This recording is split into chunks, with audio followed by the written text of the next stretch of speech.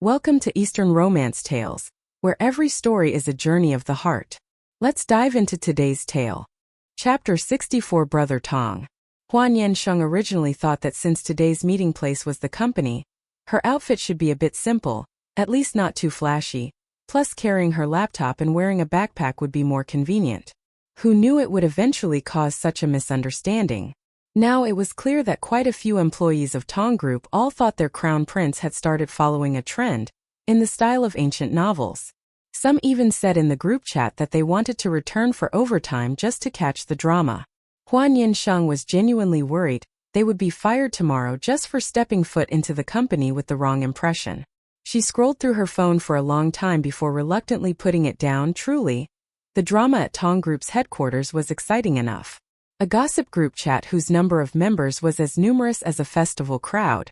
Tong Mokshuyan saw Hua Nian Sheng watching so intently, he couldn't help but smile. Let's eat first, I have something else to show you later. Hua Nian Sheng. Alright. The bento box was opened. Hua Nian Sheng saw the sweet and sour ribs that she had mumbled about on her phone since they were in the car, along with a few other small stir-fried dishes. She looked up at Tong Mokshuyan, posing a soul-searching question. So, did you see my message just now? Why didn't you reply? Clearly, if this answer wasn't satisfactory, she might consider changing to a boyfriend who knew how to reply to messages. Tong Mokshuyan sat down next to her, his tone still carrying a hint of a smile. He said, if I replied, wouldn't I interrupt the menu list you were enumerating? Hua Nian Sheng. Let's eat this for lunch first. Tonight I will take you to a grand seafood feast. In terms of action, new boyfriend Tong Mokshuyan performed quite well. Hua Nian Sheng was truly hungry. When she was on holiday, she usually only ate 2 meals a day, sometimes adding a late-night snack if she felt like it. When hungry, anything tastes delicious. Tong Mokshuyan could also be considered a mature dining companion. Hua Nian Sheng didn't feel the need to overly maintain her image while eating with him. However, her appetite was only so much. Ultimately, Hua Nian Sheng was full even before eating much. After eating, Hua Nian Sheng helped clean up the bento box, and then this entire coffee table became her territory. When she took out her laptop, Tong Mokshuyan even asked her if she wanted to sit at his desk. She glanced over. Then where would you sit? The company doesn't only have one chair, we can just add another one. Tong Mokshuyan's desk was much larger than Hua Nian Sheng had imagined, at least larger than the one in Hangchuan. Even this office was much more luxurious than the other one. Upon entering, she had already seen the lounge inside. There was even a shower room, so Tong Mokshuyan wanting to sleep overnight at the company would not be a problem. Tong Mokshuyan, however, had no other intention. He simply felt that Hua Nian Sheng studying on the sofa would not be comfortable. He quickly pushed in a chair. It looked exactly like the one he was sitting on. Clearly, the company bought them uniformly. Hua Nian Sheng didn't expect to suddenly feel like she was sharing a desk with her boyfriend at this moment. Aren't you taking a nap? Hua Nian Sheng asked. Are you sleepy? Hua Nian Sheng shook her head. How long had she just woken up? How could she be sleepy? Tong Mokshuyan poured her a glass of water. I'm not taking a nap today. Afterward, the two sat next to each other. Hua Nian Sheng wore headphones. Music echoed in her ears, her feet occasionally swinging under the table. Tong Mokshuyan had just tidied up his desk. Now Hua Nian Sheng's area looked especially spacious. She didn't know how much work he had to do. Both of them remained silent for a while. Hua Nian Sheng was building a model on her laptop. She wasn't very familiar with it, but this was an assignment Professor Tran had given. Neither she nor Truong Van Phi could avoid it. The older students had already started getting busy with some modeling competition. Whether she and Truong Van Phi could latch onto the seniors depended on these two assignments. After all, it was a competition. The seniors were willing to guide the newcomers, but they couldn't be too incompetent either. As expected, Hua Nian Sheng had recently devoted herself wholeheartedly to this. When concentrating on studying and working, time flew by extremely fast. She suddenly looked at the clock, couldn't help but yawn, then took off her headphones and turned to look at Tong Mokshuyan. Just now, most of the time he was looking at his computer, occasionally making calls, exchanging some details with others. Hua Nian Sheng wore headphones, lively songs played inside, vaguely hearing him mention an appointment with someone tomorrow. It seemed he was indeed very busy. On Hua Nian Sheng's laptop was a semi-finished model. This alone had cost her several hours. Hua Nian Sheng was tired. She leaned back to rest for a while, taking out her phone to play. Tong Mokshuyan's voice rang out, "Are you sleepy? Or perhaps you'd like to go inside and rest for a bit." Hua Nian Sheng originally did not want to sleep, but he saw that she needed rest, having just yawned 2 or 3 times. So she had no choice but to stand up and go into his rest room. The decor inside was very simple. The pillow and blanket on the bed were neatly folded. Next to them hung a few suits, probably backup clothes for Tong Mokshuyan to change into. Hua Nian Sheng originally thought she would just nap for a while. Unexpectedly, the quality of sleep was too good. She slept all the way through. She did not expect that she could oversleep in Tong Mokshuyan's office, so she did not set an alarm. After that, not knowing how much time had passed, she felt someone gently rousing her. She groggily opened her eyes. Tong Mokshuyan was sitting beside the bed, his hand holding hers. Hua Nian Sheng was stunned for a moment, in the instant before she could react to where she was. As a result, the next second she heard Tong Mokshuyan chuckle softly and say to her, "Sen, wake up, let's go have dinner." Her mind was still drowsy. She did not want to move. The dizzy feeling after a nap was very clear. Hua Nian Sheng's brain had not fully activated yet. She mumbled a few sentences and then wanted to continue sleeping. Tong Mokshuyan hugged her, letting her lean against him, and whispered into her ear, "Aren't we going to eat the seafood feast anymore?" Hearing the 2 words feast, Hua Nian Sheng was momentarily clear-headed. She hummed and then said, "Eat." She couldn't possibly not eat. Having just woken up, when leaning against Tong Mokshuyan, she instinctively snuggled against him and reached out to hug him back. Tong Mokshuyan said nothing more, allowing her to hug him like that for a while. Then Hua Nian Sheng sprang up like a carp transforming into a dragon, sitting up straight. "You're awake." Tong Mokshuyan wondered if it was because he had applied a filter to his own eyes. He found his girlfriend utterly adorable. "Go wash your face first, I'll wait for you outside." Hua Nian Sheng hummed in acknowledgement. After that, Tong Mokshuyan stood up and went outside to wait for her.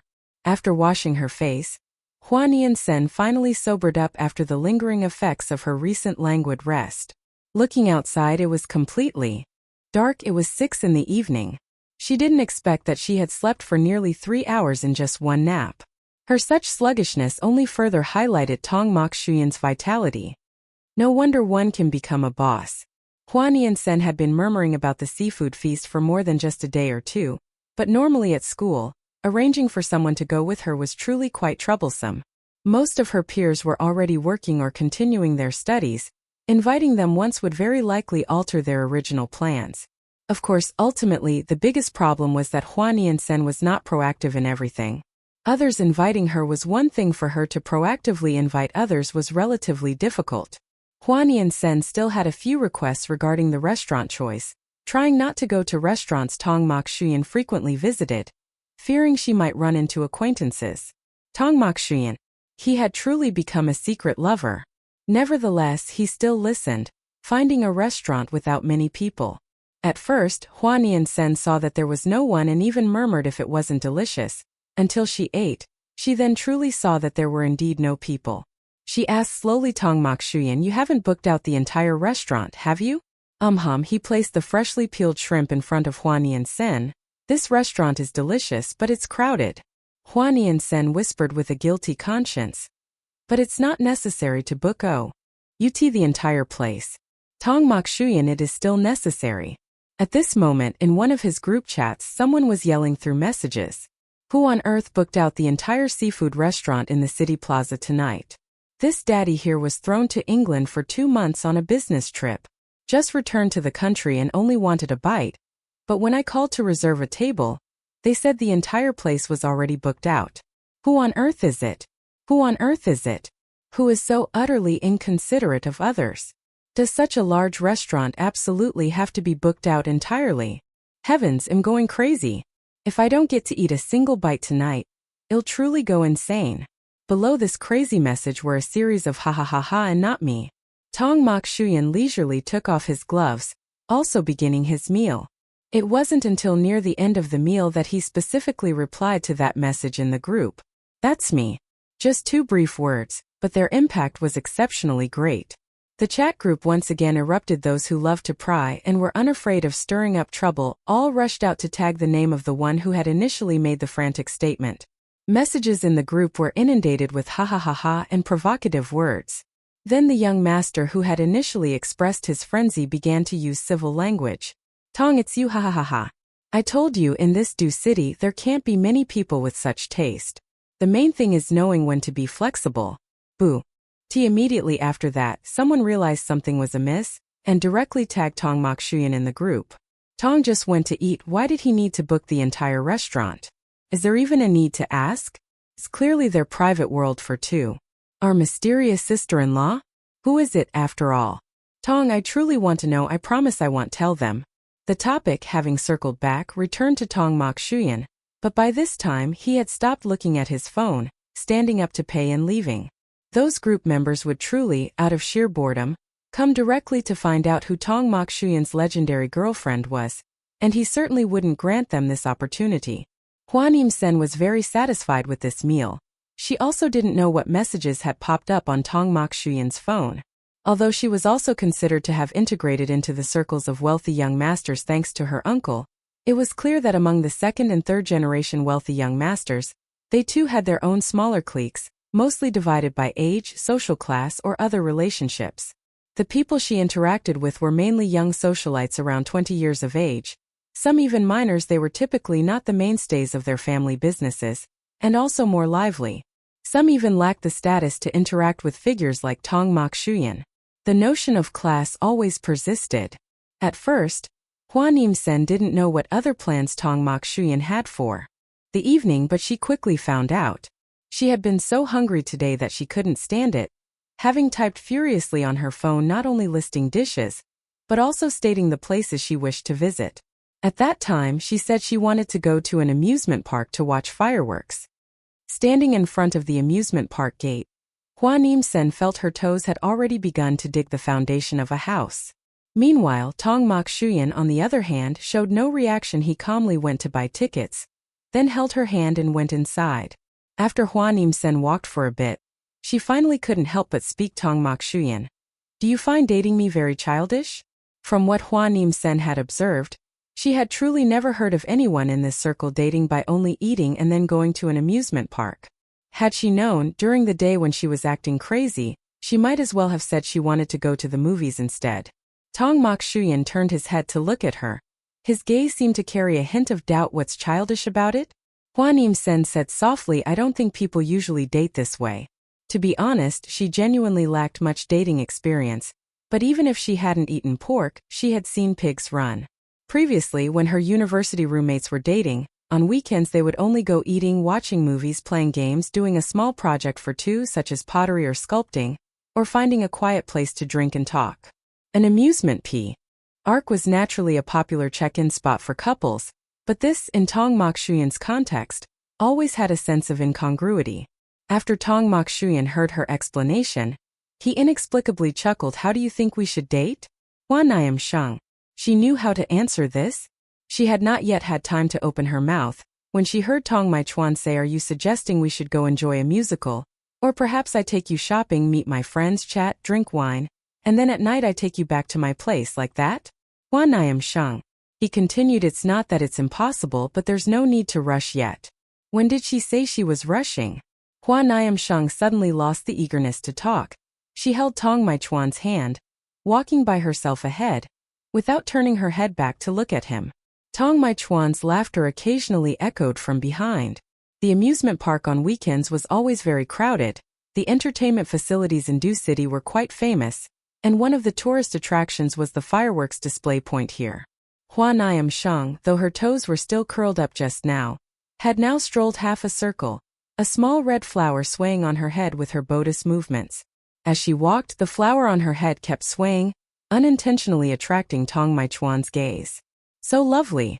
The amusement park's fireworks display had its own set schedule, and when the two entered it was still a bit early for the fireworks, so Hua Nian Sheng pulled Tong Mokshuyan onto the carousel, but only she sat on it. Tong Mokshuyan stood outside like parents taking photos of their children, holding his phone to take pictures of her. Perhaps at this moment, Hua Nian Sheng deeply understood the experience of having a boyfriend who took good photos. It was truly wonderful. She had never admired a man so much for his photography skills. Precisely when the fireworks began, Hua Nian Sheng had already pulled Tong Maichuan to find a good spot. She herself took out her phone to record the moment, while not forgetting to remind him to also take photos, so that later she could compare the images taken with two phones, and then choose the most beautiful one to post on social media. The moment the fireworks launched, the crowd began to cheer. Hua Nian Sheng also saw the dazzling and dense blue fireworks. Everyone in the crowd cheered that today's tickets were truly worth it.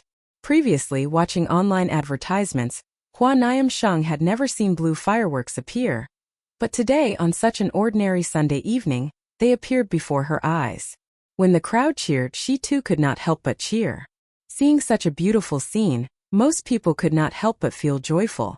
Hua Nian Sheng even thought that they were truly lucky today to encounter such a magnificent fireworks display. The fireworks display lasted quite a long time, so long that everyone felt if the amusement park today wasn't being overly generous. The ticket prices hadn't increased, nor was it any special birthday, yet there was such a lavish blue fireworks display. Just by looking, one could tell that the cost of this fireworks display was not cheap at all. Hua Nian Sheng was engrossed in watching the fireworks, not noticing Tong Maichuan moving a little closer to her, and at the same time as the brilliant fireworks overhead, amidst countless noises, she suddenly heard someone call her name Shang Shang. She instinctively turned her head. Even so, her phone remained held high. The next second, the person next to her lowered his head and kissed her. Hua Nian Sheng was stunned for a moment, but the sensation on her lips was fleeting, leaving behind only a slight coolness. She looked up. Tong Maichuan was looking at her with his eyes curved. The light from the fireworks in the amusement park shone on his face, a little dazzling. She felt warm behind her ears, even glad that the current light wasn't too bright. Surely he hadn't seen her blush. The fireworks display was about to end. Hua Nian Sheng didn't know if her phone had recorded the sound just now or not. She only knew that her subsequent footage had definitely been shaky. Hua Nian Sheng still felt a little reluctant after watching, but the first thing she did was ask for Tong Maichuan's phone to watch the video, finally sadly discovering, perhaps due to the advantage of being tall, the fireworks video Tong Maichuan filmed was like a purer version. Send me the video. Hua Nian Sheng respectfully clasped her hands and bowed to her boyfriend, her eyes now wide and round. The light in them seemed about to overflow. She looked very happy, and for some reason Tong Maichuan's mood also improved. He reached out to gently pinch his girlfriend's cheek, smiling as he said, "Then beg me." Hua Nian Sheng pushed his hand away with a disdainful expression. "Don't touch it. You'll ruin my foundation makeup." "Did you wear makeup today?" Tong Maichuan cheerfully replied, "It looks like you're barefaced." Hua Nian Sheng didn't know if he truly didn't realize or was simply coaxing her with a couple of words. But a moment's thought revealed that they had only been in love for a week, going on a date. How could she possibly be barefaced? Nevertheless, his words still made her very happy, which at least proved to some extent that her natural makeup today was quite successful. "Are you sending me the video?" Hua Nian Sheng asked. When people are happy, they often like to be difficult. This particular trait of Tong Maichuan had never appeared before Hua Nian Sheng previously. "Beg me." Hua Nian Sheng. What it meant to be given an elephant and ask for a fairy, she considered herself to have witnessed it. Hua Nian Sheng also immediately demonstrated to him what it meant to turn one's face like turning a hand. She let go of his hand and walked forward by herself, leaving Tong Maichuan with a sulking nape. The small red flower on her head still swayed, looking incredibly lovely. Tong Maichuan chuckled delightedly from behind, then quickly walked up to hold his girlfriend's hand. "Sent it to you already," Tong Maichuan said to her. "Don't be angry anymore. I didn't mean to make you angry." Hua Nian Sheng didn't understand why she heard in this sentence, "A magnanimous feeling like I know I made a mistake but I won't fix it." Her hand was not pulled away. Hua Nian Sheng ate a bit too much tonight. Walking here also counted as aiding digestion. On the way she even bought a skewer of strawberry candied haws, the outside wrapped in a hardened sugar coating. She bit one and then gave it to Tong Maichuan, telling him to bite a piece. The strawberry was sour and sweet, very delicious. Tong Maichuan normally didn't know if he ate this kind of snack or not, but his girlfriend offered it. He still bent down to humor her, ate one and then didn't eat any more. So Hua Nian Sheng knew. This person indeed couldn't eat too many sour things. She happily ate the entire skewer, then went to buy a cup of ice cream sundae, holding a small spoon to scoop and eat. Tong Mokshuyan didn't eat. Following Hua Nian Sheng's enthusiastic introduction, he bowed his head to taste a spoonful of ice cream in her hand, offering no opinion. This kind of ice cream is normally sold at milk tea shops or on sidewalks. He had naturally eaten it before. After all, he also once had a youth, also once rebelled no matter how bad it was. He also once socialized with friends who were not originally from his circle. It was just that it was late at night now. He usually ate less of high-calorie things.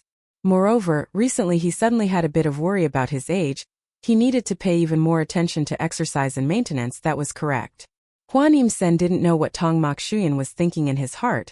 Tonight she followed hedonism, enjoying current pleasures immediately. If she got fat, then she would lose weight later. Tong Mokshuyan walked with Hua Nian Sheng strolling the night market here. It was just that neither of them was hungry, so they didn't have a late-night snack. It was almost time for Hua Nian Sheng to return to school. Tong Mokshuyan held her hand, returning to the car. Today he drove himself here. Perhaps his mood was quite good. Plus little Hua recently felt she could drive again. She suggested driving herself. Tong Mokshuyan had no objections, even voluntarily sat in the passenger seat and fastened his seatbelt. He again confidently entrusted his life into Hua Nian Sheng's hands. Little Hua hadn't touched a car for a long time. The car Tong Mokshuyan gave her had probably already gathered dust in the garage at home. On the way back to school, Hua Nian Sheng followed the navigation and successfully drove herself back to the school gate. I've arrived. Hua Nian Sheng turned her head, unbuckling her seatbelt while speaking to Tong Mokshuyan. Tong Mokshuyan also unbuckled his seatbelt. Before she opened the car door, he asked a question. No kiss today? A kiss.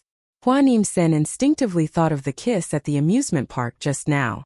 But clearly now his intention was not like that. Her gaze uncontrollably moved up to Tong Mokshuyan's face. He looked at her full of burning intensity. She almost only took 2 seconds to answer him. Kiss. Enjoy right now. If she didn't kiss this person, tonight she feared she wouldn't be able to sleep. As soon as she finished speaking, the person next to her leaned in close. Hua Nian Sheng hadn't even had time to say anything more.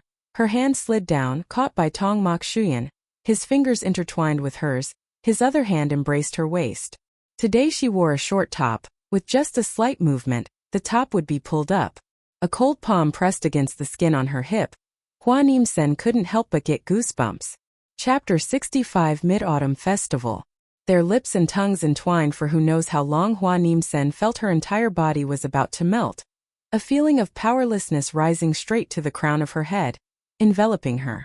She wrapped her arms around Tong Mokshuyan's neck. The moment they separated, she unconsciously pressed herself forward once more. Tong Mokshuyan lowered his eyes to look at her, gently leaning back to avoid her. Hua Nian Sheng frowned unhappily. He raised a hand to lightly pat her head, gently saying, "All right, go into school now." Hearing him say that, Hua Nian Sheng naturally found it inconvenient to continue clinging and demanding a kiss, but at this moment her breathing was still a little ragged. It took her a long while to calm down in the car before getting out. The interrupted kiss in the car made Hua Nian Sheng restless. It wasn't until she finished showering and lay on her bed that she realized something was amiss. Was Tong Mokshuyan doing it on purpose? Was he deliberately seducing her? Beside the table, the bouquet of manta roses Tong Mokshuyan gave her yesterday was still placed. After one day, they were still in full bloom. She thought for a moment, then started using her phone to edit the video recorded in the evening. There was a segment where Tong Mokshuyan called her name in the video. It had to be cut. When Hua Nian Sheng posted the carefully selected video of more than 10 seconds onto social media, her comment section once again became lively. Initially, people clamored to ask where these fireworks were. When she replied it was the city amusement park, everyone simultaneously expressed, "Could it be that this damned park has 2 faces?" Suddenly, below the comment section appeared the name Ko Chuok. He said the amusement park isn't that generous. It must be some guy who specially asked the park to set off fireworks to make his girlfriend happy. Hua Nian Sheng. She also suddenly realized, could it be that that fireworks display had another plan behind it? Hua Nian Sheng slightly suspected Tong Mokshuyan had done it, but throughout the entire journey he didn't mention a single word, so she couldn't be sure. However, comrade little Hua was no longer such a timid person now. She screenshot Ko Chuok's comment and sent it to Tong Mokshuyan, asking if he had set off the fireworks. Not long after, Tong Mokshuyan gave her an affirmative answer. A special boyfriend shooting an expensive fireworks display without uttering a single word was indeed very rare to see. If Guzhua had not mentioned it, Hua Nian Sheng would not even know that fireworks display was for her. Hua Nian Sheng sent back an emoji to Tong Maichuan, then clicked on the small red in the notifications section on social media, discovering her uncle had commented. Just by looking, one knows this angle could not possibly have been filmed by you yourself. Who filmed this video? Hua Nian Sheng. So many times when she said she wanted to sever this fragile uncle-niece relationship, it was truly not a joke. Waking up from a sleep, it was already Monday, and all office workers and students in the world wanted to die. Hua Nian Sheng was no exception today. She continued to strive with the model building work she had left unfinished from yesterday. She didn't know if students worldwide were all the same, but there were always a few classes where she didn't know what the teacher was lecturing about. Hua Nian Sheng tried to understand, then failed. And another infuriating thing was, this report writing assignment would never seem to leave her class. At this frequency, the total number of times she wrote Repr. TS throughout her entire university studies combined would not even equal 1 year of postgraduate study.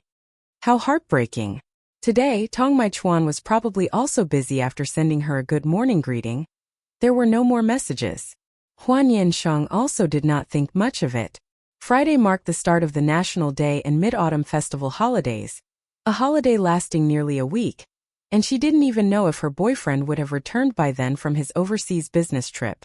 Plans often do not keep up with changes.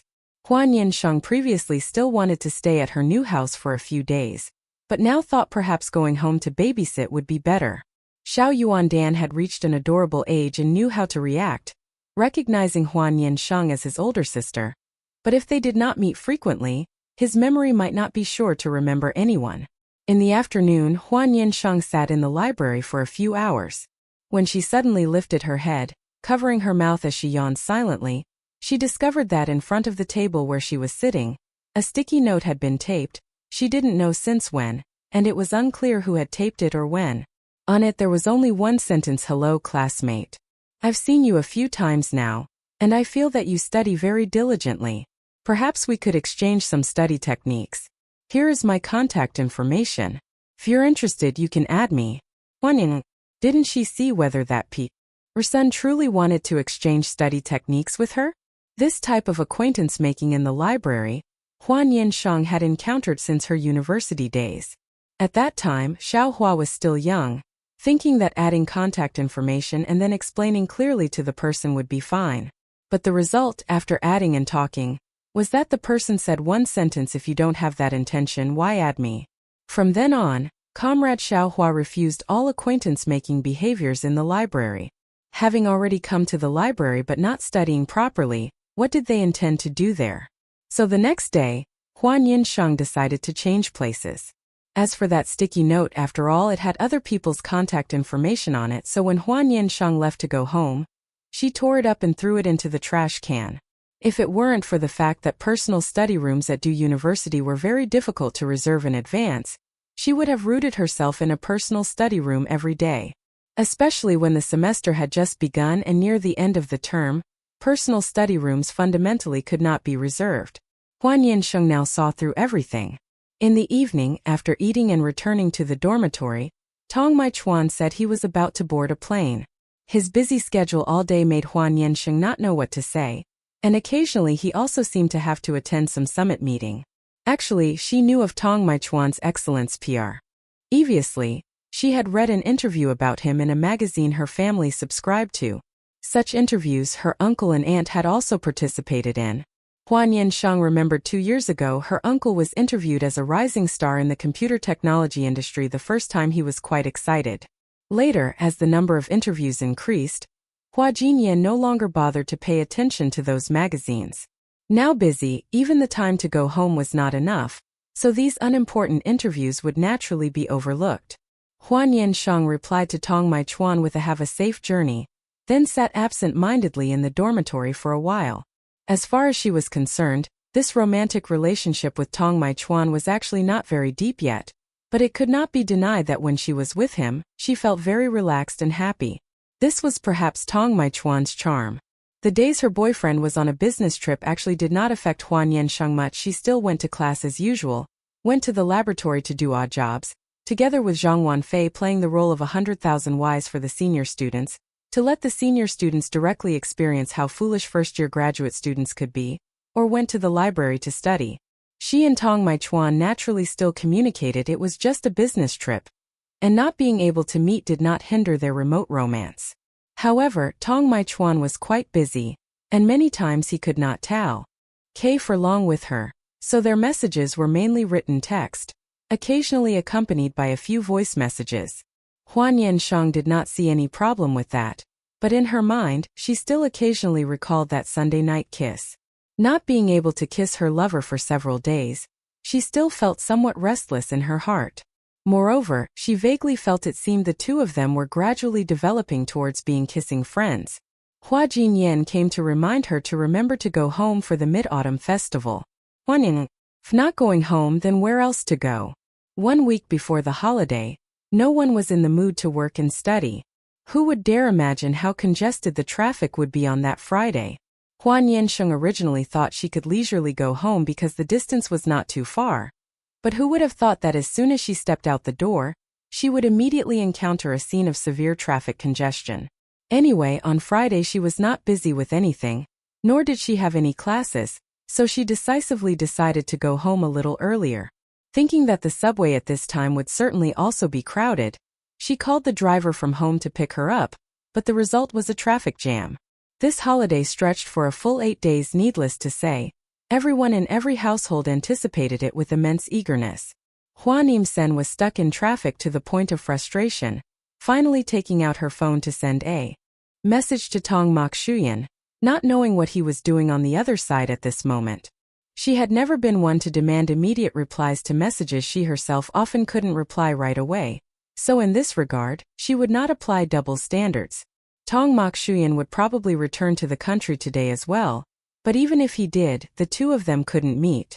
Mid-Autumn Festival was naturally a time for everyone to return to their own homes. She heard her uncle say that the Mid-Autumn Festival gifts Tong Mai-chuan sent had already been brought to her house. Of course, Hua Kamgon had also prepared gifts to send to Tong Mai-chuan's parents' house. Once a person had been away from home for a time, upon their return, they would receive the highest treatment within the household. Hua Kamgon, wearing an apron and holding a spatula, was stir-frying in the kitchen and shouted out, "Hua Nian Sheng, what do you want to eat tonight?" Hua Nian Sheng had just reached the door when she saw this scene, still a little slow to react. Chung Guindan sat in his small crib at the kitchen entrance, innocently looking at his father. No one else was seen in the house. "Youngest uncle, are you cooking today?" Hua Nian Sheng wondered. "Where are the maids?" Oh, Hua Kamgon's voice was calm. "I gave them leave already. Youngest auntie said she hadn't eaten my cooking in a long time, so today I'm showing off my skills in the kitchen." "What's wrong? Hua Nian Sheng, and you still let me order a dish? Did she deserve this?" "Youngest auntie already ordered what she wanted to eat," he said. "Today I'm happy, so I'm letting you order one more dish." Hua Nian Sheng. "Alright then, being allowed to order one side dish wasn't bad either. Then I'd like Coca-Cola chicken wings. There are no chicken wings in the house. Choose another dish." "Steamed fish? Your aunt said she wants to eat fish stewed with pickled mustard greens. Choose another dish." "What ingredients do you actually have in the house?" Hua Nian Sheng's voice held a hint of weariness. Hua Kamgon flicked his chin. "There, see for yourself." Hua Nian Sheng looked over and saw there was chicken, fish, and shrimp. She looked a few times, finally speaking with a world-weary sigh, "Please give me a plate of stir-fried green vegetables. Thank you, Great Chef Hua." "Order confirmed." Great Chef Hua happily replied. Hua Nian Sheng bent down, hugged the baby in the crib and went upstairs to play. Chung Guindan was now a rather grown-up baby. He didn't cry even when his big sister carried him away from his father. He was in an active phase, knew how to crawl, how to hold on and stand up, and was babbling, learning to speak. Occasionally he could utter Baba or Mama. She still remembered the first time Chung Guindan called his father. Hua Kamgon was so moved that he immediately posted 2 consecutive updates on social media. After that, when the baby learned to call his mother, he posted one more time. However, Chung Guindan didn't know how to call his big sister. Hua Nian Sheng's attitude towards this little toy was very casual. If he didn't call her, so be it. Especially since her little baby was quite well behaved and understanding, she was also very willing to look after him for a while. The first meal upon returning home was cooked by youngest uncle, and Hua Nian Sheng happily accepted it. Hua Qiangon's cooking skills were actually not bad before, they were just average, but ever since he started dating, he had used all his free time to research cuisine. Although at that time Hua Qiangon had already passed the stage of having to cook himself, he very faithfully adhered to the principle that the shortest path to a woman's heart is through her stomach. When Hua Nian Sheng went downstairs, Chung Guindan had played himself tired and was already asleep. There was no nanny in the house now, so when they ate, they could only let the baby sleep in the crib beside them. Hua Qiangon brought out the elaborate feast he had prepared, then awaited the comments of the two women in the house. Of course, he didn't care too much about his niece's evaluation of this meal. Hua Nian Sheng was also self-aware of her position, and just quietly bowed her head and ate. Before eating, Hua Qiangon had posted photos on social media showing off his cooking skills. By this time, half the meal was eaten, and the comment section was full of people saying they wanted to crash the meal. Let's not even talk about whether Hua Qiangon's cooking skills were as good as in the photos, just the comments alone took up more than half of his usual social circle. Hua Nian Sheng, being very understanding, took responsibility for clearing the table, and putting the dishes into the dishwasher. The reason was very simple: Chung Guindan had woken up. Most children, upon waking from a nap, might hold back their cries if they didn't see anyone, but if they saw people, they would scream and cry. In that situation, whoever didn't wash the dishes would have to take responsibility for comforting the child. A 10-month-old baby could make two adults flustered and clumsy. In the evening, Hua Qiangon even held a small family meeting. At that time, Hua Nian Sheng and Chu were intently watching Empresses in the palace. The episode currently playing was when consort she returned to the palace. The two women were engrossed, and when they heard him speak, they showed displeasure. The content of the family meeting was about the dishes for tomorrow's Mid-Autumn Festival feast. Hua Qiangon gave them a tablet to order dishes. Tomorrow night, Great Chef Hua didn't plan to cook anymore, he would hire chefs to come and cook. This was indeed a big internal family matter. Hua Nian Sheng and Chu both paused the movie. One of the secrets to family harmony was if you should voice an opinion, then voice it; if not, then continue to remain silent. Hua Nian Sheng wanted to eat crab normally. She found it troublesome to eat it out, so now that she was home, she ordered crab. Chu also ordered 2 dishes she wanted to eat. The rest was left for Hua Qiangon to decide. After he finished choosing, the menu was given back to the two of them to review. There were no problems, everything was approved. Very good. They continued watching consort. She returned to the palace. Hua Qiangon had ordered the menu, and even added a dish of carved radishes, purely for aesthetic decoration, which Chung Guindan couldn't eat either. It was unclear whether he himself wanted it, or if his 10-month-old son wanted it. At 11 at night, Hua Nian Sheng contentedly returned to her room. She had the 3rd floor all to herself. After returning to her room, she opened her tablet again. Close to midnight, Tong made a video call. She pressed accept, seeing that the background on his side was a familiar airport. She was momentarily stunned, and a feeling of joy slowly welled up within her. Tong, have you returned? On the other side there were noisy talking sounds and the sound of suitcase wheels. Tong smiled, looking at her. I just got off the plane. I'll go home straight away in a bit. The going home that Tong spoke of was probably returning to the Tong family's villa. Mid-Autumn Festival and Lunar New Year are both days of reunion. By common sense, everyone should go home for a trip. Are you preparing to go to sleep already? Tong saw the little girl on the video doing her sk. Inkar, looking very prim and proper. Not yet. Hua Nian Sheng now still followed a student schedule. During the holiday she wouldn't sleep too early. In a bit I'll play one game then sleep. Playing one game then sleeping was actually a very broad concept. The more accurate way to say it should be playing until victory then sleeping, or playing one more game then sleeping. No one dared to guarantee what time one would finally sleep. Tong clearly understood her meaning. He smiled. Then you just leave the video hanging there, just play your game, no need to pay attention to me. Hua Nian Sheng felt a bit shy. That doesn't seem very good. I just play games without talking to you. "It's fine, I'll also be in the car in a bit." Since he said so, Hua Nian Sheng also stopped being polite. She fixed the tablet on the table, pointing towards her face, then took out her phone and started the game. Initially, Tong Mokchuan walked outside, then got into the car. The two no longer spoke. Hua Nian Sheng was immersed in her game. It was just that her luck tonight was not good. She didn't know if it was because of the holiday, but her teammate's skill level in the game was clearly uneven. She lost 5 consecutive rounds. She was almost out of patience, wanting to open her mouth and scold someone. But then she realized her own skill level wasn't enough to carry the entire match. Well, everyone was as unlucky as each other. After starting the 6th round, Hua Nian Sheng finally met Team Matt. ES of a similar skill level. The opponent's skill level was also average, so this round finally won. Hua Nian Sheng was satisfied and stopped. She discovered the screen on the tablet had, at some point, changed position from Tong Mokchuan's neck down to his chest, his face not within the camera's range. Hua Nian Sheng leaned closer and looked twice. He on the other side also had no reaction. But he was clearly still in the car. At this moment he might be closing his eyes to rest, or perhaps he had already fallen asleep. According to what Hua Nian Sheng knew, Tong Mokchuan's schedule and work arrangements sounded like those of a hard-working employee. Who would believe he was the boss? She used a soft breath to gently call out Tong Mokchuan. There was no reaction. Perhaps he had fallen asleep. So Hua Nian Sheng tiptoed out, finished her personal hygiene, and when she returned, she saw that the angle on the tablet still hadn't changed.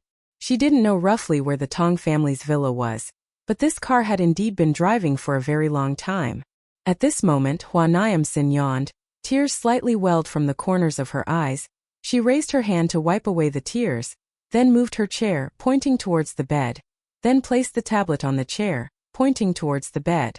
After that, she climbed onto the bed to sleep, turned on the small bedside lamp, and even adjusted the tablet's angle again before lying down. Tonight, she would stay awake until here. Tongma. Sichuan woke up amidst a bumpy ride. When he awoke and saw the familiar stone road, he knew they were almost there. He immediately looked at his mobile phone. The phone had originally been fixed by him onto the back of the front seat with a tool. The angle was slightly low, not capturing his face. After that, the video no longer had sound. Tong Mokchuan thought to close his eyes to rest for a moment. Unexpectedly, he had fallen asleep for a while.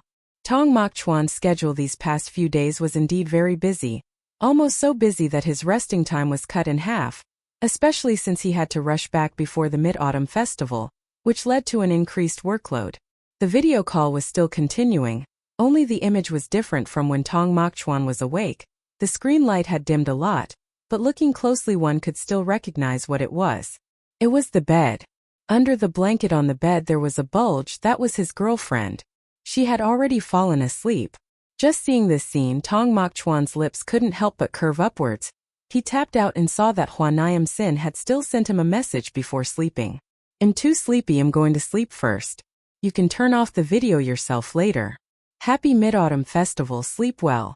The moment he saw the lingering word, Tong Mokchuan suddenly remembered Hua Nian Sheng's tone when she called Brother Tong last time. His gaze also softened accordingly. "Tong executive, we have arrived." "The car." "Stop." Tong Mokchuan raised his eyes, then ended the video call. "Uncle Lai, you've also worked hard. Happy Mid-Autumn Festival." Before getting out of the car, Tong Mokchuan still cheerfully wished the driver a happy Mid-Autumn Festival. Uncle Lai was his grandfather's driver. Tonight the old man had specifically instructed him to pick him up. When Tong Mokchuan entered the house, most people were asleep. Only the younger ones were still awake. The youngest was his mixed-race niece. The child refused to sleep, so the adults also couldn't sleep. Tong Mat was next to her daughter explaining principles. Perhaps the child was a bit excited because it was rare for so many uncles and aunts to come visit like this, so she didn't want to sleep. When Tong Mokchuan stepped into the house, Tong Mat was about to hand her daughter over to Tong Yichhon to watch, since he could stay up late anyway, while she wanted to go to sleep. "Brother, have you returned?" Tong Yichhon was the first to notice someone stepping through the door. Tong Mokchuan looked at a group of sleepless people gathered in the living room. In that moment he didn't quite understand them. If you're not sleeping, what else are you doing here? Only then did he discover this group of people gathered, playing cards in the living room. They even played in silent mode. afraid of disturbing the old man who had already retired for the night. This meant that when those few played their cards, they spoke in whispers, and wins and losses were also conveyed through their breath. The person speaking the loudest in the entire room was surprisingly a 3-year-old child. Truly, they had all gone mad. If they wanted to play cards, couldn't they go upstairs to find a room? Brother, you've finally returned. Tong Yicheng was the most enthusiastic among them. He conveniently glanced behind Tong Maichuan. Didn't sister-in-law come back with you? The eyes of the entire group held a measure of disappointment, making Tong Maichuan feel that this bunch of people was utterly insane. What does it have to do with you all? Tong Maichuan fundamentally had no desire to mention his girlfriend to them. Today, he was already weary from the journey, with no time to chatter idly with them. After uttering a few words, he ascended the stairs. Let those who wished to burn the midnight oil downstairs do so. In a house with many people, it was easy to have a cacophony of voices. This was perhaps what the elderly called bustling. Bustling it certainly was, but if it was this bustling every day, ordinary people could not endure it. On that Mid-Autumn Festival day, the domestic entertainment industry also had a new scandal, with yet another celebrity's image collapsing truly unexpected. Hua Nian Sheng woke up from a nap, her tablet having run out of battery and turned off. She took her phone, connected to the internet to check, and although she hadn't seen any other news on the trending search board, several pieces of news had sprung forth in quick succession. After reading through them all, she was truly at a loss for words. Upon opening WeChat, Hua Nian Sheng discovered Tong Maichuan had also wished her a happy Mid-Autumn Festival around 1 o'clock yesterday morning. Perhaps he had also arrived home at that time. The first day of the holiday was Mid-Autumn Festival. She wondered how many cars were still stalled in traffic now, and if Tong Maichuan had been caught in a jam last night. When Hua Nian Sheng still wanted to indulge in a few more moments of sleep, Su Jingyan came and knocked on her room door. Hua Nian Sheng, wake up and eat breakfast. You shouldn't sleep in on Mid-Autumn Festival. She reluctantly roused herself, and only upon going downstairs did she discover that today's breakfast was also handmade by Master Chef Su. No wonder she wasn't permitted to sleep in. The breakfast Su Jingyan made was noodle soup. If not eaten quickly, it would swell up. Little Yuan Dan, brimming with vitality early in the morning, was crawling on the carpet. Su Xiao sat on the sofa calling her son. The little boy giggled and quickly crawled over, his small wiggling bottom looking very adorable. It was just that this manner felt a little odd, until Su Xiao remarked with a laugh, "Doesn't it look like we're teasing a dog?" Hua Nian Sheng. Oh well, children are born to be teased, what else are they for? Chapter 66. Not for lending. On the other side, early in the morning, the atmosphere at the Tong Famil home was quite pleasant. Although Tong Maichuan had only reached home at dawn, he had also woken up early and was playing Chinese chess with his grandfather in the courtyard. On his lap was his 3-year-old niece. The little girl was originally very alert last night. She had pestered her youngest uncle into playing games until 3 in the morning before sleeping. Now Tong Yicheng was still asleep, but she had already gotten herself up. Tong Mi was chatting with her younger sisters. In just a brief lapse of attention, her daughter had run over to watch the two men play chess. Afterwards, from her initially spirited state, the little girl gradually became sleepy.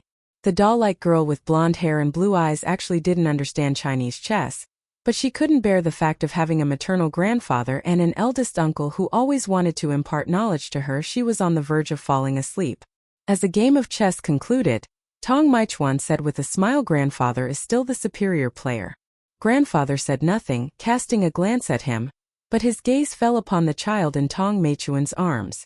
The little girl was fast asleep. Clearly, the recent Chinese chess lesson was remarkably soporific. This appearance, compared to Tong Yicheng when he was little, could not merely be described as very similar, it could only be said to be identical. It was good for the granddaughter to resemble her uncle, but couldn't she resemble any other uncle? Old Mas. Tong now also considered himself to have come to terms with things completely. One could not always hope for ancestral blessings and protection. In the family, as long as there was one descendant who could accomplish great deeds, that was enough. A moment later, the housemaid came to carry the little girl back to the bedroom. A large family like the Tongs, if they didn't hire domestic help during holidays, it would truly be unmanageable. The young people indulged from a young age if forced into the kitchen. It would be a stroke of luck if the dishes they prepared were even edible, to say nothing of them being delicious. What followed were the customary daily matters. Grandfather asked Tong Maichuan about his recent work and the status of some company projects. To be precise, the current head of Tong Group was still Tong Maichuan's father. It was just that recently his father had been a little lax in his duties. Tong Maichuan felt that his father should still be taught a small lesson. Therefore, while chatting with his grandfather, he feigned an accidental mention that Chairman Tong was neglecting his work. It was a proven fact that no matter one's age, a person could still be reprimanded by their parents. At the dining table, everyone partook of their meal in quietude, occasionally interjecting a few unimportant bits of chatter. By the time everyone was sitting together on the sofa after the meal, those who needed to be criticized were criticized and those who needed to gossip gossiped. Tong Yunchan had not anticipated that even at his advanced age, he would still be admonished by his father. However, the problem was not big swiftly. Grandfather's attention was shifted to the less trustworthy younger brothers and sisters, so the old man turned to scolding the others. Speaking of the Tong family, those who gathered now had quite good relationships. The underhand battles for power only occurred among those of equal standing. Those of Tong Maichuan's generation were all not wanting for money. Even Tong Yichong, for all his incompetence, was a small shareholder in the company. His annual dividends were sufficient to relieve him of the need to ever worry about working a day in his life. This matter was mainly due to the mentality of each individual. Those with a good mindset simply remained idle, while those with a little ambition personally endeavored to work diligently.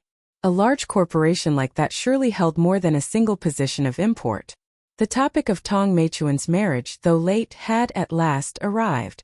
Under the collective gaze of the entire family, it was clear that many curious gazes were fixed upon him. The elders even asked for the 8 characters of his birth to see if they matched with the heir of some prominent family, while the younger brothers and sisters gossiped, hoping Tong Maichuan would continue to shoulder the burden of pressure. As long as Tong Maichuan remained unmarried, the pressure for marriage would come knocking at their own doors. Faced with these questions, Tong Maichuan used only a few words to quell the elders' curiosity. His words were naught but expressions of gratitude for their concern, coupled with his assertion that he was in no rush.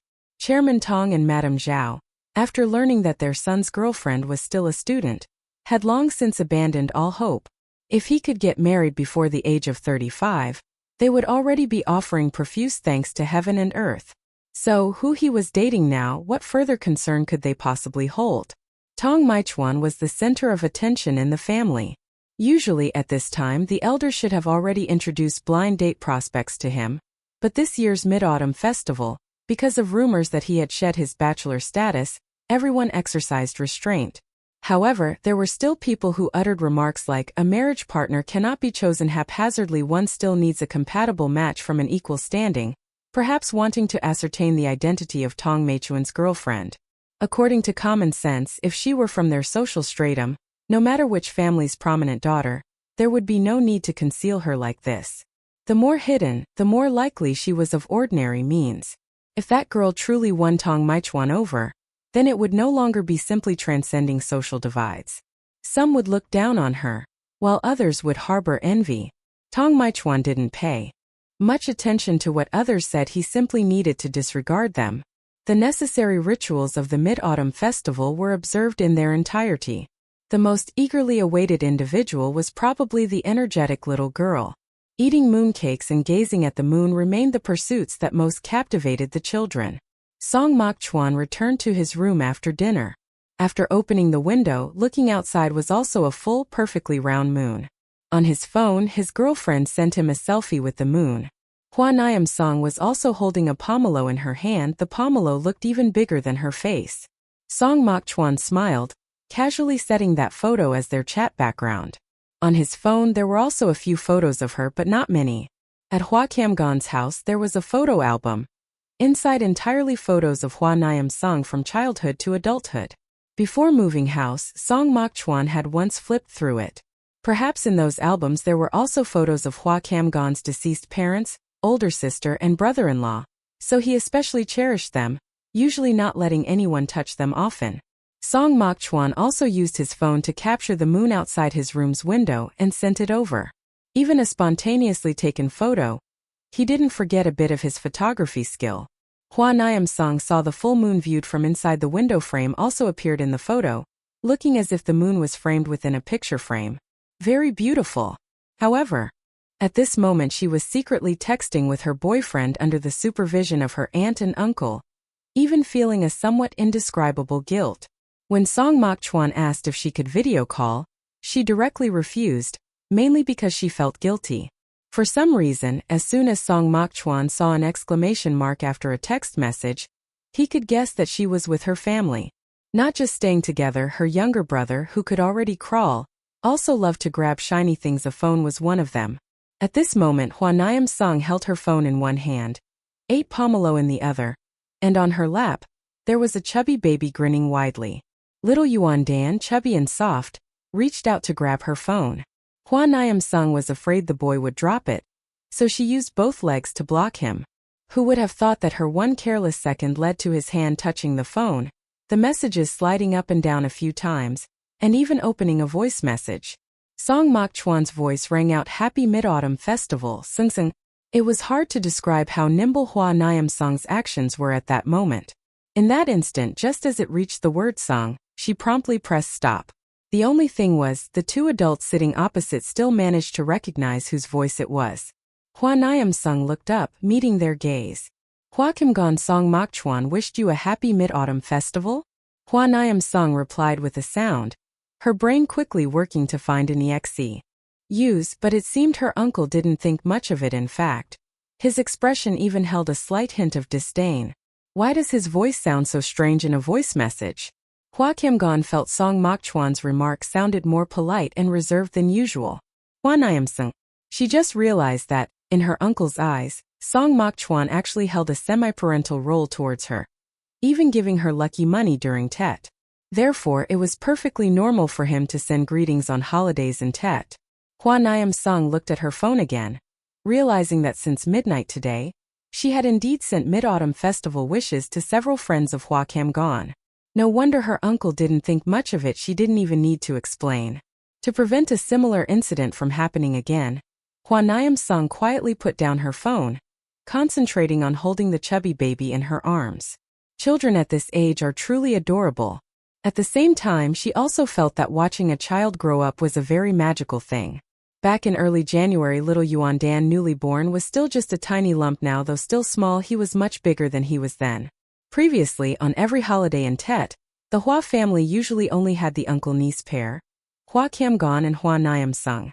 Later, Hua Kim Gon got married, and they became a family of 3. This year, with an additional baby, they became 4. Having a new baby in the house made it much livelier. The whole family formed a common hobby of documenting the baby's growth moments.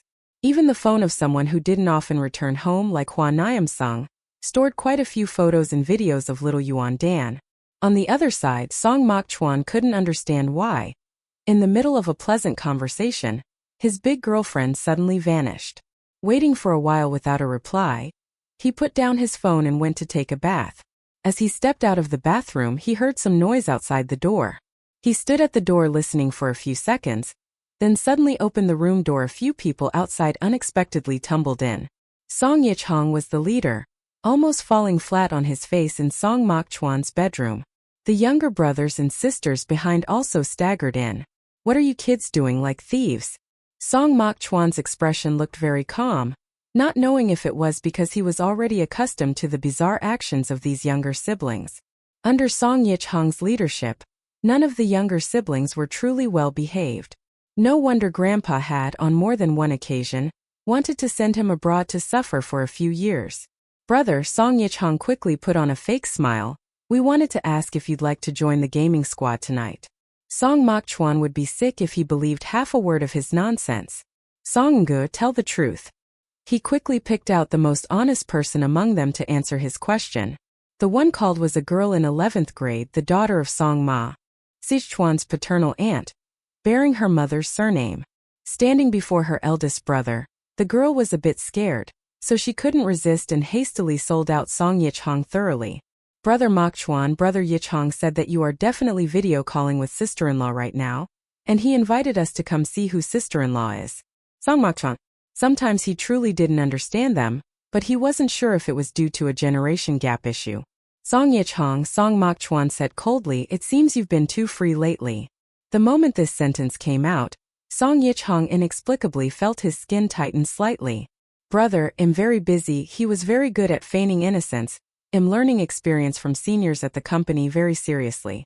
Unfortunately, this remark had no effect whatsoever.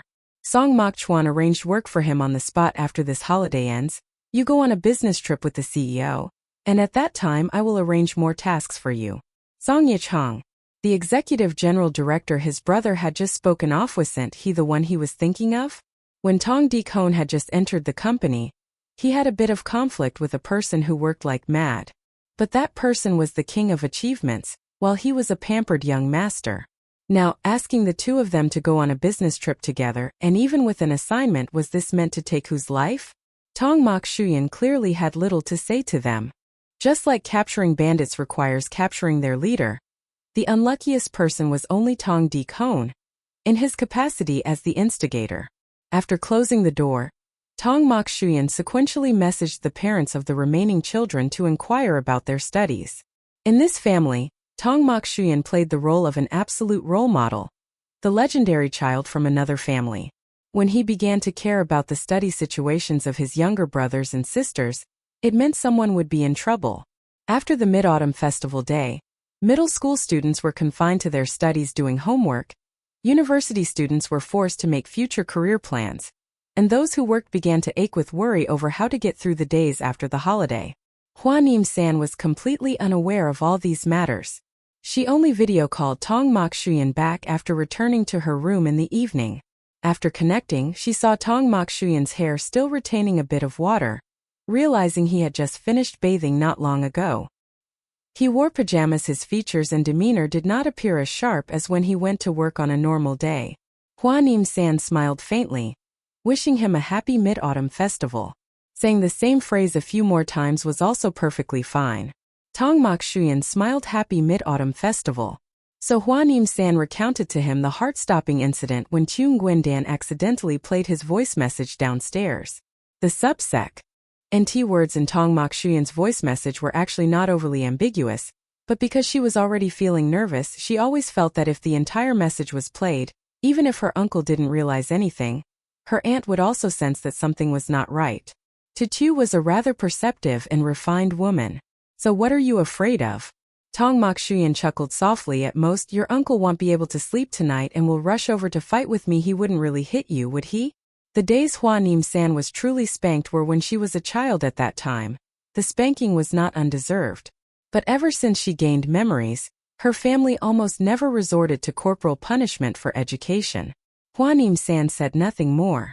A moment later, Tong Mok Shuyan asked, how many days do you plan to stay at home? Hua Nian Sheng counted on her fingers, and a moment later said, I've brought my computer home as well, so I can stay as many days as I wish. She truly seemed not to understand the other meaning in his words. Tong Mok Shuyan curved the corners of his eyes, and said, what I mean is, this holiday would you like to go on a date with me? He was very polite just now. He seemed to be asking for her opinion. Hua Nian Sheng naturally knew that during a long holiday, it was customary to spend a little time with her boyfriend, but she again counted on her fingers, finally telling Tong Mok Shuyan that on the first, second, and third days she already had plans. Tong Mok Shuyan. It seemed that when it came to dating, he wasn't even as quick-witted as his girlfriend's friends. They had already made plans before the holiday, only he had thought that he had nothing to do this holiday, so he could take his time dating. The result was that now, when it was his turn to choose a time, there was none left. Then what about the 4th and 5th? He asked. Hua Nian Sheng indeed had no more plans, or rather, it wasn't entirely that she had no plans, it was just that she had already declined beforehand. Where are we going? What are we doing? Her meaning was that she had free time. Tong Mok Shuyan softly said, you pack your bag. Shall we go to the beach for 2 days? Go to the beach. A very tempting offer. Hua Nian Sheng clearly had her heart stirred. Will it just be the two of us? Yes. Tong Mok Shuyan's voice showed no emotion. He said, inviting others is also fine, but quite a few people know about you now. Do you want to go public so quickly? For some reason, Hua Nian Sheng could always perceive Tong Mokshuyan's frankness about this relationship in his tone. He truly seemed not to bother with the issue of going public or not going public. It was as if they were already a very stable couple. Yet their actual time dating had only been so short. If they broke up at any time, it would be no surprise. Let me think first. She did not agree immediately. Going out to play, after all, was not a matter for just one person.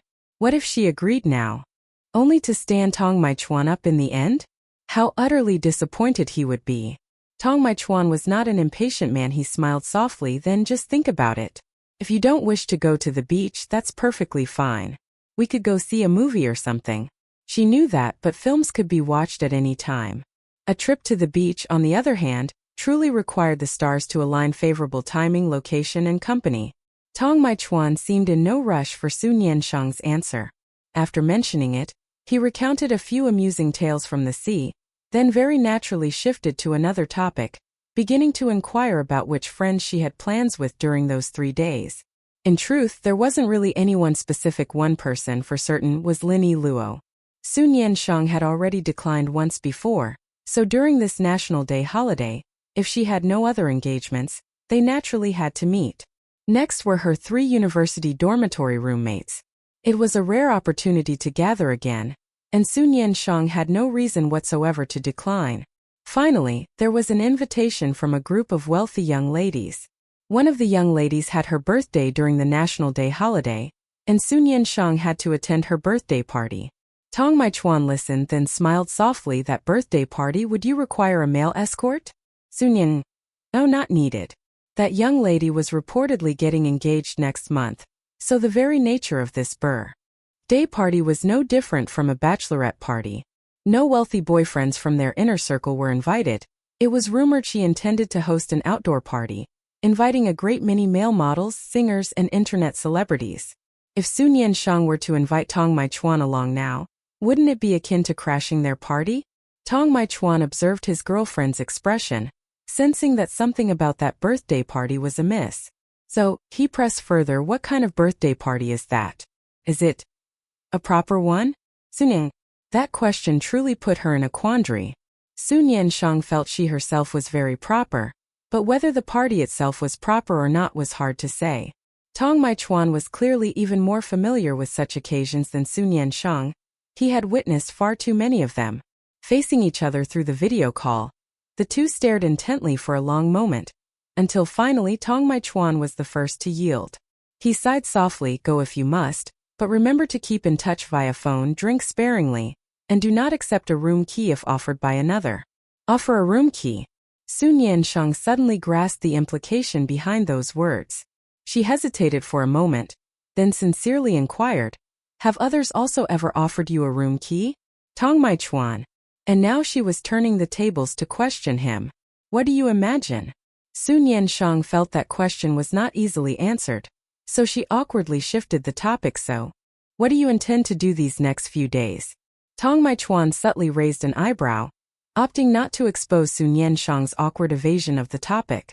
He said, tomorrow I'm going fishing with Grandpa, and the day after tomorrow there's a gathering. As he spoke, his voice was tinged with amusement. But if my girlfriend agrees to a date with me, I could stand them all up. Hua Nian, was she dodgy? Or something of the sort? You'd stand up even your grandfather? Tong Maichuan replied with perfect filial piety, the old man will understand, of course. Hua Nian Sheng was utterly speechless. The Mid-Autumn Festival evening call concluded. Hua Nian Sheng went to bed early. This National Day holiday of hers was indeed not very leisurely. Not only her, even the couple Hua Camgon and Chu also had their own gatherings. Some they attended together, some they did not. They even had to bring their child to stay a night at the maternal grandparents' house. Hua Camgon, as a son-in-law, was very adept at handling social graces on these occasions. Perhaps because he was very articulate, the elders on the Tu family side always remembered him. Hua Nian Sheng did not go along. She had met the people on the Tu family side but wasn't very close to them. Those of her generation and age from the in-laws' family were probably also considered descendants of a powerful family, and their private lives were not often made public. Hua Nian Sheng had their contact information. They didn't often post on social media but occasionally clicked like on her posts. Each time she would feel as if those older siblings were marking her posts as read. How polite. She had even, not less than once, felt it truly marvelous that her maternal uncle did not become the son-in-law of that family, and could only admit that her maternal aunt truly loved her youngest uncle. The entire house quickly had only Hua Nian Sheng left alone. She was lonely, sadly playing games and watching movies in the empty 3-story villa. So profound was her sorrow that she ate only 3 meals a day, mostly for her health. The appointment with Lam Not Lack was in the evening. She had recently finally realized that her ex-boyfriend truly wasn't worthy of her in every aspect. Not long after that, she said she had taken notice of a busker in a bar, who rapped. Hua Nian Sheng after listening.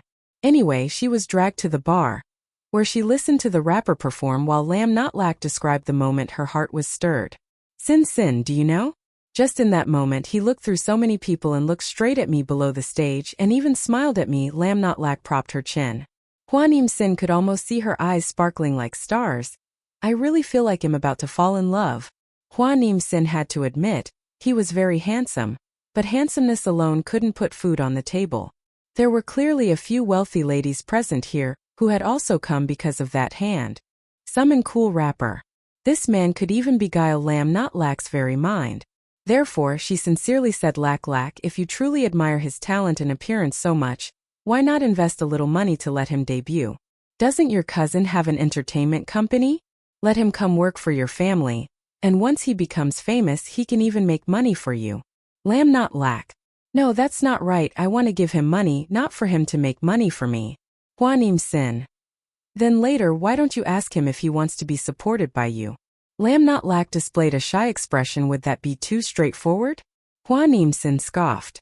She didn't know if it was straightforward or not, but looking at her, she seemed deeply captivated. Hua Nian Sheng hadn't even had a few glasses of wine when she saw a message on her phone from Tong saying that he was nearby, and would come to pick her up to go home later.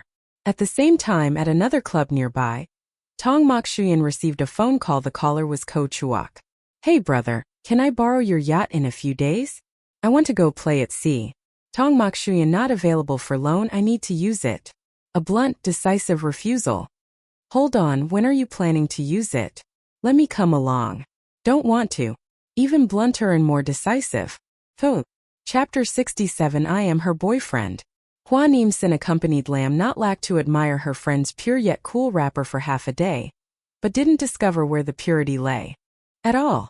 However, she was willing to spend money to buy happiness, and Hua Nian Sheng felt that was fine. After a while she would get bored too. Lam Not Lack's drinking capacity was much better than Hua Nian Sheng's, but she drank more. While Hua Nian Sheng only drank 1 glass of wine from start to finish, her alcohol tolerance was no longer as poor as it once was. After the band finished performing, the handsome young man specifically came down to greet the wealthy ladies.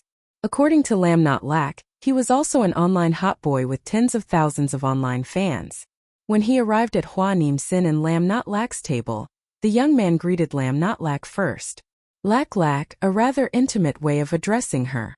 But then his gaze stopped on Hua Nian Sheng. This is my friend, surname Hua, name Nian Sheng. Neem from Neem Bat Vong, always remembered. Sin from Dedasins is singing night after night. Lam Not Lack, though already slightly drunk, still spoke clearly and even knew how to introduce Hua Nian Sheng. Hua Nian Sheng. The young man introduced himself to Hua Nian Sheng with his stage name, an English name. She didn't hear it clearly, nor did she care much, simply nodding and smiling at him. It was time for them to leave. The young man proactively offered to see them out.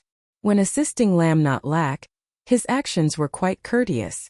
The contrast between his persona on stage and off stage, when singing and when talking, was as if he were 2 different people. No wonder he could make girls fall head over heels. Hua Nian Sheng helped Lam Not Lack into her car. Her family's driver had arrived to pick them up. Lam Not Lack still held Hua Nian Sheng's hand, asking why she wasn't getting into the car with her. She had to explain, someone is coming to pick me up. You go home first and text me when you get there. Afterwards, she stood watching the car roll away. When she turned around, she saw the young rapper still standing behind her. Discounting his stage aura, this rapper was actually a bit thin with a decent height. He had makeup on his face that wasn't too heavy, a large tattoo on his arm, and other tattoos peeking out from beneath his collarbone. To put it in a single sentence describing his appearance, he truly didn't look like a good person. San, he called her intimate name quite naturally. Though we've only just met, you're Lac-Lac's friend, so we'll have a chance to meet again later. Would you like to exchange contact information? Hua Nian Sheng genuinely didn't find any logical flaw in his words. Yet he could have easily asked for her contact information in front of Lam not Lac if he had indeed noticed her interest in him. Just as Hua Nian Sheng was about to say something, a silver G-Class behind them suddenly honked. She turned to look, and the rear passenger window slowly lowered, revealing a face that could only be described as handsome. Tong Mokshuyan's gaze was calm, looking at her from a few meters away, making it impose. Able to discern any emotion. At that moment the night wind was slightly chilly. Hua Nian Sheng was wearing a lotus-pink long dress, its hem gently swaying, creating soft movements. She seized the opportunity to turn and bid farewell to the other party. My boyfriend has arrived to pick me up. I'll be going now, see you next time. Her words were perfectly innocuous. However, most men possess a certain understanding of cars.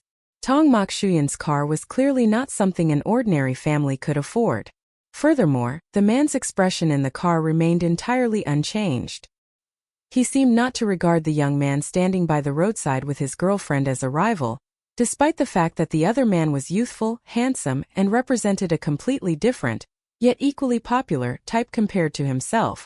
The chasm between the mature man and the young man was starkly evident at this moment. Of course, there was more to it than just that. Tong Mokshuyan watched the young woman run quickly towards him. She very naturally got into the car, sat beside him, and fastened her seatbelt. Did you have fun tonight? Tong Mokshuyan gently asked. Hua Nian Sheng recalled the evening listening to Lam Not Lac talk about the handsome young rapper, then about all sorts of peculiar colleagues she encountered at work, as well as watching a live house-style performance and having 2 sips of wine. Other than that, there was nothing else. It was all right.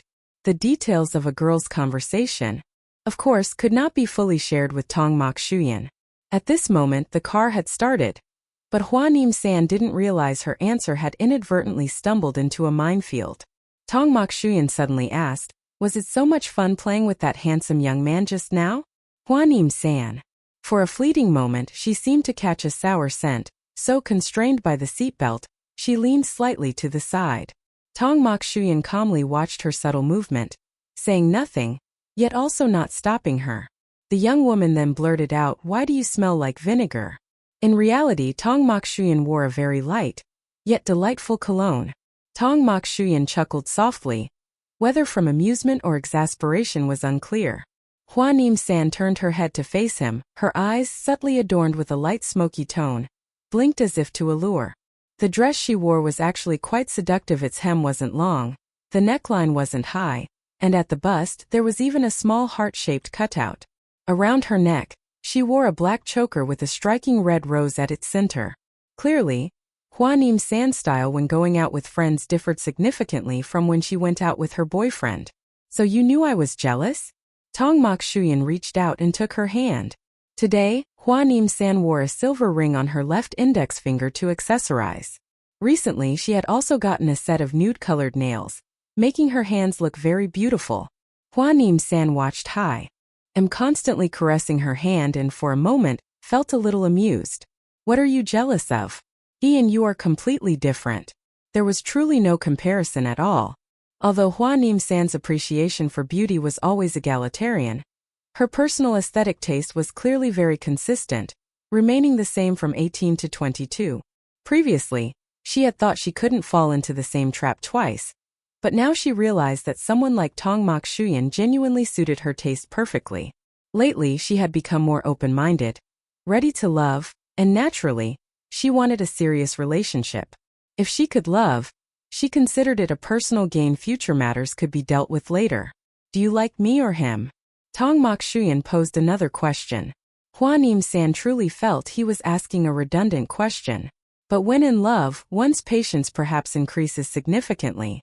Her hand, which was holding Tong Mokshuyan's, moved slightly, pulling his hand towards her, lifting it, and then placing it under her chin, as if gently cradling her face. "Of course it's me. This move of hers was truly very cunning. Her blinking eyes just stared intently at Tong Mokshuyan. The lipstick on her lips had faded more than at first, but the reddish-pink color was still visible. Tong Mokshuyan truly wanted to kiss her very much. But in front there was still the driver.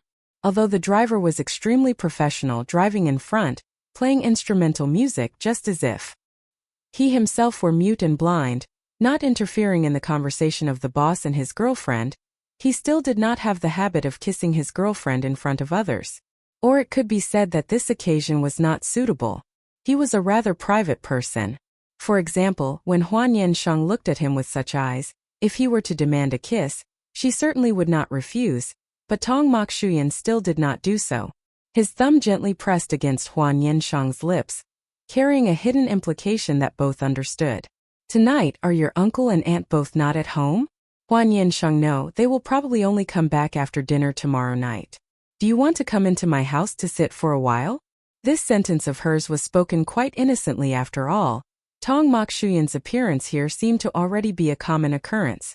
She merely hadn't been by his side for a long time, wanting to stay for a little longer. It's just that the speaker was unintentional, but the listener was intentional. Tong Mokshuyan chuckled softly. It's a bit late, I won't go in. So, in 2 days do you want to go out with me? He again extended an invitation. Hua Nian Sheng, hearing this, paused for a moment. She had actually been moved, taking Tong Mokshuyan's hand and asking, so what do I need to bring? Tong Mokshuyan, in theory, you just need to bring yourself in clothes. On the yacht, quite a lot had already been prepared. There was nothing that couldn't be done, only what one might not think of. Thus, Hua Nian Sheng had already agreed to date Tong Mokshuyan. The car stopped in front of the house.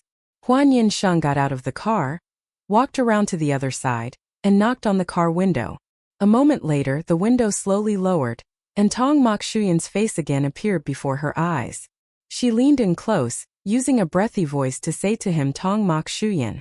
Then she quickly pecked him on the corner of his mouth. Good night, good night. Having said that, she turned around and ran off. Tong Mokshuyan sat in the car, seeing through the window that beautiful figure quickly run into the house. The corner of his lips unconsciously curved upwards. He raised his hand to touch the spot that had just been touched, smiling soundlessly. A long while later, he finally said to the driver in front, let's drive now. The Silver G-Class thus slowly left this villa area. If Tong Mokshuyan had driven himself tonight, perhaps he wouldn't have restrained the kiss so much. Unfortunately, he himself had also drunk alcohol. In front of outsiders, Tong Mokshuyan was very limited in displaying intimate behavior. According to Hua Nian Sheng's description, his personality should be the cold outside, hot inside type. Before, when they were alone, Tong Mokshuyan was not at all like tonight, only holding hands and touching her face. Hua Nian Sheng still remembered the kiss that was abruptly stopped during their previous meeting when she got out of the sea. She thought at least she had to peck once, and so she decided to make a move. She felt that she could still rise to the occasion at important moments. Not long after running back home, she received a message from Tong Mokshuyan. Next time, kiss on target. See, clearly it's cold outside, hot inside. The first round of holiday celebrations during the National Day holiday, Hua Nian Sheng and her roommates had sung boisterously at karaoke all afternoon, singing until their voices were hoarse yet still not satisfied. After that was dinner, a small bar, then chatting through the night at the hotel. This time, during the fun with acquaintances, Hua Nian Sheng had drunk a little more, so drunk that she didn't even see her boyfriend's messages. After that, there was no need to mention the phone. The phone vibrated several times, but she didn't hear it at all. Luckily, Trin Van Tin, although also drunk, still groggily fumbled for her phone and answered it. Hello, who is this? The other end of the line seemed to pause for a moment, then said, are you Shang Shang's friend? Trin Van Tin had drunk quite a bit, but she could still speak all right. She hemmed once, squinting to look, seeing on the screen a person with the surname Tong, a man's name, a somewhat familiar name, but she couldn't remember it. Who are you? Tong Mokshuyan, I am her boyfriend. Has she been drinking? Can she answer the phone? One sentence sobered Trin Van Tin halfway, so much so that she no longer had the presence of mind to care about the perfect voice of the person on the other end of the line, comparable to the male streamer she followed. She stammered, oh, you wait a moment. Then Trin Van Tin shook Hua Nian Sheng, who was still immersed in the lively music. Sheng Sheng, answer the phone. Hua Nian Sheng? Whose call dares to make this young lady answer personally? The moment Tong Mokshuyan heard this sentence, clearly she was truly drunk. Hua Nian Sheng pressed the phone to her ear, said hello once, her voice sounding quite clear. Sheng, where are you all? Tong Mokshuyan's voice sounded exceedingly gentle. Can I come pick you up and take you home? He had even already taken out his car keys. As a result, his girlfriend on the other end of the line said one sentence, don't come. I'm at a hotel. Tonight I'm sleeping with my friends, I'm not going home. Tong Mokshuyan. Actually, Hua Nian Sheng had not intended to stay initially. It was just that everyone hadn't gathered for a long time, and everyone had many stories to tell. Afterward, the more they talked, the more intoxicated they became, so they all went to the hotel. Knowing she wasn't drinking alone outside, Tong Mokshuyan was half relieved, but not entirely at ease. He continued to ask, which hotel are you all at? Can you send me your location? This was not a problem. Hua Nian Sheng, swaying unsteadily, operated her phone to send her location to Tong Mokshuyan, her mouth still muttering, don't come and bother us. Men who are too clingy will get dumped, she said a little casually, but now with the alcohol taking effect, Hua Nian Sheng didn't care much. She mumbled, you're an understanding man, aren't you? Tong Mokshuyan didn't know if he had been brainwashed by her, but he felt her tone and voice on the other end of the line became more adorable because of her drunkenness. He still didn't forget to give a few instructions. Your alcohol tolerance isn't good, drink less. Also, after drinking, don't hug others indiscriminately, and don't open the door and run outside. Hua Nian Sheng felt he was nagging a bit too much, but still patiently listened to it all. I know. Then the phone was hung up abruptly. Tong Mokshuyan looked at the address Hua Nian Sheng had sent on his phone. It wasn't too far away, but with his girlfriend and her friends gathered, it wouldn't be good for him to appear uninvited. On the other side, the moment Hua Nian Sheng hung up the phone, she was met with 3 pairs of staring eyes. She propped her chin and looked back at them. Why are you looking at me with those eyes? Comrade Hua Nian Sheng, aren't you going to say anything about your boyfriend? Trin Van Tin questioned, full of righteousness. When did a man appear by your side? And how did he become your boyfriend? Fuang Man, who drank the best and was not yet drunk, also nodded. Since when have you had a boyfriend? Why didn't you tell us a word? Deep DM, who drank the Leah St but also felt dizzy, nodded in agreement. That's right. At this moment, Hua Nian Sheng was very easy to talk to, saying anything when asked. You've already met him. She continued, it's precisely that person, the photographer who took our graduation photos. Hua Nian Sheng's description was very accurate. The 3 of them immediately thought of the same person. After a brief moment of confusion, Fuang Man clapped her hands, her voice slightly agitated. I told you. Back then, his eyes looked at you strangely. We said he liked you, yet you still wouldn't believe it. Everyone's reactions were surprisingly consistent. Trin Van Tin's matchmaking-obsessed brain was originally incurable, and at this moment it was even more pronounced. I told you. What normal man would have the patience to follow someone around taking photos all day, and not even take a single cent? Deep DM, I've never seen a man like that at all. Hua Nian Sheng. Now her mind was a bit chaotic, but what the other 3 said all seemed plausible. After she and Tong Mokshuyan were together, recalling it occasionally, there were indeed some details that had left traces. However, for Hua Nian Sheng, she could only think of the period after the theft at her rented apartment and her move to live at Tong Mokshuyan's house. Any further back than that, she truly felt nothing. Before Tong Mokshuyan called, their topic had been complaining about the bizarre characters they encountered at work. The most peculiar case Hua Nian Sheng shared was the fabrication of malicious rumors about her during her internship, but she had already recounted that story more than once. Some people in some matters occasionally needed to be whipped a little, but currently the other 3 wouldn't let Hua Nian Sheng easily dismiss this topic. They were curious about how she and Tong Mokshuyan had gotten together. What serendipitous connection had brought their fates together? Hua Nian Sheng. The amount of wine she had just drunk seemed to have sobered her up a little. Hua Nian Sheng could roughly still articulate what she was saying. It was just that when drunk, she tended to speak a bit more. They chatted on like that until 2 in the morning. The resilient few crawled out of bed to remove their makeup, wash their faces, and then finally 2 people shared one bed to sleep. Waking up in the middle of the night, it wasn't clear who was hugging whom, but this was also normal back in the dormitory, They had often slept hugging each other like that countless times. Hua Nian Sheng didn't even know who she was sharing a bed with. The next day, they all slept until noon before waking up. Hua Nian Sheng had a headache and felt dizzy. Yet she made an effort to get up and eat lunch with her friends. Upon returning home, she was still groggy, so she slept to compensate. This sleep lasted until about 4 or 5 in the afternoon. Until she was awakened by the phone. It was a call from Tong Mok Shuyan. Hello? Tong M. Shuyan's voice was a half-beat slow. Are you sleeping? Hua Nian Sheng turned over. I'm utterly exhausted. Her voice sounded groggy with a hint of petulance. Tong Mok Shuyan, not having received a text back from his girlfriend for a while, finally felt a little relieved at this moment. Then you go back to sleep, he said gently. Is there anyone at home to cook? If not, I'll bring some food over for you later. Hua Nian Sheng looked carefully at the clock again, struggling to crawl out of bed. I have to get up now. No need to bring food over. The maid has already prepared food and left it in the refrigerator. I just need to warm it up to eat. She really had to get up quickly. She had an appointment with a makeup artist at her house that evening.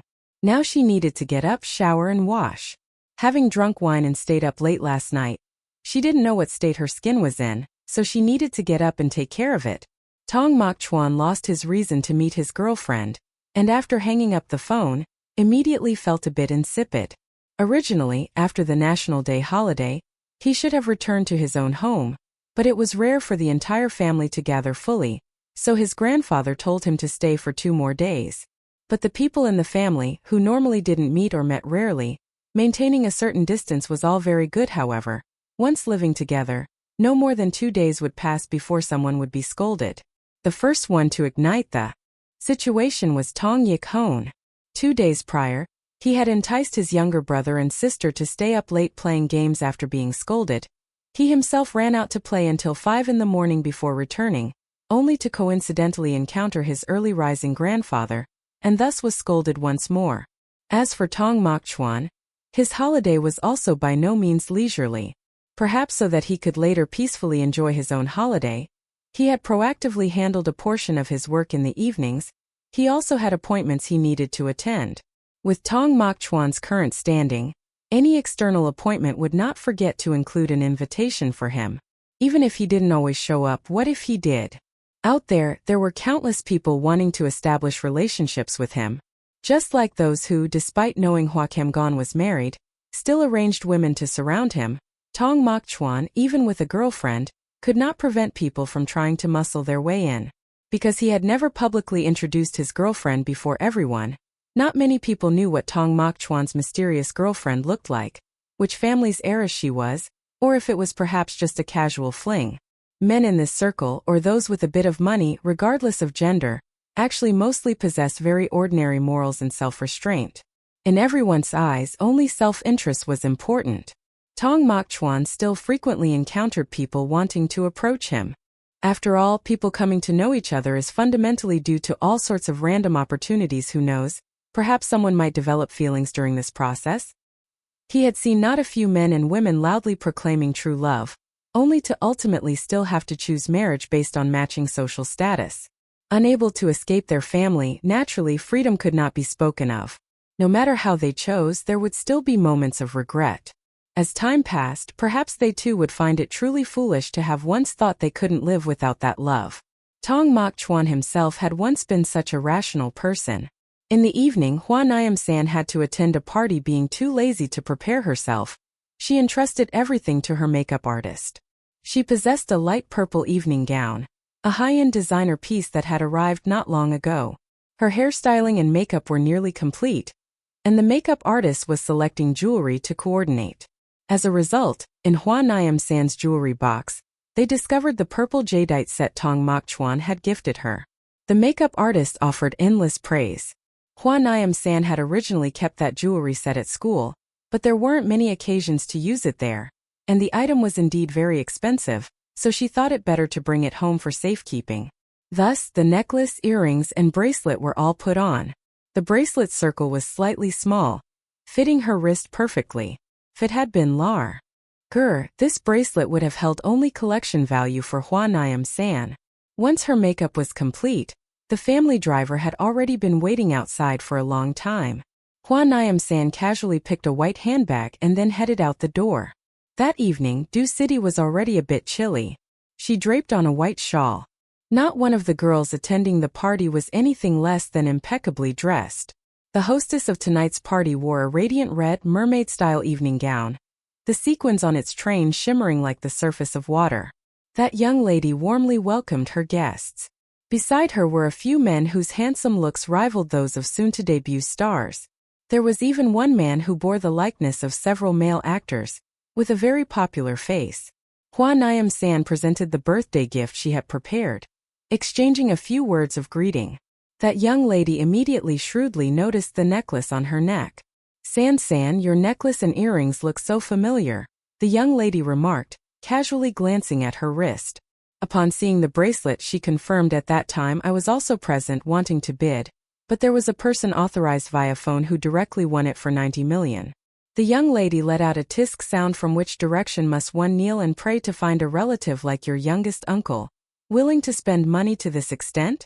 Clearly, the financial prowess of the Hua family was now apparent to everyone. Although Hua Nian also had some inherited assets left by her parents, everyone now understood that she was a person entirely reliant on her uncle. Therefore, everyone guessed that this was bought by Hua Gon. Well, what was there to be ashamed of? Others could pray to heaven and beg Buddha, yet still not find such a talented breadwinner within their own family. Hua Nian had not previously known the value of this jewelry set, but she had guessed it was not at all cheap. However, upon hearing the final transaction price, she still shivered. Chapter 68. His girlfriend is about to get a new lover. That young lady was still exclaiming when the price reached 70 million. I could still grit my teeth and continue bidding, but any higher than that I had to give up. Before that, I had even wondered who exactly was so heavy-handed, never expecting it to be you. Hua Nian. She didn't speak much on this topic, only said a few words before changing the subject. The party venue was a large manor, though called a birthday party. It was actually a pre-wedding party for the host. Clearly, their engagement ceremony next month was a typical commercial marriage. Hua Nian didn't know what they were thinking. She didn't meddle in other people's affairs. Setting aside the stories of the other guests, tonight's party program was truly very rich. A small stage was set up at the front, where beautiful young girls were dancing seductive routines, followed by handsome young men. The young ladies' aesthetic tastes were very diverse regardless of gender. They simply enjoyed gazing at beautiful people. The party's hostess walked over and clinked glasses with Hua Nian. San, if I'm not mistaken, you're still single, aren't you? The other girl curved the corner of her eye, pointing at the men present. Good prospects and moreover guaranteed safe. See if anyone catches your eye? Hua Nian understood her meaning. Sister Du. Hua Nian opened her mouth to say something, finally using a universal truth to decline. I already have a boyfriend. Duongqiu raised an eyebrow. So what if you have a boyfriend? Don't those friends of mine also have one? Following the direction of her finger, a few young ladies were chatting happily with handsome young men. They were playing games, and the punishments for the losers were all quite unrestrained. Hua Nian naturally realized she felt very out of place among this group of rich young men and ladies. Alright, Sister Duong and everyone, please continue playing, I'll just watch. Hua Nian still politely declined. She had felt this way before, but ever since she had a boyfriend, seeing men strip in front of her, she couldn't help but feel a pang of guilt. Duongqiu was the protagonist of tonight's party, and thus naturally very much in demand. She also didn't have much time to entertain Hua Nian. Since her guest didn't like it, she naturally wouldn't force her. Immediately after she left with her charming demeanor, Hua Nian's phone suddenly displayed a message. Looking at the sender's name, it was Tong. The feeling of guilt within her grew even more intense. Tong sent the message primarily to ask if Hua Nian had been drinking or gotten drunk. His girlfriend's alcohol tolerance truly made it difficult for him to feel at ease. Hua Nian quickly replied to the message. Actually, she wasn't drinking alcohol. There were many fruit juices available, as well as various pastries and fruits. It was said that due to the prohibition of minors from participating, Duongqiu's 17-year-old younger sister, who wanted to come and broaden her horizons, was also turned away. Tong looked at the message, which was replied to almost immediately. Hua Nian Sheng said she did not drink alcohol. This was of course good news. As a boyfriend, he conveniently inquired about the entertainment at the party. After the message was sent, he still did not receive a reply for a long time afterward. Tong Mok Chuan raised an eyebrow. Thus, a second question was sent. What's wrong? Is it so hard to answer? At this moment, Hua Nian Sheng was quietly enjoying fruit, and upon seeing those two messages, it was indeed a little difficult to answer. She saw this scene truly, no matter how she looked at it, it did not resemble a formal party. A long while later, the reply message slowly arrived. It's just chatting, watching, singing and dancing, and playing a few games. Up to ally, it was almost exactly as Hua Nian Sheng had said. The strip dance performances of those people did not involve completely undressing. At most, they took off their tops. Clearly, the handsome boys were very strict in managing their physiques. This was indeed a performance that made people happy. The music and cheers in her ears were a bit loud. The host of the party was pulled to the front to act as a dancing pole for the boys to dance around. Hua Nian Sheng finally revealed a somewhat never-seen-this-before expression. Why wouldn't it be special? This scene, no matter how she looked at it, did not resemble something she could see for free. It could be seen from the cheers on the spot just how wild a night it was tonight. Hua Nian Sheng was dressed luxuriously, so the possibility of her feeling out of place was not high. The boys and girls attending all more or less harbored the thought of changing their lives. The generosity of spending money like dirt by the young ladies sometimes even surpassed that of some young masters. In fact, the level of generosity of each person was related to family assets, not largely to gender. Just like Duong Q, she was not a woman who could be restrained by her fiancé. Spending money like water was an everyday matter for Miss Duong.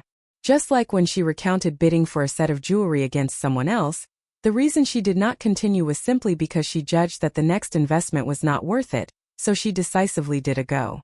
OD'd and yielded, not because she did not have enough money to spend. After all, most of the Duong family's assets would later be managed by her. Hua Nian Sheng was more or less a bit out of place in this circle. She was not someone who grew up in this circle from a young age. With Hua Kamgon's abilities, for him to achieve his current position was already extremely rare. Hua Nian Sheng was his niece in the eyes of others. She was like someone benefiting from the success of a relative. However, because Hua Kamgon valued his niece, Hua Nian Sheng's status in the eyes of others also significantly increased. Real society was like this. Therefore, in the eyes of some people, Hua Nian Sheng was like a little lamb lost among wolves. Some wealthy young masters kept finding excuses to start conversations with Hua Nian Sheng because they thought this way. Just like at Gu Chuok's birthday party before. Those young masters and the current internet celebrities who wanted to charm her were no different. While Hua Nian Sheng was bowing her head to reply to her boyfriend's message, a rather good-looking young man approached, holding a wine glass. His demeanor truly looked steady, refined and gentle, seemingly not too aggressive. But beneath his collar, a tattoo subtly appeared. His index and middle fingers on his right hand both wore silver rings, highlighting his fingers, making them even more slender and beautiful. As soon as he spoke, Hua Nian Sheng immediately understood that this son definitely met the requirements of those who liked good looks, beautiful hands and a beautiful voice. On this occasion tonight, she should have asked Duong Q for an additional invitation, and invited Lam Not Lack to come along to see the diversity of men, so that she might not only be infatuated with just that one rapper anymore. Hello, the handsome young man sat down and introduced himself. My name is Tanvit. Hua Nian Sheng politely replied hello.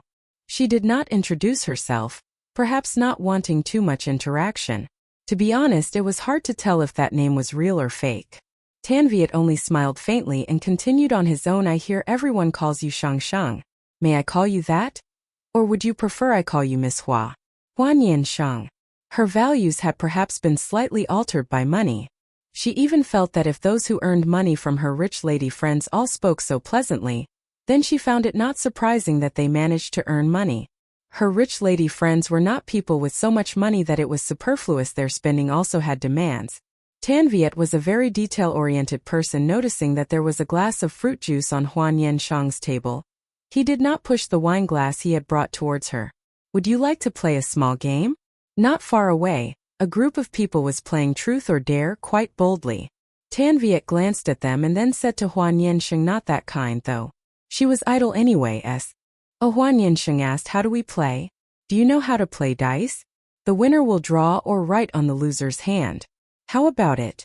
The game was very simple, but Hua Nian Sheng guessed that this young man wanted to play a pure love game with her. Regardless of who won or lost, writing or drawing on hands, how could it not be considered an ambiguous game? Tan Viet seemed to worry that Hua Nian Sheng didn't understand the rules of the game, so he patiently explained them to her for 2 minutes. The dice game was essentially a test of luck and courage. As long as one was brave, just speak loudly, and if it seemed unreasonable, break it. Hua Nian Sheng played several rounds with him. She didn't lose much, pretty much evenly matched with Tan Viet. Moreover, as she saw it, winning or losing in this game didn't actually matter. The first time she lost, Tan Viet drew a horizontal stroke on Hua Nian Sheng's palm, considering it the character not won. She didn't quite understand. When Hua Nian Sheng won, she drew a smiley face on the back of his hand. After a few rounds, she realized Tan Viet's intention each time he won. He added another stroke to Hua Nian Sheng's palm. By the fourth time, she realized it was the rudimentary shape of the character Tan Tan. Compared to her, Hua Nian Sheng's act of drawing smiley, crying, and angry faces on someone's hand seemed naive. One could only say that he was truly prepared. Hua Nian Sheng also said nothing after realizing the other party's intenti. She had played this type of game before, but previously it was a dormitory version where the loser got drawn on their face, resulting in 4 painted cats in the whole room. She didn't notice that while she was focused on playing the game, other people's gazes were actually lingering on her. "Qni, do you think Tan Viet can win over our Miss Hua?" Someone clinked glasses and chatted with the host of the party. Duong Q had not yet spoken when another person beside her said, "This is hard to say. Sheng Sheng at a glance is a pure little girl. That Tan Viet, didn't he once charm the daughter of the Sam family so much that she poured all her money into him? If her family hadn't intervened, perhaps Tan Viet would have become a king of the breadwinners by now." Upon hearing this, the people nearby all laughed. In this circle, it was common for celebrities to marry into wealthy families. This matter was actually nothing grand. People just knew it as gossip. These people saw clearly and, of course, would not consider those things true love. It was just that they didn't understand why they all implicitly regarded Hua Nian Sheng as a little lamb. Duong Q took a sip of wine, the corners of her lips slightly curved upwards, her eyes appearing hazy. "Unsure if she was already drunk. This, I don't know, but in any case, I have to make sure she can get home safely from my place later. I don't want to offend her uncle. But if Hua Nian Sheng wanted to bring some man back from here, no one would stop her." The man sitting beside her was slightly curious, so he inquired about Hua Nian Sheng's identity. After receiving the answer, he could only exclaim that the ancestors of the Hua family were truly blessed. Such capitalists accumulating wealth in such a short time in this era are no longer many. Almost everyone knows how talented Hua Kamgon is. The development of Yuan Hang under the name of Hua Kamgon. It is difficult to find a true opponent in the next few years. As for the former opponents, under the impact of the industry, they no longer maintained their strength as before. Hua Nian Sheng did not know she had become the center of others' discussions. Her game had played through many rounds. Tan Viet sometimes drew 1 stroke, sometimes 2 strokes on her hand. The character Tan was almost finished writing. On his hand too were full of all sorts of small expressions. Having played to this round already, Hua Nian Sheng did not want to continue anymore. She suddenly asked, "If this character is finished writing, what else do you plan to write?" The young man beside her had a handsome and clean face, of the type that most women, looking at, could not help but feel goodwill arise. Furthermore, through the recent conversation, Hua Nian Sheng could affirm the other party had very high EQ and was very good at speaking. His compliments were not at all intentional, but made the listener feel comfortable. He was also very good at observing facial expressions. After Hua Nian Sheng asked that question, he probably had realized she did not want to play anymore. He lightly chuckled, his eyes looking straight at her, saying, "I will write my phone number." Hua Nian Sheng. Just with this little intention, Hua Nian Sheng already saw this was a good seed that could marry into a rich family. She even wanted to encourage him with a few words. Tan Viet said nothing about continuing the game. He only looked at Hua Nian Sheng's palm. Then Sen, "Can you leave that character until you go home before washing it off?" Looking at that gaze, Hua Nian Sheng did not doubt at all how disappointed an expression the other party would reveal if she washed it off now. She lightly smiled. Sorry, no. This was considered her stance. This sentence, once uttered, proved that the period of time he had just sat down and played with her was all in vain. Not entirely so. Hua Nian Sheng had a rather good impression of him. But deceiving her for money or love was not acceptable. Excuse me, I'm going to the restroom for a moment. Hua Nian Sheng stood up, carried her small bag and left her seat. Her silhouette was still beautiful even when there were many beauties here. Hua Nian Sheng's face and figure were not at all inferior. Indeed, their Hua family genes were very good. Hua Nian Sheng went into the restroom to touch up her makeup, afterwards washing off the character on her hand. A handsome young man publicly charming like that.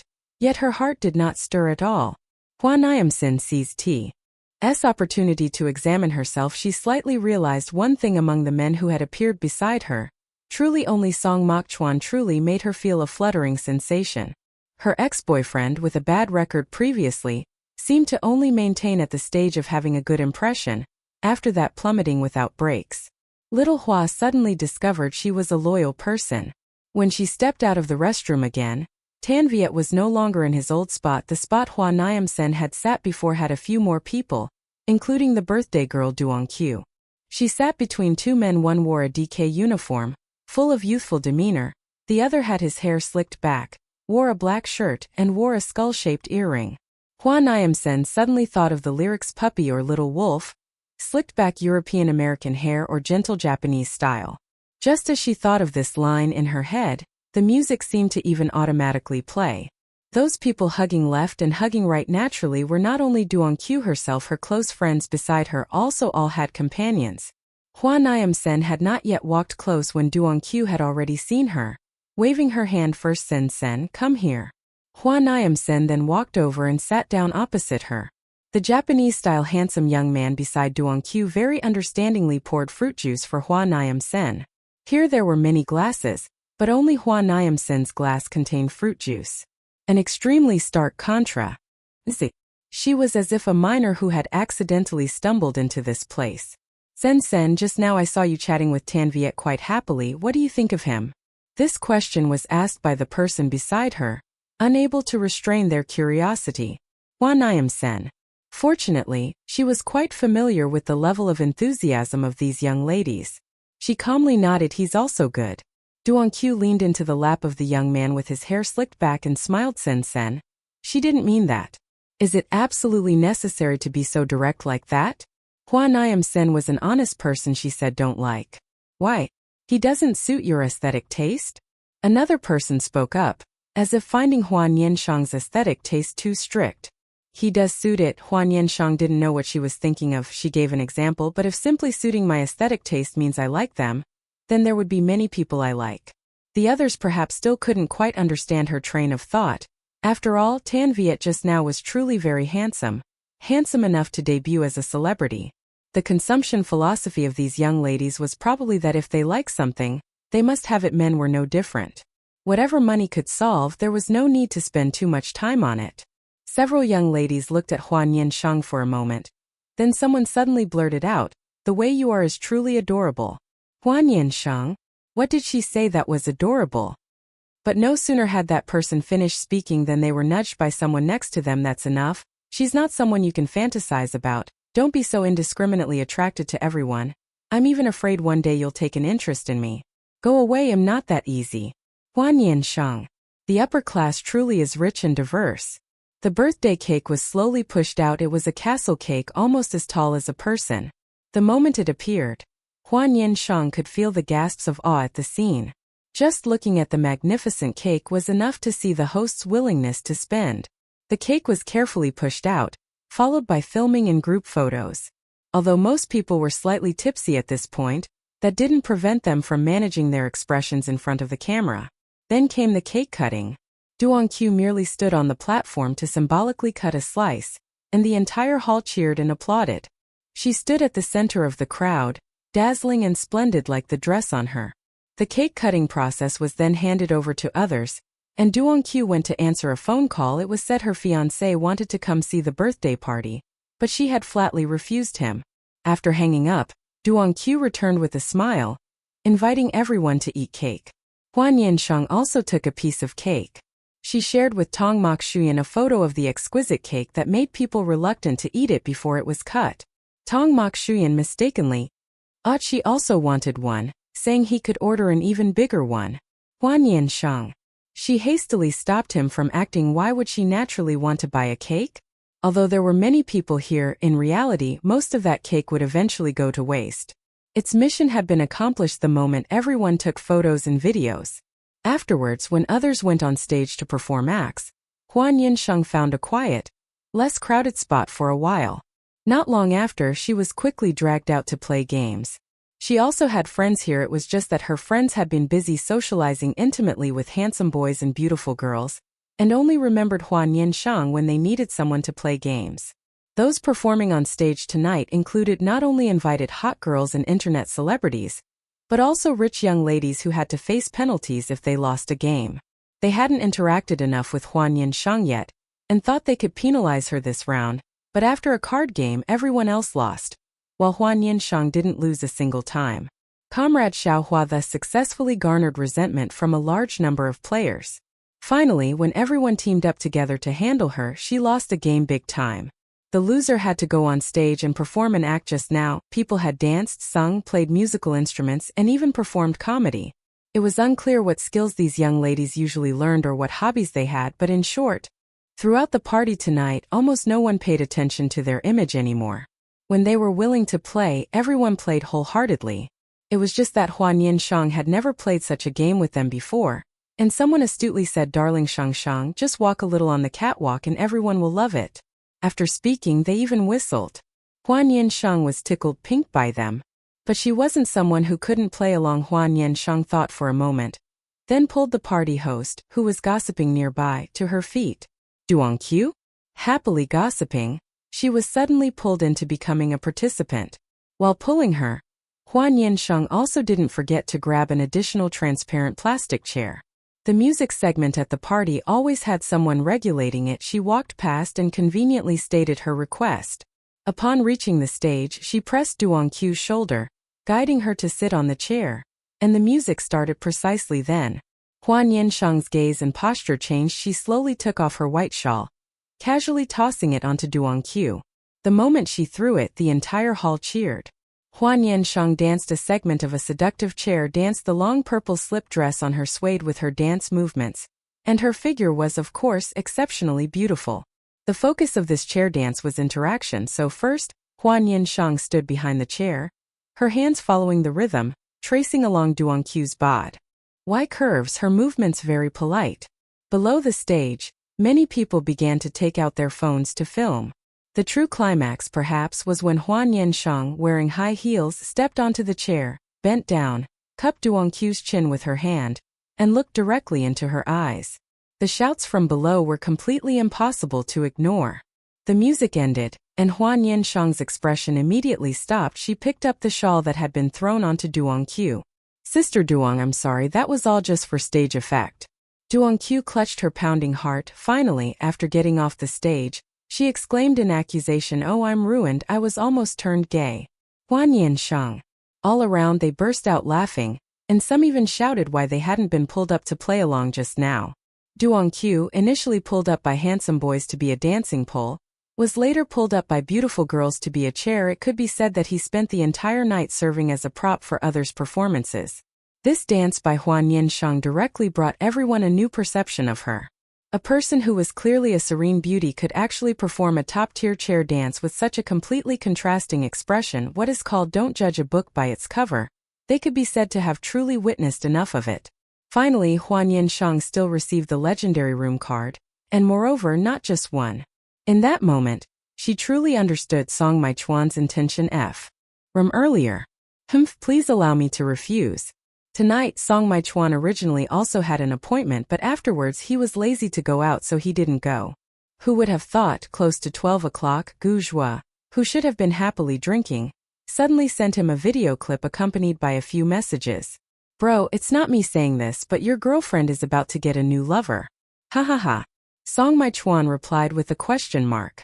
Only then did he click to watch that video clip, And the result was discovering that one of the main characters of the video was precisely his girlfriend, who was at someone else's birthday party.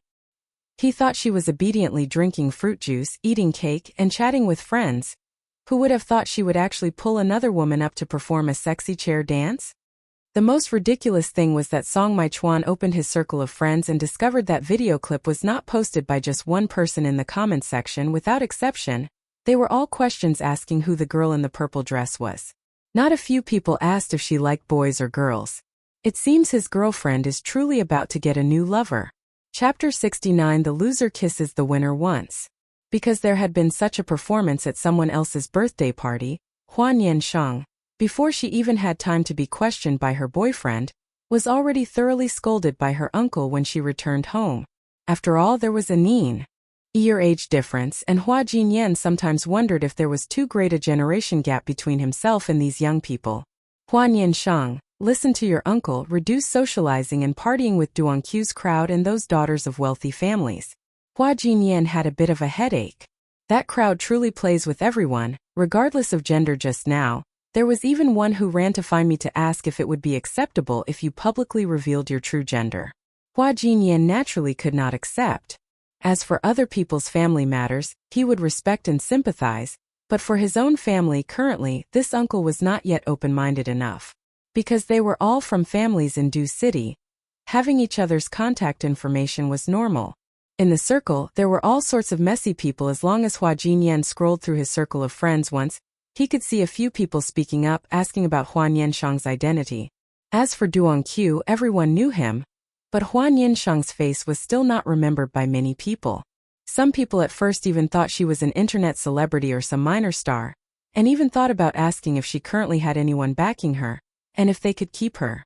Afterwards, when informed that she was Hua Jinyan's niece, all silently deleted their comments, and inwardly prayed that Hua Jinyan would not see those highly indecent words. Being thoroughly criticized by her uncle, Hua Nian Sheng's AD kept buzzing. She looked over at Su Xiao. Her aunt also seemed not to approve much. Hua Nian Sheng suddenly remembered that her youngest aunt's family education was much stricter than her own family's. It was said that before, if her children made mistakes of principle, they would truly be punished. In the family of 4, only Xiao Yuandan was dazed, not understanding what was happening. She even reached out and grabbed the hem of Hua Nian Sheng's skirt to put into her mouth to play, but she didn't let her grab it. Children at this age, as long as you don't pay attention, will put everything into their mouths. After being criticized, Hua Nian Sheng sincerely admitted her mistake, but whether she would change or not was another matter. After returning to her room, she only then discovered her phone had several missed calls, which were from Song Mai-chuan. She immediately called back, and as soon as she heard his voice, she morosely said, "Are you also calling to criticize me?" Song Mai-chuan on the other end of the line paused for a moment, then asked, "Were you scolded by your uncle?" Uncle said my friends are all improper people." Song Mai-chuan smiled. What he said is not entirely unreasonable. "So are you also calling to scold me?" Hua Nian Sheng asked. Song Mai-chuan. Without a doubt, as long as he dared to say one word yes, this phone call would not be able to continue. "I called firstly to check if my girlfriend has returned home safely," Song Mai-chuan's voice sounded, carrying a slight hint of a smile. "Secondly, I want to ask, is my girlfriend about to get a new boyfriend or girlfriend?" Hua Nian Sheng. His voice continued to sound, "Everyone says they want to pursue you, both men and women say so. And currently, I am still just a secret lover who cannot be openly acknowledged." Sheng. Having finished speaking, Tong Mok-chuan said no more. He patiently waited for Hua Nian Sheng to speak. Hearing that, Hua Nian Sheng was stunned but very quickly reacted. She softly mumbled, "It's not as if whatever people say will come true. Why do you listen to what people say?" "I'm jealous." Then she heard such a sentence ring out beside her ear. Tong Mok-chuan normally appeared as a calm and stable person. Him uttering this sentence was more or less unfitting for his image, but Hua Nian Sheng believed that if they were together at this moment, she would not hesitate in the slightest to give Tong Mok-chuan a hug. Of course, she also understood the implication in his words. The meaning of jealousy was to be coaxed. "I don't like them." Hua Nian Sheng's voice softened a little more. Almost a whisper, "I only like you." After she finished speaking, the other end of the line was silent for several seconds, until Hua Nian Sheng heard the other side say, "Can't hear clearly?" Could you speak a little louder? He was doing it on purpose. Tomorrow I'll tell you in your ear to your heart's content, okay? Hua Nian Sheng said decisively with a nonchalant attitude. Finally, Tong Mokchuan burst into laughter. All right. Hua Nian Sheng. And yet he truly agreed. Be that as it may, Hua Nian Sheng had already prepared her belongings to go out the next morning. She set off early. She also greeted Hua Kamgon and everyone, saying that she had an appointment with friends to go out. Hua Kamgon and Tashao had originally planned to invite the whole family to go out for 2 days of fun. Now that Hua Nian Sheng was not participating, it would just be the two of them bringing one child. The problem wasn't too big. It was just that the next day when Hua Nian Sheng said she wanted to go out, her uncle still did not forget to arrange a driver to take her. Hua Nian Sheng hastily refused. For a driver to take her, how was that different from telling her uncle directly? Hua Nian Sheng was not accustomed to having a private driver normally. She would either call a car or ride in a family car. Now she could gradually drive out by herself. Once one has a car, one truly practices driving more diligently. Comrade Xiao Hua was no longer the Xiao Hua, who dared not drive out onto the road by herself as before. Today she drove out by herself. In the morning there were still few cars on the road, and Hua Nian Sheng drove more and more proficiently. Finally, the car successfully parked inside Tong Mokchuan's garage. Seeing his row of cars intentionally leave 2 consecutive parking spots, Hua Nian Sheng was rarely silent for a moment. Who was he looking down on? People, more or less, nurture a bit of indomitable spirit. The more they are forbidden, the more they want to achieve it. Hua Nian Sheng was determined to park the car perfectly straight in the garage, parking only in one spot, not touching even a corner of the other spot. Finally, seeing her masterpiece, Xiao Hua got out of the car, clapped her hands and exclaimed, "Perfect." It was clear that when people are in love, they tend to be quite irrational. When Tong Mokchuan saw his girlfriend's car parked, he also offered praise. There was remarkable progress. When she saw Tong Mokchuan, Hua Nian Sheng was a little taken aback. Her boyfriend, who normally wore plain-colored shirts, today wore a floral shirt. His hairstyle was also different from usual. It had been neatly styled. The loose strands of hair across his forehead slightly swept down. A silver necklace adorned his neck, looking even a little Hong Kong-esque. This feeling reached its peak after he got onto the boat and pulled out a pair of sunglasses from his pocket. Hua Nian Sheng could not help but look a few more times. He looked no different from a peacock spreading its tail, didn't he? Tong Mokchuan naturally noticed Hua Nian Sheng's gaze. He smiled at her. Sheng, come here. Hua Nian Sheng rarely went to the beach. The time she went most frequently was during the summer holiday after transferring from junior high to high school, when her parents specially took her to the beach for a while. Afterwards they rented a yacht. Her parents took her and Hua Kamgon, who had not long graduated, to play on the sea for several days. To speak of it, during that period, Hua Nian Sheng could not even clearly say whether that beach trip was her parents taking her or her uncle to play. That was perhaps also the period when Hua Kamgon felt most uncertain about his career. After returning from the beach, Hua Nian Sheng's skin darkened by 2 shades. It then took a long time for it to whiten again. Initially, Hua Nian Sheng was still sitting inside the cabin after Tong Mokchuan called. She stepped out a few paces. When the boat had just departed, it felt a little unfamiliar, but now it was much better. Tong Mokchuan reached out and pulled Hua Nian Sheng, directly drawing her into his embrace. His movements were very natural. What was there to ponder about hugging his girlfriend? Come out here and admire the scenery with me for a moment. Hua Nian Sheng stood in front. Tong Mokchuan embraced her from behind.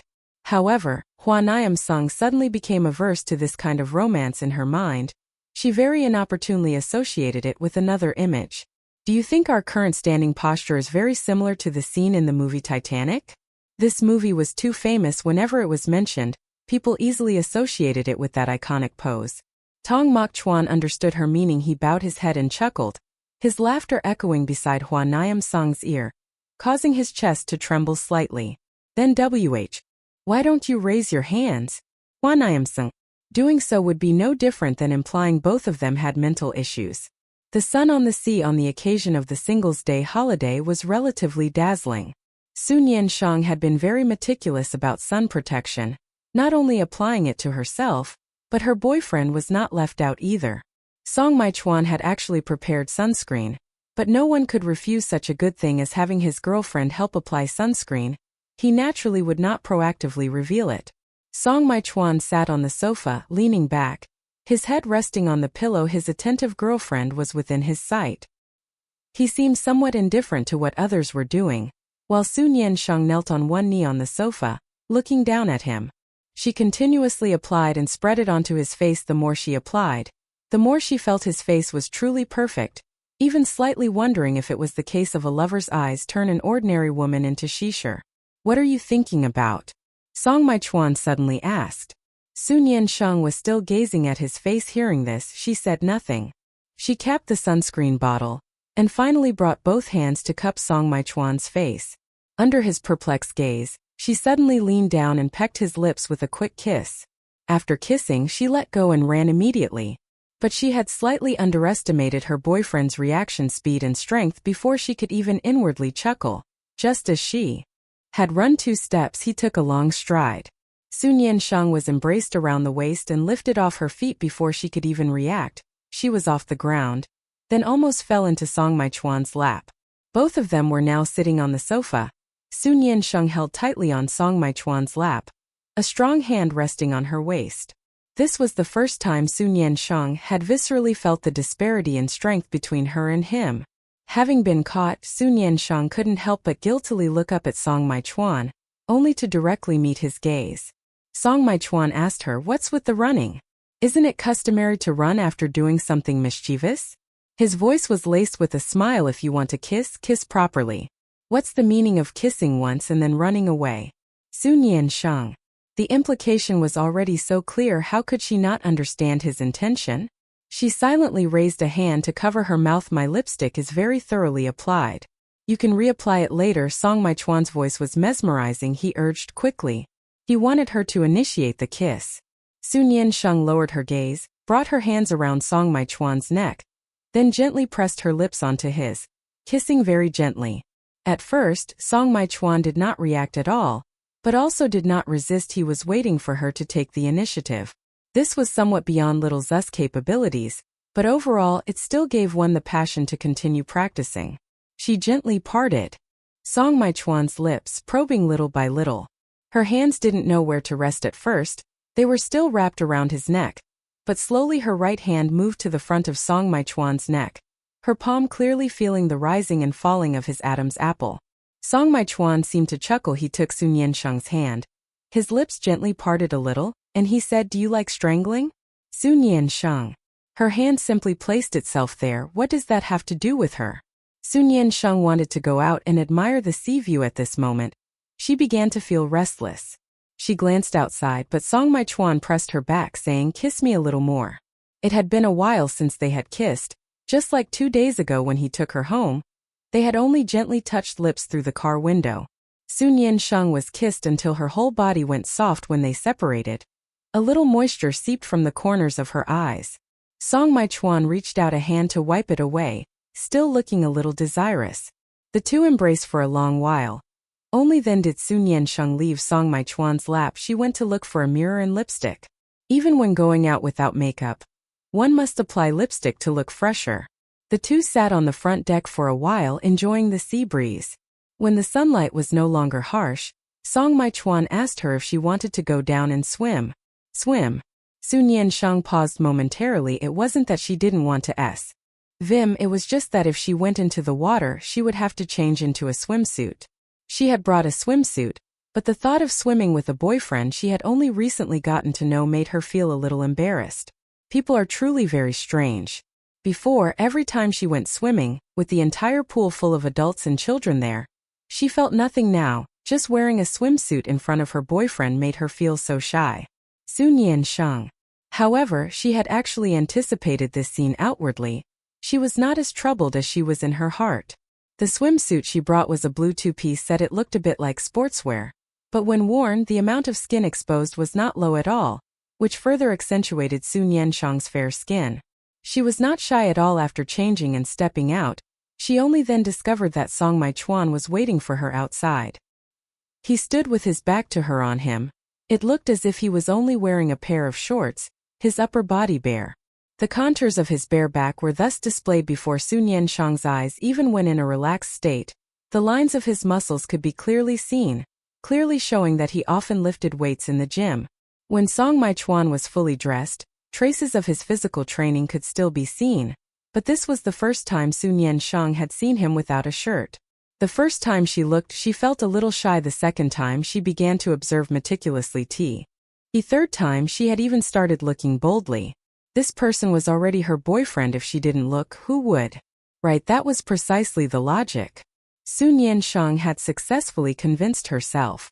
It was just that she had not yet spoken. Song Mai-chuan seemed to have noticed something behind him. He slowly turned around, facing Hua Nian Sheng's gaze, who was wrapped in a long towel. The towel on her body was actually lightly draped, not modest, which led to the fact that when his gaze fell upon her, what he saw was quite a lot. From this perspective, what was most attractive was actually Hua Nian Sheng's legs. Normally, when she wore short skirts, she already attracted many gazes, and with this type of swimsuit the fabric was even shorter. A pair of very fair and well-proportioned legs, the curves looking upwards were also incredibly beautiful. Song Mai-chuan looked at her and softly smiled. Hua Nian Sheng was not sure if Song Mai-chuan was evaluating her, but from her perspective, the part of his body that he exposed also left one speechless. No wonder her cousin previously said Song Mai-chuan had chest muscles. This was not simply having chest muscles. With this physique, CEO Song could totally make money from both men and women by showing off his physique online. Truly, his physique was superb. Perhaps Hua Nian Sheng had stood still for a little too long. Song Mai-chuan called her Sheng Sheng. What are you doing standing there? Come here. Hua Nian. This truly made her look a little naive. Hua Nian Sheng walked over, Tong Mai-chuan's gaze always lingering on her, making one unable to help but avoid it. After changing into her swimsuit, she tied all her hair up, revealing her neck and collarbones, which were now clearly visible. Tong Mai-chuan still smiled, and after he took off his top, Hua Nian Sheng's gaze at him was a little evasive. Where are your eyes looking? He suddenly asked. Hua Nian, where could she possibly look? He wasn't wearing anything, so why bother telling her where to look? Hua Nian Sheng's embarrassment only lasted a few minutes before disappearing. On the contrary, she became open and proper, her eyes looking straight from Tong Mai-chuan's face, then gradually moving downwards. Afterwards, she gently asked, "Guess what I'm looking at?" Tong Mai-chuan let out a soft chuckle. Hua Nian Sheng's expression in his eyes was indeed very lovely, and he allowed her to look. Then where do you think I'm looking? He smiled, asking her back. Hua Nian Sheng faced Tong Mai-chuan's gaze, suddenly falling silent again. She silently wrapped the towel tightly around herself, but the moment she wrapped it tightly, she felt that such an action was too awkward, so she decisively pulled the towel down under his teasing gaze. Tong Mai-chuan was surprised by her action. He raised an eyebrow. Let's go, let's swim, he said, taking her hand and walking forward. Hua Nian Sheng? Is that all his reaction is? Is her figure not beautiful? Previously, Zheng Wenjing in the dormitory even wanted to hug her to sleep every night. Tong Mai-chuan's reaction made Hua Nian Sheng, when looking at him, seem a little never seen life before. But thinking about it, she had indeed seen quite a few living bodhisattvas online, so there was no need to overreact now. Previously, Hua Nian Sheng had never swum in front of Tong Mai-chuan, and he also didn't know her skill level, so he simply stood by and watched for a while, and then he saw his girlfriend in the water, as agile as a blue mermaid. The seawater wet her hair and face when the sunlight shone on her face. She was beautiful, as if glowing. There were staff accompanying them. This sea area was still quite safe, but it was the sea after all, and many situations could arise when in the water. If one is to cherish life, one must still cherish it. Hua Nian Sheng had probably not been to a swimming pool for a long time. She had some excess energy with nowhere to release it, and it was only after swimming for a long time that she reluctantly came ashore, wiping herself with a towel while looking at Tong Mai-chuan, who was still in the water. The embarrassment from earlier had completely vanished. Drinks were placed nearby. She wiped herself for a moment, then stopped, drinking water and looking down, feeling as if she was enjoying the pleasure of having a boyfriend who was both handsome and wealthy. She finally understood the saying she had read online before, the gist of which was that when looking for a boyfriend, one must definitely find a handsome one. Being kind to oneself can be faked, but being handsome cannot. Previously, little Hua didn't understand, but now she did. It was indeed very reasonable. Seeing Tong Mai-chuan's face, she couldn't bear to be angry with him. By the time Tong Mai-chuan came ashore, it was already sunset. Sunset over the sea was also a rare beauty. and Hua Nian Sheng took out her phone to capture a few sunset photos to keep. Afterwards, she and Tong Maichuan successively returned to their room to shower. Dinner was a sumptuous seafood feast, very delicious. Hua Nian Sheng even wanted to invite that chef to her home. After showering, she wore a white two-strap long dress. In front of her was the pink-purple sky, and opposite her sat a good-looking boyfriend. Hua Nian Sheng felt that overall, she was very happy today. But strangely, Tong Maichuan's gaze on her at this moment was even more intense than when she was in her swimsuit, which made Hua Nian Sheng couldn't help but wonder if her boyfriend liked the type of muse with long black hair, fair skin, and a flowing white dress. A significant portion of men's aesthetic taste was like that. It seemed impossible to resist white dresses and long black hair. Although Hua Nian Sheng also liked white dresses, her aesthetic taste was not so monotonous. Long black hair and wavy curly hair were not contradictory, and white dresses and red dresses could also be worn by the same person. However, she only wondered but did not ask. Dinner concluded and night gradually fell. Hua Nian Sheng was still leisurely enjoying the sea breeze, eating small fruits, occasionally humming a few lines of song in the sea breeze. A jacket was draped over her at this moment. Tong Maichuan's voice rang out, "It's windy tonight, put it on, don't catch a cold." The jacket carried the scent of the perfume he usually used, and Hua Nian Sheng obediently put it on. Turning her head, she saw Tong Maichuan come, holding 2 dice shakers, and placed them in front of her. "Hua Nian Sheng?"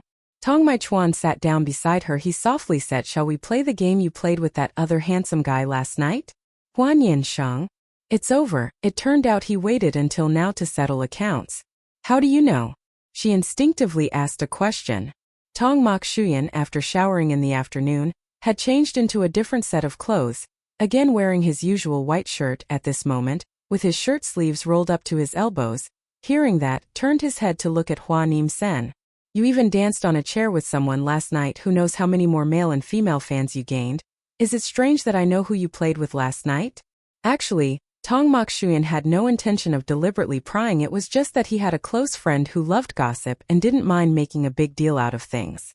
As one of the few people who knew about Hua Nian Sheng and Tong Maichuan's relationship, Ko Chuok naturally made an effort to find out what Hua Nian Sheng had done at that person's birthday party last night.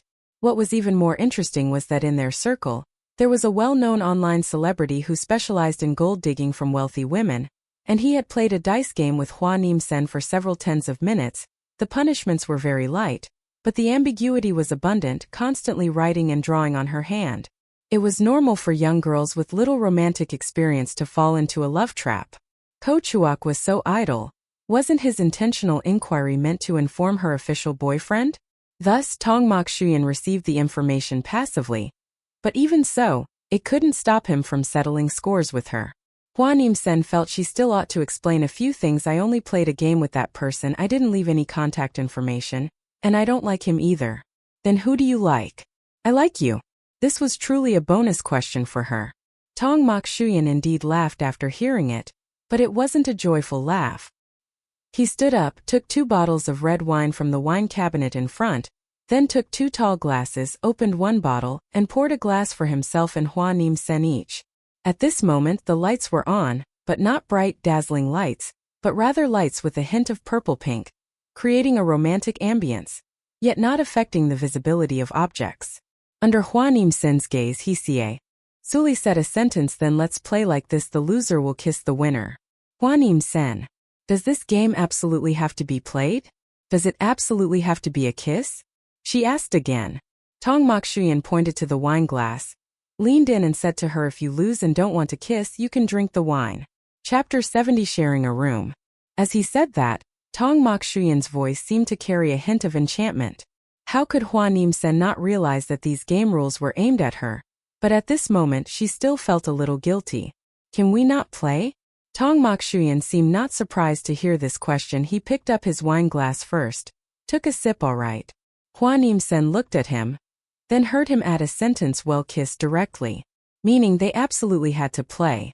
Under these lights, Tong Maichuan, in Hua Nian Sheng's eyes, was truly very handsome. His face and physique were already striking, plus a dashing demeanor that was somewhat unfamiliar to her. He resembled a mature, roguish type of man.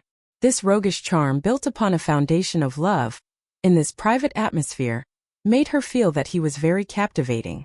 Tong Mok Shuyan took the dice cup near him, shook it twice casually, then gently lifted one side of the lid to look, then motioned for Hua Nian Sheng to start as well. "Do I need to teach you the rules of the game?" he asked. Hua Nian Sheng no need. She always felt that every word he said carried a very subtle hint of mockery. He let her start first. Hua Nian Sheng looked at the result of the roll, hesitated for a moment and then said 3 6s.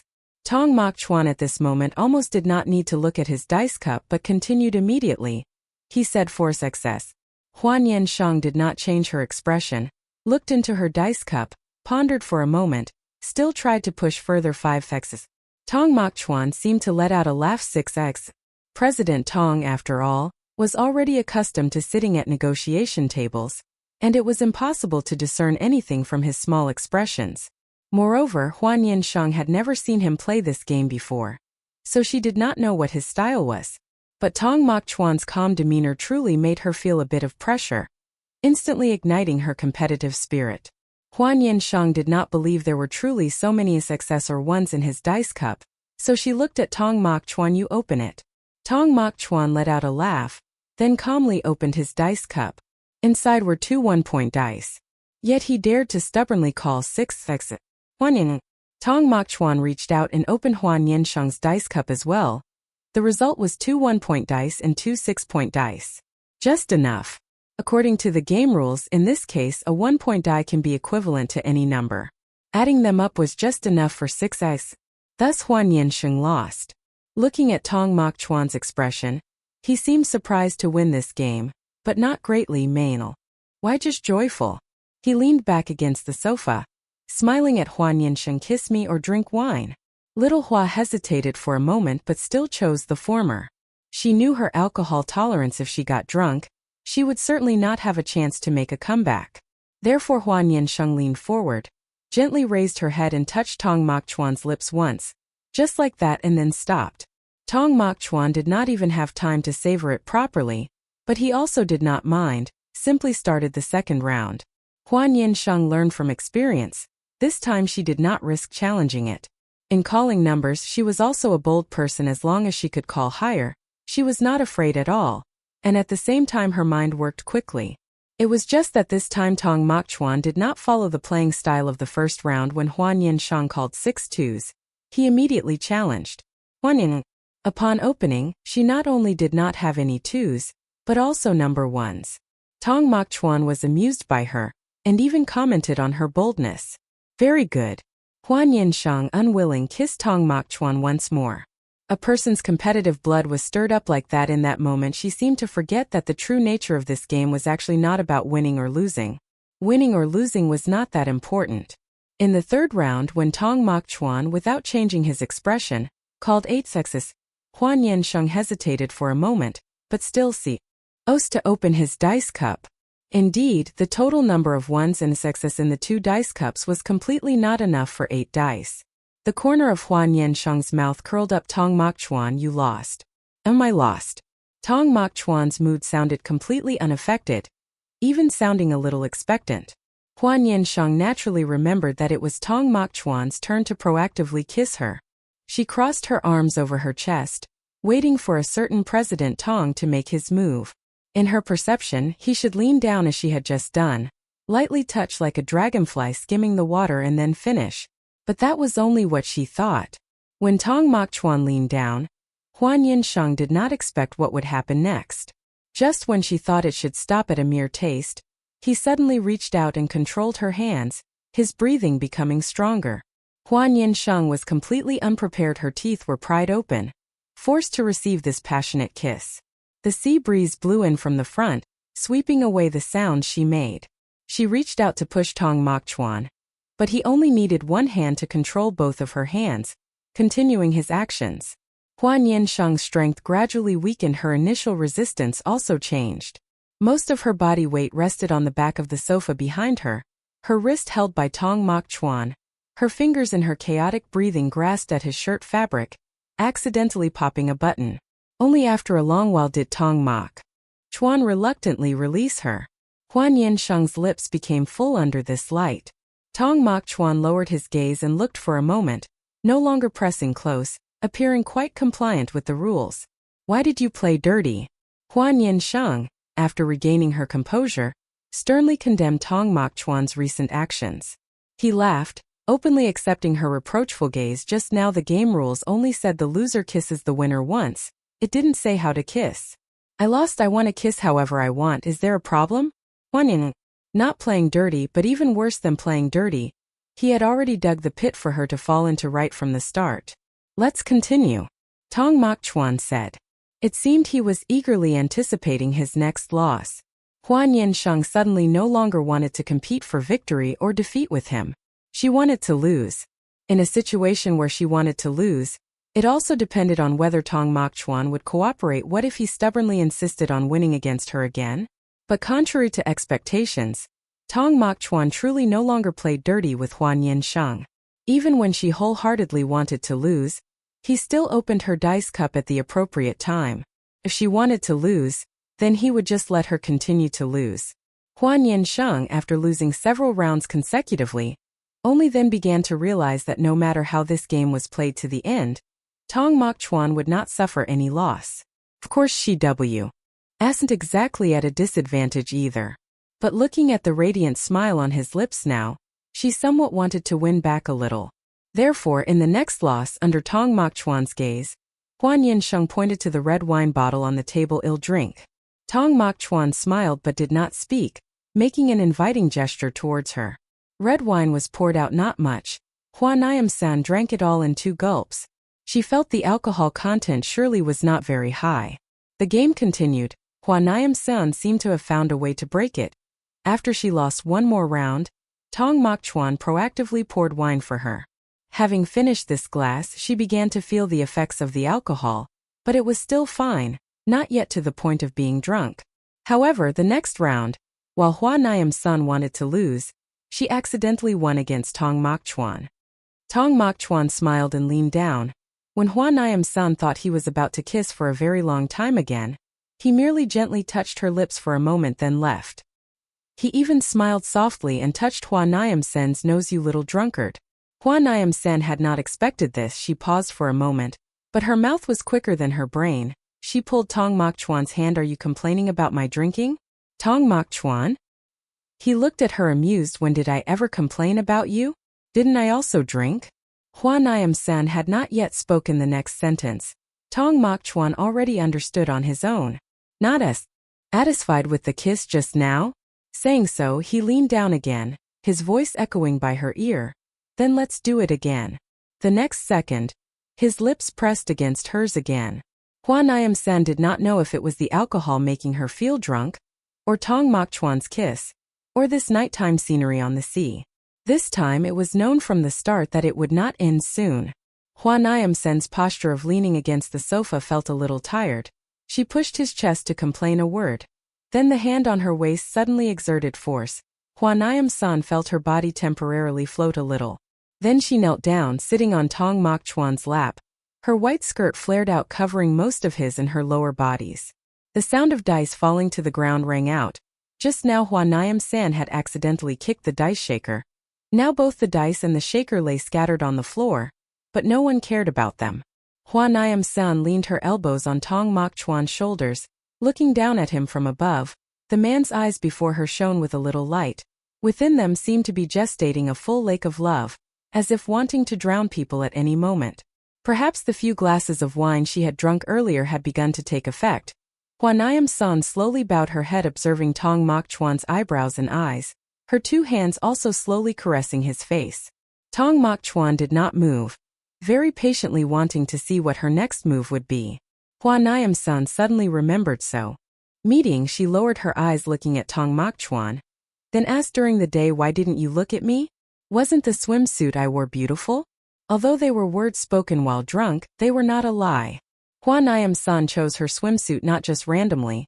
She believed that the blue swimsuit not only accentuated her fair skin, but its design was also very delicate, both playful and alluring.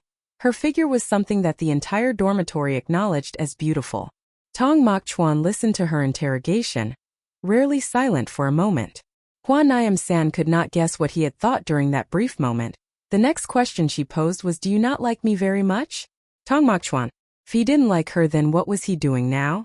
"The swimsuit you wore was very beautiful," Tong Mokchuan answered one question first, not forgetting to add, "Your figure is very standard." Hua Nian Sheng still stared at his face, until Tong Mokchuan looked directly into her eyes. He said, "But I am a normal man, not Lu Xiaohui, do you understand?" When saying this sentence, his gaze slightly lowered, even sighing softly. Looking a few more times, then what else would there be? Not knowing if Hua Nian Sheng understood his meaning or not, they continued to maintain the same posture for about 10 seconds. Hua Nian Sheng suddenly wanted to lift her legs off Tong Mokchuan's lap. "I'm a little sleepy now." But her words were not yet finished. A hand already held her waist and set her back. Hua Nian Sheng sat firmly on Tong Mokchuan's lap. He looked at her, smiling lightly, his voice carrying seduction. "What are you running for?" Hua Nian Sheng was already slightly tipsy, but her words were still clear. She said, "I'm not running, I'm sleepy now." Tong Mokchuan said, "You are not sleepy." "I'm sleepy." Tong Mokchuan heard that and negotiated with her just one more moment of kissing. "All right?" Hua Nian Sheng instinctively wanted to shake her head, but when she met his gaze, she paused. He had a truly very handsome face for some time to come. It certainly wouldn't be able to bore her. Moreover, his negotiating tone was quite polite. Naturally, at this moment, she had not yet realized what was called a rogue masquerading as a gentleman. She said, "Just for a moment, all right?" Afterwards, she bent down, missing the first kiss, kissing Tong Mokchuan's chin, and only then kissing his lips. The pristine white hem of her dress covered their legs. The young girl knelt on the man, embracing and kissing, both silently closing their eyes in perfect understanding. This could be considered a tender kiss precisely because of its tenderness. It was difficult for one to care about the passage of time. The moment Tong Mokchuan had spoken of initially was not a specific duration at all. He had silently lured the little girl into wanting to return to his room.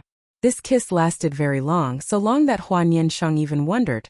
Clearly such a tender kiss, why did it make her lips feel numb? It was just that during this process, she had truly fallen into Tong Mokchuan's trap. Her eyes became hazy, and in the very moment they parted, she instinctively gently kissed his cheek, but the strength in her body was insufficient to support her at that height. She tiredly lay prone in Tong Mokchuan's arms, feeling each other's rising and falling breaths. The sound of Tong Mokchuan's heavy breathing seemed to echo right beside her ear. His breathing was truly very heavy. Hua Nian Sheng's face was perfectly buried in his neck, her breath fanning out across that skin. A warning of danger. Until Hua Nian Sheng rubbed against her boyfriend's neck, her lips touching his Adam's apple, still hazy as if sticking out her tongue and licking it once. Tong Mokchuan could only reach out and adjust the position of her head. He was about to be undone, but still could not bear to let go. Tong Mokchuan had for a long time not paid attention to the entanglements of love and hate between men and women around him.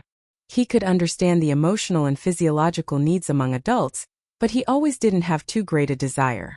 Especially when he saw a man or woman abandoned by someone in their circle, Tong Mokchuan would think more about whether the other person truly loved to death and back, or if they couldn't bear to give up that wealth and luxury. Clearly, money could solve most problems. Until he himself met the love of his life. The intense feeling of love, as if wanting to overflow from his chest, naturally directed towards someone. The most important thing was that he felt happy because of this emotion, and was also dominated by this emotion. Tong Mokchuan feared that his possessiveness towards his lover would frighten Hua Nian Sheng and make her run away. So he had tried very hard to restrain himself, even doing better than he had imagined. What he currently showed in front of Hua Nian Sheng was not his entire true self. As long as one is human, there will be negative emotions. For example, when Tong Mokchuan saw videos of her dancing sensually at others' birthday parties spreading everywhere, he wished he could lock her up and only let himself see her. But his upbringing told him that, even as his girlfriend, Hua Nian Sheng still had the right to display her beauty in other places. That was her freedom. He could express his dissatisfaction, but also had to respect her wishes. Currently, Tong Mokchuan was holding the person in his arms, trying to remain calm. In fact, according to what Tong Mokchuan had witnessed, things had reached this stage. Perhaps tonight they should have deeper exchanges. Adult love was not actually so sequential. Sometimes it was like thunder meeting fire, and what was important were the emotions of both parties at that moment. Nevertheless, a moment later, Tong Mokshuyan still stood up and brought Hua Nian Sheng back to the room prepared for her. Hua Nian Sheng's face looked rosy. She didn't know if it was because she was truly sleepy or drunk, or perhaps it was because they had just finished kissing. She wasn't too drunk. The wine she had just drunk, Tong Mokshuyan hadn't intended to get her drunk. At most it was just to heighten the mood. In a slightly drunken state, Hua Nian Sheng's speech was also much bolder. Sleep early, good night. When Tong Mokshuyan said his good night wishes, he thought she would probably roll over and fall asleep immediately. But in reality, Hua Nian Sheng sat on the bed for a while, then took another set of pajamas into the bathroom to shower. She didn't feel comfortable. Both were adults. How could she not know what that feeling was? It was just a kiss, and Tong Mokshuyan's hands had not wandered at all. How could that be? In the bathroom, the sound of trickling water, Hua Nian Sheng finally stepped out feeling refreshed. She lay on the bed for a long time, turning on a small night light. That bit of wine had taken effect. Hua Nian Sheng should have fallen asleep very quickly. But after all, this was on a boat, and occasionally she felt a slight swaying. Actually, that was normal, but for some reason she couldn't manage to sleep. Tossing and turning for a long while, Hua Nian Sheng closed her eyes several times, but ultimately still opened them and sat up. Unable to sleep, her mind easily wandered, and looking outside now, it was pitch black in the distance. She resolutely took action, got out of bed, put on her shoes, grabbed her phone, then stepped outside, went to the door of Tong Mokshuyan's room and knocked. After waiting for quite a while, she saw Tong Mokshuyan, wearing a bathrobe with wet hair, open the door for her. Seeing that the person outside the door was Hua Nian Sheng, Tong Mokshuyan was stunned. Sheng, what's wrong? Hua Nian Sheng raised her head to glance at him, then swept past him directly into the room, finally stopping by his bed, taking off her slippers, climbing onto the bed, and burrowing under the covers. A series of very smooth movements. Even her phone was placed on the nightstand beside her. Tong Mokshuyan clearly had not expected this sequence of actions from her. He gently asked, "Do you want to sleep here tonight? Then you go to the other room." Hua Nian Sheng called out from the bed, "You sleep here too?" Tong Mokshuyan froze, then heard her add, "I'm a little scared sleeping alone over there." He even had to discern whether this sentence was true or if his girlfriend was hinting at something. However, no matter which possibility it was, what could he say? "Then you sleep first." Tong Mokshuyan didn't intend to dwell too much on this matter. "I'm going to dry my hair," Hua Nian Sheng replied with a sound. Afterwards, Tong Mokshuyan stepped into the bathroom, stood before the mirror drying his hair, his mind a little muddled. In fact, he had already gone into the bathroom right after returning to his room earlier. It was just that today had taken quite a lot of time. Of course, he also had physical desires, but currently, it was not yet the appropriate time for them to truly live out their desires. When he once again stepped out of the bathroom, the person on the bed seemed to have fallen asleep. Tong Mokshuyan had changed into pajamas, seeing Hua Nian Sheng obediently lying on her side of the bed, her head exposed, looking truly peaceful and lovely. Originally, he hadn't intended to sleep so early. He still had a few unreplied messages on his phone, but now he couldn't concentrate on anything else. He gently got into bed, the bed sinking slightly. As soon as Tong Mokshuyan lay down, the person beside him seemed to sense it, and immediately stirred, inching closer to him. She seemed to have a habit of hugging something when she slept. Tong Mokshuyan still remembered the bed in her rented apartment. On the bed were two pillows, one for her head, and one to hug in her arms. Now, his role had transformed into her human body pillow. Tong Mokshuyan stared intently at the face of the person beside him for a long time before reaching out to turn off the light. The room was dark, but he could still see a few things within his sight. He lowered his head and kissed Hua Nian Sheng's cheek. The person in his arms stirred. He didn't know if she was awake. Hua Nian Sheng was probably looking for a comfortable position, slightly conscious, but not fully awake. Tong Mokshuyan then leaned over and gently patted her back to soothe her. It was just that as his hand patted through the fabric, it touched the row of buttons on her back. Tong Mokshuyan's limited knowledge in this area told him that women would not be comfortable sleeping dressed like that. So he whispered to Hua Nian Sheng, "Do these need to be unbuttoned? Wearing this isn't comfortable."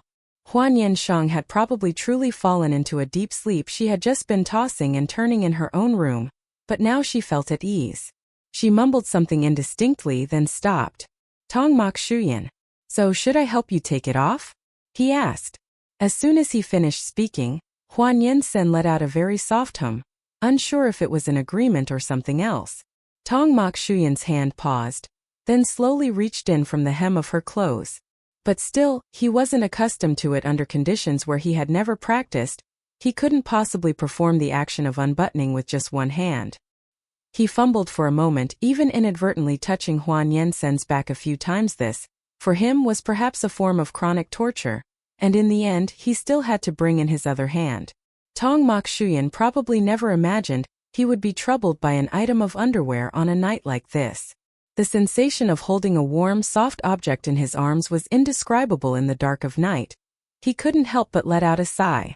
Hua Nian Sheng tossed and turned a few times on the bed before groggily opening her eyes. Last night, she had a rather good sleep. It wasn't until she opened her eyes and stared at the ceiling for a few seconds that she remembered this wasn't her room. Sitting bolt upright, she then realized Tong Mok Shuyan wasn't in the room. He must have been up for a long time. Hua Nian Sheng began to recall last night. Actually, nothing too outrageous had happened, just a very long kiss. And one more thing was a little hazy in her memory. Hua Nian Sheng reached out to touch her bra, unable to clearly recall if she had taken it off herself or if Tong Mok Shuyan had. Never mind. She got off the bed to retrieve her phone, put on her shoes, and went back to her own room to wash her face. Today she chose a denim dress. Hua Nian Sheng still applied her beautiful makeup before stepping out, only to find Tong Mok Shuyan fishing on the deck. Today he was dressed very youthfully, and coincidentally, he was wearing denim pants. Looking at the dress she was wearing now, the two of them looked as if they were wearing matching outfits.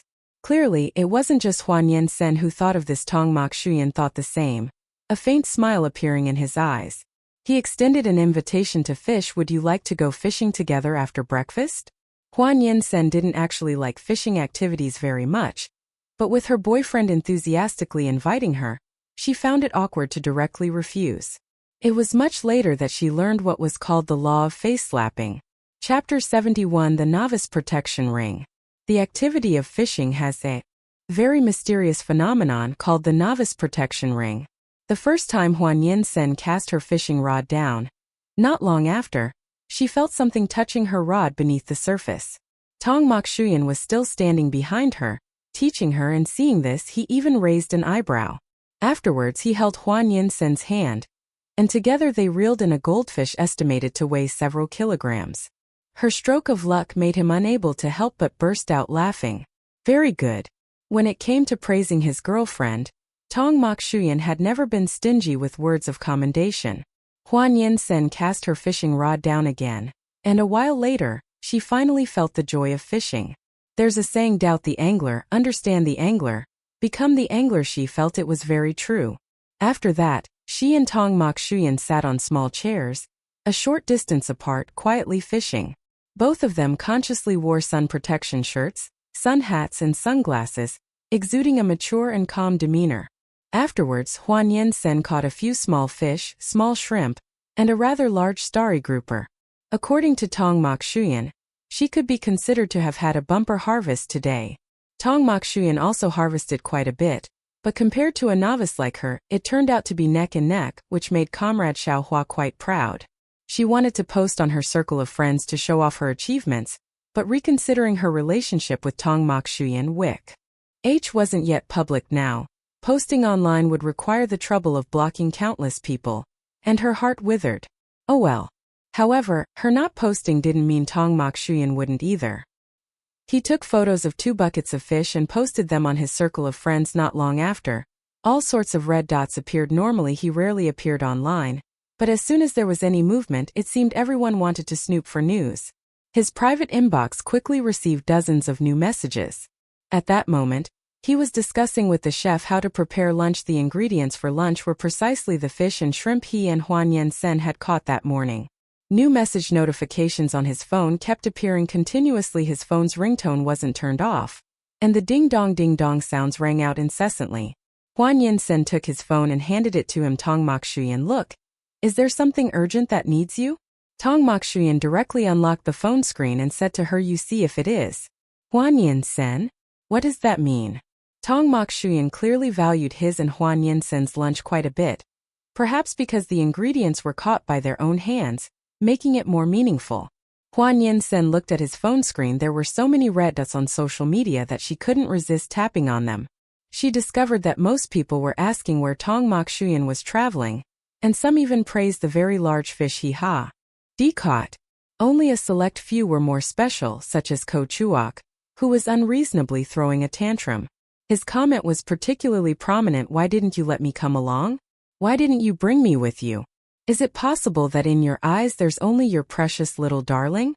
Am I not worthy of being a dazzling light bulb in your love story or something? Below Ko Chuok's comment was a string of people laughing heartily.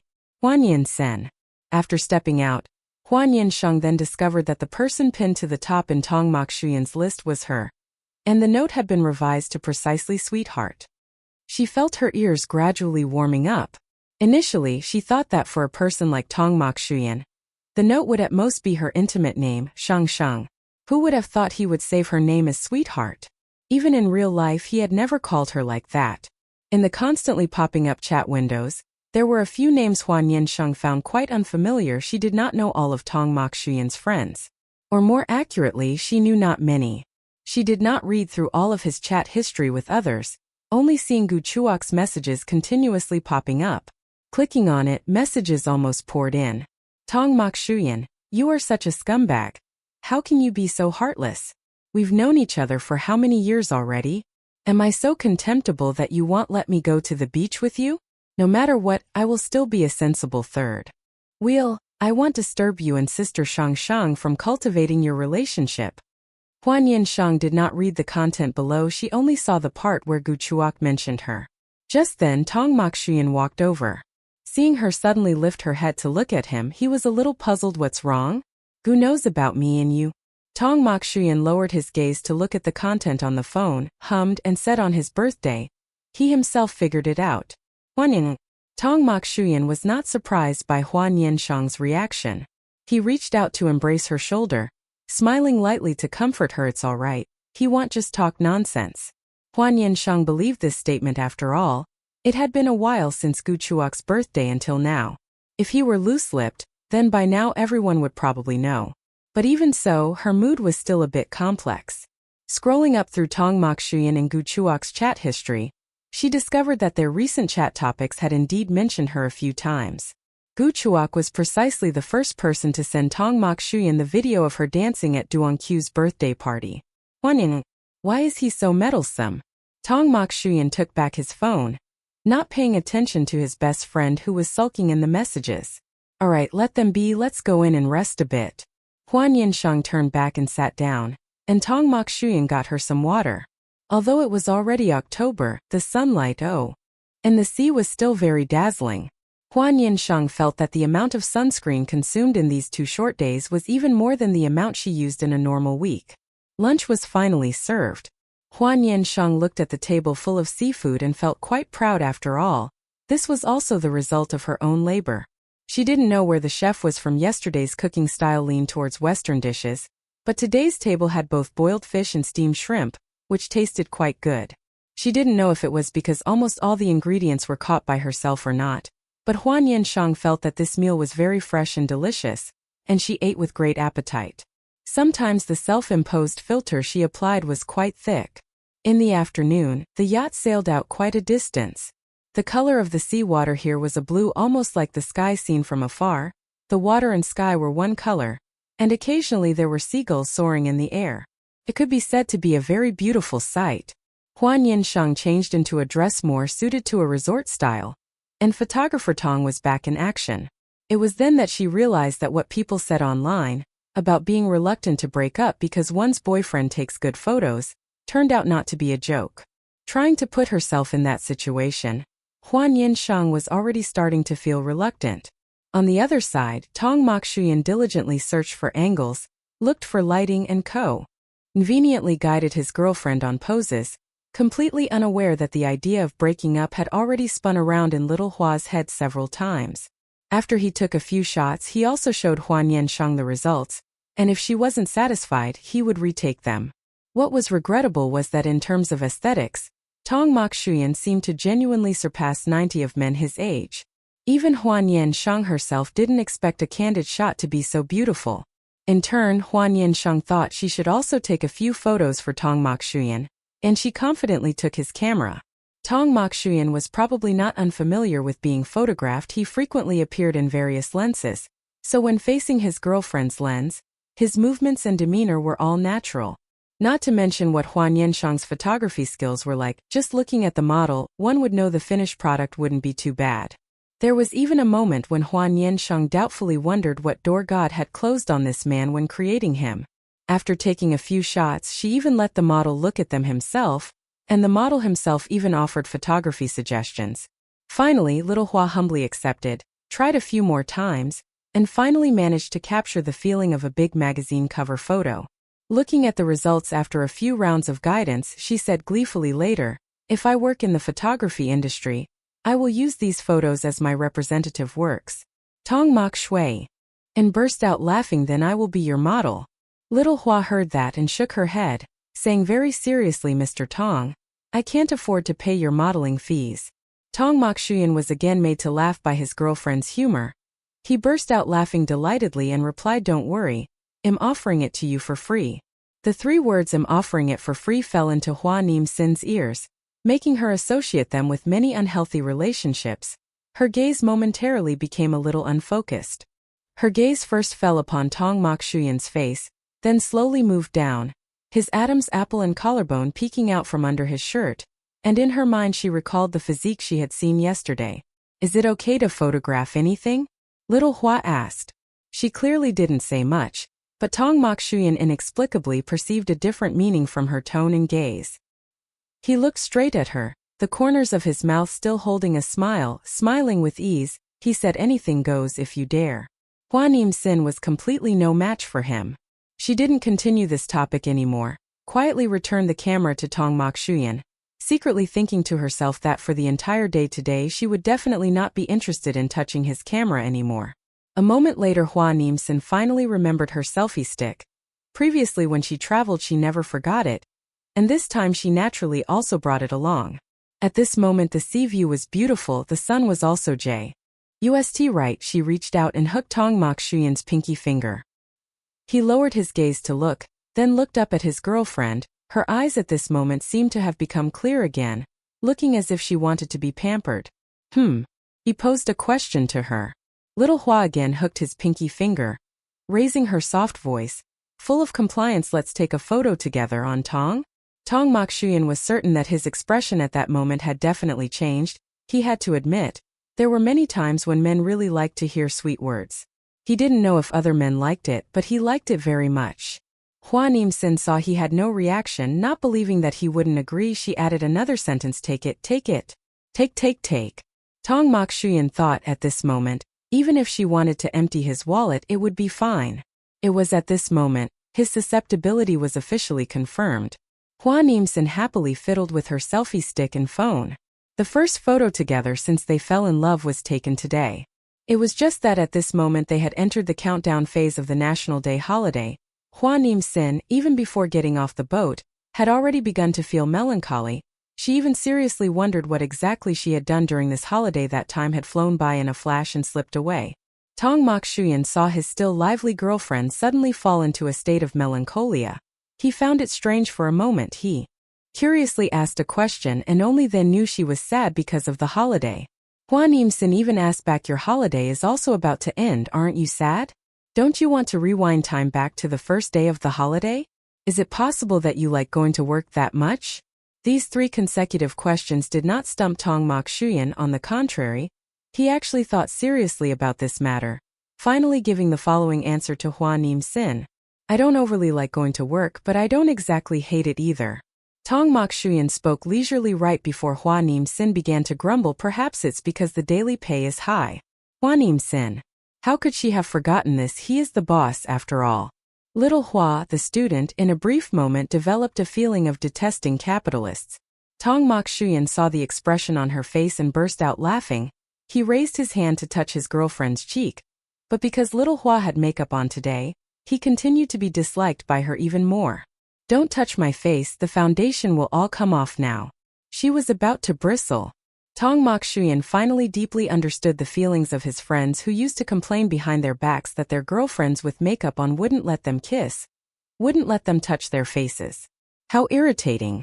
But seeing his girlfriend bristle like this was actually quite interesting. After getting off the boat, Tong Mokshuyan's driver came to pick them up. At this time it wasn't dark yet. Tong Mokshuyan and Hua Nian Sheng discussed going to his place for dinner. Hua Nian Sheng in any case was not coming to Tong Mokshuyan's residence for the first time. Moreover, at that time they weren't even in love yet. She had gotten used to it after a few times. At that moment she was about to reply to Hua Kamgon's message. Her uncle asked if she was coming home for dinner tonight. Although she didn't explicitly state her whereabouts for these 2 days to her uncle, but going home still needed to be reported, Hua Nian Sheng originally intended to type a message saying she was coming home for dinner, but after Tong Mokshuyan said that sentence she stopped. However, because for these 2 days their relationship was relatively harmonious, she suddenly also developed a feeling of reluctance to part with her boyfriend, so before she had time to think much she agreed. Therefore, the message that hadn't been sent yet in the chat window was again deleted word by her, revised, and a new message sent. When they arrived at his residence it was already dinner time. Hua Nian Sheng was a bit tired from the long car ride. As soon as she entered the house and changed her shoes, she collapsed onto the sofa without moving. Her denim dress wasn't long when she lay back, the hem of her skirt lifted up a small bit. Tong Mokshuyan closed the door, changed his shoes and turned back, conveniently taking a throw pillow and placing it on her lap. Hua Nian Sheng. Could this length be shorter than her swimsuit? Nonsense. The housekeeper had been busy in the kitchen for a long while at this moment. She was serving out the food one by one. Hua Nian Sheng lay for a while, then gradually recovered her strength. Tong Mokshuyan, as soon as he returned home, went straight into the study, not knowing what he was busy with.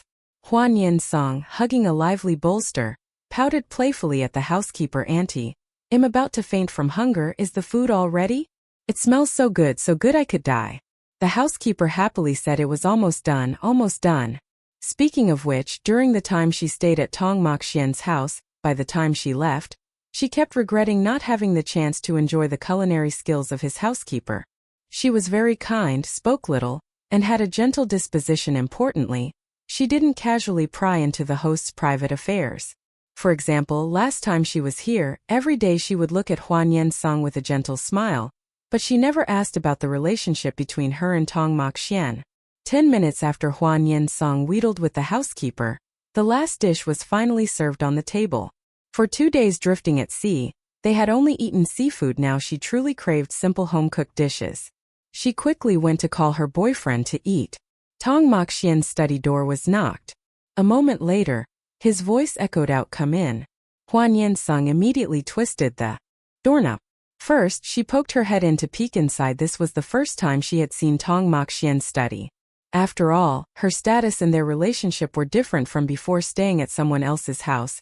How could she look around haphazardly at their home's arrangement? Tong Mokshuyan's study was actually different in some ways from what Hua Nian Sheng had imagined. She thought it would have a style similar to an office. But besides the large wooden desk, another corner had an open-work cabinet looking to the other side. There was also a long sofa, covered with a large fur rug. Near the window were placed many camera devices. The window curtains there were double rail type, one layer white, one layer dark for sun protection. She could even imagine him sitting on that rug, tinkering with his equipment. In the study hung many landscape photos with skies, rivers, seas, and even extraordinary scenes as if not belonging to the human world. It seemed he greatly cherished his hobbies. From these photos, Hua Nian Sheng seemed to once again see the image of Tong Mokshuyan in his free time, wandering everywhere. Tong Mokshuyan finally looked up from his work at her. "Hua Nian Sheng, time to eat." Tong Mokshuyan took off his glasses, gave a soft "I'll be right there." The two went to wash their hands one after another. Hua Nian Sheng hadn't even finished washing yet when Tong Mokshuyan stepped in, standing right behind her, not even wanting to wait. He directly reached his hand over from behind her to get water, then pressed the hand soap, holding her hand to wash together. "I'll help you wash. He's really kind." From this angle, it looked like Tong Mokshuyan was hugging Hua Nian Sheng from behind, and it seemed that was indeed the truth. Hua Nian Sheng didn't know what was wrong with her. Clearly, they had already been intimate, But at this moment being hugged from behind made her feel shy. Her whole body stiffened like a log. Tong Moxian chuckled softly by her ear. His breath caressed her earlobe. Hua Nian Sheng couldn't help but sway her body from side to side. Tong Moxian, don't tease anymore. Tong Moxian laughed and said, all right, I won't tease anymore. Then he carefully massaged her hand and even played the trick of intertwining their 10 fingers. Hua Nian Sheng. Fortunately, Tong Moxian didn't tease for long. He finally turned off the water. Hua Nian Sheng hadn't expected that just washing hands could take so long.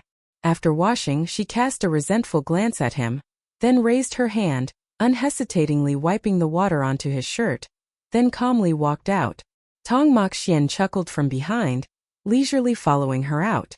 Tonight's dinner could be called sumptuous, but actually there was only one meat dish. The two of them had eaten quite a lot of seafood these 2 days, so at this moment, they harmoniously became people who liked eating vegetables. Hua Nian Sheng was eating when she suddenly received a call from Hua Jian. Gone. Before answering the phone, she didn't forget to remind Tong Moxian to remain silent as a mute person, to keep absolute quiet. Tong Moxian.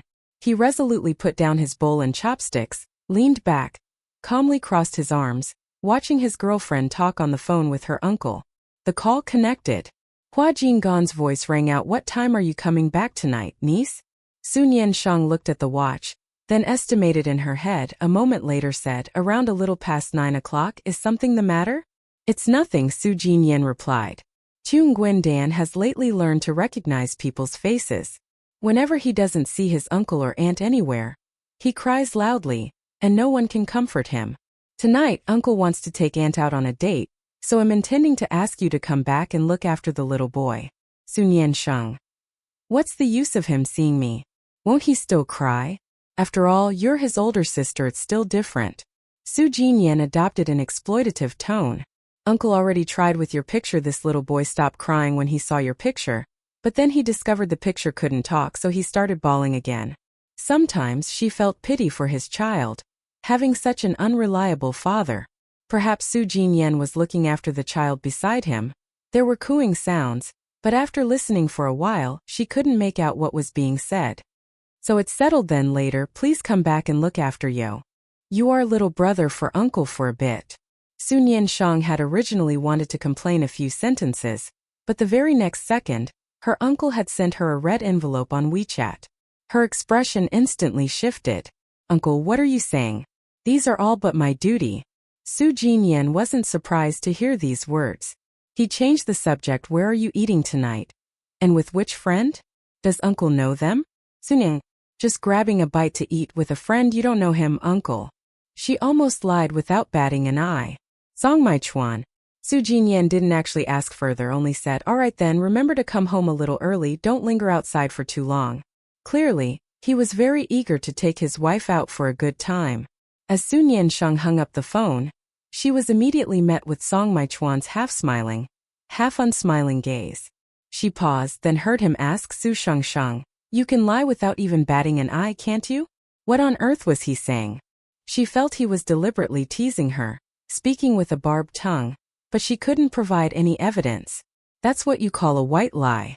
Su Niansheng adopted the stance of someone who would argue to their last breath. Obviously, if Su Jinyan knew that his beloved niece was dating his best friend, he would surely turn into a raging beast. Song Mai Chuan expressed his cooperation with his girlfriend's actions, as she chose to continue keeping it a secret.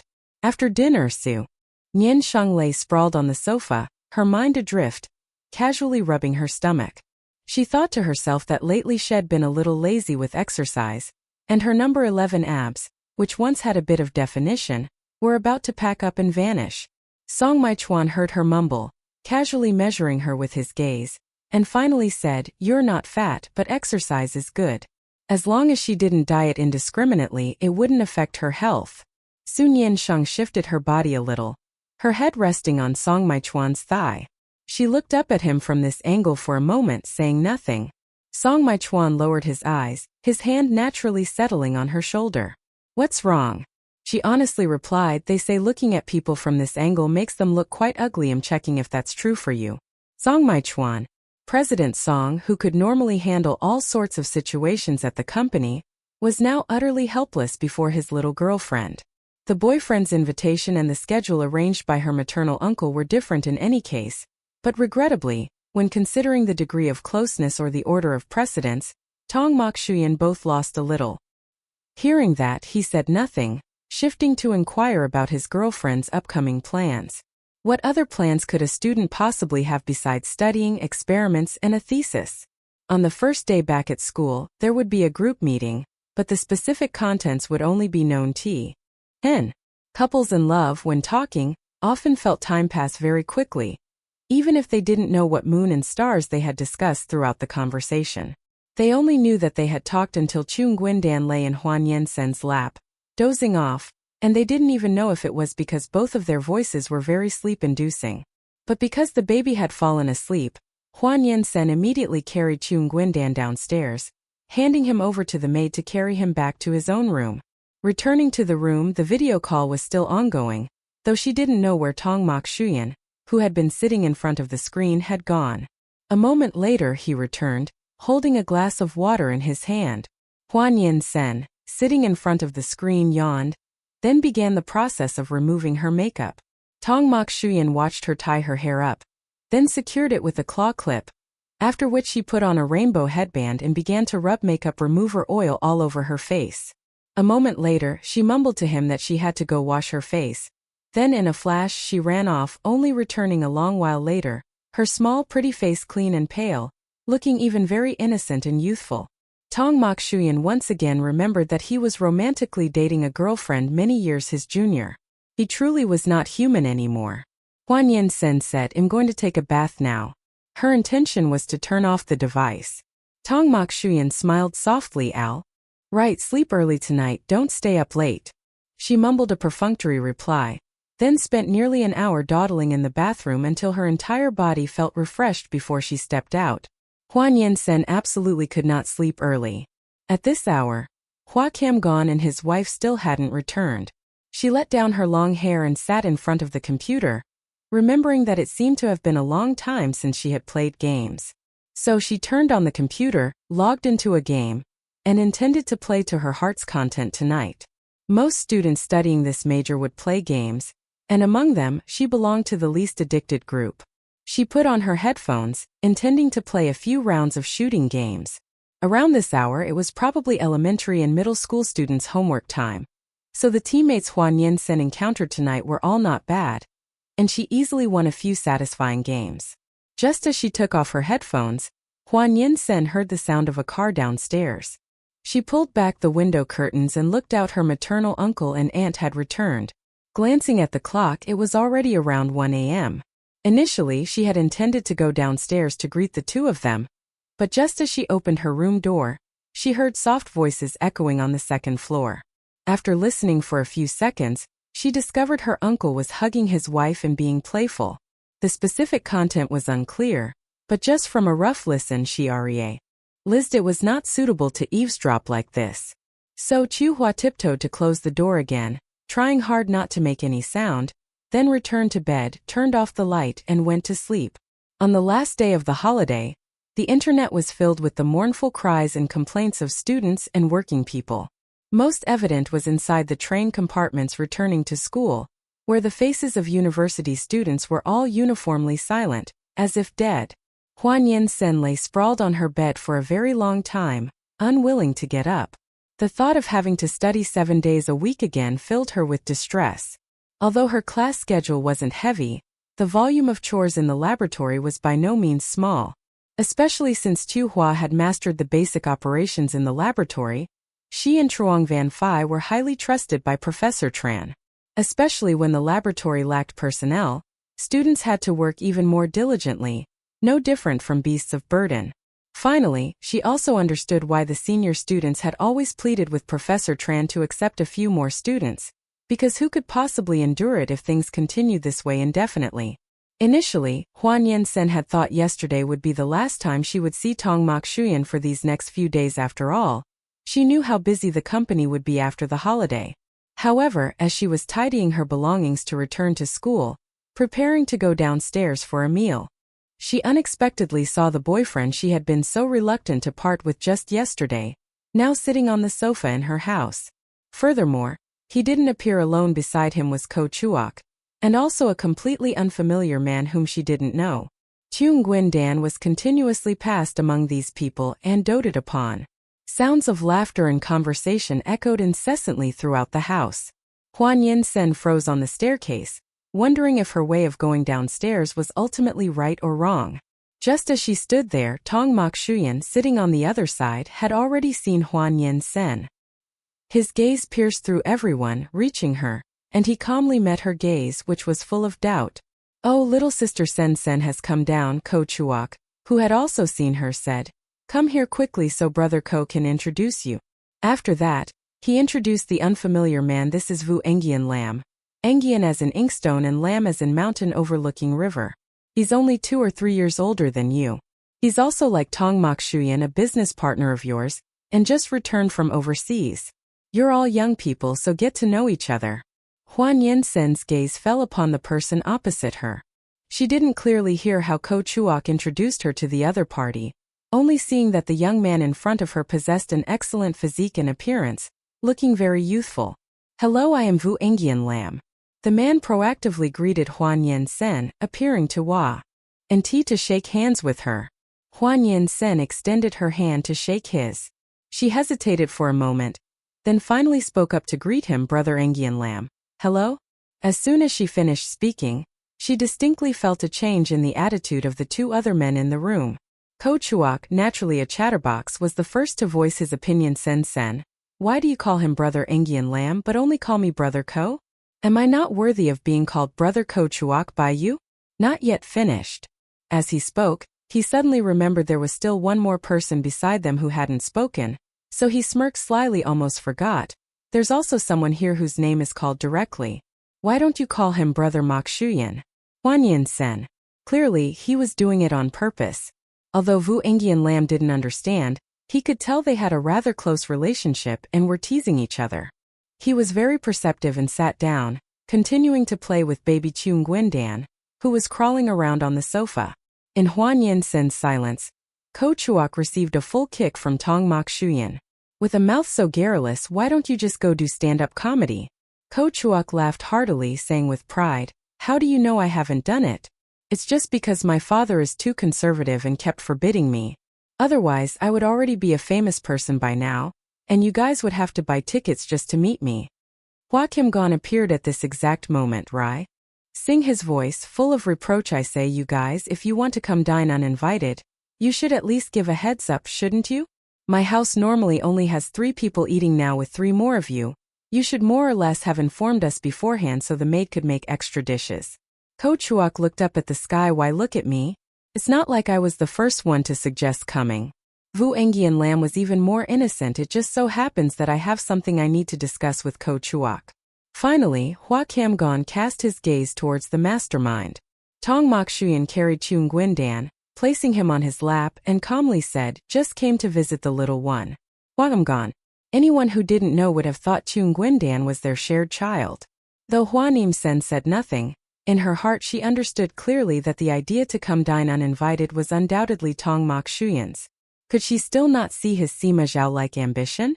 She silently took out her phone, busily tapping out something on it, and finally sent it.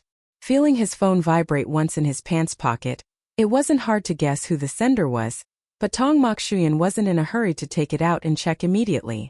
With guests at his house, Hua Kim-gon would never chase them away, no matter what. Furthermore, these people, though dropping by unexpectedly, hadn't come empty-handed.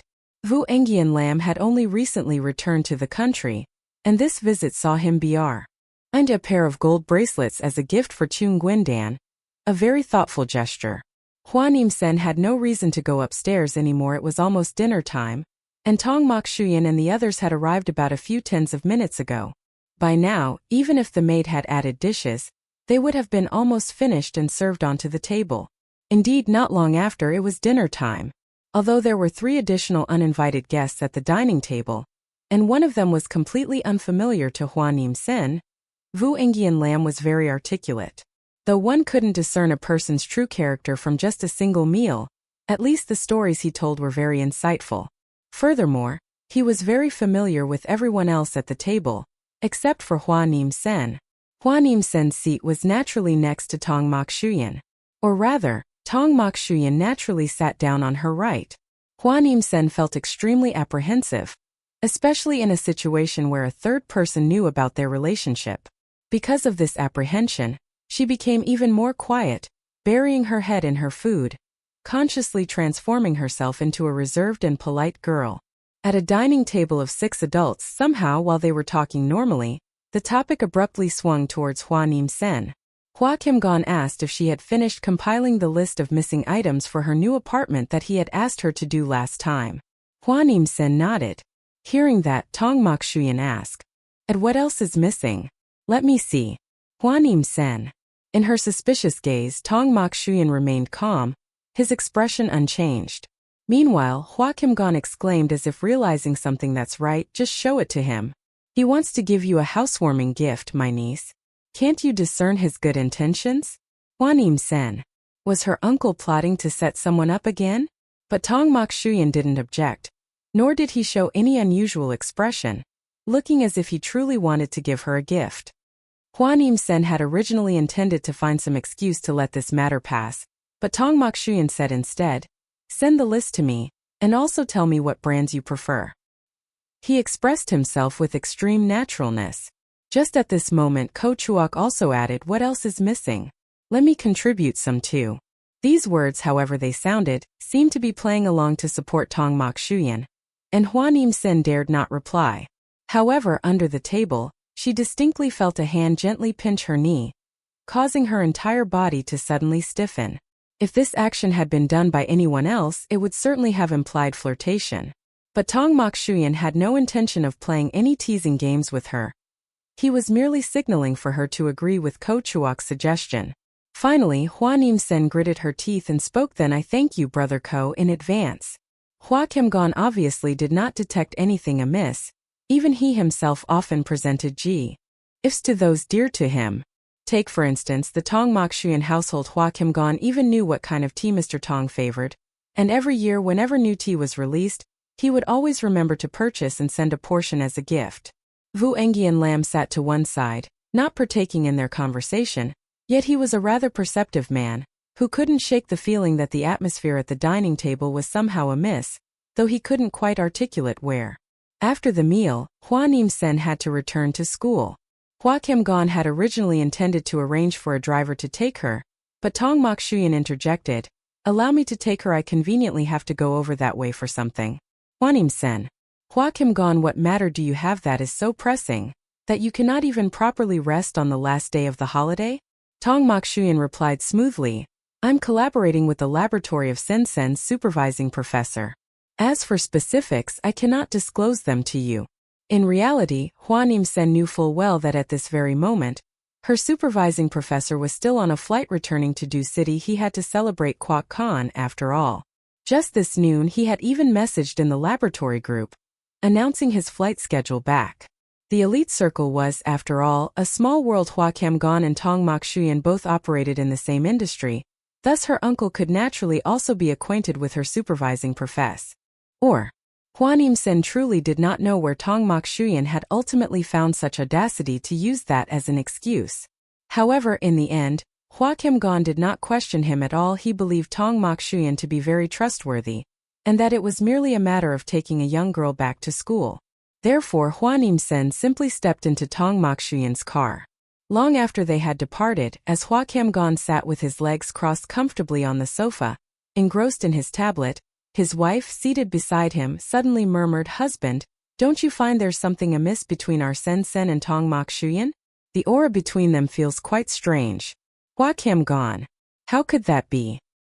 He reflexively dismissed the thought. To say nothing of the fact that Tong Mokshuyan already has a girlfriend. When the two of them first became acquainted, Hua Nian Sheng was merely 17 years old. If he were to make a move on her, wouldn't that be utterly despicable?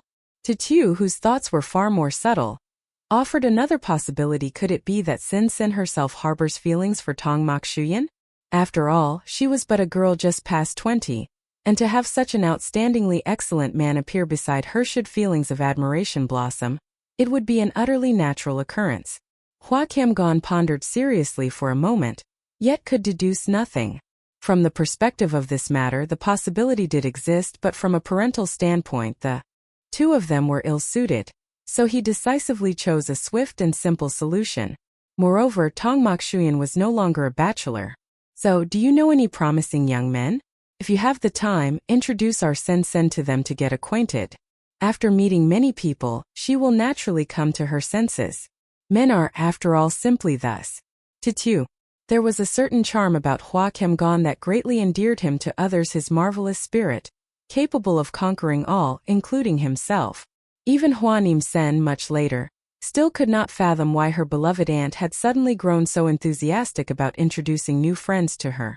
But that too was a story for another time. At this moment, Hua Nian Sheng sat in the passenger seat of Tong Mokshuyan's car, still mindful of his unspoken act of rushing to her house that day. Next time, you must not simply rush to my house without prior notice. I won't have time to mentally prepare myself. She mumbled, what if we are accidentally discovered? As they approached a red light intersection, Tong Mokshuyan slowly brought the car to a halt, then turned his head to gaze at her. In the past, I never notified anyone yet still arrived. Why has it suddenly changed now, that we cannot appear in the light? Hua Nian Sheng adamantly refused to examine herself. Well, who told you to insist on this kind of clandestine romance? Tong Mokshuyan suddenly chuckled, an emotion he couldn't quite articulate. He merely said softly, Sen, sooner or later we will make it public. Hearing that, Hua Nian Sheng froze, offering no reply. In truth, it wasn't necessarily so. Before, she had secretly loved him for a long time, only to fail in her confession, yet her uncle, living in the same house, had known nothing of it. Now that they were in a relationship, if they were to break up, perhaps her uncle still wouldn't know. Hua thought this but dared not voice it. A person in love cannot constantly utter the words break up. The green light illuminated, Tong Mokshuyan drove Hua Nian Sheng to school. Today's traffic situation was not at all favorable. It even necessitated mobilizing traffic police to regulate the flow of vehicles. Hua Nian Sheng, sitting in the passenger seat, adjusted the music in the car. That's right, now she dared to switch on the music in his car herself. Hua Nian Sheng's musical taste was somewhat different from Tong Mokshuyan's. She had even picked up a few dance moves. She listened to all the pop songs trending online, or new releases by any boy or girl band generally. Her music taste was quite eclectic. At this moment, a light rock song by a girl band was playing in the car. Hua Nian Sheng listened, shrugging her shoulders to the rhythm, and after a few more seconds, her head couldn't help but bob along. Tong Mokshuyan did not concern himself with what she did to his car. Finally, they arrived at the school. Before Hua Nian Sheng could exit the car, Tong Mokshuyan called out to her, and over your phone first. Hua Nian Sheng, send me the list of things still missing in your house later. I will have someone send them over. Hua Nian Sheng's voice became softer. Actually, it's not really needed. Tong Mokshuyan spoke in a gentle voice but did not allow her to refuse. Just send it to me. Don't think about saving money for me. Finally, he received a list of missing furniture from Hua Nian Sheng. Of course, not all of it, some things she wanted to go choose herself. The matter of furniture ended there. Tong Mokshuyan suddenly reached out and took Hua Nian Sheng's hand, caressing it in his palm. Hua Nian Sheng did not understand what he meant. Why do you call Vu Engian Lam on Engian Lam? Sure enough, it was time for her reckoning. Hua Nian Sheng did not know if this could be considered kochuok, having successfully alienated the two of them, or not. I just found calling him on Vu didn't sound very good. That was also just a sudden brain reaction once the words were spoken. Could they really be taken back? Besides, his name is also very nice. Calling him that way is not wrong at all. If you don't like it, then next time I won't call him that anymore. Hua Nian Sheng would not argue with her boyfriend over unimportant matters. She gently shook Tong Mokshuyan's hand, meaning she hoped he would let this matter go. Tong Mokshuyan paused, still using a calm tone, to ask her, if the two of us weren't together, would you like the type of person like Vu Engian Lam? The youthful T. Like him. Hua Nian Sheng. Finally, she heard a hint of his age-related anxiety in this question. Why was he getting jealous over such trivial things? She had only met Vu Engian Lam exactly once. Handsome he certainly was, and younger than Tong Mokshuyan too, but honestly, when the two of them stood together, they somehow didn't seem to be the same type. If only judging by appearance, it was a tie. Could she possibly be having an emotional affair or something? Hua Nian Sheng leaned closer to Tong Mokshuyan, reached out and touched his forehead, murmuring as if asking herself, my boyfriend isn't running a fever, so why is he talking with such a lack of confidence? Tong Mokshuyan was amused by her action. The next second, Hua Nian Sheng suddenly leaned in and planted a quick kiss on his cheek. Tong Mokshuyan, I only like you. The comforting words almost came out of her very easily. She didn't know others, she only knew herself. Once she truly loved someone, it was very difficult for her eyes to fall upon anyone else. Although she still maintained an attitude of uncertainty about the future of this relationship, that did not prevent her from dedicating all her sincerity in the present.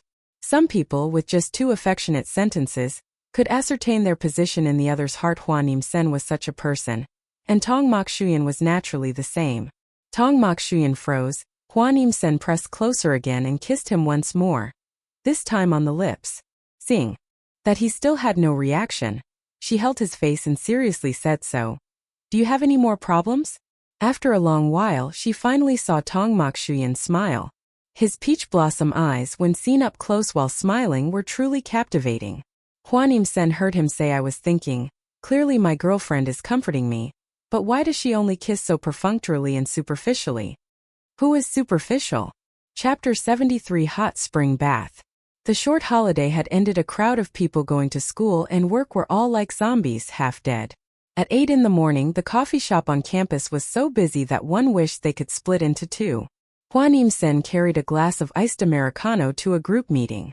Upon arrival, she saw that everyone also had a glass like hers, except Professor Tran, who paid great attention to health and drank chrysanthemum tea. Evidently, everyone's spirits were very stable. Especially Trong Van Phi. The dark circles under his eyes were so deep that he could transform into a panda without any additional makeup. Hua Nian Sheng still vaguely remembered her first impression of this fellow student when he first enrolled. He was a stylish guy, meticulously grooming his appearance, but now he just threw on a very simple set of clothes and ran here in this state. How is this any different from being in love for a while, and suddenly becoming slovenly and disheveled in front of your partner? It had only been less than a month since starting school. The fate between graduate students and the university comes quickly and leaves quickly. When pursuing, they exert all their efforts, even making grand vows that if they couldn't get into this school, they would just quit studying altogether, but once their wishes were fulfilled, they no longer cherished it. Professor Tran looked at the spirits of the group of students, coughed a few times.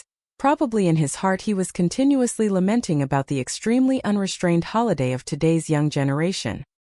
He said a few opening remarks, all of which were not important content, so everyone heard it in one ear and let it out the other. After finishing the opening part, what followed was the main point. Regarding the model competition that Muk Haijia and Hoke Thua were about to participate in, Professor Tran said they could also bring along Hua Nian Sheng and Truong Van Phi. This competition limited the number of members in a group from 3 to 4 people. Older students guiding and mentoring younger students from later years was a normal thing. If the new people were too weak in ability, Muk Haijia could completely consider forming a group with others from the same year. But because they didn't share the same supervising professor, their scientific research directions would naturally also be different, leading to many ideas clashing during the group formation process, bringing along disagreements about who would be in charge, which was very tiring. Naturally, the junior members within their own family were still more obedient and amenable. Hua Nian Sheng and Truong Van Phi were at a point where they needed awards and works to beautify their resumes. Naturally, they would not refuse such a good opportunity. The 2 first-year graduate students used the tone of inexperienced novices to speak to the 2 rival seniors. We are a bit foolish, please help us again. Tong Mokshuyan's biggest concern when in love was his demanding work, which often kept him from his girlfriend's side. When he was the same age as Hua Nian Sheng, he had witnessed those around him who had a taste of love's intoxicating brew cling to each other like barnacles. One day without meeting felt as if the sky was about to collapse. In his role as a boyfriend, he still hoped he could spend as much time as possible with his girlfriend while still ensuring he handled his work well. But the result was, not only was he busy alone, his girlfriend was even busier than him. A few days after the National Day holiday, Tong Mokshuyan's time at the company had to unwillingly increase more than usual. There were several evenings when he still had to stay to work overtime. Day by day he could only maintain contact with his girlfriend via phone messages. But usually, the scene that played out was him sending a message, And a very long time later Hua Nian Sheng would reply to one message or vice versa. In the evening he wanted to video call her to talk, but as soon as he opened the camera he saw his girlfriend's sleepy face. She was so sleepy that she dozed off while sitting and talking to him. Hua Nian Sheng dreamily said to him, "I feel like my head is crammed with too much knowledge and data. It's almost overloaded." Her voice was soft like a stream. Tong Shuyan, upon hearing it, unconsciously curved the corners of his lips. But he didn't feel it was right to monopolize his girlfriend's precious little resting time. He could only talk for a few minutes before hanging up so she could go to sleep. Hua Nian Sheng was busy not only on weekdays, even on weekends. Tong Shuyan couldn't make plans with his girlfriend. The result of not being able to date his girlfriend was that he had to frequent unimportant engagements. Perhaps Gu Chuak himself also felt that the frequency of meeting Tong Shuyan during this time had significantly increased. He let out an "oh" sound. "I say, why does Director Tong have so much free time lately?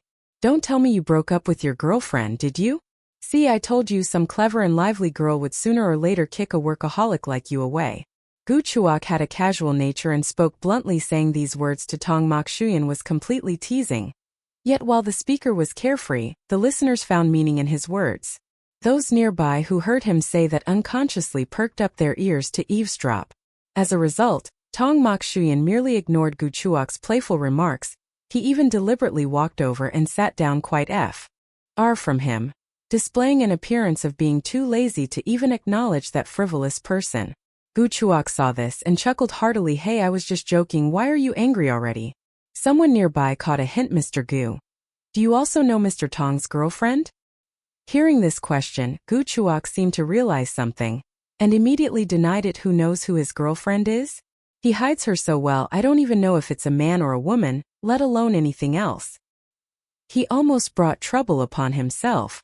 If those two were to make their relationship public later, wouldn't he, as the first person to know, unintentionally forge an eternal feud with Hua Kim Gon? Tong Shuyan watched Gu Chuak act out his play from beginning to end. His acting was deeply immersed, but he was also too lazy to expose him. Gatherings like this usually involved more chit-chat than serious business, but some social relationships could not be avoided. Tonight, Tong Shuyan's attendance was merely for the sake of appearances. By this hour, his girlfriend had probably already fallen asleep from exhaustion. Gu Chuak brazenly sidled over and whispered to him, "Hey, don't tell me you really had a fight with Sen. Tong Shuyan." He glanced at the other party and said in a cold voice, "Shut your dog mouth." Right now, even if he wanted to argue with his girlfriend, he couldn't. Gu Chuak couldn't understand how the two of them were dating, but he knew perfectly well that if people in love had little contact, trouble would arise sooner or later. So, as a seasoned veteran, he offered his advice. "Don't say that your brother don't want what's best for you, but when it comes to dating, one person has to be a bit more proactive. She's busy, you are too. In the end, no one talks to anyone. How is that any different from a silent breakup by default?" Tong Shuyan chuckled, looking at him with interest. "I recall your longest relationship only lasted half a year, didn't it? And that was also one of your few serious relationships. How long have you two been in love? Not even 2 months yet." He was unconvinced. "Whether you'll still be in love by next year is still unknown. Don't sit here and look down on me." Tong Shuyan did not comment further on Gu Chuak's personal style. He swept his eyes around, then suddenly asked, "Wu Engian Lam didn't come? I remember you invited him too, didn't you?" "He's at home taking care of his beloved cat," Ko Chuak said. "He raises cats as if he's raising children. Today, right after work, he discovered his cat wasn't feeling well, so he immediately rushed, cradling the cat, to the pet hospital. Now, probably in his eyes there's only that cat." Tong Shuyan said nothing more. This Wu Engian Lam, from childhood to adulthood, truly belonged to the gentle faction. Ever since he was a tiny child, he was refined and polite. Everyone believed that in the future he would surely enter politics. After all, his family background was also perfectly suitable. The result was that after finishing high school, Wu Engian Lam went to America to study abroad, then eagerly started a business with his schoolmates over there, only recently returning to the country. Young and highly talented, he was a Wu CEO truly worthy of his name. Such legendary outstanding figures were not lacking in this circle. Tong Shuyan drank a little wine, played a few rounds of board games with everyone, and halfway through lost 2 rounds. The rules stipulated that the penalty was to drink an interlocked arms toast with someone present tonight. There were quite a few young girls here. All very beautiful, although not all of them were young ladies from wealthy families. Everyone harbored the dream of a sparrow transforming into a phoenix. Tong Mokshuyan stared intently at the rules for a few seconds, chuckled softly, then raised his glass to clink with Ko Chuok. Come on, drink a glass with me. Ko Chuok? Those around immediately joined in the clamor. Brother Tong, although we aren't obligated to drink with the opposite sex, isn't what you're doing a bit too intent on upholding male virtue? Ko Chuok was first stunned, then burst out laughing heartily. Tong Mokshuyan, you really are. Ha ha ha, can you be a little braver? It's just an interlocked arms toast. Tong Mokshuyan clicked his tongue. I just want to drink with you, what's wrong with that? Ko Chuok. If Hua Nian Sheng were here, this matter certainly wouldn't have fallen upon him. In the game, Tong Mokshuyan wasn't overly picky, it was just that he normally rarely took part in penalties involving physical contact with others. The Tong family's status was already predetermined to be high. No one would be foolish enough to deliberately make things difficult for him. Moreover, if one didn't want to suffer the penalty, one could choose to drink. Today, witnessing Tong Mokshuyan and Ko Chuok share an interlocked arms toast was an extremely amusing event. Thus everyone became even more excited. Some even pulled out their phones, ready to record a video, while others, perfectly fitting the scene, played the song Let's Get Married. The interlocked arms toast hadn't even been drunk yet, but everyone was already laughing their stomachs sore. Ko Chuok was pushed into a tight spot, reluctantly raised his wine glass, and with his sworn brother, drank the interlocked arms toast. After the amusing show ended, laughter and incessant applause echoed throughout the private room, as if the two of them had just completed some important ritual. Faced with everyone's teasing, Tong Mokshuyan's attitude was very calm. He didn't even show that he cared about them. Conversely, Ko Chuok felt that he had been taken advantage of. Someone next to him covered their mouth, pretending to tease. Let's ship them. Let's stand this couple. Ko Chuok glanced. Ship? What ship? Shipping just anything will only bring harm upon yourselves. But he himself was quite open-minded. A moment later he continued. Shipping is fine, but don't stand on the wrong side, alright? Tong Mokshuyan. Among this group there weren't many normal people. He didn't linger in the room for too long. Waiting for this group to finish their party would be at least 1 or 2 in the morning. Tong Mokshuyan was already too accustomed to leaving midway. A person's stamina, however good, has its limits. That group of people didn't have to work. They normally stayed awake until 3 or 4 in the morning to sleep, and slept straight until 3 or 4 in the afternoon to wake up. Who could compete with them? Hua Nian Sheng had a good sleep, only waking up to find out that in some group chat, her boyfriend had been paired up with Ko Chuok by others. After understanding the whole story, she hugged her stomach and kept laughing. Laughing by herself wasn't enough. She even called the party involved to continue laughing. At that time, Tong Mokshuyan was on his way to work. Hearing her voice on the phone, he chuckled softly. He asked, what's so funny? They're just playing along for fun. Hua Nian Sheng had laughed enough, replied, I find it amusing, especially when combined with the background music played in the room at that time. Tong Mokshuyan didn't mind being teased by her. He asked, have you eaten breakfast yet? Are you free any day soon, this weekend for example? Hua Nian Sheng suddenly remembered that it had indeed been quite a while since the two of them had met. Their last meeting was on the last day of the Nat Iona L-Day holiday, and now in the blink of an eye almost 2 weeks had passed. Because she had to participate in that competition, the blood of hard work surged within her again, causing her to concentrate all her efforts on it, not paying attention to her phone for hours on end, only focusing on studying models or diligently typing code. Moreover, this was a team-based work, 2-on-2. Since she and Truong Van Phi were new, their skill level was still that of a novice, so they could only follow and learn from the senior students. Although they were also assigned tasks, there was still a difference compared to those who had been ahead for 2 years. During this time, Hua Nian Sheng was often so busy that she would only reply to messages once every few hours. Tong Mokshuyan, even if he was busy, wasn't as busy as she was. He didn't even dare to say much. Whatever was said, studies still came first. If by chance he made the little girl feel that romance was too bothersome, affecting her studies and causing her to demand a breakup with him, then that would be an extremely big problem. The weekend won't work. Hua Nian Sheng almost immediately refused. Then, after thinking, said Friday evening would be fine. Even free time had to be pondered and considered to such an extent. She didn't forget to ask again, so are you free on Friday evening? Free. Since she had already said so, even if he wasn't free on Friday, he was compelled to be.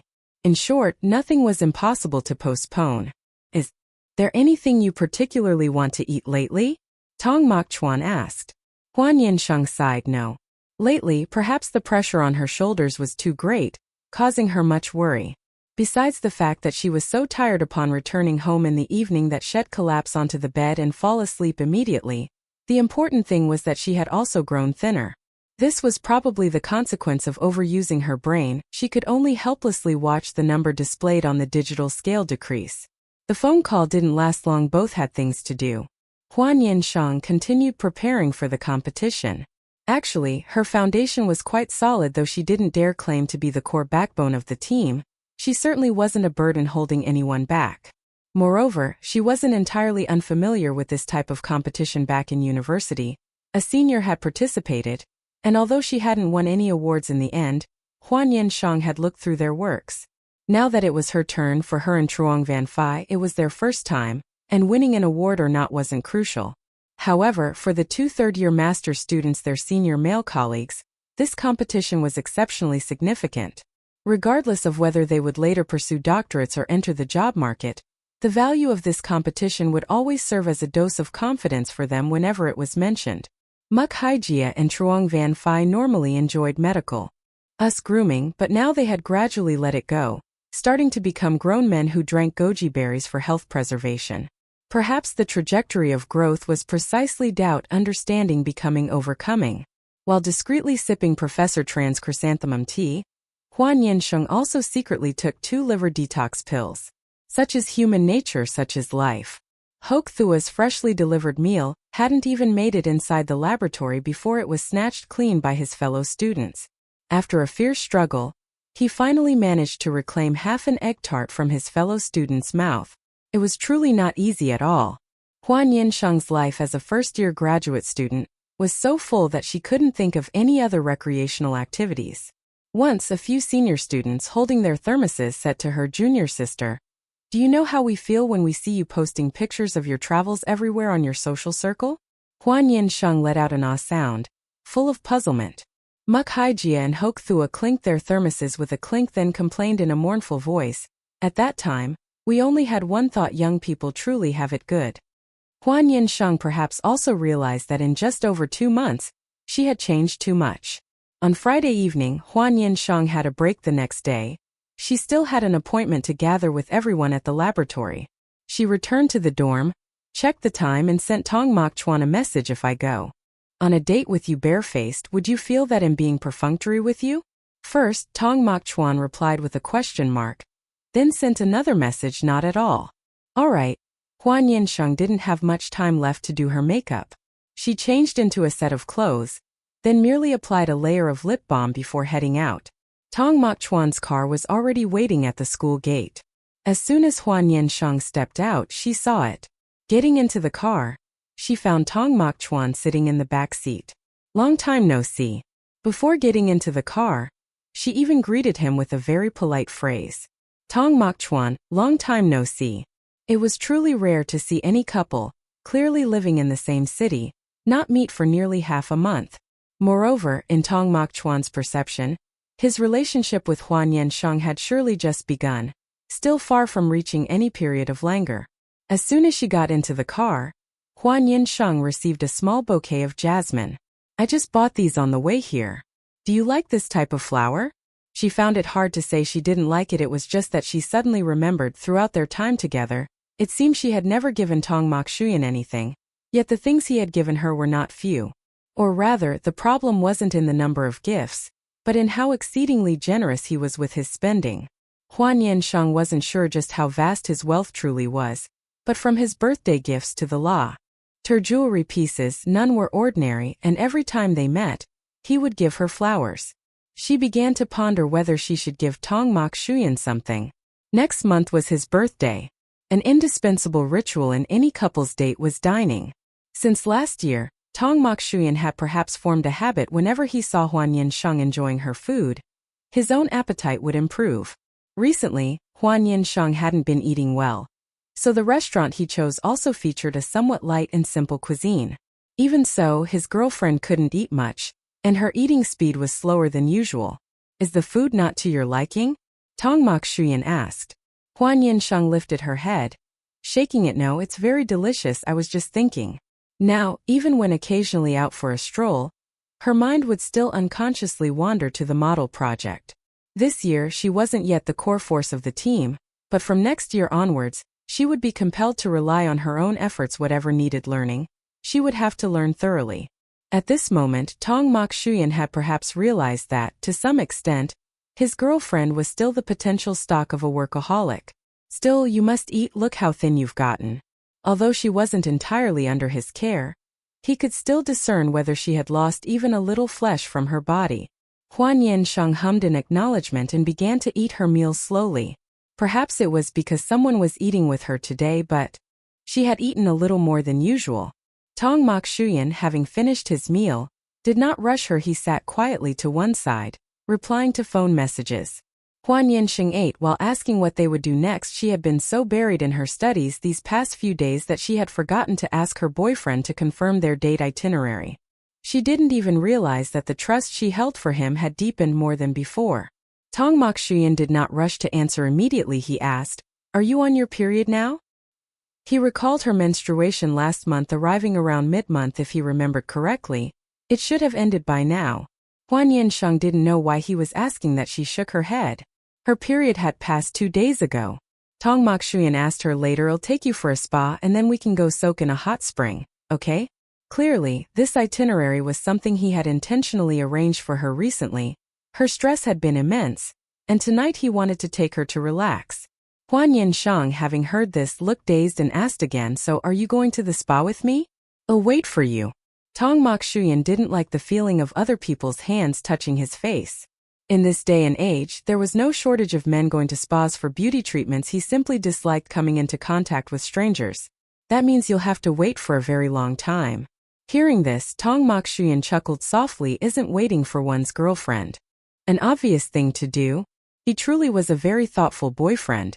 Hua Nian Sheng suddenly felt that her judgment of character wasn't bad at all. She, of course, had no objections to his arrangements. Lately, she was truly quite tired compared to the physique of a special forces soldier before the start of the school year. She had almost transformed into an entirely different person. Especially now that her university juniors were having physical fitness tests. Every time she looked out at the distant sports field and saw people running 800 or 1,000-meter long distances, Hua Nian Sheng would feel her own body grow weak and feeble. It was truly terrifying. Heaven only knew how her 4 years of university had passed. After finishing their dinner, the two left the restaurant. As soon as they stepped outside, the night breeze swept in, gently swaying the hems of their clothes. Recently, temperatures had fluctuated greatly. Due city at night almost always required wearing an outer jacket. Today, Hua Nian Sheng wasn't wearing a dress. She wore only a casual outfit, topped with a pink jacket, creating a stark contrast to Tong Mokshuyan's style. From here, there was no need to drive. The two walked ahead hand in hand, Hua Nian Sheng chattering away to Tong Mokshuyan about how challenging the model competition was, and while she was at it, asked him if he had participated in any similar competitions during university. Of course, his voice carried a hint of laughter. "If you have time, drop by my place to see the trophies. Both individual and team awards are there." Huaning. The things that made her troubled now, her boyfriend had all experienced. Moreover, he had achieved good results. This was one of the differences due to the age gap. Xiaohua sadly asked herself, "When will I have a trophy of my own?" During university, Hua Nian Sheng had also participated and won awards in similar competitions, but not at the same level as the competition she was currently facing. The opponents she met were basically elite students selected from top universities nationwide. One could only say, beyond mountains there are mountains, beyond the skilled there are the more skilled. Tong Maichuan stroked her head, smiled and said, "You are so excellent, sooner or later you will have it." He believed in her very much. The period of walking after dinner was dedicated to conversation. A couple in love who lacks sharing would be a noteworthy problem. Normally, Hua Nian Sheng was quite active on social media. And now in love, she was even more willing to share the things happening around her. As for Tong Maichuan, his daily life naturally revolved around his company. Now, most of Hang Chuan's decisions were overseen by a newly promoted vice general manager. Assistant Jiang had been promoted. Initially, Tong Maichuan intended to bring Assistant Jiang in as a senior executive at Hang Chuan, but later he gave him two choices. One was to stay at Hang Chuan and assume a senior executive position. The other was to follow him to take office at Tong Group's headquarters. Still closely following Tong Maichuan, both position and salary increased. It was just that he could no longer have as much power as at Hang Chuan. The essence was still to oversee big and small tasks beside him. After considering, Jiang Ziyan chose to continue following General Tong. Tong Maichuan highly valued such people, young with great ambitions but possessing enough patience to reach success. Hearing him recount stories about his old colleagues, Hua Nian Sheng's spirits brightened a little. Before long, the two had arrived at the next stop on their date itinerary. The beautiful girls at the beauty salon respectfully welcomed the two in. This beauty salon was very famous here. Hua Nian Sheng had heard others mention it before. Afterwards, she was led inside for a facial. Tong Maichuan waited beside her. Midway he had to step out to answer a phone call. Before he returned, the female staff member serving Hua Nian Sheng kept praising her, saying she truly had a good eye for people, and also said that not many men were willing to accompany their girlfriends for such services. Only when it ended did Hua Nian Sheng learn that Tong Maichuan had registered for a service card here, spending a not insignificant sum of money. Afterwards, that card neatly found its way into her handbag. Rich young masters just burn money like that for fun. The hot spring bathing area was located right inside this building. One only needed to take the elevator up to reach it. For some reason, Hua Nian Sheng suddenly felt a little nervous. Chapter 74 Kiss or Not. Just now, she only thought about going to bathe in the hot spring but didn't think about how they would bathe, whether it was a large pool or some other kind. For activities like these, if she didn't invite a close friend to go along, Hua Nian Sheng would never go. Now she only felt herself a bit naive, a couple in love going to bathe in a hot spring together. No matter how she thought about it, it felt suggestive. From the moment she stepped into the elevator, Hua Nian Sheng's silence was clearly visible to the naked eye. No one knew what she was reassuring herself about in her heart. It was unknown if Tong Maichuan saw through her thoughts, but he also remained silent. Occasionally his gaze would sweep over his girlfriend's head. Unknowing what he was thinking of, he quietly chuckled to himself. This place was called a hot spring, but it looked more like a hot spring-themed hotel. A girl in business attire very enthusiastically led them to a room, introduced the bathroom and the hot spring soaking tub, and finally instructed them that if they had any problems, they could call the reception desk at any time, and they would send professional service staff and wish them a wonderful night. Many times she truly didn't know if her thoughts were wrong anymore. Stepping inside, it was a large suite with two bedrooms, one large and one small. Both rooms had private bathrooms. The large bed in the master bedroom looked very comfortable. In the living room there was a sliding door. Hua Nian Sheng opened it only to discover that it was the hot spring area. That place seemed a bit dim, with two adjacent pools, and in between there was a dividing screen, half enclosed, half open. She knew that kind of screen. It didn't allow one to clearly see the person on the other side, but the silhouette of a person would be distinctly imprinted on it. She was silent, then silent again, finally turning to look at Tong Maichuan. The expression on Tong Maichuan's face was very natural. He raised an eyebrow and looked at her. What's wrong? Hua Nian Sheng said with a heavy heart. Nothing. I just suddenly don't want to bathe anymore. Tong Maichuan chuckled softly. He walked over and patted Hua Nian Sheng's shoulder. First, you go in and bathe already. In the very essence of Chinese people, there is a saying, since one has already arrived, then. Tong Maichuan gave up the bathroom in the large bedroom for Hua Nian Sheng. Hua Nian Sheng finished bathing and stepped out, wrapped in a bath towel. Clearly she hadn't soaked in hot water yet, but the person in the mirror suddenly became flushed. She used a sharp clip to hold her hair, sitting on the bed for a while. Finally, as she prepared to go out, she discovered several boxes of condoms of various brands placed on the nightstand. She quickly reached out and tucked all those things into the drawer. Opening the drawer, she then saw that inside there were even new intimacy tools. No wonder this hot spring hotel was so highly rated. Truly thoughtful. Hua Nian Sheng lingered for a long while before stepping out of the room. The living room was empty. She looked towards the hazy steam, seeing a figure in the pool. Tong Maichuan had his back turned to the living room. That back revealed muscles, especially in this hazy, steamy atmosphere. It looked even more alluring. In front of the pool, there was some wine, drinks, and fruit placed, likely just brought by the staff. Hua Nian Sheng's steps paused. For a moment she didn't know if she should continue to approach. Tong Mok Chuan seemed to sense it. He turned his head to look, his gaze lingering slightly. In his line of sight, Hua Nian Sheng was wrapped in a towel, her delicate collarbones and beautiful neck both revealed. The length of the towel could only cover a limited area. Her fair and straight legs were also very eye-catching. Perhaps the most stirring thing was still the little girl's expression. Shyness mixed with innocence, strands of hair falling across her forehead lightly blown by the moving air. He admitted he was taken aback. "Sheng, come here." He spoke, no hint of anything unusual in his tone. Under his gaze, Hua Nian Sheng slowly approached. Every step she took on the floor made her heart seem to beat faster. At this moment Tong Mok Yuan suddenly felt that being a gentleman was also difficult to achieve. Hua Nian Sheng did not linger too long in front of Tong Mok Chuan. She slowly moved to the side, dipped her foot into the water, then gradually immersed herself. The two sides were separated by a screen. She couldn't see Tong Mok Chuan, but even so the heat on her face still couldn't subside. She knew clearly that the distance between them was essentially just this one screen. She could even hear the gentle sound of water from beside her. Tong Mok Chuan's silhouette was perfectly imprinted on the screen. Hua Nian Sheng also saw her own silhouette. The curves of her body imprinted on the screen were clearer than ever. Hua Nian Sheng had no choice but to shift her attention. She looked at the arrangement here. Aside from anything else, this place had quite an antique style, with ornamental plants and decorations. Only the ceiling looked a bit monotonous. She had only just thought of this, when suddenly she heard a beep, and the scene on the ceiling abruptly changed. The image of an entire starry sky was projected, so realistic it was as if they were gazing at the night sky outdoors. Regrettably, Hua Nian Sheng knew clearly they were not currently on the top floor, and U City couldn't possibly have such a beautiful night view at this moment. "Beautiful, isn't it?" Tong Mok Chuan's voice resonated from beside her.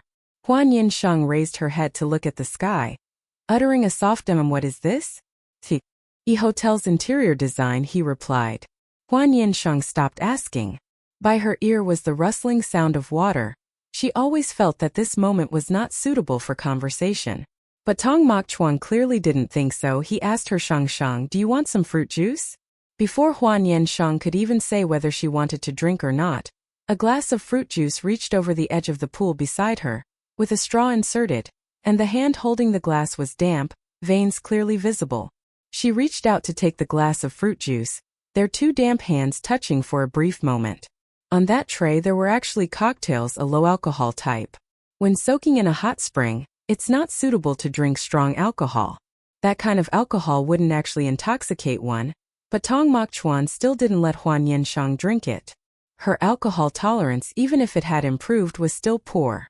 Hua Nian Sheng didn't know if Tong Mok Chuan was doing it on purpose or not, but by his side, occasionally the sound of water would ripple, especially when both were leaning against the edge close to the screen. Even the other's breath could often be heard. Perhaps he could also hear her breathing. Hua Nian Sheng's body was enveloped by the warm water. She closed her eyes and leaned against the edge of the pool to rest. It felt very comfortable. All the fatigue of these days seemed to have temporarily left her at this moment. Hua Nian Sheng didn't even want to move anymore. After a long moment of silence, she suddenly discovered that there was no movement from Tong Mok Chuan's side either. She opened her eyes and softly asked, "Tong Mok Chuan?" Almost the very instant she spoke, Tong Mok Chuan's voice also resounded, sounding without a ripple, "Sheng, do you want to kiss?" Hua Nian Sheng couldn't react in time. What? But very quickly she realized she hadn't misheard just now. Tong Mok Chuan had asked her if she wanted to kiss. Before she could answer, the screen in front of her was suddenly pulled aside by a hand. Tong Mok Chuan's face appeared before her eyes. The stone wall between the two pools wasn't thick. When the screen was parted, it became even more immediate. Hua Nian Sheng heard him ask again, "Sheng, a kiss?" She parted her lips, saying nothing. Tong Mok Chuan stood up, leaned forward, and said, "If you don't say anything, I'll take it as a yes."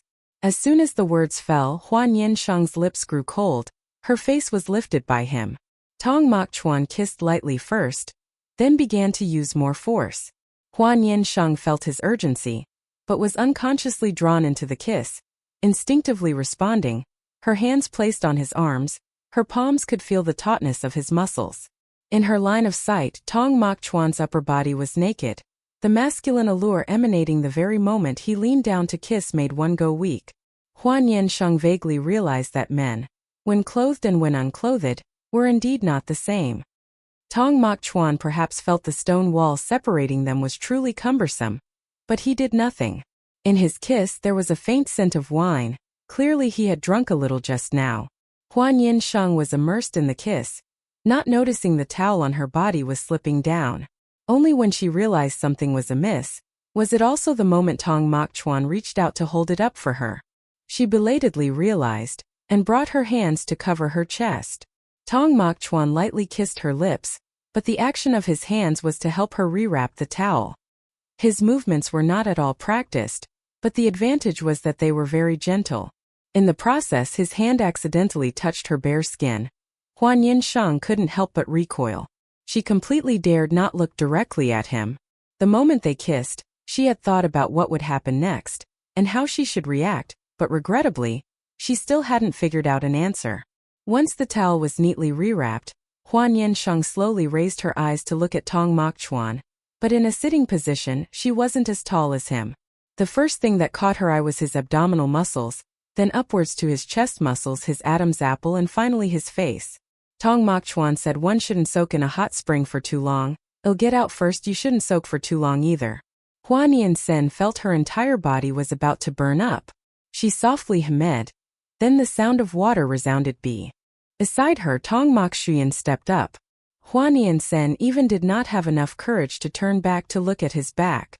There are ordinary people online who are very knowledgeable, their theoretical knowledge also very profound, but when it comes to the practical stage they become flustered and freeze. Hua Nian Sheng scooped a handful of water to splash on her face, trying to calm herself down. A moment later, she only then stepped out of the water and went up. Before returning to the room, Hua Nian Sheng was worried she would unexpectedly run into Tong Mok Chuan when opening the door. Fortunately, that did not happen. In front of the room door there was a bag of clothes placed ready. She picked it up to see. Inside was a women's sleepwear set, clearly prepared for her. She did not understand his intention, but still carried the bag of clothes into the room. Tong Mok Chuan was very thoughtful, he even thought of underwear. Hua Nian Sheng took a quick shower then changed into her sleepwear. The style of the sleepwear was very ordinary, just a pink long-sleeved sleepwear set. She lingered in the bathroom for a long while, suddenly hearing a knock on the door outside. Sen, may I come in? Hua Nian Sheng, hearing that, immediately walked over to open the door. Tong Mok Chuan was standing outside. He had also changed into a different sleepwear set of the same style as hers, only different in color. She did not speak first, clearly waiting for Tong Mok Chuan to speak. Tong Mok Chuan lowered his head. He used a negotiating tone tonight. Let's rest here. May I take you back to school tomorrow morning? Hua Nian Sheng did not answer him immediately. She paused for a moment, lifted her eyes, and used an uncertain tone to ask back, is it just resting? This question was relatively interesting. Tong Mok Chuan met her gaze. Between adults, some words do not need to be spoken too clearly. Hua Nian Sheng was younger than him but also an adult. He gently smiled. Yes, it's just resting. Hua Nian Sheng secretly breathed a sigh of relief. She said then all right. But after this sentence, Tong Mok Chuan stood motionless at the door. Hua Nian Sheng did not understand his intention, until the other party used an incredibly polite tone to say a sentence. May I ask? May I rest with you? Hua Nian Sheng. When Tong Mok Chuan said this sentence, his eyes held a hint of a smile as he looked at Hua Nian Sheng, making her emotions, which had only just with great difficulty calmed down, begin to boil over again, the back of her ears starting to burn hot. Now she was not wearing makeup. Her complexion turning bright red was clearly visible to the naked eye. Is that okay? Tong Mok Chuan asked again. This was not the first time sleeping in the same bed, but the previous time and this time were not the same. Hua Nian Sheng thought for a few seconds, in the end still yielding space for Tong Mok Chuan, allowing him to step in. Tong Mok Chuan raised an eyebrow, then Ca. Suli walked in. Hua Nian Sheng went to brush her teeth. When she came out, Seeing Tong Mok Shuyan leaning against the headboard looking at his phone, she suddenly felt this scene was somewhat like a concubine waiting to be granted favor. She should not overthink it. She quietly went to the other side of the bed's edge, then sat down. She had just finished her skincare routine inside. Not knowing if it was a coincidence or not, the skincare product this hotel prepared was exactly the type she usually used. "Are you about to sleep?" Tong Mok Shuyan suddenly asked. Hua Nian Sheng lay down, then waited for him to turn off the light. With a click, the room plunged into darkness. After both of them lay down together, Tong Mok Shuyan suddenly realized a problem. This bed was too large, so large that the two of them could almost each occupy one side. Even the blanket was very large. They completely did not have to worry about fighting over the blanket. Although he originally only wanted to have a truly innocent sleep, Tong Mok Shuyan did not expect it to be this innocent. But it took a little while longer before Song Mai Chuan finally released her. Hua Nian Sheng didn't know how much time had passed again. She turned over, quietly moving away from him. In the darkness, Song Mai Chuan watched his girlfriend's actions. He quietly smiled. A moment later, Hua Nian Sheng heard Song Mai Chuan's voice from behind her. He said in an exceedingly polite tone, "Do you need any help?" For some unknown reason, at that very moment, her reflexes suddenly shot straight to her brain, and she immediately understood the meaning behind his words. She bristled, curling up in the blanket and rolling all the way to the edge of the bed, even pulling the blanket over her head, using her actions to express her refusal. Song Mai Chuan chuckled, pulling her blanket away. Sheng, don't pull the blanket over your head, you'll suffocate." He pulled his girlfriend out from under the blanket. Hua Nian Sheng maintained a wary attitude towards him. "Don't touch me right now."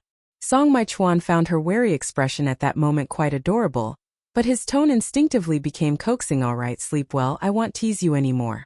After that, Hua Nian Sheng saw him get out of bed and go into the bathroom, and soon after, the sound of water running from the shower echoed. She stared at the ceiling for a moment, then pulled the blanket over her head once more. She didn't know if the kiss had truly consumed her energy or if Song Mai Chuan was taking too long in the shower. He still hadn't returned, and Hua Nian Sheng's drowsiness swept over her. She pulled the blanket over her head and fell asleep, unaware of anything else, nor did she know when Song Mai Chuan returned to bed. When she opened her eyes again, it was the sound of her alarm clock waking her up. Hua Nian Sheng's mind hadn't even had time to start up yet, when she found herself being tightly embraced by someone. He fumbled for her phone to turn off the alarm. The person beside her also woke up, stirring slightly. She paused, the long arm of the person beside her stretched out, reached her phone, and with a single swipe turned off the alarm. "Good morning." Freshly awake, Song Mai Chuan's voice sounded deep, husky, and alluring. Hua Nian Sheng replied with a good morning, then sat up. She was still a little dazed, sitting still, waiting for her brain to start up. After her personal hygiene, Hua Nian Sheng walked out and saw Song Mai Chuan ironing clothes. She had just been wondering why she hadn't seen the clothes they had changed out of yesterday. This suite was equipped with both a washing machine and a dryer. One could only say that nothing was impossible to provide for the wealthy. Hua Nian Sheng sat on the sofa watching Song Mai Chuan busy himself, and in that moment, she truly felt a certain husband-like aura emanating from him. But she knew very well that he was not the type of man who enjoyed doing housework like that. In other words, he didn't like to waste time on household chores. But Hua Nian Sheng didn't know that in a relationship, people would, more or less, undergo corresponding changes. For example, some things one previously didn't want to lay a hand on, but when done for the sake of the other person, one would feel very happy. Early in the morning, Hua Nian Sheng didn't want to talk. She silently sat in a daze for a while. The hotel staff brought breakfast. She proacted. Evely went out to open the door and take the breakfast. After breakfast, it was time to take Hua Nian Sheng back to school. While changing clothes, looking into the mirror, she only then noticed 2 pink marks on her chest, one dark and one light, and Hua Nian Sheng's memories of last night suddenly rushed back like a waterfall. He had said he would only plant 1 strawberry, hadn't he? Chapter 75. What are you touching? After Hua Nian Sheng finished changing, she immediately went out to settle scores with Song Mai Chuan. She pulled down her collar, her words blunt. "Look at the good deed you've done." Song Mai Chuan slightly raised his eyes. He had seen it. Her skin was naturally fair, never exposed to harsh weather. always cherished and pampered from childhood to adulthood, her skin tender and soft. Last night the light was very dim.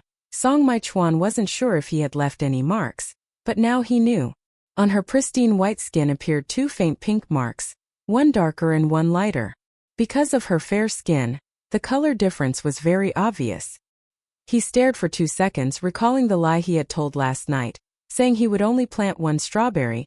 He suddenly laughed aloud. I apologize, darling, the light wasn't good last night.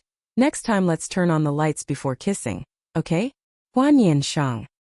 He spoke casually, without the slightest bit of remorse. Hua Nian Sheng didn't want to pay attention to him anymore, intending to leave, but Song Mai-chuan pulled her hand back. She lost her balance and fell straight into his embrace. In the moment their eyes met, Song Mai-chuan lowered his head and kissed her. It was daytime now. His kiss seemed much simpler. Perhaps he truly only wanted to kiss her. Hua Nian Sheng cooperated with him for a little longer, then pushed him away. She said, I have to go back to school now. This morning she still had an appointment with her teammates. There wasn't much time left now. They would have to leave quite quickly. In short, Hua Nian Sheng didn't want to be late. Tong Mokshuyan glanced at his wristwatch, then bent down to kiss again, saying, we have time. Hua Nian Sheng. He's so clingy. Hua Nian Sheng didn't know if it was because Tong Mokshuyan was a stoic man who had finally bloomed, but he truly was always the proactive one in this relationship. When are you free next time? While in the car, Tong Mokshuyan suddenly asked. Hua Nian Sheng fell silent. The two of them hadn't even said goodbye yet, but he was already asking about the next date. After hearing this question, it felt as if only she was busy, while Tong Mokshuyan was also often so busy he was nowhere to be found. If she were to describe it herself, then her busyness was periodic, while Tong Mokshuyan's busyness was continuous. But since he had asked that way, she could only say something very fitting for her current status. This still depends on the completion progress of the current project. Wait until I'm done with work, then I'll tell you. This sentence sounded even more commercial than Tong Mokshuyan's usual conversations with clients. His girlfriend made him laugh. Why did he keep feeling like a concubine in the imperial harem waiting to be summoned for intimacy? All right, Director Tong also enthusiastically cooperated in his reply. Arriving at the school gate, Hua Nian Sheng hurriedly got out of the car. Only had time to leave Tong Mokshuyan a fleeting goodbye kiss like a dragonfly skimming the water, then scrambled into the school. Tong Mokshuyan watched her retreating figure until she completely disappeared from sight before driving away. Hua Nian Sheng continued to be busy with her work, if not doing assignments, then she was on her way to do assignments. Her eyes were always sore and tired from reading theses. Her other classmates were not much better off than her. The life-sustaining health products in the laboratory changed, transformed into iced Americano, or what was also called emergency health products. Every day she could go without checking her phone for many hours straight, no matter who was looking for her on the other end of the line. All received the privilege of waiting in her message inbox. Anyone who truly needed to find her urgently would call directly. When time was scarce, people would often feel a day fly by in an instant. Hua Nian Sheng felt a large handful of her hair had fallen out, but time still passed too quickly. The people in city you gradually put on warm coats. There were 2 eyes of drizzling rain. The weather became extremely cold. Sometimes Hua Nian Sheng didn't even want to leave the house. The preliminary round took place in November. Previously, Hua Nian Sheng had thought that next time she didn't know when she could squeeze in a date with Tong Mokshuyan. After all, the previous dates were all arranged by him. She felt she should also arrange one for him. But the result was, if she wasn't busy, then Tong Mokshuyan also had to go on business trips. This led to a situation where when Tong Mokshuyan wanted to send furniture to her, Hua Nian Sheng also couldn't be present. She had no choice but to directly give him the password, so he could fully contact the delivery person. Tong Mokshuyan also resigned himself to his overly busy girlfriend. He couldn't become a stumbling block for her because of a little companionship. Because he had more free time outside of work hours, Tong Mokshuyan also participated in some not-so-important social gatherings. There were also times when he was teased a few words by acquaintances, but as the number of times he was teased increased, somehow there were rumors that he had broken up with his girlfriend. Tong Mokshuyan was too lazy to explain his romantic relationship to others. Explaining would be redundant. But not explaining, however, led to encountering some brainless fools who thought he needed to heal his broken heart after a breakup. They felt that he sat there, his whole body enveloped in a sense of despair. Denkei after heartbreak. Some people, not understanding what was in their heads, thought he needed his heart soothed. And the way to soothe him, if not by offering women to him, then by approaching him themselves. After a few such instances, Tong Mokshuyan resolutely stopped going out in the evenings. It was too much of a headache. Gu Chuok had asked him very seriously about this matter. What exactly is going on with you and Sen Sen? Who in the world falls in love and doesn't go on dates? It's one thing if you're busy normally, but you don't even take your girlfriend out on weekends. Did you two argue? Or have you really broken up? Tong Mokshuyan. When he learned the reason Tong Mokshuyan wasn't dating but still had time for social events was because his girlfriend was too busy, Gu Chuok was stunned for a moment, then started to laughed very loudly. Ha ha ha, I'm sorry, I was too old-fashioned. Sen Sen, just by looking, is clearly the career woman type. It's very normal for her not to have time to pay attention to you. In their circle of friends, whenever love was mentioned, it would always be a man or woman revolving around the other. It must be admitted that often money was an incredibly good thing.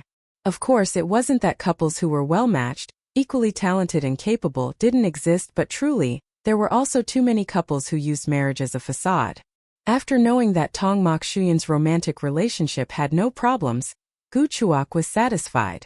And left with the baseless rumors.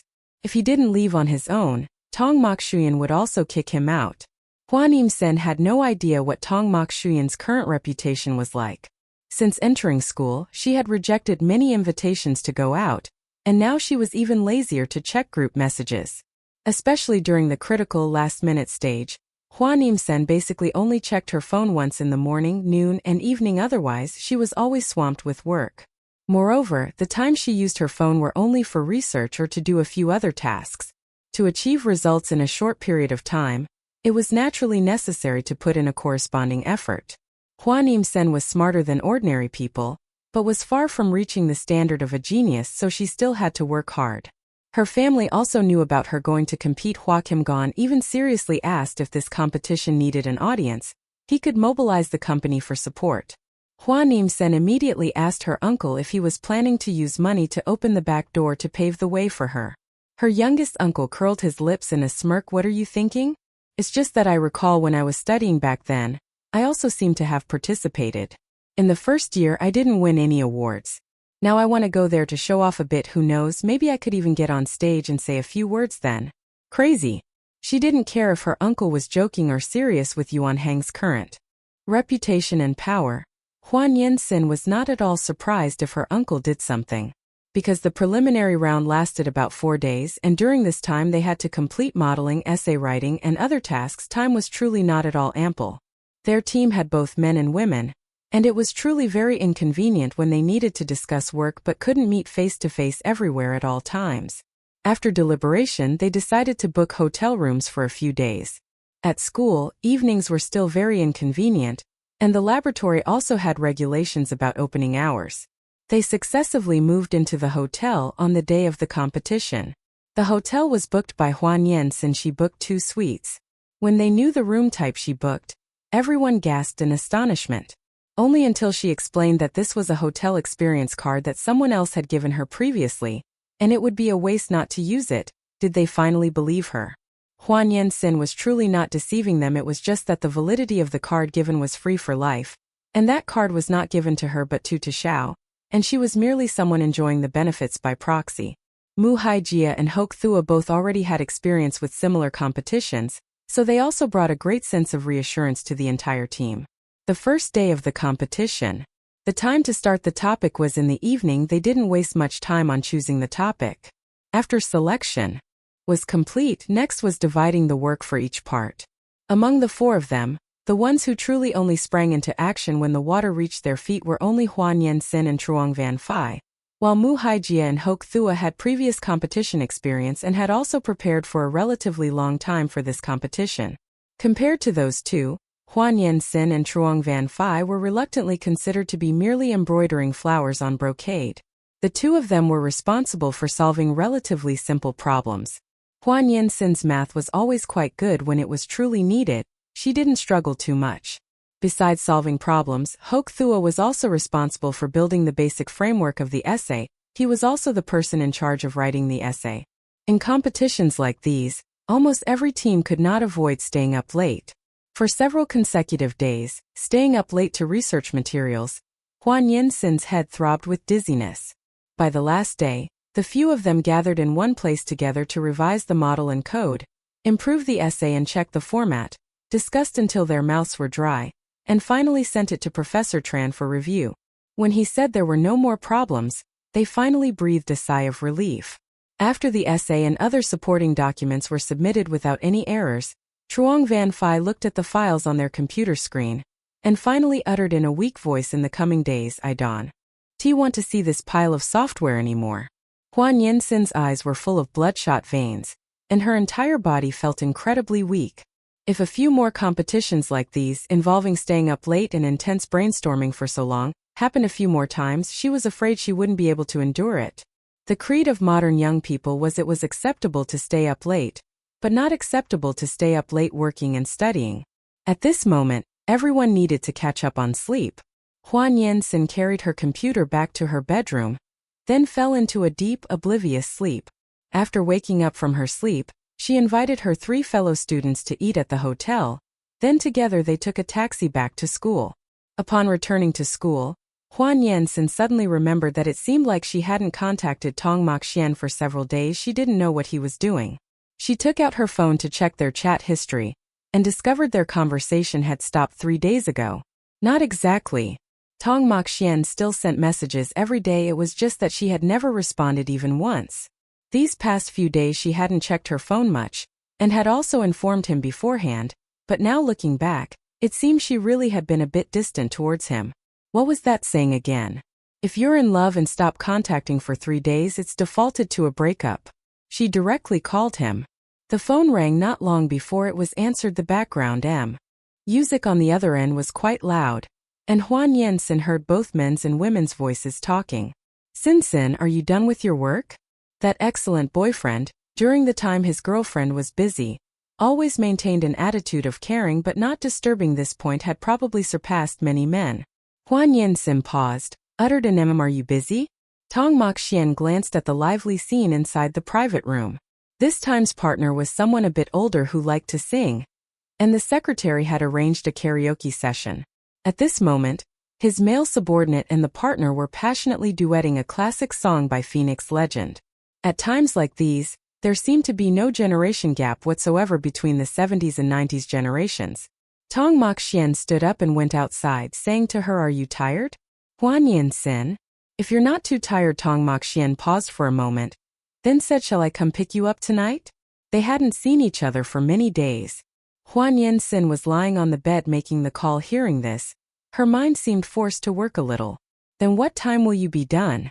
She thought she should set an alarm clock to wake up just in time for him to arrive. Tong Xian turned back to look at the client and his subordinate who were still excitedly partying in the private room. A moment later, he said, can I come to your school in an hour? It wasn't too late yet. Hua Nian Sheng pondered for a moment, then murmured softly, then I will wait for you. When you get here, give me a call, all right? All right. Hanging up the phone, Tong Xian returned to the private room. Whether he was leaving or entering, eyes always followed him. Tong Zong just took a call from whom? Your mood looks excellent. The partner's subordinate jested. Such playful banter was common at these entertainment gatherings. Tong Xian let out a chuckle, then looked towards the partner who had just finished singing a song. Chao Zong. A little later, I have to go pick someone up, please continue to enjoy yourselves. Chao Zong was also a seasoned man. Seeing Tong Xian's expression, he immediately knew it was a private matter, and not an ordinary one at that. Picking up your girlfriend? He instinctively blurted out. Tong Xian smiled and nodded in acknowledgement. He added, she has been busy for a while now, and now she finally remembers me. Chao Zong was suddenly overcome with emotion.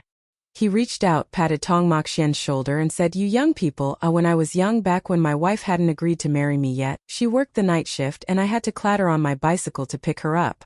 But I was lucky she eventually agreed to marry me, and just so happened that I gained a bit of financial fortune too.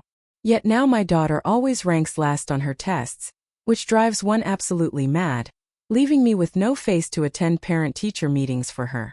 Chao Zong was clearly a very happy man. His every hid and meaning was a boast about his wife.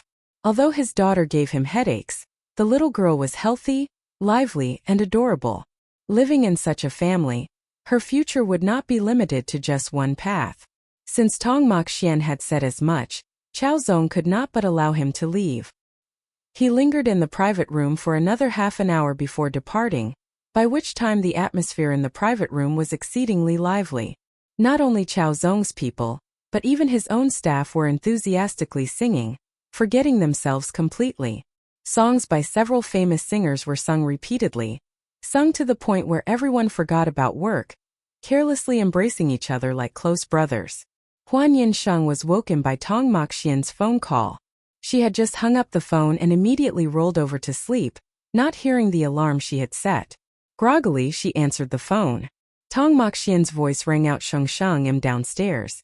She mumbled an then said, "Wait for me a moment, I'll be right down." Hanging up the phone, Hua Nian Sheng stood up to wash her face, forcing herself to wake up. She was severely sleep-deprived, her head felt indescribably heavy, and she could fall asleep again at any moment. It was very unpleasant. She slipped on her shoes, grabbed the large crossbody bag she had already packed and headed downstairs. Tong Moxian's car was parked right below the dormitory. It was a very modest car. Hua Nian Sheng looked at the car's logo. It wasn't a prominent brand. She thought he had an external social engagement today, so he really shouldn't have been driving this car. Little Hua had no idea that her boyfriend had considered driving into the school, so he had specifically called the driver to bring a less conspicuous car here. It only appeared ordinary. Many brands had their own high-end lines. Hua Nian Sheng opened the rear door and got into the car. Tong Moxian was still wearing the clothes from his social engagement the moment she intended to lean in. He raised a hand to block her. He explained, "I smell of cigarettes." There had been people smoking in the private room, and although they didn't smoke inside, Tong Moxian had been talking with the partner, standing quite close, so the smell of smoke was certainly lingering on him. Hua Nian Sheng still leaned in. She found a more comfortable position. "It's all right, I haven't even showered yet." She could endure it. Tong Moxian saw that she didn't mind and let it be. Hua Nian Sheng leaned in securely, not forgetting to mumble, "Wake me up when we get there, all right?" This meant she had no intention of talking in the car. Tong Moxian thought it was fine, she could sleep if she wanted to, as he sat beside her, holding his girlfriend's hand. Their last meeting felt like a very long time ago. Hua Nian Sheng slept soundly. In her current state, no sound that wasn't too jarring could disturb her sleep. Along the way there were naturally some bumps and jolts, but these small movements could not wake her at all. She didn't know how much time had passed when she heard someone speaking by her ear. "Sheng Sheng, wake up." She opened her eyes and reflexively narrowed them again. When she opened her eyes again, she raised her hand to rub them. The driver was no longer in the car now. Inside the car, there were only Hua Nian Sheng and Song Mai Chuan. She was dazed for a moment before reacting. "Have we arrived already?" "We've arrived," Song Mai Chuan said softly, raising his hand to stroke her head. "Let's go up home and continue sleeping." "Don't you stroke my head, it's been several days since I last washed my hair." Hua Nian Sheng at this moment rarely had a hint of laziness. She vaguely said, "I can sleep in the car too." Song Mai Chuan heard that and burst out laughing. "If you don't want to move, then I can carry you up, or give you a piggyback." Of course, he wasn't joking. Not only did he say it, but he also made a gesture as if to embrace her. Hua Nian Sheng finally stirred a little. "Oh, please don't. I'll get out of the car and walk myself." This was not any private area. If others caught sight of him carrying her up, she truly wouldn't dare to lift her head to look at anyone again. Song Mai Chuan carried Hua Nian Sheng's crossbody bag and put his arm around her, embracing her into the elevator. Just standing in the elevator alone, Hua Nian Sheng couldn't stand steadily, her body weight leaning entirely onto her boyfriend, but Song Mai Chuan also didn't mind. As soon as they stepped through the door, Hua Nian Sheng very automatically ran back to the guest room she had once stayed in. "Song Mai Chuan, are you hungry? Do you want to eat anything?" He pulled his girlfriend's wrist and asked. Hua Nian Sheng shook her head. "I want to eat, I'm not hungry." What she needed to do now was wash her hair, take a bath, and then have a really good sleep. Tomorrow morning there was no class. The original afternoon schedule was to go to the lab to do errands, but because they had just completed the competition, Hua Nian Sheng and Zhang Wanfei were both not called upon, so they could sleep until they naturally woke up. The day after was again the weekend. Figuring it out, She had a full 3 days off. Therefore, tonight, when Song Mai-chuan asked if she wanted him to pick her up, Hua Nian Sheng only then agreed. Perhaps because her brain had been overloaded for a long time, Hua Nian Sheng still felt her mind hazy after bathing, but her hair was still wet and needed to be dried. She had brought clothes to change into before leaving the room at this moment. She was wearing pajamas and looking for a hairdryer. She had forgotten where she had put the hairdryer after using it last time, or perhaps the maid who later cleaned the room had put it away somewhere. Truly unable to find it, Hua Nian Sheng had to give up. She left the room and went to Song Mai-chuan's room, intending to knock on the door, but discovered he hadn't closed it. This was the first time she got to see the layout of the bedroom in his apartment. Before here she had also glanced over twice, but both times were from outside the door looking in. This time she stood right at the door looking inside. Song Mai-chuan? Hua Nian Sheng called out once. A moment later, someone in the dressing room replied, "What is it?" Very quickly, someone stepped out. Song Mai-chuan clearly acted much faster than Hua Nian Sheng. He had not only finished bathing but also dried his hair, his whole being refreshed. "Hua Nian Sheng, I couldn't find the hairdryer in that room. I came over to borrow yours." Song Mai-chuan looked at her long hair. "Come here." Hua Nian Sheng, following him into the room, she only then gradually saw clearly the layout of his bedroom. Although it was also a master bedroom connected to a bathroom and a dressing room, compared to the villa Song Mai-chuan had taken her to last time, this place clearly had a more minimalist style.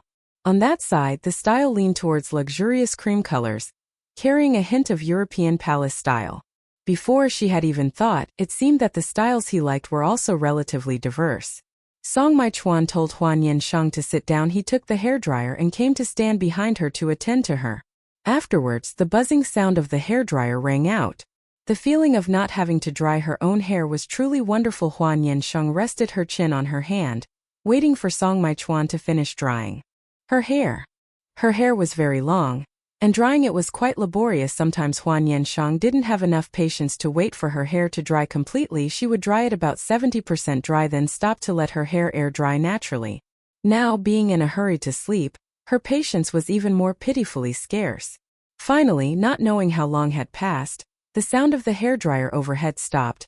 Hua Nian Sheng was about to get up and go back to the bedroom. Tong Mai-chuan pulled her hand, saying, "Sleep here. The bed on the other side hasn't been made, and still needs to wait." This matter of sharing a blanket and pillow, if there was a first time, there would be a second time, and this was already the third time. Hua Nian Sheng did not hesitate for a few seconds. Getting onto the bed, she very naturally snuggled into the blanket, her head touching the pillow, closing her eyes. That Tong Mai-chuan then lay down beside her, and taking the opportunity, embraced her. Hua Nian Sheng had no recollection of at all. Actually, it was still early now. Many people's nightlife was just beginning. But that did not affect the quality of their sleep. This sleep was very deep. When Hua Nian Sheng woke up, a dim light filtered through the window curtains. She reflexively moved a little, discovering that the sensation in her hand was not right. Her right palm instinctively stroked back and forth to check, discovering that what her hand touched was a muscle groove. This feeling Hua Nian Sheng discovered her hand, she didn't know since when, had snaked into Tong Mai-chuan's sleep shirt, and just now had even snaked to a very embarrassing position.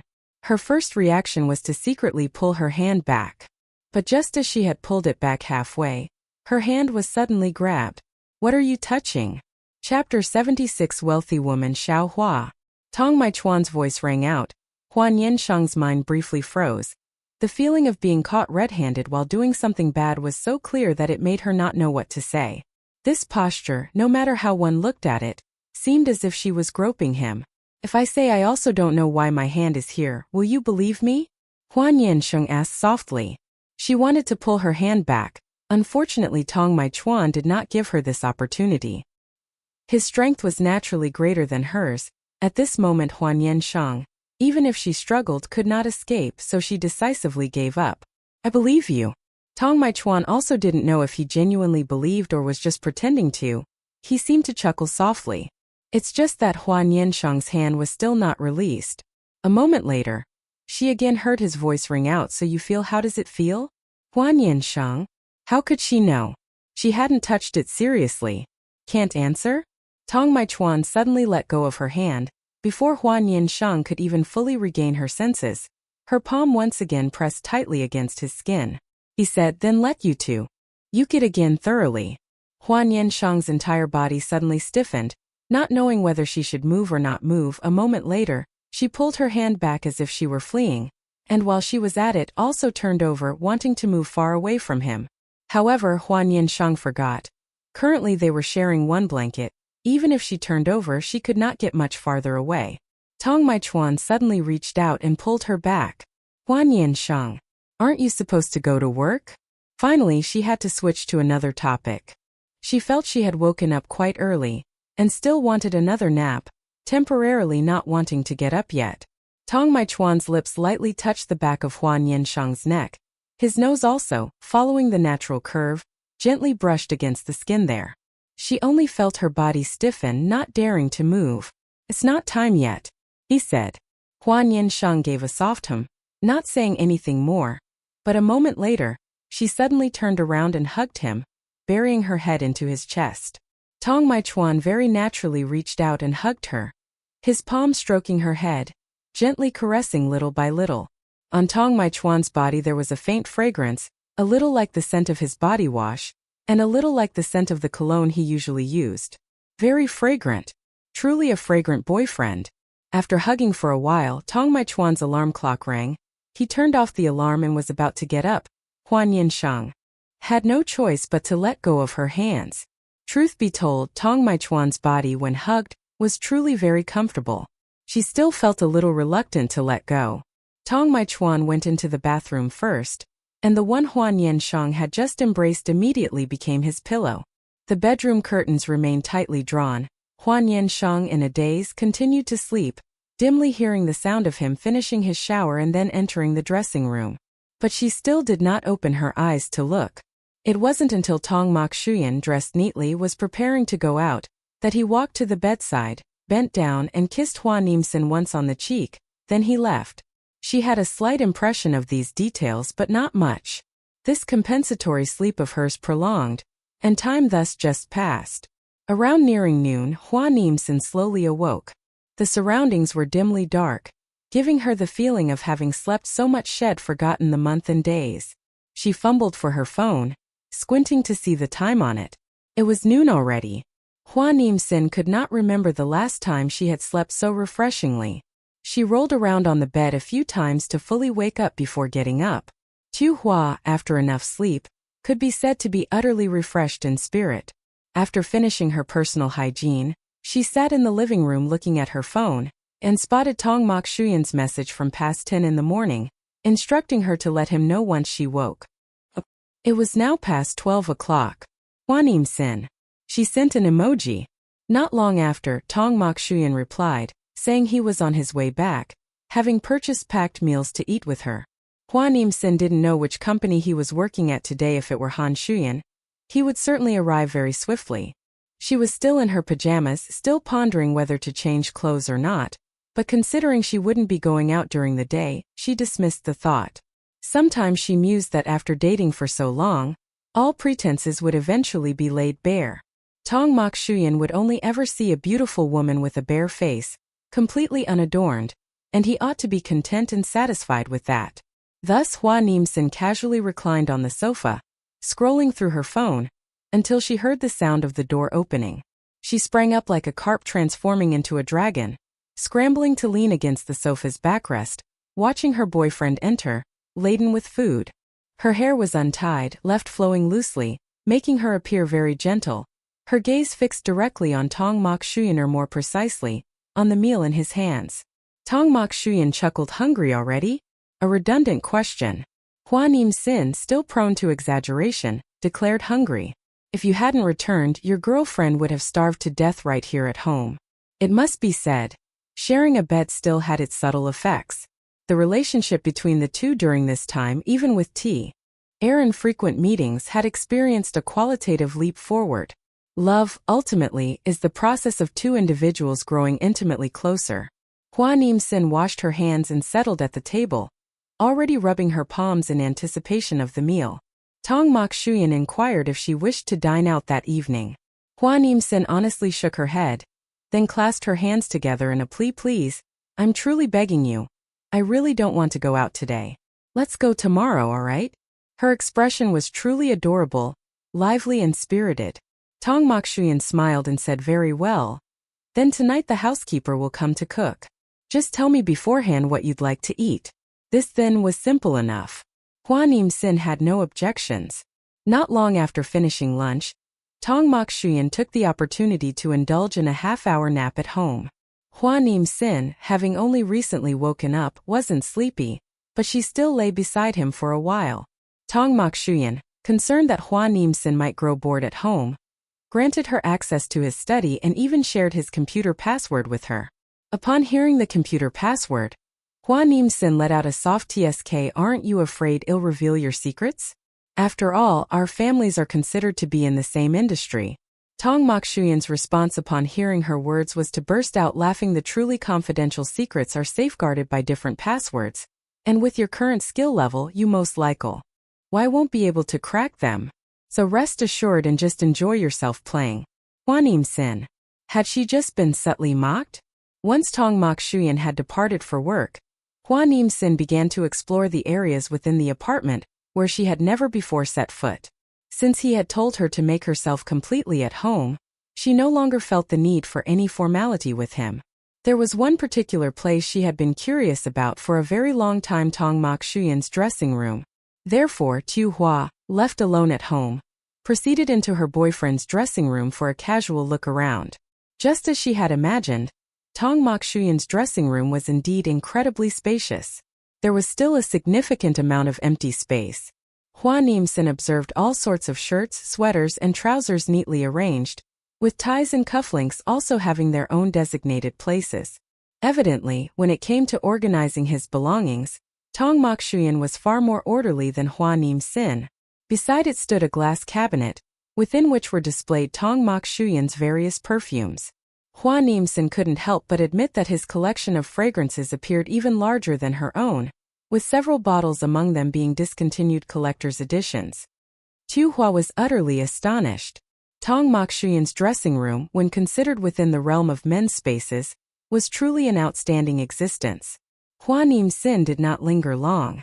Around 3 o'clock CK in the afternoon, in their competition chat group, Muk Haijia sent the first morning greeting of the day. Past 4 o'clock, Truong Van Phi also made an appearance. It seemed everyone had slept very soundly today. As for Hua Nian Sheng, by this time she had already begun thinking about tonight's dinner menu. Time passed very quickly, especially for those on leave. In the afternoon, Hua Nian Sheng had only watched 2 episodes of a palace drama, and the sky had already gradually darkened. The maid was cooking in the kitchen, and had even peeled fruit for her. Her little life could be said to be very indulgent. Tong Maichuan probably went home right after work tonight. He had no social engagements. He arrived home and kissed Hua Nian Sheng first. She had just finished eating strawberries, her mouth fragrant with their scent. Hua Nian Sheng conveniently fed him a strawberry. Tong Maichuan lowered his head to eat, saw the palace drama playing on TV, and for a moment was a little silent. He knew this drama, it was a beloved national classic, and his parents had also been obsessed with it for a while. At home while eating, he often saw scenes playing, so even though he hadn't watched it thoroughly, he generally knew the plot. But Tong Maichuan still asked a relatively curious question: how many times have you rewatched it? Hua Nian Sheng let out an ah sound, then recalled in her head, taking a soft breath, probably 4 or 5 times, something like that. She had already been very restrained. Truly idle people would take out a magnifying glass to rewatch it once every winter and summer vacation. Revisiting classic dramas could be said to be one of the hobbies of modern netizens. So, her using it as a relaxation program was also not a problem. Tong Maichuan decisively sat down to watch with Hua Nian Sheng. Her level of serious viewing could be compared to going to school, or sometimes she couldn't even concentrate like that when going to school. What did you do today? Tong Maichuan asked with concern. Hua Nian Sheng spoke briefly, omitting the part where she went back to bed to lie down for another hour. Some things didn't need to be said. Tong Maichuan asked, do you want to go shopping tomorrow? The word shopping sounded a bit unfamiliar to Hua Nian Sheng. She also didn't remember the last time she went to a shopping mall. But she still shook her head. No, tomorrow is the weekend, it's easy to run into acquaintances if we go out. Just within her own group, She had already seen several sisters planning to go shopping tomorrow. Although Yu City was not small, there were only a handful of suitable shopping malls for strolling around, so the probability of running into acquaintances was truly too high. Tong Maichuan. Sometimes he would suspect if he was in love with a female celebrity, precisely the kind of romance that would be propelled onto the hot search if made public. But Hua Nian Sheng's concerns were more or less reasonable, so even though he felt the problem was not unsolvable, he still respected his girlfriend's opinion. This made him inevitably think of the people around him. Their boyfriends or girlfriends always tried every possible way to have their status acknowledged. When it happened to him, he realized he couldn't do anything different either. After so much difficulty falling in love, in the end they still had to love in the dark. "Let's go shopping somewhere else," Tong Maichuan said. He seemed quite fixated on the idea of going shopping, so Hua Nian Sheng thought for a moment and then agreed. As evening fell, when Hua Nian Sheng, in high spirits, was about to go to the living room to make her bed, she was blocked by Tong Maichuan at the bedroom door. "Is my bed uncomfortable to sleep in?" he asked. The implication was that as long as Hua Nian Sheng opened her mouth and said it was uncomfortable, he would change the bed immediately. Hua Nian Sheng. "It's comfortable. Then why do you want to go back and sleep in that room?" "Why? Why is there to ask?" Of course, when a single man and a single woman share a room, it's easy for sparks to fly like fire near straw. Hua Nian Sheng opened her mouth, wanting to say something, but then was afraid Tong Maichuan would think she was implying something, so she decisively remained silent. Tong Maichuan continued, "Don't you know how cold your hands and feet get when you sleep? If you sleep by yourself, what time will you even fall asleep?" Hua Nian Sheng. Indeed, there was still one point that made it impossible to refute him. This man was truly very warm in winter. Tong Maichuan gently asked, "Stay and sleep with me, okay?" He spoke in this tone, and it was already breaking the rules. Hua Nian Sheng couldn't remain resolute, and was led by Tong Maichuan by the hand back to his room. Well then, there's nothing wrong with sleeping while hugging a man. The sleep that Tong Maichuan spoke of was truly very innocent. For 2 consecutive nights, Hua Nian Sheng didn't find him making any improper moves. At most, it was just kissing and hugging before sleep.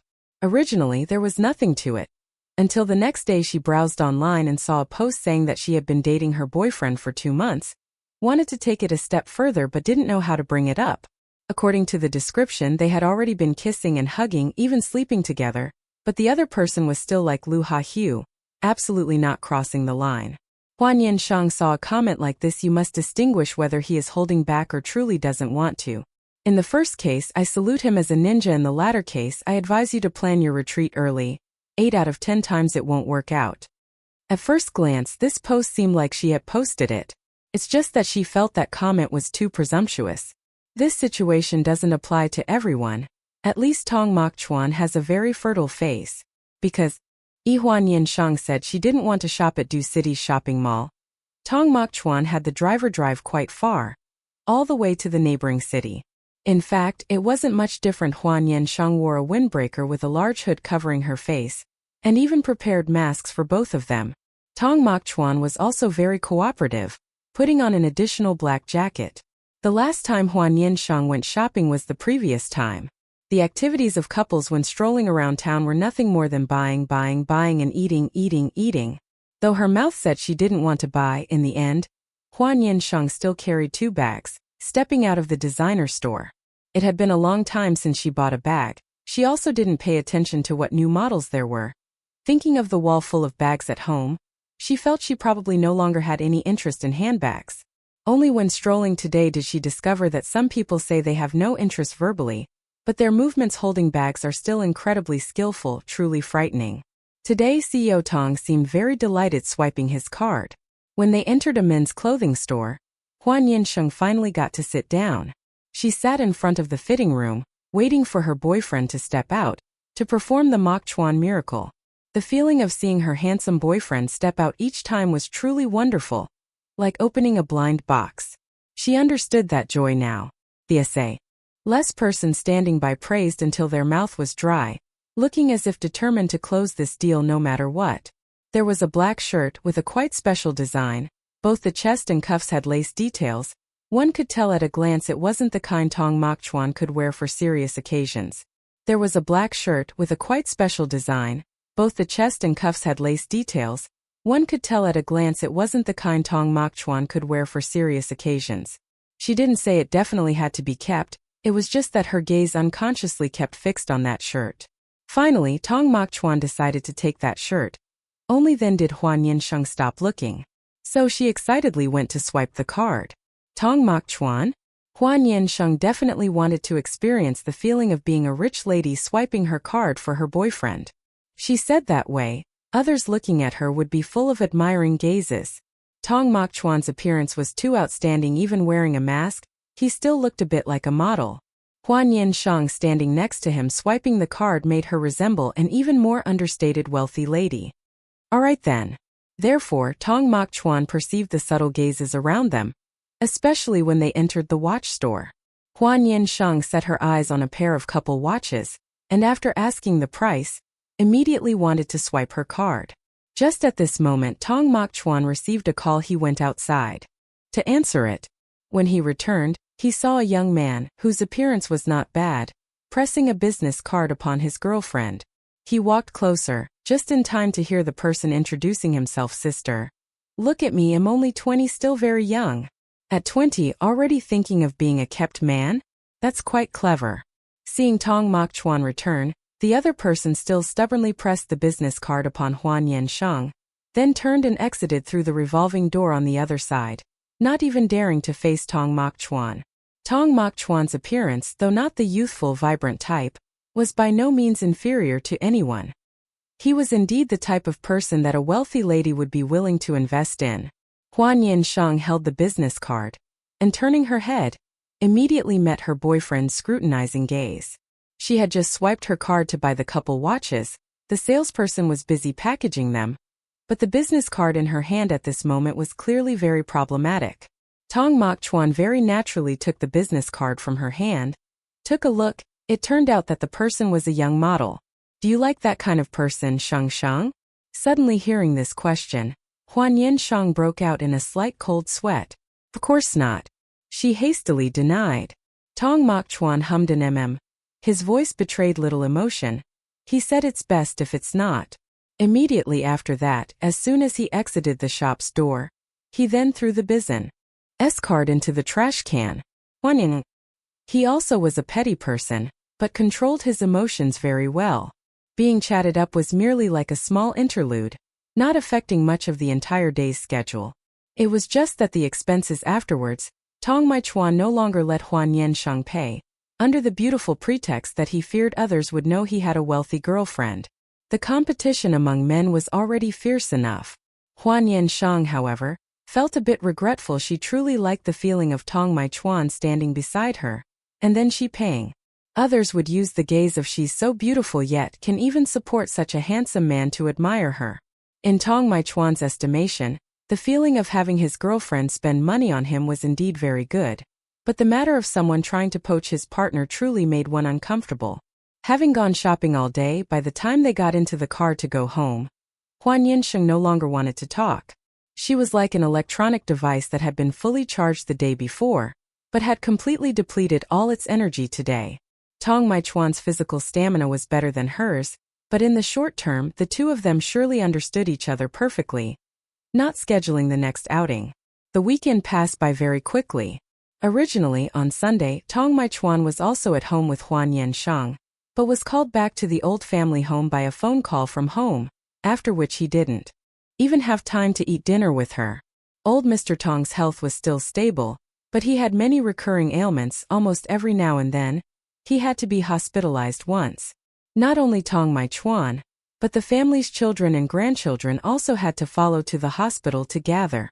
Tong Mokchuan stayed at the hospital all night, after which he directly missed taking Hua Nian Sheng back to school. Hua Nian Sheng was capable confirming he was not free. She then called a car for herself to go home. As the new week began, the exhausted lab members from last week successively recovered to a state full of vitality. The most visible manifestation was that Truong Van Phi again dyed a new hair color. A light purple with low saturation, very fashionable. Professor Tran's mood was very complicated. He even asked if he intended to dye his head into a dopamine color palette. Truong Van Phi immediately showed an expression of having met a kindred spirit. Professor. How did you know so well? Professor Tran. Muk Haijia looked at his junior's hair color full of admiration, then thought of his impending graduation fate, and finally decided to wait longer. Only less than a year left, he could still hold back. Hua Nian Sheng's time was not at all idle, and Tong Maichuan's side was also very busy, leading to, after the weekend, the two of them still being in a state of meeting seldom and parting often. However, Tong Maichuan's birthday was, however, in mid-November, not on a weekend. The Tong family would definitely hold a party. Last year, Hua Nian Sheng even attended in place of her youngest brother. But this year, Hua Kimgon no longer needed her to substitute, directly bringing the whole family along. As for Hua Nian Sheng, she actually received an invitation card delivered by Tong Maichuan's new assistant. She also didn't understand why he did that. Although she could understand one needed an invitation to enter the party, he could have completely told her directly, quietly sending an invitation card, acting as if they were still quite formal. She took a photo of the invitation card after that, sent it to Tong Maichuan. Tong Maichuan replied immediately, "Are you free to attend?" Hua Nian Sheng didn't understand why he would think she wasn't free. Normally, for her boyfriend's birthday, even if she truly didn't have time, she would also try to arrange it. She sent back a kitten emoji shooting hearts. The meaning was that she was free. Actually, accompanying the invitation card, there was also an evening dress. Hua Nian Sheng was absolutely not a person lacking formal party attire. The meaning of Tong Maichuan gifting this dress was too clear. He hoped that on the evening of his birthday, she would wear that formal dress. The location of Tong Maichuan's birthday party was the same as last year, still at that villa. It was just organized more grandly, perhaps because this year he officially took over the family's enterprise, and his status in the circles also became even more important. Attending were many magnates from various industries. The luxury cars parked in front of the door dazzled people's eyes. Some luxury cars worth tens of millions that were only seen online were here lined up as if being sold wholesale. In such a scene of vying for status, young Master Hua's car also blended in perfectly. It was just that compared to others flaunting cars, flaunting jewelry, or flaunting boyfriends or girlfriends, his act of holding a chubby, well-behaved baby in his arms clearly outshone all. Huang Guindan, despite being young, was already a baby, calm in all situations, lying prone in his father's arms, completely not at all afraid of strangers. As for Hua Nian Sheng, wearing the formal evening dress gifted by Tong Maichuan, the moment she stepped through the door, she became one of the focal points. Chapter 77. Fleeing. Women were always especially sensitive to clothes and jewelry. The evening dress that Hua Nian Sheng was wearing was the work of a famous, renowned international designer immediately upon its debut. Not a few female celebrities wanted to borrow it to walk onto the red carpet. It was just that for a long time it was not seen appearing on anyone who would have thought that today it would be worn by Hua Nian Sheng. Beside her, Chu was hooking arms with Hua Kimgon. Her evening dress was also not at all inferior, not at all losing to Hua Nian Sheng's dress, but clearly Hua Nian Sheng's dress had a higher disco Cyan value. It was a black chiffon dress. On the chiffon base was an extremely exquisite embroidery technique. The design bore the style of Chinese Dunhuang patterns, with distinctly contrasting colors. Not everyone could carry it. When publicly disclosing the design concept, the designer once said they had referenced Dunhuang murals and taken that as inspiration. Before that, the stars who intended to possess this dress all had not at all low status. Hua Nian Sheng naturally knew what the evening dress on her body meant. Right from the moment the dress was delivered to her hands, she already knew its origin. It was just that her boyfriend had already gifted it. If she didn't wear it, she would disappoint his kind intentions. Speaking of which, it was funny, it was clearly Tong Maichuan's birthday, but the one receiving gifts resembled her more. While still at home, Chu had stared at Hua Nian Sheng for a long time, eventually still asking about the dress origin. Her keenness towards fashion trends was clearly the sharpest in the family. Not to mention the dress on Hua Nian Sheng had a very high recognition factor. It was no wonder Chu knew of it. With Chu's capabilities, it wouldn't be too difficult for her to acquire this dress. But in Hua Nian Sheng's hands it was different. If not for borrowing her uncle's name, she currently wouldn't have the means to purchase this dress. This wasn't merely a matter of price. Connections, status, reputation, wealth, some things air precisely symbols of one's identity. Hua Qiangan could do it, Tichu could do it too, but the problem was that this dress had nothing to do with either of them. Outsiders might assume that Hua Qiangan or Tichu had spent a fortune to gift the gown to their niece, but deep down they understood very clearly. Hua Nian Sheng couldn't hide it, only saying a friend had gifted it. A friend. Very much worth contemplating. How could a friend who gave such a lavish gift be an ordinary friend? Because tonight's party was very important, Hua Qiangan hadn't yet had time to dissect his niece's friend. Hua Nian Sheng followed her uncle and aunt to meet Tong Mak Shuyan. Tonight Tong Mak Shuyan was truly the center of the crowd, surrounded by endless congratulations, with countless beautiful girls stepping forward to offer him wine. Though it was clear that most were tasks assigned by their parents, there were also not a few who genuinely hoped he might cast another glance their way. It was difficult for someone like him not to stir people's hearts. With Tong Mak Shuyan's status, he was considered the pinnacle in matters of marriage alliances. Today he wore a black suit, but the jacket was embroidered with large panels of auspicious clouds and white cranes, carrying a touch of traditional national style, quite different from his usual attire. It was unclear if it was part of his styling, but he also wore glasses, looking even somewhat refined.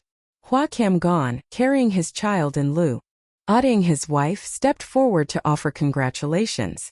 Congratulations, you've taken another step on the road towards 30. Tong Mak Shuyan. He quirked his lips, thank you. Hua Qiangan casually handed his son to Tong Mak Shuyan to hold. Come on. Hold this little one and wish your uncle a happy birthday.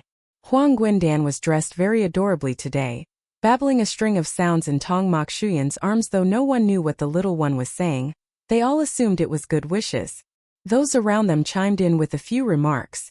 Director Hua's son looks so smart, absolutely adorable. While they said this in their hearts, some couldn't help but feel a tinge of bitterness. Clearly reincarnation was also an art.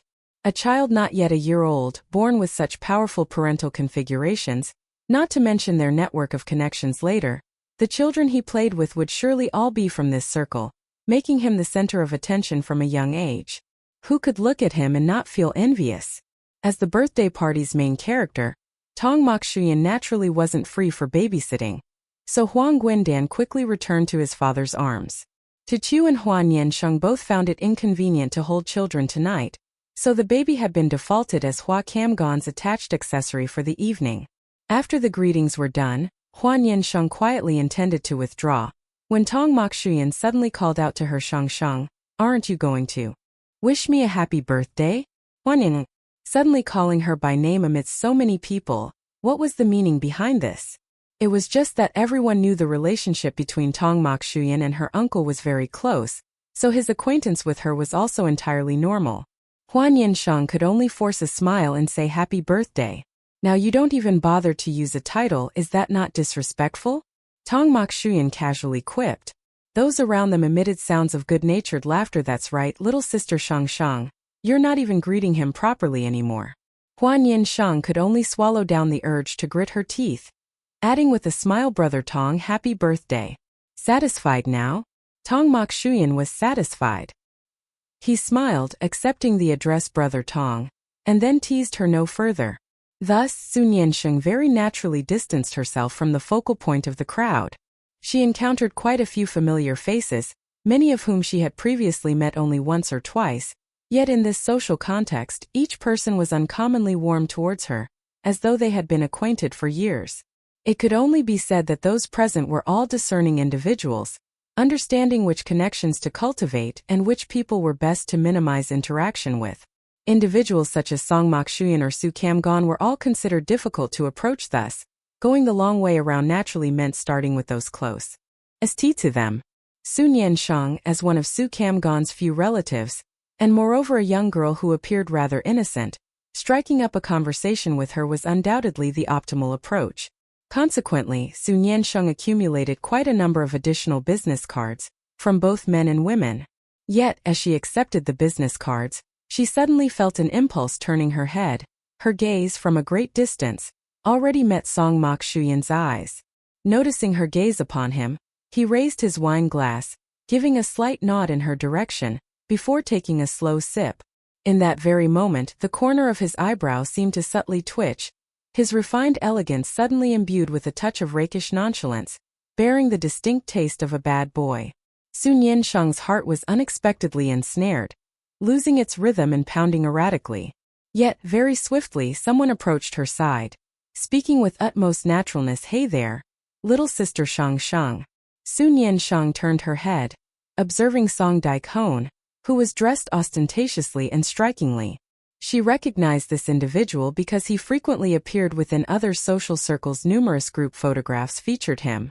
Hua Nian Sheng even recalled that she and Song Daikon shared a common chat group.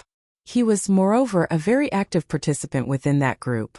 Before Hua Nian Sheng could utter a word, the man had already introduced himself. "Do you have any recollection of me? I am Song Mak Shuyan, cousin Song Daikon."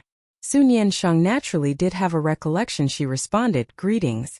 Song Daikon earned people's goodwill, and not without cause.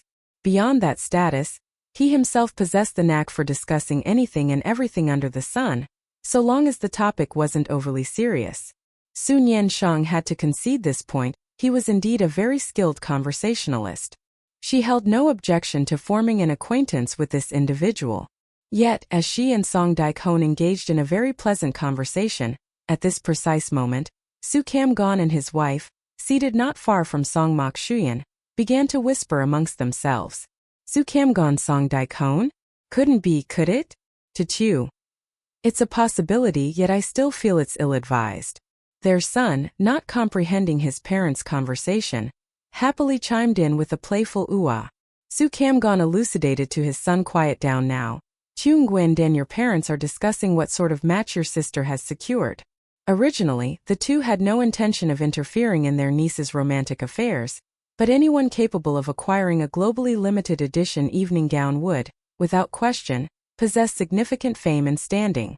Such an individual, should they part amicably later, it would be acceptable. However, if anything unpleasant were to transpire, there would assuredly be widespread gossip and commentary, that much was certain.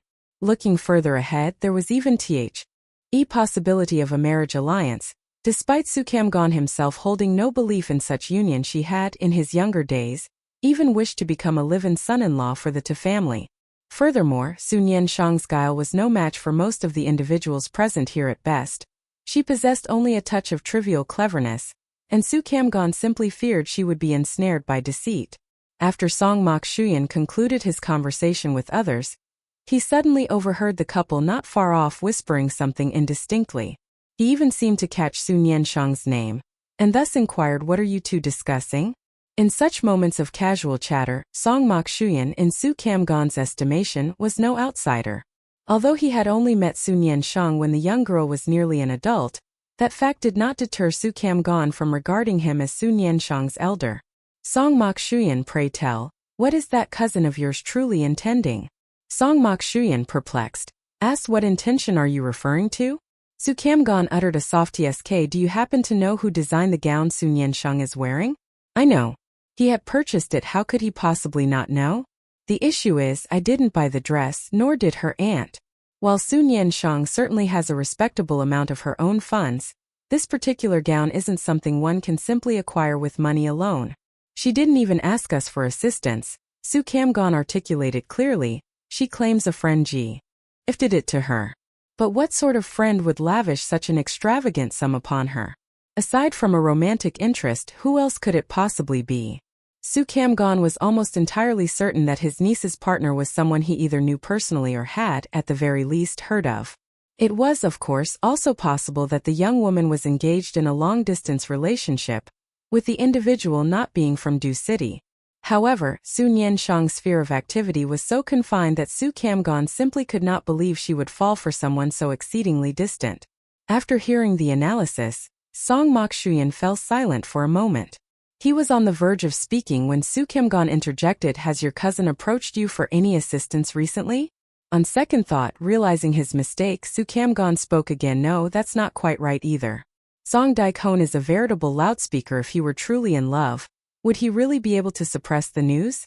After much deliberation back and forth, the suspicion concerning Song Daikon had significantly diminished. At this moment, Song Mak Shuyan remarked nonchalantly, "Song Daikon surely doesn't possess such caliber. nor have I heard of him dating anyone recently. With merely a handful of words, the suspicion surrounding Song Daikon was considerably alleviated. Hua Kimgon truly desired to know how her niece had been dating recently. However, as an adult there were certain things she found inconvenient to state too directly, for fear the younger generation might react with resistance. Tong Mokshuyan had originally intended to say something more, but at that moment, Hua Kimgon's attention had already shifted back to him, the evening's distinguished host. It's your birthday, yet your girlfriend hasn't arrived? The question plunged the guest of honor into a profound silence. Everyone knew, in fact, quite a number of guests, especially families with daughters of marriageable age, were discreetly observing Tong Mokshuyan throughout the party, eager to ascertain the true identity of his enigmatic girlfriend. If her family background proved ordinary and she was not yet engaged, it implied that other matrimonial possibilities still existed. Naturally, even an existing engagement could be dissolved. They simply refused to believe the Tong family would passively allow Tong Mokshuyan to marry a woman of no social standing. Those within this elite circle enjoyed the advantages of their family resources, freedom in their finances and affections, virtually every liberty imaginable, yet the singular matter of marriage always came with an overwhelming multitude of considerations. Tong Mokshuyan took a calm sip of his wine, then answered Hua Kimgon's inquiry with composure. She has arrived. Hua Kimgon. Not only he, but even Tichu instantly scanned the throng in the hall, attempting to locate Tong Mokshuyan's enigmatic girlfriend among the bevy of beautiful young women. Cease your searching, I shall not reveal her whereabouts to either of you, Tong Mokshuyan declared, casually refilling their wine glasses. Despite bringing their young child, both members of the couple possessed a decent alcohol tolerance, and with a chauffeur at their disposal, a little wine posed no issue. I truly cannot fathom what you insist on concealing, Hua Kimgon grumbled. At times I even wonder if your girlfriend genuinely exists, or if you merely fabricated her to appease your family and circumvent those dreadful blind dates. Tong Mokshuyan, upon hearing this, merely raised an eyebrow. If that is what you choose to believe, then I can offer no further contention. Hua Kimgon. This remark alone was enough to stir one's very DNA into an indignant response. His fists instinctively clenched. Meanwhile, Hua Nian Sheng, who was engrossed in pleasant conversation with a new acquaintance, suddenly felt her phone vibrate. She promptly opened it, revealing a message from her boyfriend. Tong Mokshuyan, will you come home with me tonight? Upon seeing the message, Hua Nian Sheng instinctively glanced towards the center of the gathering, seeking Tong Mokshuyan's silhouette. He was engrossed in conversation, head bowed towards the person beside him, completely devoid of any indication that he had just sent her such a subtly suggestive message. Yet, it was precisely at this moment that a gorgeously attired young woman settled beside him. Truth be told, there was no shortage of people surrounding Tong Mokshuyan, nor any vacant seats. It was simply that someone had just risen, allowing another to swiftly claim the opportunity to sit. The girl and his companions surely shared an acquaintance, or at the very least, recognized one another's social standing. The girl's objective was abundantly clear. Without a word on his thoughts, Tong Mokshuyan set his wine glass down and from Hua Kimgon's arms, gently took Huang Guindan. The girl intended to draw nearer, but her advance was met by an adorable chubby baby.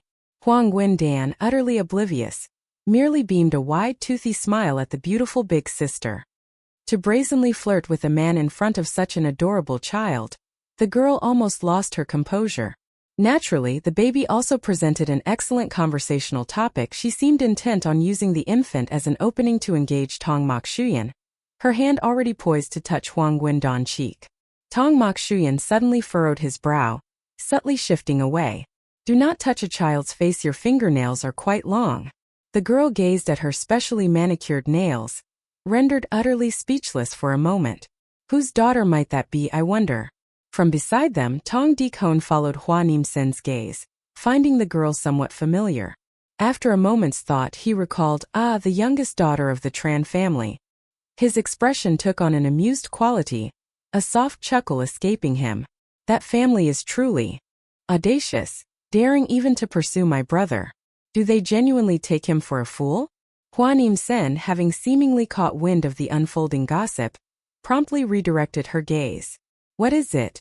Tong Dikon and Hua Nian Sheng were originally of the same age, sharing many common topics. Now, with a story to eagerly follow, they became even more interested. If the situation weren't inconvenient for gossiping, he would have wanted to scoop a handful, chewing and telling at the same time. Her family has encountered trouble, Tong Dikon said, offering Hua Nian Sheng a small pastry and conveniently pouring fruit juice, very thoughtfully. But it's not her fault, primarily her father's. Beyond supporting women who bore illegitimate children, his recent projects have run into problems. He might very well end up in prison now. At most it's just a death throw. Hua Nian Sheng felt interested, and didn't even care if her boyfriend on the other side was being entangled by other women. What kind of problem? It's nothing more than greed, taking people's bribes, daring to arbitrarily change materials while working on a project. Now that progress is more than halfway done, something happened and that entire building has become dangerous. If this matter comes out, their family, even if they sell all their assets, might not be able to compensate. Those who cooperated with them have truly encountered great misfortune. Tong Dikon himself was a second-generation rich kid who specialized only in pleasure-seeking, never worrying about lacking money. But who doesn't like money? However, they all had a boundary in their dealings: what could be touched and what could not. Anyone with a brain knew clearly. Hua Nian Sheng was silent for a moment. So now it is. Tong Dikon continued to enlighten. That girl is their youngest daughter. Though it said she's the youngest, she wasn't actually born by that wife. No one knows when she was taken in. Pretty, right? Hua Nian Sheng nodded. Her brother is also a useless person. At this point, we'll have to see if this little girl can find a benefactor. Tong Dikon clicked his tongue. That said, if my cousin were soft-hearted enough to help, he could probably pull out that sum of money. At worst, if the Tran family collapses, this girl could still continue to live a life without worrying about money. So that's how it is. Hua Nian Sheng once again saw clearly just how much of a coveted prize Tong Mak Shuyan truly was. No way, Tong Dikon refuted himself. To win him over is not even as good as winning me over. He's not stupid enough to do that, is he? Hua Nian Sheng. Did this person just insult himself? Sen, do you know that my cousin has a partner? I know. Hua Nian Sheng's voice was calm. Then he's even less likely to be won over, Tong Dikon said, unknowingly having applied how many layers of idealization to his cousin. He's not that shallow and he doesn't like beautiful people. Hua Nian Sheng. Shipao said, do you have any misunderstanding about your brother? Absolutely not. Before, countless beauties chased after him, as beautiful as movie stars, yet he didn't even bother to be moved. Now, when dating, he's still secretive. Perhaps he found a partner with ordinary looks but loved her to death and back, and that's why he hides it. Only now did Hua Nian Sheng understand why Tong Mak Shuyan sometimes, when mentioning his younger brothers and sisters, would use an indescribable evaluation. Not very smart. No matter how one looked at this person, he didn't seem like a smart person. While engrossed in the gossip, Hua Nian Sheng wasn't too bothered by the small details, and asked further, so what kind of person do you think your brother should date? Tong Dikon truly analyzed seriously. According to my understanding of my cousin, he isn't a shallow person. Merely looking at a face won't do. What her appearance is like, I don't know, but his partner is definitely a well-bred young lady with a strong scholarly aura. Hua Nian Sheng. She had never once imagined she could be associated with the term scholarly aura. Hua Nian Sheng's phone vibrated again at that moment. She hadn't yet replied to Tong Mak Chuan's message, and he had sent another one, urging her. She glanced towards Tong Mak Chuan, only to find he had, at some unknown point, left his seat. He was now holding Hua Yuandan, standing before the floor-to-ceiling window, admiring the view. The little boy bounced joyfully in his arms, clearly smiling. From Hua Nian Sheng's perspective, she could only see his back. For reasons she couldn't explain, in that moment, she suddenly perceived a powerful husbandly aura from Tong Mak Chuan. To put it simply, it was very captivating. A man's patience with children in that moment was also incredibly charming. Hua Nian Sheng saw the question displayed on her phone screen. Tong Mak Chuan was asking what she and Tong Yichong were discussing that had her so deeply engrossed. She replied, we're discussing President Tong's romantic prospects. On the other side, Tong Mak Chuan glanced at his phone while holding the child, typing a reply with one hand. Little Yuandan now knew very well how to cling to an adult's neck, holding on very securely all by himself. Tong Mok Chuan? Hua Nian Sheng didn't reply anymore. Over by Tong Mok Chuan, his parents approached, apparently very interested in the child cradled in his arms. Hua Yuandan quickly fell into unfamiliar arms. Old man Tong and Madame Zhao absolutely adored plump, round babies like this. Holding someone else's child, it was difficult for them to suppress a touch of envy. And while they were at it, they gently pressed Tong Mok Chuan on his progress. Tong Mok Chuan had long since mastered the art of in one ear and out the other whenever he was pressed about marriage and having children. Outwardly, he still listened to his parents speak, but in truth, not a single word truly registered in his mind. Old man too. Your grandfather only hopes for you to marry and have children, that's all. The old man's health isn't good. Must you truly allow your grandfather to keep fretting over this? Tong Mok Chuan, my marriage isn't some magic ritual. How can it possibly help grandfather prolong his lifespan? If the old man were to hear such words, it could truly enrage him to the point of falling ill. Madame Zhao wasn't one for moral obligations. She belonged to the earnest wishes camp. She gazed at the plump, round-eyed child in her arms, then turned to her son, expressing her heartfelt wish. I simply want a grandchild just like this. A boy or a girl, either will do. Tong Mok Chuan fell silent for a moment, then said later, I'll go ask Hua Qinggan and Su Xiao if I can bring the child home to stay for a few days, just so you two can satisfy your yearning to cuddle a grandchild. And then he was scolded. The two of them carried the child away, heading off to find Hua Qinggan and his wife. Most likely, their conversation would also revolve around the little one. Tong Mok Chuan remained standing in place for a long moment. Hua Nian Sheng and Tong Yicheng's chat group had already expanded to 5 members, mostly filled with all manner of gossip. Their sources of information were incredibly keen. But at this very moment, Hua Nian Sheng received Tong Mok Chuan's message. Her eyelids fluttered almost imperceptibly, then she rose and politely excused herself. After that, she walked in her high heels and left the grand hall. The hall was bustling with people, each engrossed in their own social engagements. Few paid any mind to Hua Nian Sheng's departure or where she was headed. She followed the instructions on Tong Mok Chuan's phone, exiting through another side door. The lighting here was sparse, so much so that even those who sought tranquility rarely ventured this way. She felt a little scared. But very soon, she noticed a glowing ember by the wall, followed by a wisp of smoke spiraling upward. A tall, slender figure stood there, turning his head to silently look at her. This was the first time Hua Nian Sheng had seen Tong Mok Chuan smoke. In the faint yellow glow, he appeared both solitary and utterly captivating. Chapter 78: A Gentle Approach. Hua Nian Sheng watched him stub out the cigarette in the ashtray. Truth be told, the fact that Tong Mok Chuan smoked didn't surprise her in the slightest. Let alone him. Even her own uncle and aunt used to smoke. It was only after they decided to prepare for pregnancy that they abstained entirely. Hua Nian Sheng had to admit that Tong Mok Chuan, in that moment of smoking, was incredibly handsome, causing her long-held aversion to the smell of cigarette smoke to waver ever so slightly. Tong Mok Chuan walked over and took her hand. Noticing the nuance in her expression, he smiled and asked, Do you dislike my smoking?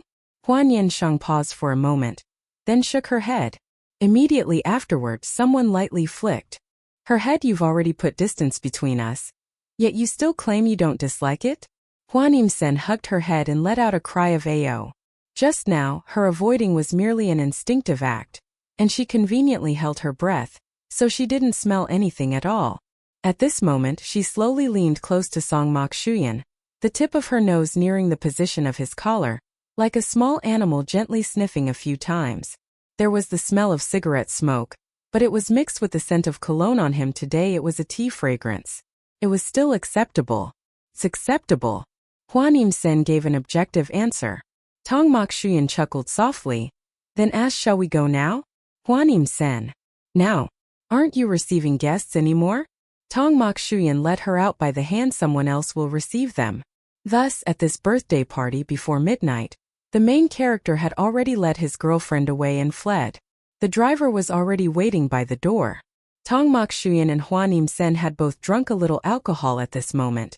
Neither of them was suitable for driving. No one noticed that the main character of the party had left.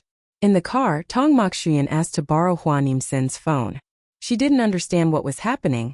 then saw him open the chat window with her uncle, sending a message, "I have something to do, so I'll excuse myself and leave first." Hua Nian Sheng. Her uncle was probably still busy entertaining guests now. No time to check his phone by the time he saw it. He would probably be planning to leave himself. Hua Nian Sheng looked at the scenery outside the window, momentarily a little dazed. They just left like that? She wasn't someone who didn't understand things. Tong Mokshuyan, as the main character today, had countless eyes on him. If he just let her away like that, would there be any repercussions? Hua Nian Sheng voiced her concerns to Tong Mokshuyan, which was met with a soft chuckle from him. At this moment he was still holding her hand, speaking in a half-joking, half-serious tone. "Don't we look like we're having a secret tryst like this?" That single sentence rendered Hua Nian Sheng silent. It wasn't just similar, it was extremely similar.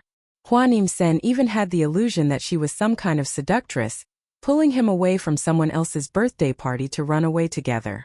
Tong Mokshuyan looked at Hua Nian Sheng, who remained silent, and laughed to himself, though he didn't know what he was laughing at.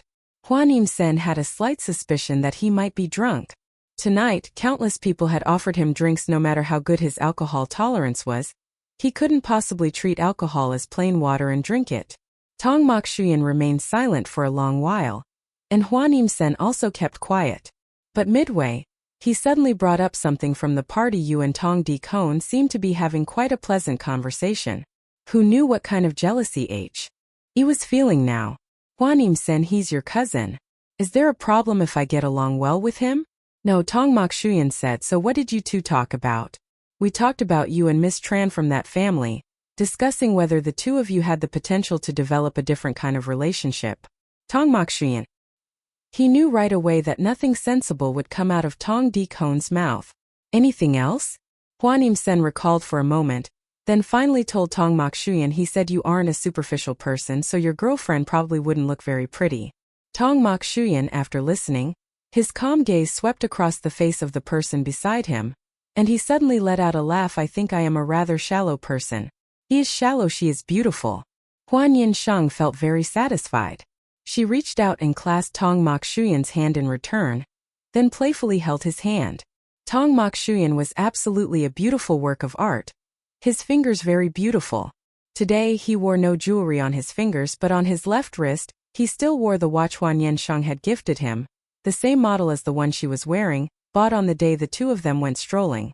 It was just that the current night temperature was very low, and Hua Nian Sheng's evening gown was also draped with a shawl, so not many people particularly paid attention to what watches both of them were wearing. At least, not many people connected the two of them to each other. They arrived back at Tong Mokshuyan's residence. Inside the ascending elevator there were only the two of them. At this moment, Hua Nian Sheng was still lost in thought, until Tong Mokshuyan held her hand and pulled her out. After exiting the elevator and walking a short distance, she only then realized his pace was faster. As soon as they entered the door, Hua Nian Sheng was suddenly pressed against the back of the door, and Tong Mokshuyan leaned in to kiss her. Sensing the mint flavor in his mouth, she suddenly realized why he had eaten mint candy in the car a moment ago, and had even asked her if she wanted some. Hua Nian Sheng had no interest in eating mint candy on this cold day, so she had refused. Tong Mokshuyan's kiss was very urgent. One of his hands was placed on her waist, the other pulled her hand to wrap around his neck. Hua Nian Sheng couldn't stand steadily, but his arms supported her body, almost her entire body weight leaning on him. She actually hadn't drunk much alcohol, but kissing Tong Mokshuyan made her feel as if she was about to get drunk. When their lips separated, the two of them were actually still intimately close. Tong Mokshuyan's forehead pressed against hers, then Hua Nian Sheng suddenly felt her body lighten, letting out a soft cry, reflexively wrapping her arms around his neck. Tong Mokshuyan carried her to the sofa midway. One of Hua Nian Sheng's high heels fell off, and the other fell off in front of the sofa. She sat on his lap, maintaining the princess carry posture. Tong Mokshuyan softly kissed her hand, and asked hoarsely, "Where is my birthday present? You still haven't given it to me." Now he was openly demanding a gift from his girlfriend. Hua Nian Sheng still remembered that not long ago she had gifted Gu Chuak a pair of cufflinks, and Tong Mokshuyan had noticed that for a long time. Of course, Hua Nian Sheng had prepared a gift. She opened the bag she carried with her and took out a small box. The shape of the box looked very classic just by looking at its style. One could guess what it contained. Hua Nian Sheng opened it towards Tong Mak Shuyan, revealing a pair of rings lying next to each other. Silver rings, clearly a male and female pair. The larger one was a bit wider, and the cross-section of the ring was set with a band of diamonds in the middle. The male and female styles looked almost identical. It was just that the female one looked a bit more diamond-studded.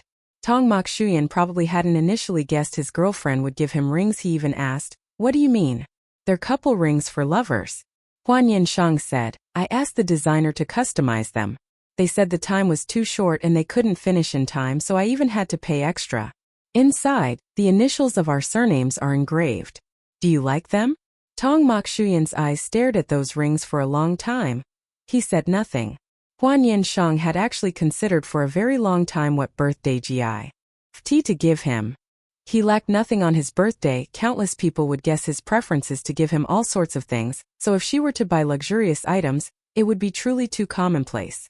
At that time, Hua Nian Sheng was also preparing for a simulation competition every day. She made time to discuss design drafts with the designer. This ring had only reached her 2 days ago, a little later, and it would have been too late. "You don't like it?"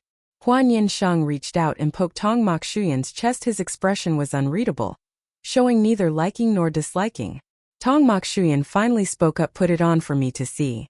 Upon hearing that, Hua Nian Sheng took his ring out of the box, held his left hand, aimed directly at his middle finger, and put it on very smoothly. It fit perfectly. Tong Mak Shuyan lowered his eyes to look at the newly appeared ring on his left hand, then reached out, took the remaining ring from the box, and naturally put it on Hua Nian Sheng. With their 2 hands placed next to each other, Tong Mak Shuyan chuckled softly and gently bit Hua Nian Sheng's ear. "When did you secretly measure my hand size? What's there to be secretive about?" They had slept in the same bed for several nights already. Wasn't it very easy to find an opportunity? Hua Nian Sheng didn't answer this question, and Tong Mak Shuyan also didn't seem overly concerned with the answer. His left fingers were tightly intertwined with hers as he bent his head, intending to kiss her. But his phone unexpectedly rang at this exact moment. Hua Nian Sheng saw him frown. He had originally intended to hang up the call immediately, but after seeing the caller's name, he paused and said softly to her, "Wait for me for a moment." After that, he just maintained this posture and answered the phone. She didn't know what had been said on the other end of the line, but Hua Nian Sheng noticed his eyebrows furrowed tighter. A few sounds leaked from the phone, but she couldn't hear very clearly, and she also had no interest in listening to the content of his company's projects. She then lowered her head to play with his hand. After that, she looked up and reached out to smooth the wrinkle between his eyebrows. Tong Mak Shuyan's eyebrows unfurrowed, but immediately after that, he grasped her hand. It was the left hand wearing the ring. He brought her hand to his lips, silently kissing gently on her ring-adorned middle finger. Hua Nian Sheng didn't know how to describe this moment. She only felt that at this moment, there were only the 2 of them, and her heart pounded wildly. Tong Mak Shuyan, one hand held her hand, one hand continued to listen to the phone. A moment later she heard him say a sentence, "I know." Hung up the phone. He put the phone aside without a word. He reached out and turned Hua Nian Sheng's face back to kiss her. But very quickly he let go again. Facing her watery, sparkling eyes, he reached out and loosened his tie. Tong Mak Shuyan said in a deep voice, "I have some matters to handle. Can you go take a bath first?" The moment this sentence came out, Hua Nian Sheng always felt there was a hidden meaning, but it could also just be her illusion. She hummed in affirmation. After that, Tong Mak Shuyan took his phone and went into his study. Before leaving, he didn't forget to take her slippers from the shoe cabinet and place them at her feet. "Don't walk barefoot on the floor, it's cold." Hua Nian Sheng sat on the sofa for a long time before getting up and going into the room, which was the guest room she had stayed in before. She didn't know what she was thinking, but until now she had never showered in Tong Mak Shuyan's room. Because she had stayed here for a few days before, his house was already stocked with enough makeup and skincare products she usually used, and makeup remover was naturally not lacking. Tonight when styling her hair, she had sprayed a little hairspray, so now she also had to wash her hair, which would take quite a lot of time. Of course, the most time-consuming thing was still because she was thinking vaguely. There were tons of tips online for spending the night at a boyfriend's house. most of which carried one meaning: if you want to do it, ensure safety, if the experience isn't good, dump him, adults just filter, no beating around the bush. Compared to others, Tong Mokshuyan's previous behavior was no different from Lu Ha-hyu. Short-tempered sisters might have already sentenced him to death. Before when Tun Ji Mokshuyan asked Hua Nian Sheng to stay, it was very simply wanting to hug her to sleep, at most kissing and cuddling, no other actions beyond the limit. Hua Nian Sheng also didn't know what his intention was, but thinking about it again tonight, it seemed like it wasn't impossible. According to Trin Van Tin, if she could find a handsome boyfriend who could maintain a distance for more than a week, she would admit defeat. When a truly handsome man is presented before your eyes, who wouldn't covet him? Hua Nian Sheng had not been in love for long, but considering it, the entanglement between her and Tong Mokshuyan had lasted for several years already. Finally, after showering, Hua Nian Sheng hesitated for a long time, then still put on that white lace strap dress. It wasn't a provocative nightgown, it could be worn outside, it was just very seductive. To dare to wear something like this out the door in this weather would truly be a hero. Hua Nian Sheng looked at herself in the mirror. Her hair, after being blow-dried, fell naturally. Her face was completely bare, but she was inherently beautiful. With or without makeup didn't make much difference. She bit her lip. Her lip color quickly became plump and red. Her eyes carried a hint of watery sparkle. She herself didn't know why her eyes had become like this. The neckline was a bit low, revealing an expanse of pure white. The lace on her chest further made the view peek out, and the more you try to hide, the more it shows manner. The dress reached a little above her knees. Hua Nian Sheng's legs were also very beautiful. She felt that wearing it like that to go out was a bit too revealing. So she opened the door and looked out. The living room was empty. Tong Mokshuyan's study was tightly closed. The bedroom door was open. There was no one. He was still in the study. Hua Nian Sheng used her phone to send Tong Mokshuyan a message, wanting to borrow one of his shirts. Her clothes at his place were really not enough. Tong Mokshuyan messaged back, telling her to just go in and choose herself. So Hua Nian Sheng was no longer reserved. She lingered in his dressing room for a while, finally choosing a simple black shirt to put on. As Hua Nian Sheng stepped out of the dressing room, she met Tong Mokshuyan walking in. He must have just finished work, and as he entered, he gently pressed the bridge of his nose with his hand.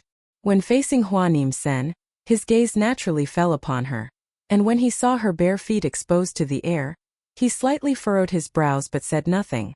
He calmly said to her, "I'll take a shower first." Hua Nian Sheng paused upon hearing that sentence. Tong Mokshuyan's gaze was very weighty, but he had no reaction at all. That sentence also did not convey any other meaning. Hua Nian Sheng just watched him go into the bathroom and close the door. In fact, the sound insulation inside was very good. She didn't hear much movement, and of course she didn't have the mind to think about that. Ow, she lowered her head and looked at her attire again. White lace strap dress, boyfriend's shirt. This combination, theoretically speaking, could make the other person infatuated. Yet Tong Mokshuyan only looked once and that was it? Hua Nian Sheng began to doubt life. Was it ultimately an issue with her charm? Or was Tong Mokshuyan himself a follower of platonic love? Little Hua thought for half a day without an answer, finally lying on the bed and scrolling on her phone. Oh well. When the boat reaches the bridge, it will naturally straighten.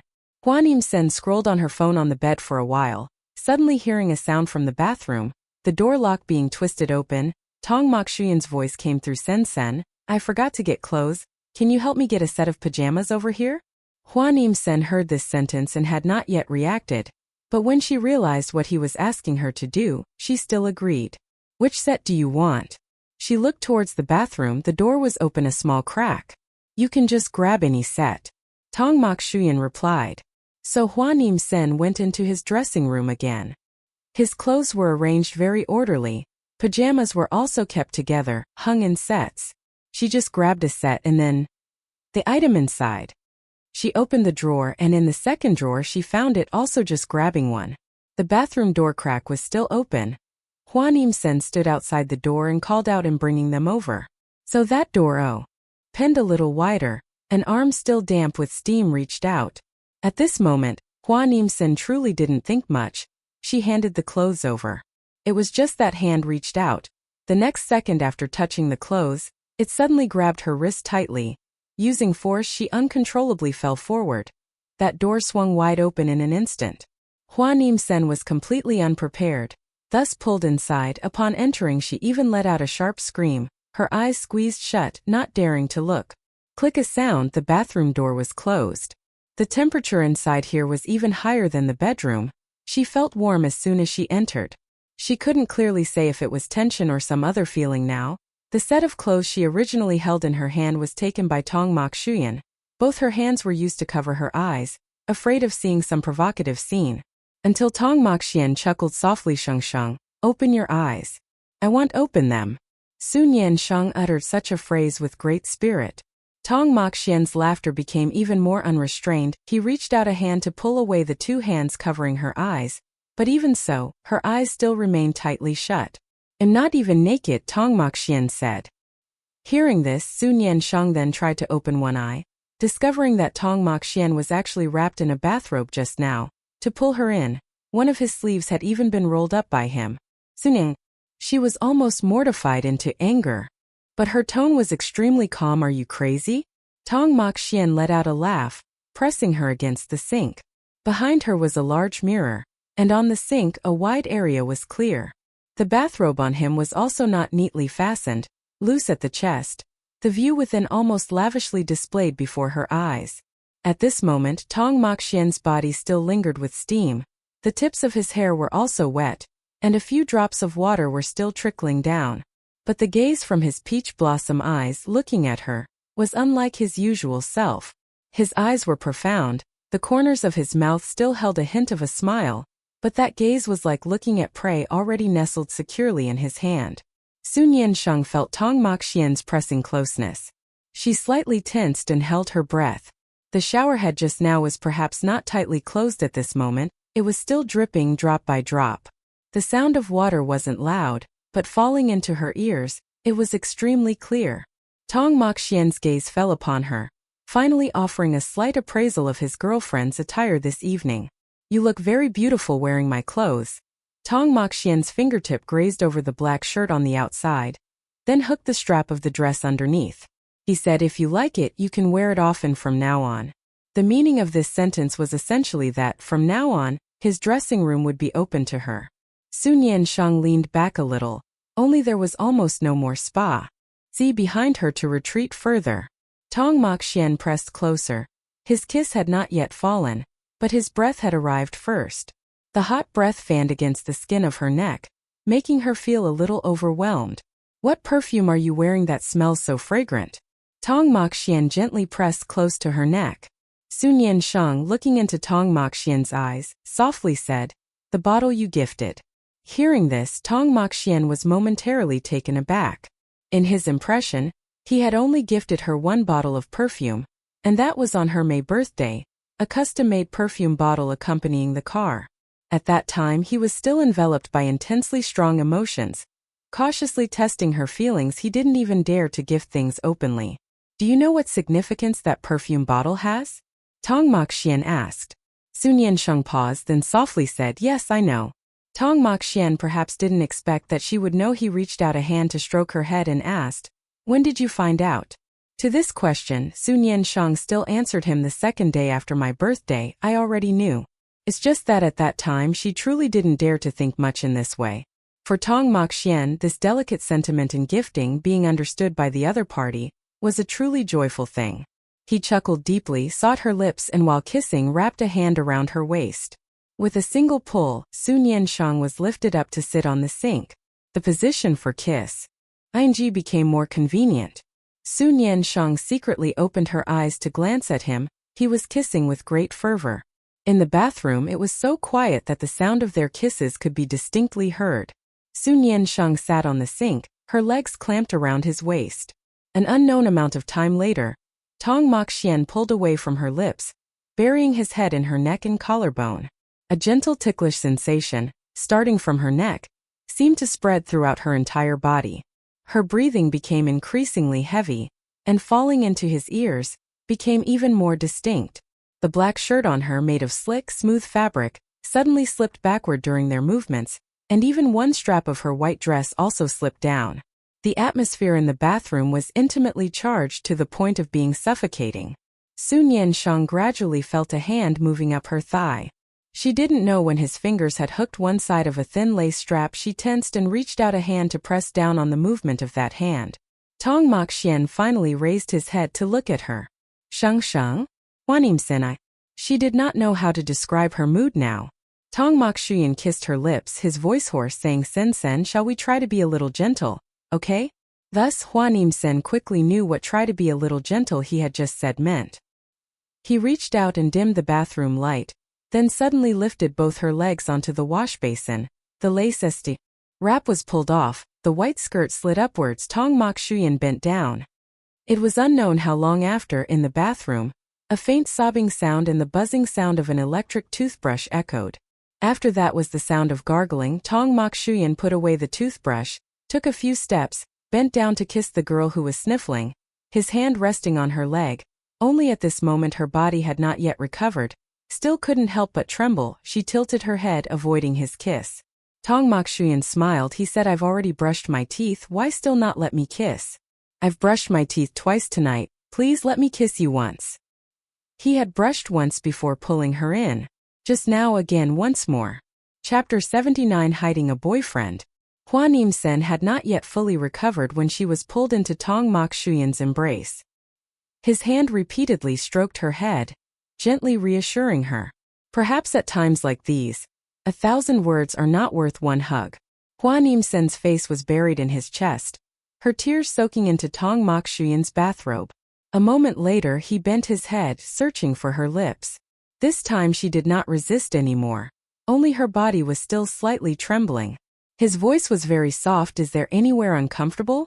Hua Nian Sheng did not open her mouth. Tong Mok Xian placed his hand on her knee, but before he could make the next move, she stopped him. I'll just look a little, not do anything. Hua Nian Sheng took his hand, murmuring him fine. Tong Mok Xian lowered his head, looking at her face for a moment. Tears still clung to her eyelashes, the corners of her eyes flushed red. He suddenly chuckled softly, leaning close to her ear, whispering, So, is it because you were too comfortable? Hua Nian Sheng suddenly raised her hand, covering his mouth. You shut up. Don't say anything more. Tong Mok Xian's eyes curved with a smile. He kissed her palm once, making her startle and pull her hand back as if burned. I'll carry you to bed, okay? Tong Mok Xian said, then used his strength to lift her up. When he placed her into the blanket and intended to stand up, his wrist was held tightly by her. He looked at her doubtfully, seeing the person snuggled in the blanket softly utter a sentence. Do you need my help? Having just caused a commotion in the bathroom, Tong Mok Xian immediately understood this incomplete sentence. He raised an eyebrow. How do you want to help? Thus, the hand holding his wrist slowly moved up his arm, then to his chest, then smoothly went down. It was just that the hand stopped at his abdomen for a few seconds without continuing to move. If it weren't for staring at the person beneath him, seeing her face getting redder and redder, Tong Mok Xian would have thought she was intentionally teasing him. Hua Nian Sheng's breathing became more hurried, but she truly did not know how to do it.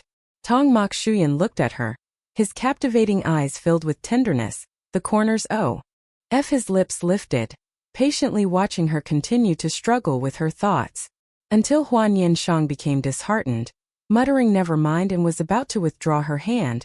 Tong Mai Chuan then acted. He tightly held her hand, not allowing refusal, but guided her down.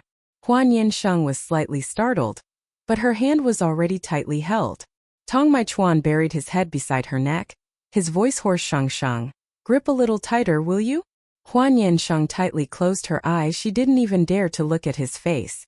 Her hand was completely guided by Tong Mai Chuan. At first, he kissed her lightly, then buried his head at her collarbone.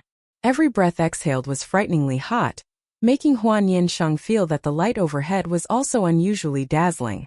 Tong Mai Chuan's voice intermittently echoed beside her ear. Her chest rose and fell, her lips parted.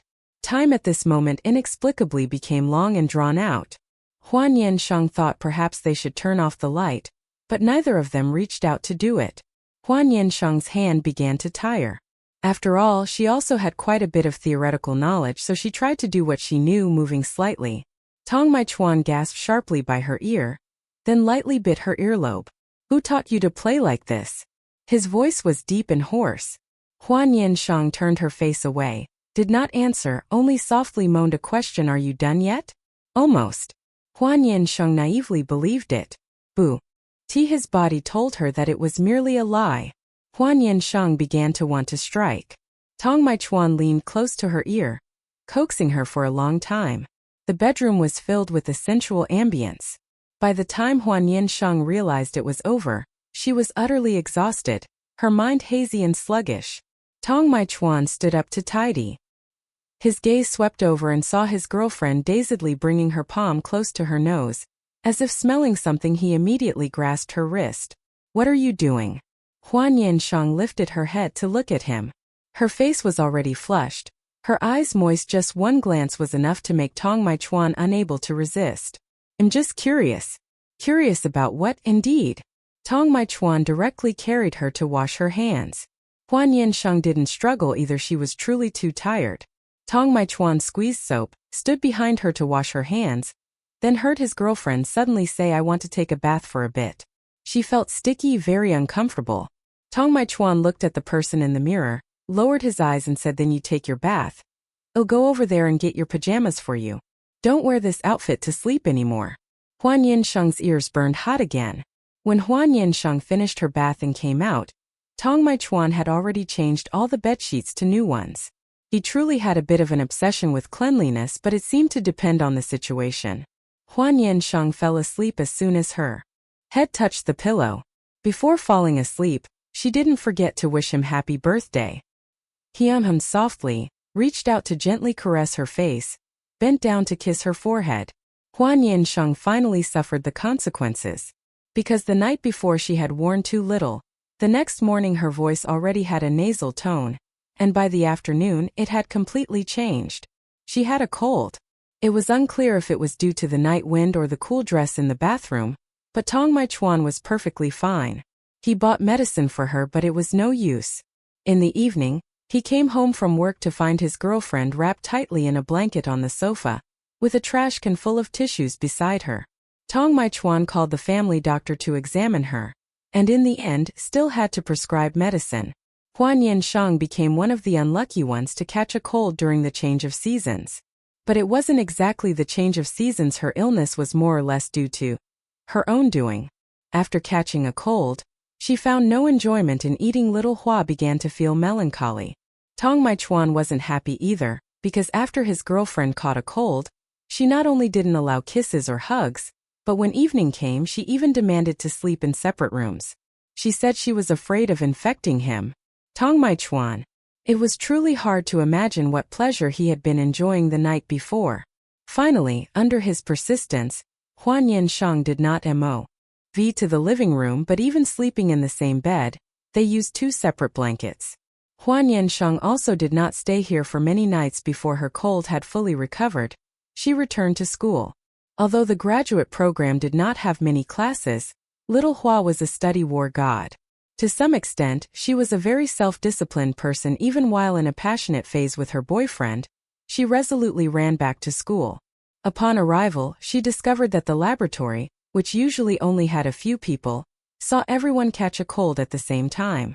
Seeing Hua Nian Sheng, Truong Van Phi, still with a nasal voice, cheerfully said, "Oh, you also have a cold?" Indeed, fellow students are different. Even colds must be synchronized like this. He seemed quite delighted by having a cold. Truong Van Phi said, "You don't know, after getting a cold, my voice sounds several tones deeper than usual. This voice, if used online to flirt with girls, would be absolutely phenomenal." Huan Muk Su Huin also had a cold but couldn't transform it into a baritone voice, disagreeing with that statement, and even sarcastically said, "So, Truong Van Phi, have you managed to flirt with any junior girls yet?" "No, they said I look too flamboyant and wild, don't look like someone who likes girls." Truong Van Phi felt immensely wronged. The entire laboratory burst into hearty laughter thanks to his story. Hua Nian Sheng laughed until her belly ached afterward, every time she saw Truong Van Phi, even with a cold, still maintaining his stylish guy demeanor. She couldn't help but laugh. Truong Van Phi. He wanted to report being subjected to collective bullying in the laboratory. Hua Nian Sheng's cold lasted a full week before completely recovering. During that time, every day Tong Mokshuyan would video call to check in. and by the weekend, he directly came to pick her up to stay at his home. His house had a maid to take care of 3 meals a day, much better than her waking up in the dormitory and ordering fast food. More and more of Hua Nian Sheng's clothes were moved to Tong Shuyan's house. Sometimes when she was too lazy to go pick up express delivery packages, she would also fill in his home address directly, so when they arrived, she could collect them all at once, or unbox them and simply leave them there. Today Tong Shuyan returned from work a bit late. Hua Nian Sheng waited for him to eat dinner together. "Didn't I tell you to eat first?" he said, stepping through the door. "Next time don't wait for me anymore." After passing his 29th birthday, his status seemed to have undergone a very significant change. The Tong family had officially announced his identity as heir, and Tong Shuyan's position and voice within the conglomerate became increasingly weighty. It was expected that in the next 2 years he would be quite busy.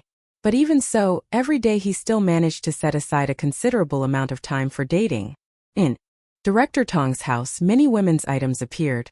All were handbags, jewelry, and the latest season's clothes. The wardrobe in the living room couldn't hold everything. All were placed in the empty spaces in his dressing room. Hua Nian Sheng, when staying overnight at his house, also did not need to prepare clothes in advance. On the contrary, sometimes she only knew what new clothes she had when she arrived. Hua Nian Sheng had told him not to prepare so many. He merely replied indifferently, "They are all brands I often wear. I just told them to send over the women's samples as soon as they are released. It's no trouble at all." It could be said that outsiders did not know the extent of their relationship's progress, but the high-end sales associates who served him privately knew every detail. By this calculation, it was almost no different from living together. The only thing was, those who could serve him all clearly understood the meaning of client privacy. Hua Nian Sheng remained silent. Then she selected from the wardrobe for a long while, finally pointing to 2 or 3 brands and telling him, "Tell them not to send these anymore, they overlap with what I've already bought." All right. Tong Shuyan was a man of great executive ability, quickly resolved the issue, making the sales side even worriedly ask if there had been any oversight in their service. "Are you moving into your new house soon?" Tong Shuyan chatted. "Yes, do you want to come drink for my housewarming?" Hua Nian Sheng said gleefully. She was naturally delighted. This house, from the time of purchase to its decoration, every basic step did not require her to worry. The most headache-inducing task for her was probably the housewarming party. However, she did not intend to make a big fuss, only planning to invite family and friends for a meal. To avoid having to clean up, she decided to book the party at a restaurant, reserving a large private room, and that would be it. Tong Shuyan chuckled softly. "All right, but does your new house welcome me to stay over?" Hua Nian Sheng regarding this point was very generous. She said, "I will reserve a guest room for you." "No need," he refused her generosity. "Just leave me a space on your bed and that will be enough." Hua Nian Sheng. This person was truly easy to satisfy. Couples, when together, always have a stage like shadow with form, inseparable. Hua Nian Sheng and Tong Chuan were clearly in that stage. They were increasingly deeply penetrating each other's lives. Tong Chuan had almost self-established an unwritten rule to not go entertain clients on weekend evenings. Therefore, everyone out there knew he was still dating. Only the female lead was truly too mysterious. But in reality, there were still not a few people who wished to intermarry with the Tong family. Whether he had women outside or not, they didn't much care, as long as the marriage was registered. No matter who came first or last, once there was a marriage certificate, those outside would no longer have competitive power. He didn't find it hard to realize that in the recent several projects he had contact with, families all sent their jade leaves and golden branches to negotiate. Regardless of whether these esteemed young ladies understood the work or not, behind them always stood a team of experts for support. Therefore no incidents occurred. It was just that Tong Chuan received not a few private invitations under the guise of work. Hua Nian Sheng had also vaguely heard about this matter. She wasn't someone who didn't go online. She frequently heard rumors that her boyfriend was about to have a fiancé. Sometimes it was the esteemed daughter of this family, other times it was the young lady of that family. People spread rumors as if true. Until one day, a new character appeared. The actual person was also present in that group and directly left a question mark. She herself didn't even know she was about to climb high. Finally, when asked the person who initiated the topic where they heard the news from, that person stammered, saying it was just when they went drinking they heard someone next to them mention it in passing. This young lady was considered quite straightforward, while those who had previously been embroiled in rumors with Tong Mai-chuan either remained silent or answered ambiguously. In any case, neither admitting nor denying family internal matters, who could know in advance, and there was no need to pay attention. One thing was certain: Tong Mai-chuan was truly a delicious bait.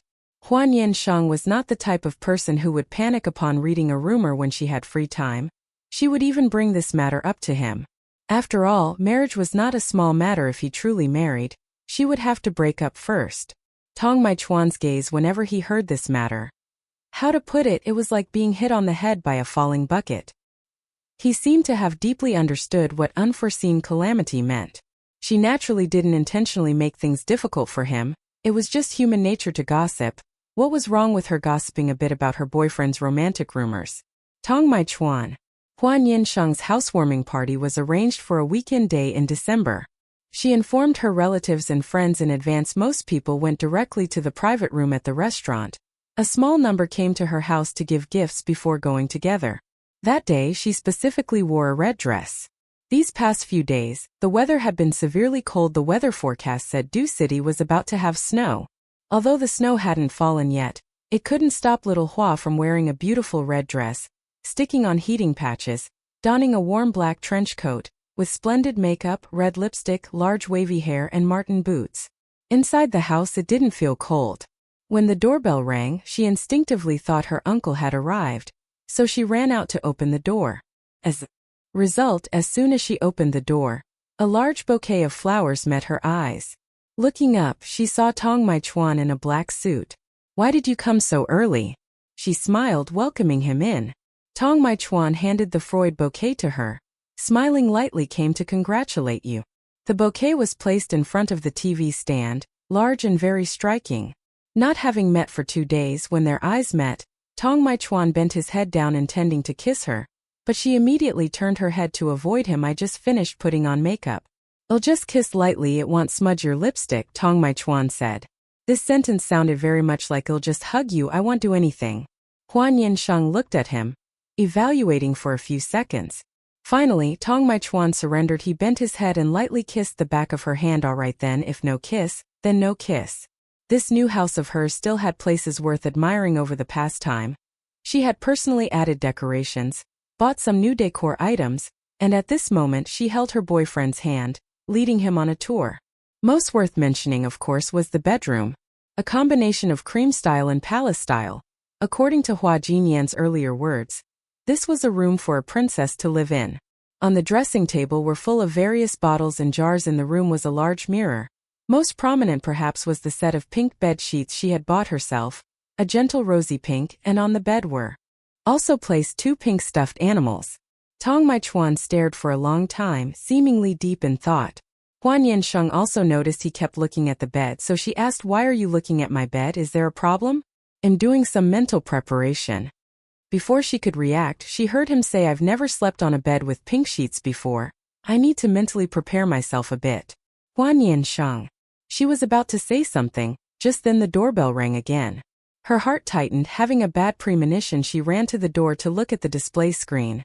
Outside was precisely Hua Jinyan's family of 3. At that very moment, little Hua's brain operated at full capacity. She turned around, grabbed Tong Mai-chuan's hand, and pulled him into the walk-in closet in the bedroom. There was a large wardrobe there that still had no clothes hung in it. "You hide here for a moment, don't let the young cousin discover. Remember to silence your phone." At this moment Hua Nian Sheng was flustered, her mind a blur. She instinctively wanted to hide him. Indeed, she took a boyfriend so large and hid him in the wardrobe. Tong Mai-chuan? Chapter 80. The conversation after the drunkenness. It was regrettable that Tong Mai-chuan's girlfriend granted him not a single chance to utter a word. Little Hua, with quick hands and sharp eyes, slammed the wardrobe door shut, completely concealing her large boyfriend within. Tong Mai-chuan. At this moment Hua Kim-gon, standing outside, began to lose patience, murmuring while cradling his child, at a loss as to what on earth his niece inside the house was doing that made her so slow. The door opened. Hua Nian Sheng looked at the people outside, offering a polite smile. "Uncle, Aunt, you have arrived." What were you doing that took so long to open the door?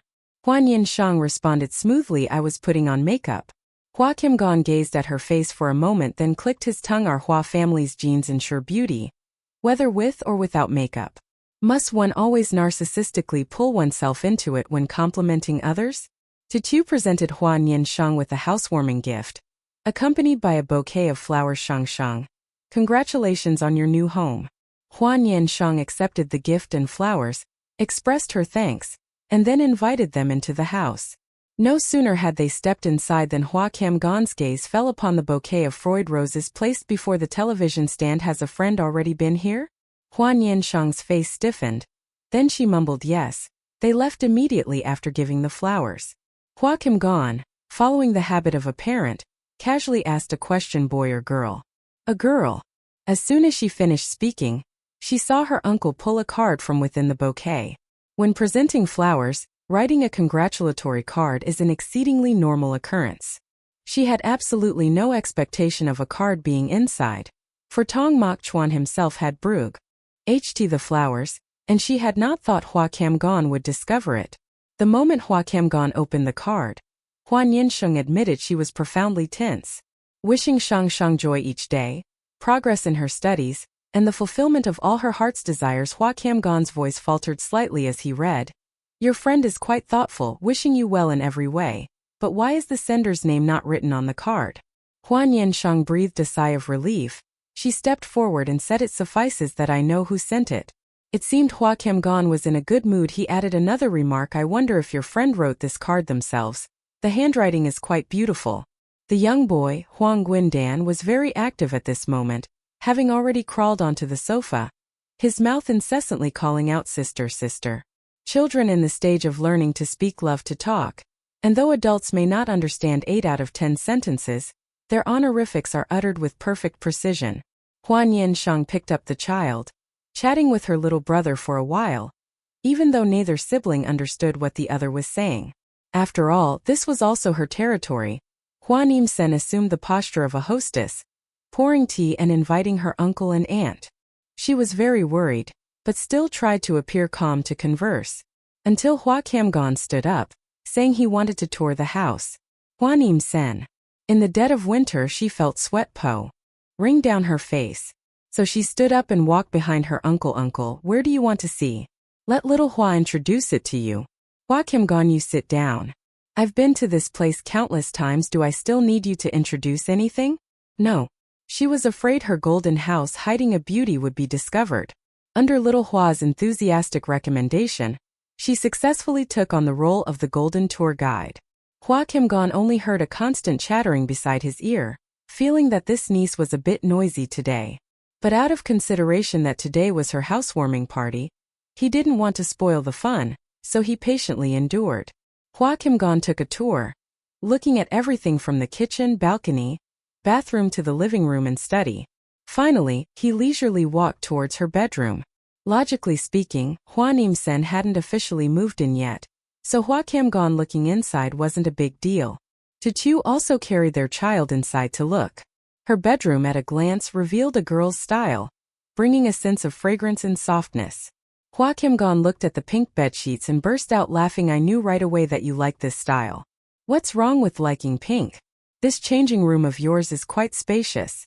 Seeing Hua Kim-gon advance towards the changing room, Hua Nian Sheng felt her heart leap into her throat. Uncle, she suddenly spoke up. How about we go eat right away? Why go so early? Have all your friends arrived? Hua Kim no. And was clearly not in a hurry. How many people did you invite? The truth was she hadn't invited many people at all. However, Hua Kim-gon, for some reason, changed the subject to Tong Mok Chuan. Tong Mok Chuan has been very busy lately, projects, social engagements, and even blind dates. I look at him and feel tired on his behalf. Ha ha ha. His laughter didn't sound like he cared about his friends at all, but he had mentioned blind dates. Hua Nian Sheng repeated, blind dates? Exactly, people keep using work as an excuse to invite him to dinner. If that's not a blind date, then what is it? Hua Kim-gon completely failed to realize that the person he was talking about was actually just a few steps away from him. As Hua Nian Sheng listened, she subtly moved to stand in front of the wardrobe that was hiding her boyfriend, in case her uncle or aunt suddenly wanted to open the closet to look. As it turned out, the couple didn't want to look at the closet, but little Huang Guindan, who was crawling on the floor, crawled towards her, then started scratching at the closet door beside her. Fortunately, the child's strength was still weak, and he couldn't open the closet door. Hua Nian Sheng hastily bent down and picked up the little boy. It had to be admitted that this child was getting heavier and heavier. Holding him in her arms felt completely different from when he was just born. Sen, this changing room of yours is still too empty, Chu suddenly said. How about I tell someone to move some clothes from home over here for you? The Hua family's wardrobes were never enough. Hua Nian Sheng shook her head vigorously. No, I have enough to wear. After all, this room would gradually fill up later. But it seemed Aunt to misunderstood her meaning. She nodded and said, then later, when they deliver clothes, I'll tell them to send a set over here for you as well. Hua Nian Sheng. I wonder who it is that is already over 20 yet still happily freeloading off their family. The couple, along with the child who often crawls around everywhere, stayed in the changing room for a little longer. Chu seemed to quite like her new house's decorating style, so Hua Camgon's attitude changed immediately. Darling, we still have an apartment that hasn't been decorated yet, or how about we also do it in this style then? Chu smiled. Didn't you just complain that this was a princess style? Hua Camgon, so what if it's a princess style? I'm willing to be the prince consort, that's all that matters. Hua Nian Sheng? Uncle, you didn't say that earlier. The child in her arms seemed especially interested in the large wardrobe, constantly reaching out its chubby hand, intending to grab the handle. What treasure does that wardrobe hide that Nguyendan likes so much? Hua Camgon asked casually. Hua Nian Sheng. He had no idea that casual remark made his niece break out in a cold sweat. There's nothing there, Uncle. I haven't even had time to hang clothes in it yet. She carried the ancestor in her arms out. Good Nguyendan, let's go out and play, okay? When she went out, her uncle and aunt also followed her out to the living room. The feeling of danger finally passed. Hua Camgon asked her if any other friends were coming to see the house, and she said no. Lam Not Lack had said she would come over to play, but recently her family banished her to another province for an internship, so she couldn't make it back for this meal. In that case, let's just go to the restaurant directly. Later, tell the driver to take you home so you don't have to drive yourself. Perhaps due to an adult's worrying mentality, he still didn't quite trust his niece's driving skills, even though she had just acquired a Porsche at a car exhibition. Hua Nian Sheng refused to share a car. Everyone please go ahead. I want to drive over myself. Hua Camgon was still not at ease, so when you drive, remember to watch the road, and don't drive around crashing into things randomly. Little Hua decided that one day she must let her uncle experience her driving skills. Waiting until Hua Camgon's family of 3 had left the door, Hua Nian Sheng closed the door, then let out a long sigh of relief, and raised a hand to wipe away cold sweat, though there was none in reality. She returned to the room, opened the wardrobe door, and saw her tall boyfriend crouching dejectedly inside. The moment the door opened, she clearly saw Tong Mokshuyan let out a sigh. He sincerely uttered a sente. And see, it truly feels like we're having a secret affair. He was clearly her legitimate boyfriend, but no matter how she looked at it, he didn't seem very legitimate at all. Hua Nian Sheng felt apologetic. She reached out and pulled him out, then bowed her head to admit her mistake. I'm sorry. I've put you at a disadvantage. Tong Mokshuyan was someone with very stable emotions. Even in this situation, he could still reanalyze. In fact, is there any chance that, even if I had just sat on your sofa earlier, your uncle wouldn't have thought much of it? Hua Nian Sheng froze. She suddenly remembered the relationship between him and her even before they started dating. In her uncle's eyes, it was quite good. After all, they used to be colleagues and he cared for her a lot. Some of the decorations and furniture in this house were even chosen and sent over by him. His status could completely appear openly here. It was just that earlier, his intelligent and beautiful girlfriend didn't give him a single chance to speak, and directly dragged him away to hide him.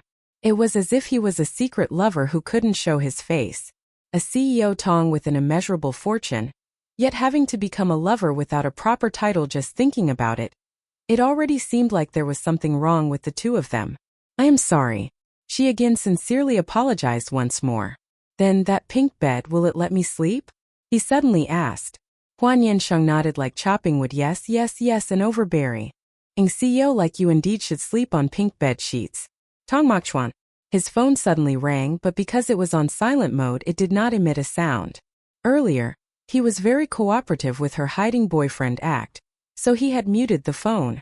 This call came quite delicately. She saw the caller's name and immediately fell silent. Tong Mokchuan, where are you? I called you to come to the party, but why are you so slow? The other end of the line was Hua Jingon's voice. What? Hua Nian Sheng is so clueless that she didn't even bother to send you an invitation? Hua Nian Sheng, standing beside, heard it, dared not utter a sound. Even her breathing was intentionally lowered. She sent me an invitation. Tong Mokchuan glanced at his girlfriend, adding another sentence, I will be there in a moment. Alright, I'll go over first and wait for you. Normally, they often talked in a teasing manner, but their actual relationship was very good. He hung up the phone and then looked at her. Let's go. But in the end, she still did not ride in the same car as him. According to her, it was to avoid suspicion. Tong Mokchuan. Yet another blunt argument, but one that sounded reasonable from her. Hua Nian Sheng appeared not at all late. She did quite well at entertaining guests. Moreover, before she even arrived, the guests had already found enjoyment for themselves. After all, this was only a party inviting relatives and friends. Most of her friends came from well-off families. Many young people had already been given several houses by their families. As for her uncle had only recently risen to prominence in the past few years. Previously, she was just an ordinary student going to school and then returning home. All of this was thanks to her uncle's efforts behind the scenes to raise his niece's status. In reality, under her name there was also another house, inherited after her parents passed away, but it was not in Due City, and she had not returned there for a long time. The housewarming party proceeded smoothly. She ate at her own party and toasted to relatives and friends.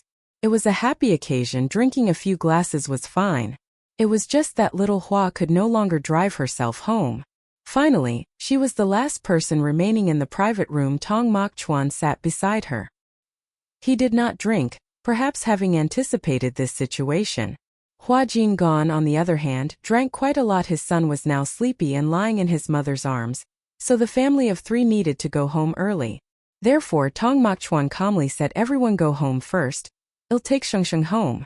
Even though Hua Jingon drank a lot, he was not completely drunk. He thought for a moment and then realized there truly was no one more trustworthy here than Tong Mokchuan.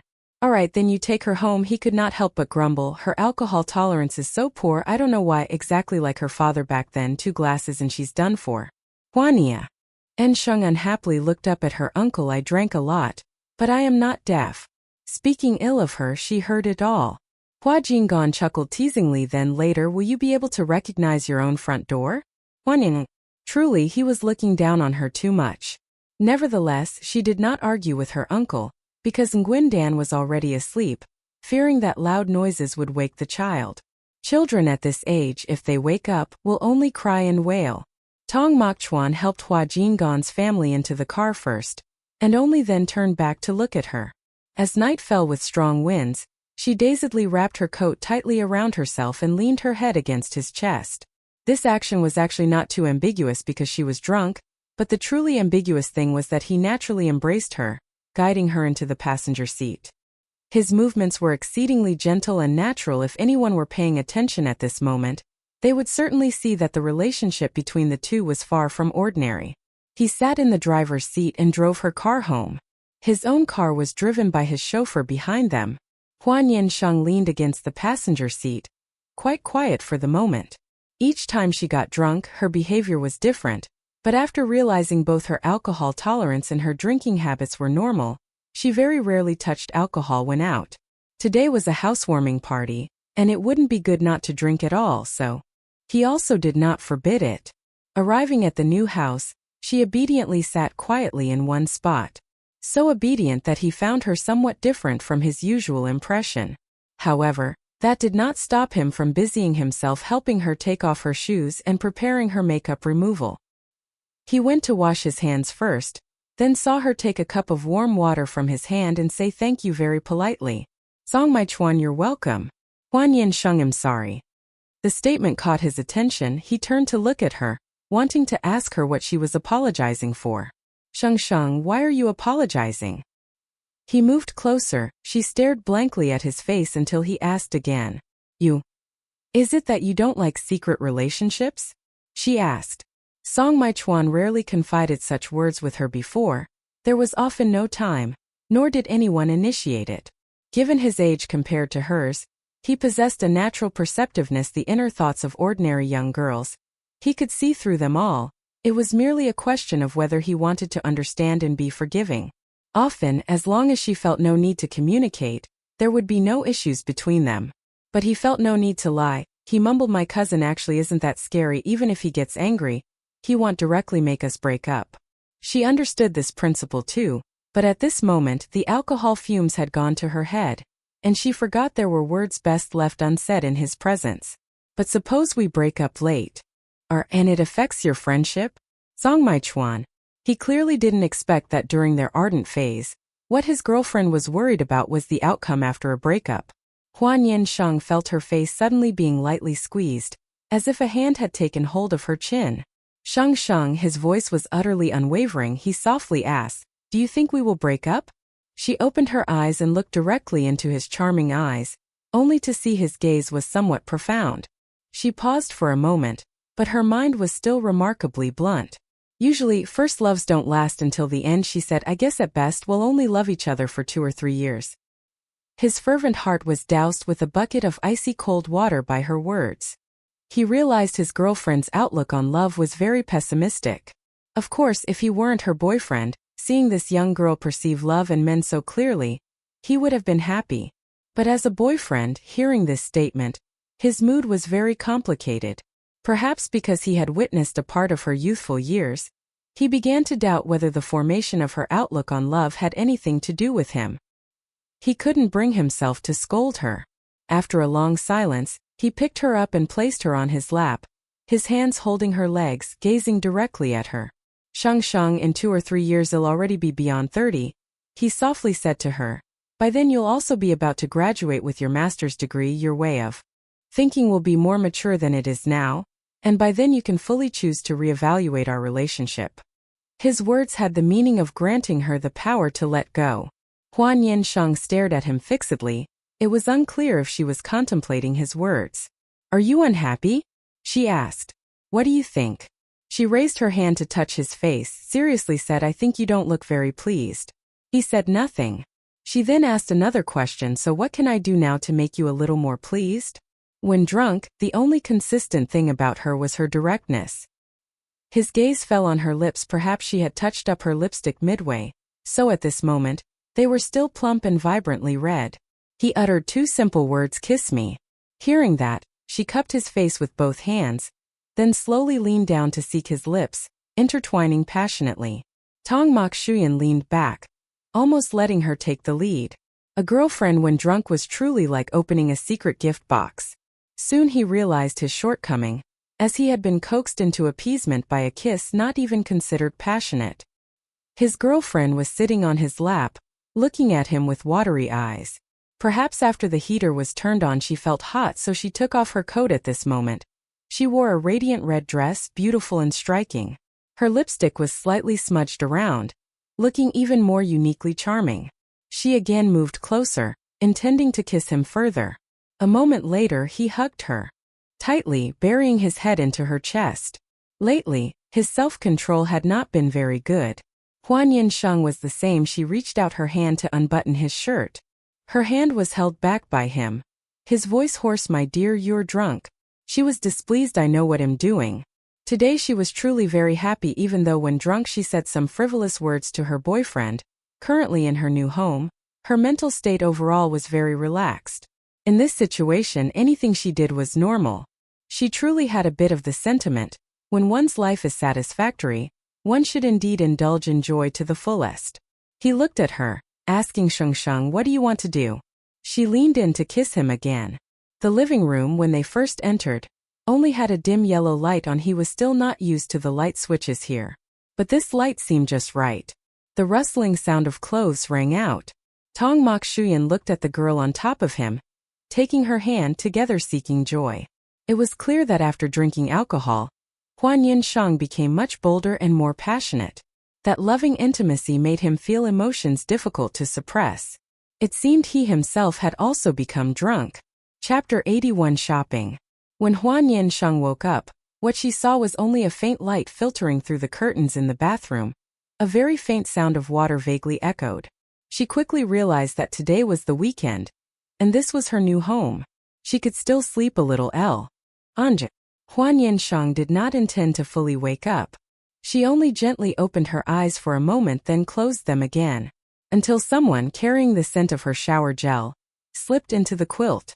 Hua Nian Sheng shivered from the cold, but that person quickly embraced her from behind. Light kisses fell on her nape.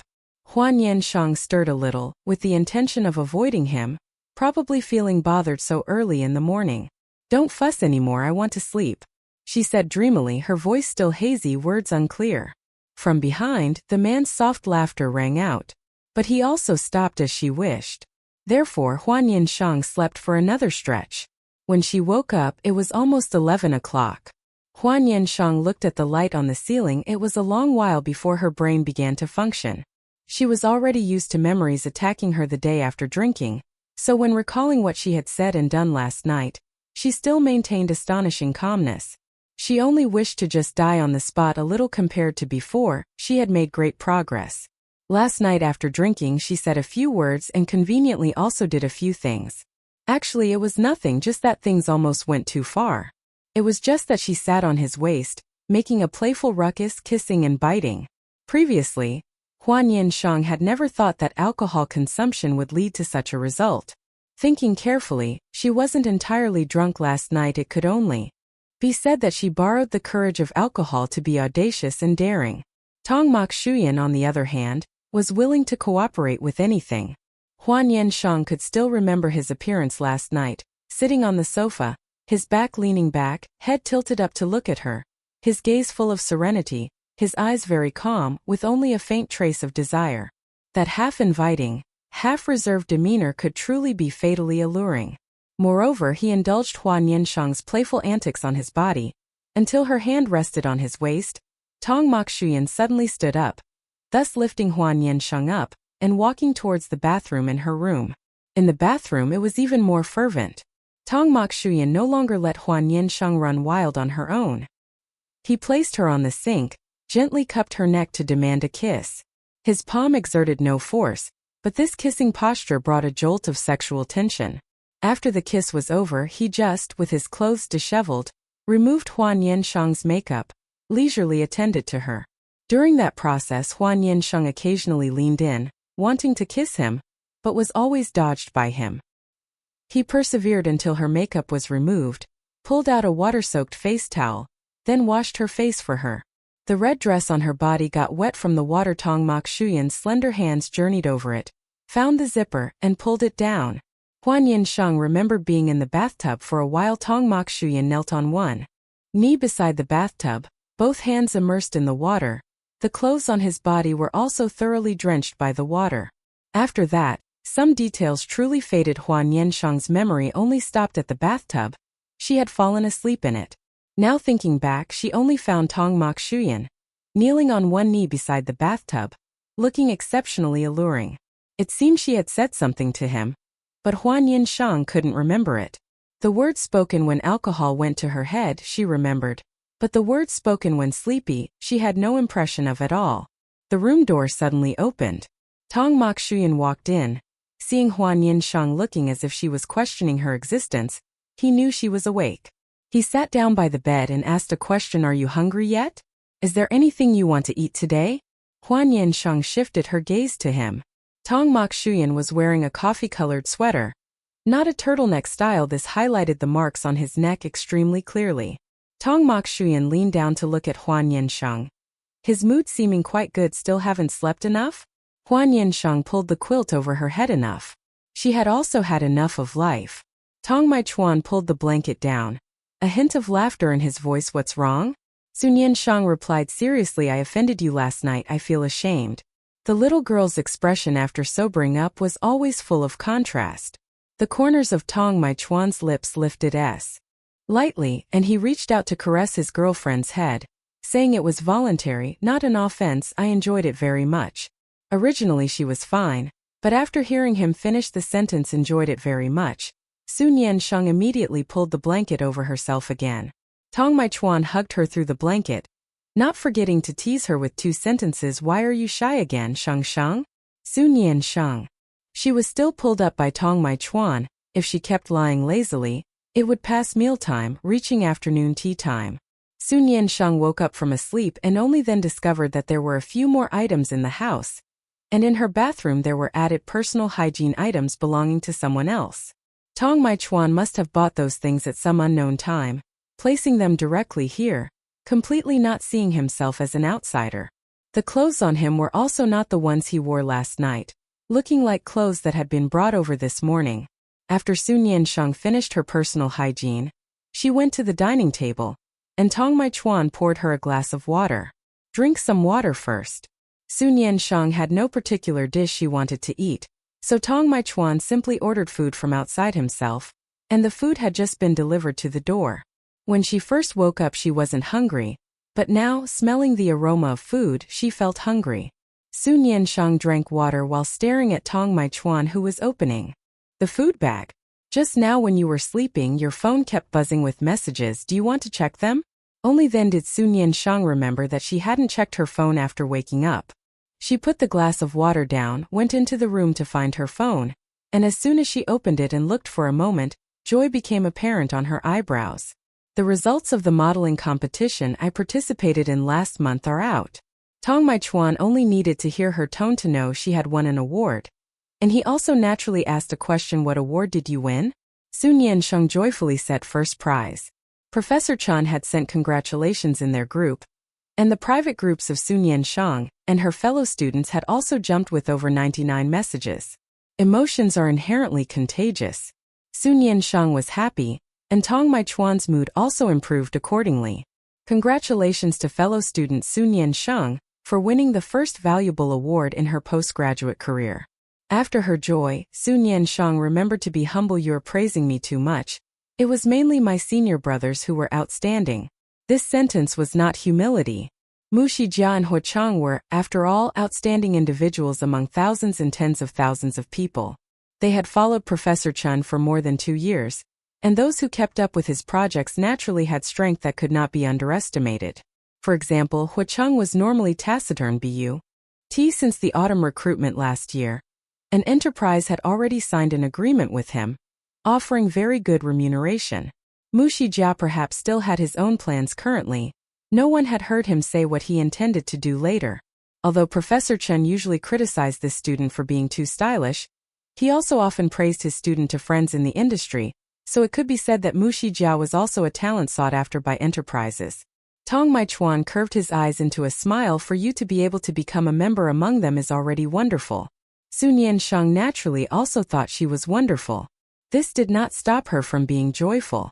Tong Mai Chuan didn't know why, but at this moment, a strange feeling of joy, like nurturing someone to become successful, arose within him. It might sound a bit perverted to say, but he had truly watched the girl before him grow from a shy high school student, maturing into a postgraduate student possessing virtue, intellect, physique, and aesthetics, now much more outstanding and confident. Although during Hua Nian Sheng's first 3 years of university, Tong Mai Chuan and she didn't meet much, he often heard Su Jinyan talk about his niece's situation. There had been similar times before, when Hua Nian Sheng participated in competitions and won awards, perhaps sending messages about her achievements into the family group, at which time Su Jinyan and his wife and Tong Mai Chuan were all together. Tong Mok Shuya, and thus watched Su Camgon transform into a parent recounting stories about his granddaughter. It could be seen that he truly enjoyed the feeling of his descendants having a bright future. Perhaps because he himself had briefly contributed to caring for this flower. At that moment, Tong Mok Shuyan even understood Su Camgon's joy. Moreover, at that time, Chu was originally a young woman who wasn't particularly fond of children, but it was precisely because of Su Nim Sin that she developed the idea of wanting to raise a child. This was the joy of nurturing, personally raising a child. Of course, the most crucial aspect was still what Su Camgon had done as a husband and a father. Carrying a pregnancy and raising a child was, after all, a project full of risks. Many parents couldn't raise a flower that was both healthy, beautiful, and outstanding. Just the act of growing up healthy alone was already not easy. At this moment, Su Nimson also reported her prize-winning news to her youngest uncle, after which she received a bank transfer filled with praise. Her uncle was truly a practical person. Tong Mok Shuyan saw her beaming with joy, then asked a question. A bank transfer to you can make you this happy? Su Nim Sin, that's different. This sum of money isn't just money, it's also recognition and praise for me. Most importantly, this is money from my uncle's wallet. It's not easy to get. Tong Mok Shuyan, not easy how? Su Nim Sin, let me tell you this, my uncle before gettin' married was a genuine love-brained person. When he proposed, he told my aunt that all economic power in the household would be in her hands. So now, even though he still seems to have plenty each month, he actually has to inform my aunt before spending large sums. Do you know what that means? Su Nim Sin asked again. Tong Mok Shuyan cooperated by asking, what does it mean? My uncle is using his own pocket money to reward me, Chu Su replied. Tong Mok Shuyan. It sounded a little poignant. Su Nim Sin had merely casually recounted some gossip about her uncle to Tong Mok Shuyan. But after a moment of contemplation, Tong Mok Shuyan asked her a question like this, so? Do you want to manage my finances? I don't want to, Chu Su refused.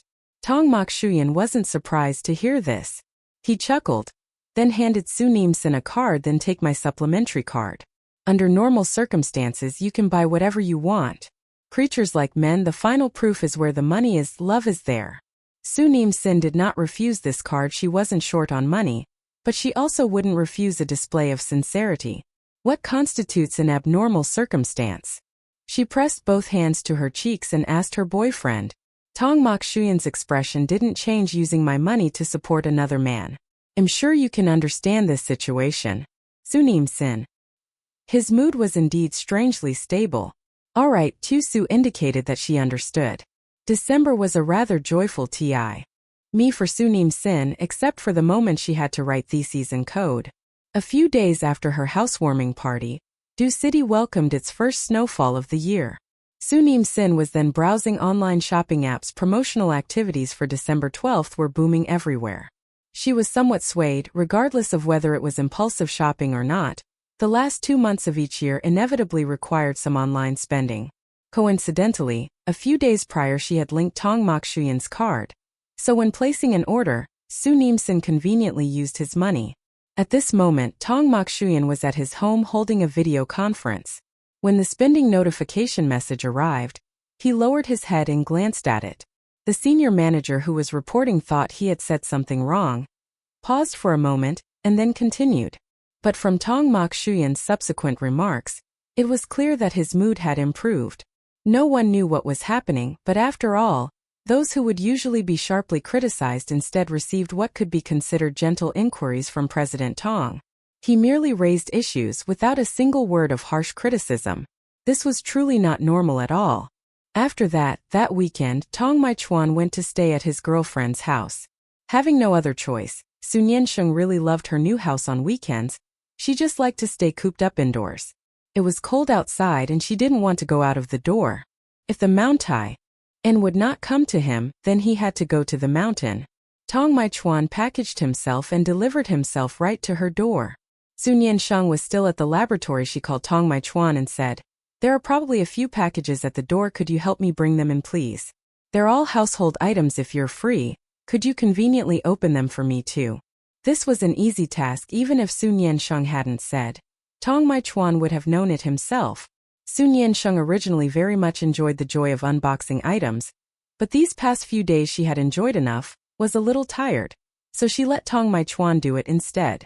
Tong Mai Chuan had little interest in shopping festivals like these. He himself was a capitalist, and also a capitalist who was not short of money, so for shopping, he usually didn't need to consider the price-performance ratio. Nor did he need to consider. He was very willing to give his girlfriend a hand. So the first thing when he entered the door, besides changing his slippers, was to unbox the items for his girlfriend. The number of packages was estimated to be about 7 or 8, it was only the amount of goods delivered in one day. Tong Mai Chuan found a box cutter and started working. Hua Nian Sheng really bought daily necessities, a few tissues, face towels, and then stockpiled sanitary pads, which was normal. Tong Mai Chuan also unboxed 2 pairs of furry winter indoor slippers, one black, one pink. The black pair was clearly Tong Mai Chuan's size. Clearly it was just buying these small trivial things, but it made one happy to see them. There were also 2 vases, one milky white and one black. Finally, there was a box discreetly packaged from the outside. He couldn't tell what brand it was, nor could he tell what was inside. Tong Mai-chuan didn't think much. He unboxed it right away. It was only after opening it that he discovered the box inside didn't look quite right. There were some things that even though he didn't use, he still knew the brand. A rather exquisitely packaged box opened to reveal several small boxes inside. Tong Mai-chuan was not the type of man who was too pure. He understood what this was with one glance, and moreover, there were also words on it. He almost instinctively raised an eyebrow. Right at this moment, his phone rang again. The screen displayed his girlfriend.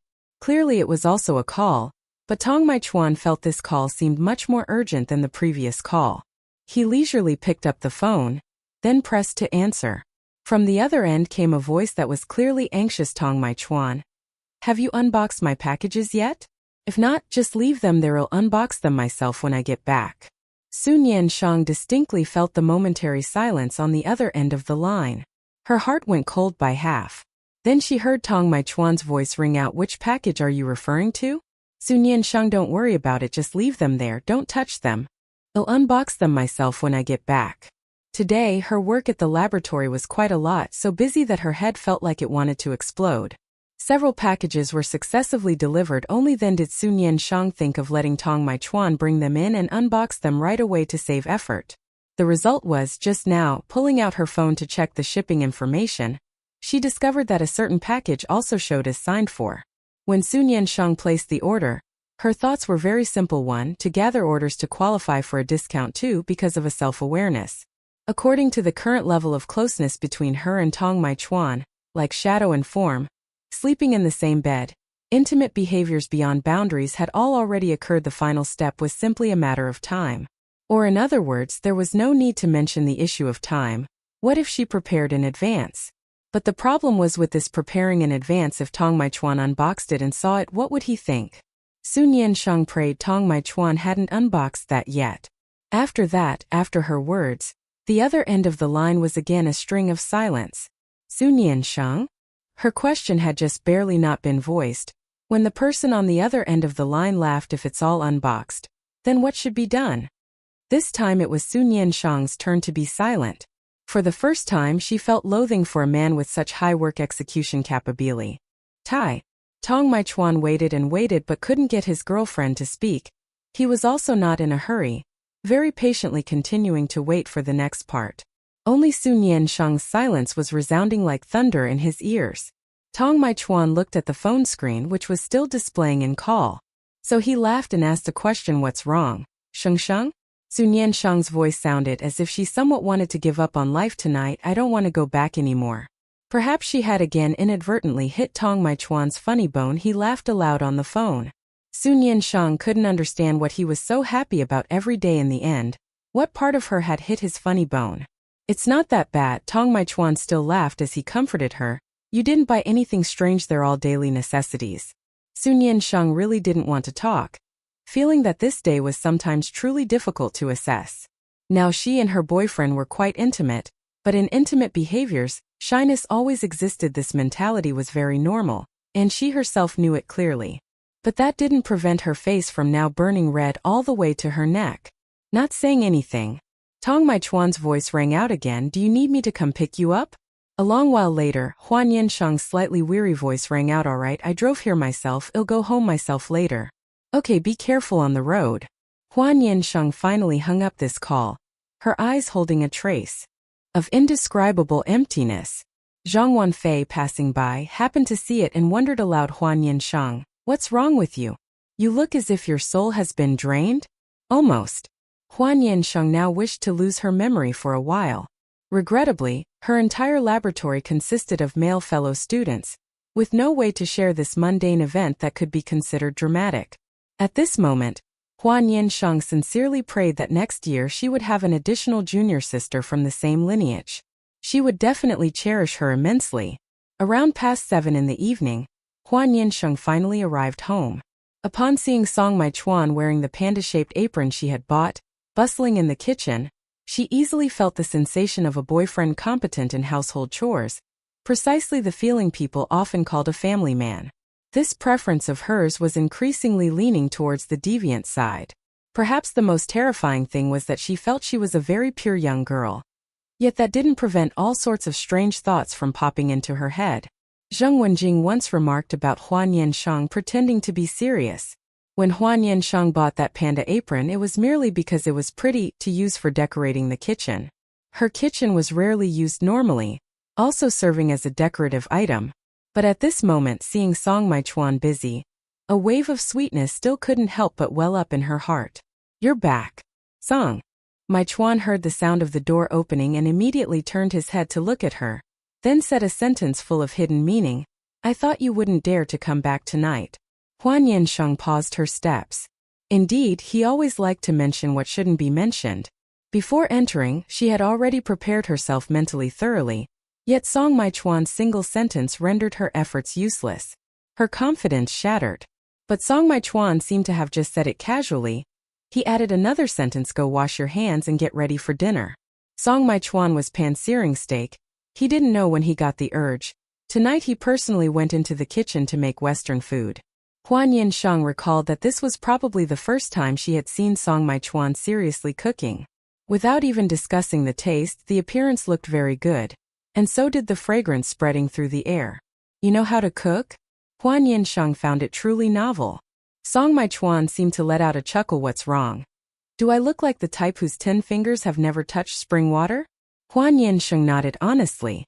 Previously, when she was at his home, she hadn't seen Song Maichuan set foot in the kitchen area much. Song Maichuan told her, "I don't really like to cook, but my skill is decent. Before, I lived abroad for a while, and there was no chef accompanying me. The local taste didn't suit me, so over time I learned to make a little of both Chinese and Western dishes." Hua Nian Sheng felt this was another moment to unlock new skills of her boyfriend. So she asked, "When did you live abroad?" "High school," Song Maichuan said indifferently. Then his family told him to return home for university. He only studied local high school in 12th grade. Hua Nian Sheng uttered an "oh," then was urged by Song Maichuan to sit at the table. Steak and side dishes were laid out on the table. Song Maichuan was also full of enthusiasm to create a romantic atmosphere. He placed flowers in a vase on the table. The lights were dimmed slightly. Truly romantic. Chapter 82. Darling. Hua Nian Sheng felt this meal pass by exquisitely, and Song Maichuan's cooking skill was truly superb. This made her suddenly recall earlier times, when she was in the dorm, the late-night talks and dreams about the ideal type. Since it was called an ideal type, naturally she could dream however she wished. Everyone liked men with handsome faces and good figures. It was just that within that scope, each person's standards differed. For example, Fong Man liked the puppy type, full of youthful vigor. Zheng Wenjing, on the other hand, liked the young dad type, over 1 meter 80 tall. Hua Nian Sheng's answer at that time was that she wanted a man who matched her aesthetic. This answer was too abstract, so she was pressed by everyone until the end. Finally, based on the details enthusiastically summarized by her roommates, it was she wanted a man with an outstanding appearance, gentle personality, and who knew how to cook. This scope was still very general, but Hua Nian Sheng now thought back. Perhaps she had already realized it. Song Maichuan perfectly fit her standards. One could only say that after a long journey, she still preferred this type of person. Hua Nian Sheng very proactively took on the responsibility of washing dishes after the meal. Her home's dishwasher finally had the chance to work for the first time. Before that, Song Maichuan had already left a few sets of clothes at Hua Nian Sheng's place. After the meal, he borrowed her study to handle work for a while, then used her bathroom as well. As for Hua Nian Sheng, she used this time to check the express delivery packages from tonight. Song Maichuan was very familiar with her things, knowing where to put them after opening. Daily necessities like tissues, face towels, or sanitary pads she had all found. Only the thing she needed to find, she didn't know where he had put it away. At this moment, Song Maichuan was still showering. Hua Nian Sheng thought for a bit, then entered the bedroom and pulled open the bedside table drawer to look. Sure enough, several boxes were neatly arranged in the drawer. Hua Nian Sheng. The bathroom door stirred, and Hua Nian Sheng instinctively pushed the drawer back, then looked up to meet Tong Mokshuyan's gaze. "What are you looking for?" Tong Mokshuyan's tone sounded very placid, as if it were merely a casual question. Hua Nian Sheng nothing. In terms of her psychology, Hua Nian Sheng was actually not doing too poorly. Tong Mok Shuyan came, bringing the steam with him. He stood in front of her, raising his hand to stroke her head. "How are your studies lately?" Tong Mok Shuyan asked. He had a habit of inquiring about Hua Nian Sheng's academic situation. After all, they were in the same field. He also had an understanding of what Hua Nian Sheng was studying, and sometimes if she didn't understand something, he could even explain it. Treating a girlfriend and an employee were two different matters. Although there were issues that, from Tong Mok Shuyan's perspective, wouldn't necessarily be addressed in a work environment, his attitude would differ based on who was asking. This was probably double standards. But there was nothing wrong with it. His girlfriend simply needed time to improve. For Tong Mok Shuyan, Hua Nian Sheng naturally had the need to unburden herself. Those who are still studying at each stage have different anxieties. For example, writing a thesis. A postgraduate life that hasn't been utterly tormented by a thesis cannot be called complete. Hua Nian Sheng recounted how she was criticized by her professor for more than 10 minutes during a group meeting. Professor Tran was very poor at using words to praise students, but when it came to scolding, his vocabulary had reached a masterful level. Perhaps professors and students tormenting each other was an immutable situation in academia. Professor Tran had also seen through the ways of the world. Tong Mok Shuyan laughed after hearing this. "Did he only criticize you?" Hua Nian Sheng, "Not exactly. There was a senior who was scolded for a full half hour. Muk Hai Jia, because of his exceedingly fresh and unconventional perspective, was thoroughly reprimanded by the professor but remained unconvinced, thus becoming the first person to turn the office into the scene of a major argument between teacher and student. Hoke Thua, who was beside them, was probably too used to this scene at that time. He even held his phone and asked the two junior fellow students if they wanted milk tea. But Muk Hai Jia was also the kind of man who knew when to be firm and when to yield.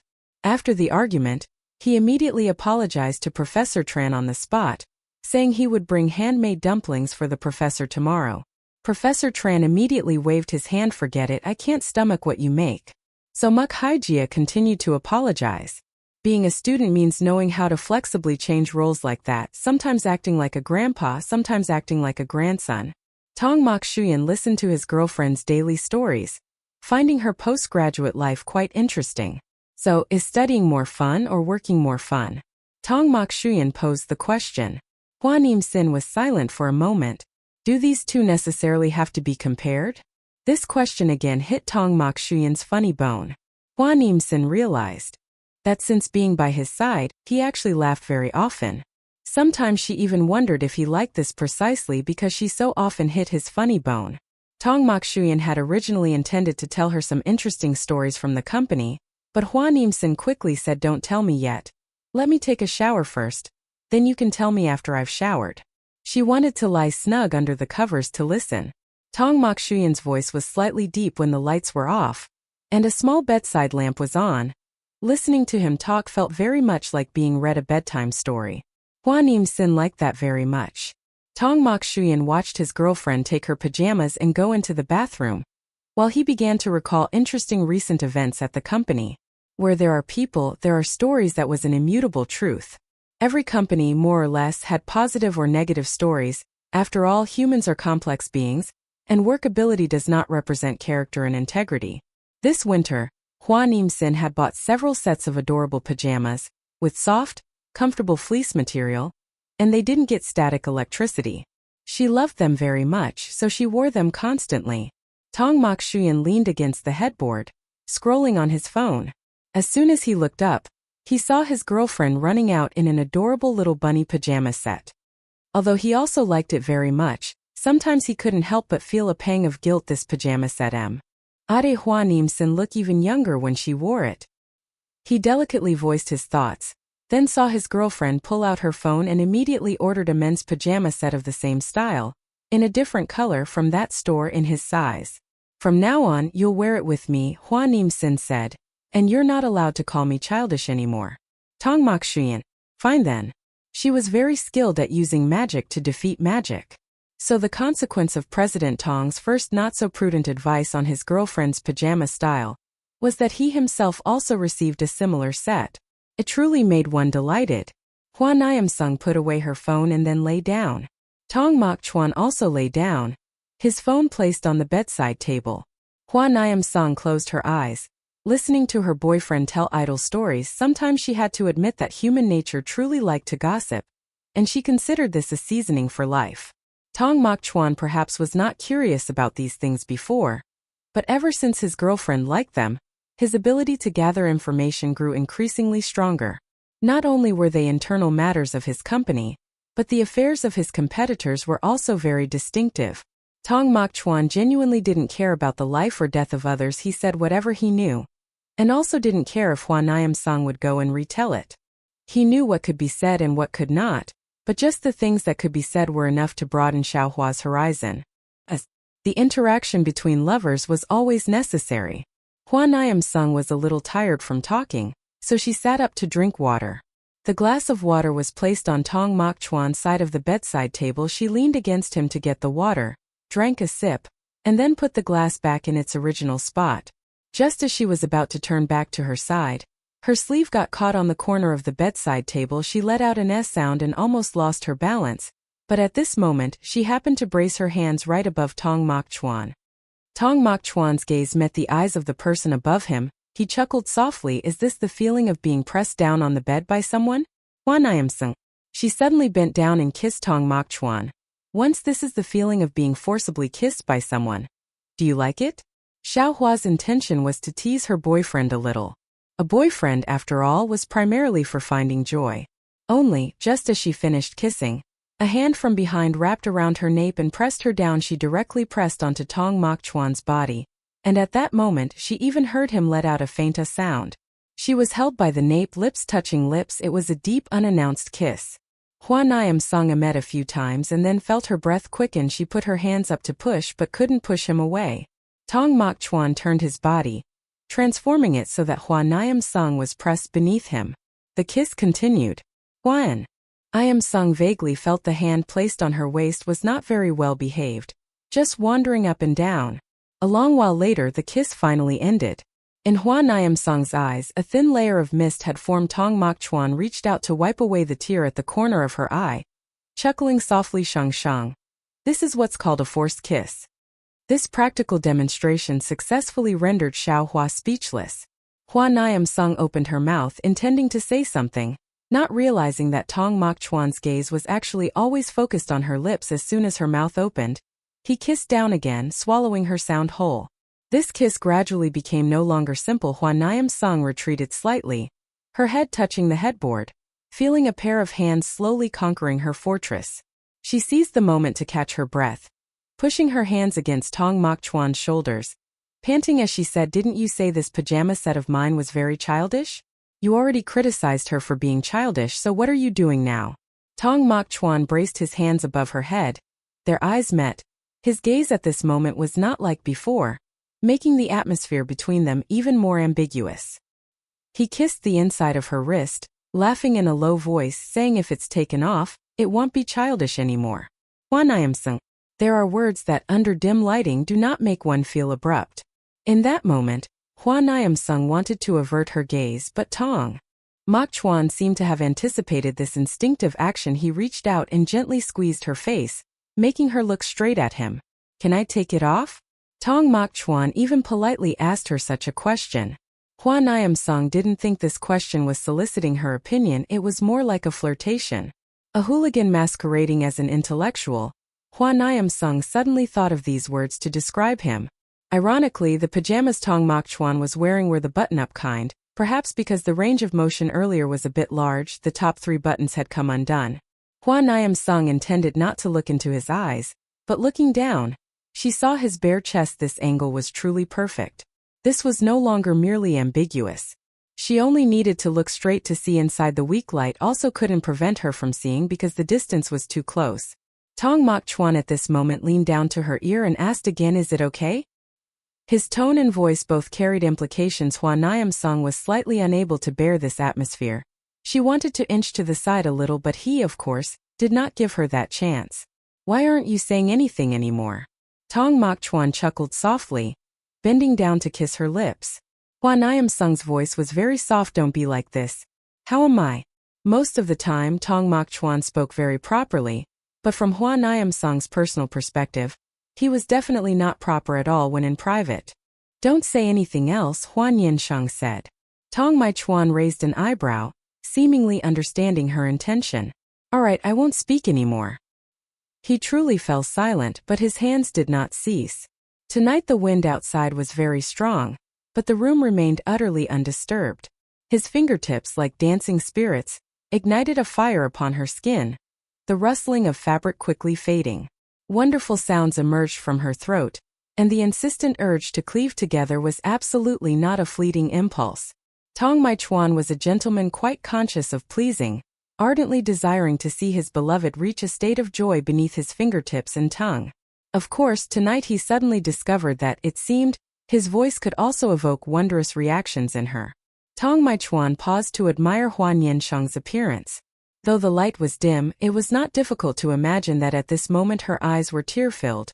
The corners flushed pink when truly at ease, her tears would flow uncontrollably, not from distress. Yet now it could also be said she was not entirely at ease. His fingertips, carrying a faint moisture, glided over her skin. She seemed to want to hold on to them. But when she opened her mouth, her voice had taken on an unusual tone. Sheng, what did you just say? Tong Maichuan gently asked her. Don't pull out what exactly? He was deliberate. Saying these words at this moment made her both embarrassed and expectant.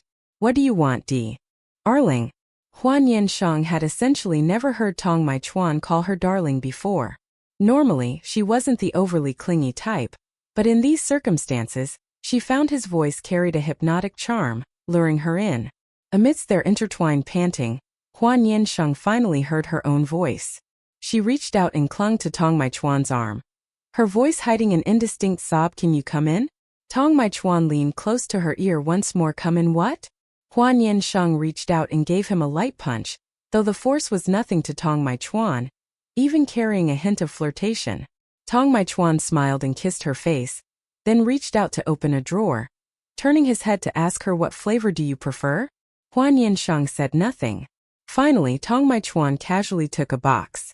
Hua Nian Sheng only heard the sound of tearing packaging. She lacked the courage to turn her head and look. It was clear that a sober little Hua differed somewhat from a little Hua after a drink. Now she was perfectly sober, even wondering if she shouldn't have refused when Tong Maichuan offered her some wine earlier. She felt her entire body was overripe, as if roasting on a grill. Tong Maichuan's voice suddenly became much gentler. Be good. Relax a little. The more he spoke, the more Hua Nian Sheng found herself unable to help but tense up. This stretch of time suddenly became interminably long, and this sensation was truly unfamiliar to her.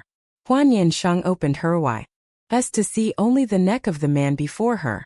She vaguely recalled her tears had thoroughly soaked the pillow, and the words she spoke were somewhat muddled, but for the most part, she could only emit gasps and call Tong Maichuan's name, or utter 2- or 3-word commands.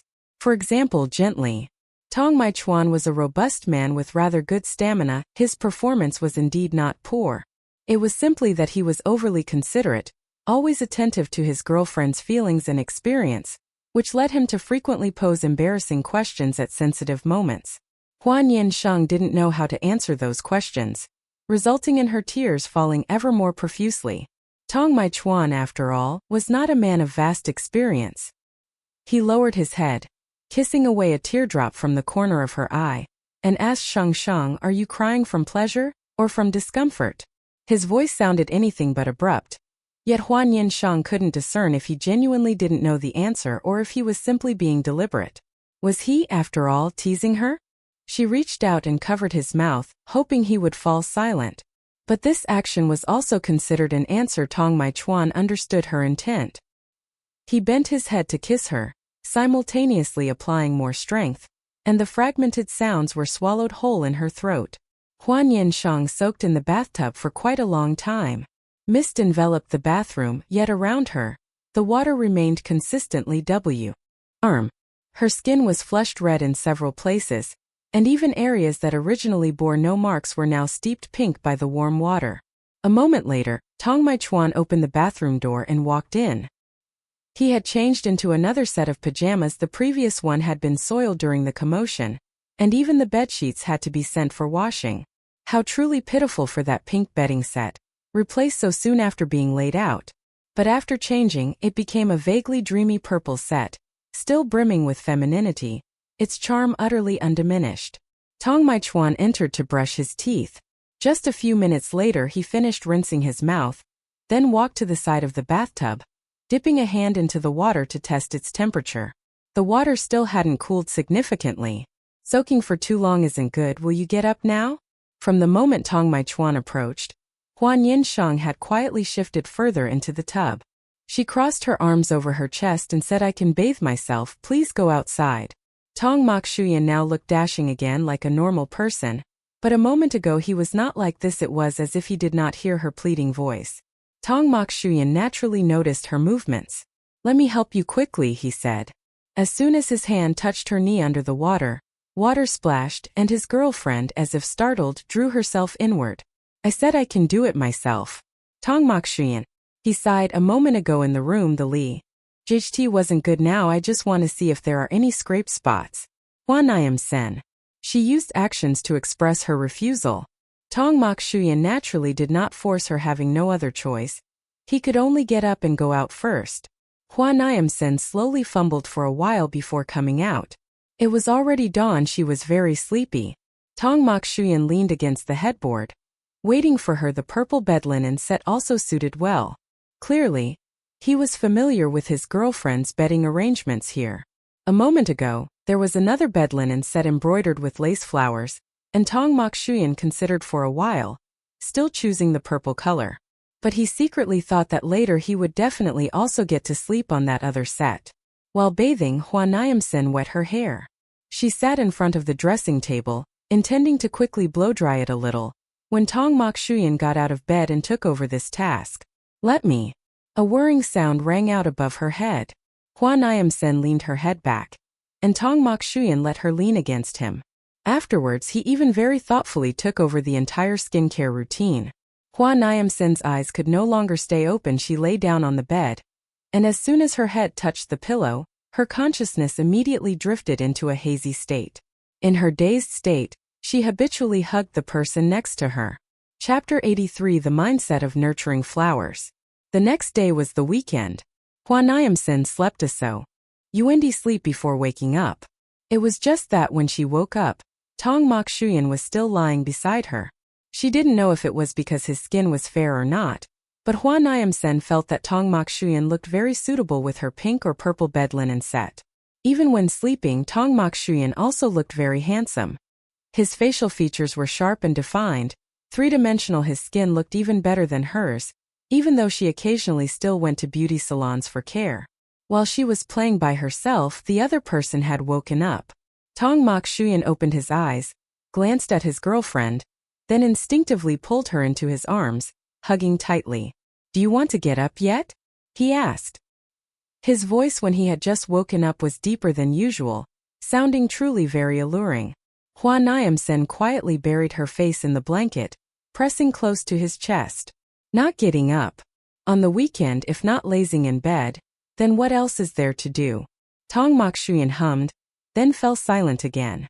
Hua Nian Sheng felt that this act of being in love seemed to truly be contagious. Previously, even during the time she lived at Tong Mokshuyan's house, he also did not have the habit of lazing in bed. On weekends, in the mornings he usually went to the gym or had an appointment. Hua Nian Sheng said she wouldn't get up, but it didn't mean she would go back to sleep. She naturally slipped her hand inside Tong Mokshuyan's sleepwear, felt his abdominal muscles and finally let out a remark. If you also like to laze around like me, won't your abs disappear soon? Tong Mokshuyan. No, I want, he answered. Hua Nian Sheng had only asked offhandedly, but Tong Maichuan lay for another moment and then truly sat up. Hua Nian Sheng, aren't you lying down a little longer? Tong Maichuan stood by the bed, looking down at her from above, using a tone perhaps tinged with a little helplessness. I'm afraid if I lie down any longer, my abs will truly disappear. Hua Nian, what was he even saying? General Manager Tong's physique absolutely surpassed most people his age. Moreover, he didn't pursue an overly bulging muscle type, only maintaining gym sessions 2 or 3 times a week. The muscular lines on his body were very beautiful, looking very pleasing to the eye whether he was dressed or undressed. Hua Nian Sheng turned over, continuing to pull the blanket over her head. To be honest, she still felt a little uncomfortable. Recalling the details of last night, each moment made her blush furiously. No matter how considerate Tong Maichuan was, he couldn't deny the truth that at certain moments, he was truly very wicked. When Tong Maichuan stood before the full-length mirror to change clothes, Hua Nian Sheng again poked her head out from under the blanket a little, her eyes fixed on his back. Under this light, the muscular lines on Tong Maichuan's back appeared faintly. Behind his left shoulder was a faded tooth mark, left by Hua Nian Sheng's bite last night. She just didn't understand why, after her bite, he became even more aroused. She really didn't understand why he had this taste. "Are you planning to go out?" Hua Nian Sheng asked. Tong Maichuan hummed in reply, "Just out for a bit. I'll be right back." "Do you want to eat anything? I'll buy it for you." "I want to eat food from Lak Siu Lao." This name suddenly popped into Hua Nian Sheng's head. Lak Siu Lao was a place she occasionally visited. Apart from its expensive prices and the fact that reservations were sometimes impossible, there was nothing to fault. Alright, Tong Maichuan didn't think much of it but still asked another question, "Aren't you planning to go out to eat?" Hua Nian Sheng had no intention of leaving the house today. She quietly withdrew her head, shaking it. Tong Maichuan didn't insist. He donned a long trench coat, immediately looking like a long-legged oppa from a Korean drama. He walked around the bed to kiss Hua Nian Sheng before heading out. Hua Nian Sheng tossed and turned in the blanket for a long time before finally managing to get up. After her personal hygiene, she went into the dressing room to choose clothes. The dressing room also had a full-length mirror. After sleeping off their night of intimacy, she finally noticed how numerous the marks on her body were. Her chest and inner thighs could be considered a disaster zone. She was silent. While she was dressing, she heard the sound of the door opening outside. Tong Maichuan was back. He truly had only been gone for a moment. When he returned, he carried a bag of food from Lak Siu Lao and a sealed file folder. Hua Nian Sheng remembered he had mentioned going out to pick up some things earlier. But now, she realized his going to fetch the file was merely something he did on the way. "Why are you back so quickly?" Hua Nian Sheng asked, a little surprised. "Is Lak Siu Lao not busy today? It was even the weekend today." Tong Maichuan raised his eyes, looking at the person who had just stepped out of the bedroom. Hua Nian Sheng had changed into a very simple outfit: pink straight-leg pants and a white sweater. The sweater's collar had metal buttons, a small design highlight. She stood towards the balcony, stretched her shoulders once, then turned around. The sunlight from outside shone onto her back, making her strands of hair seem to glow.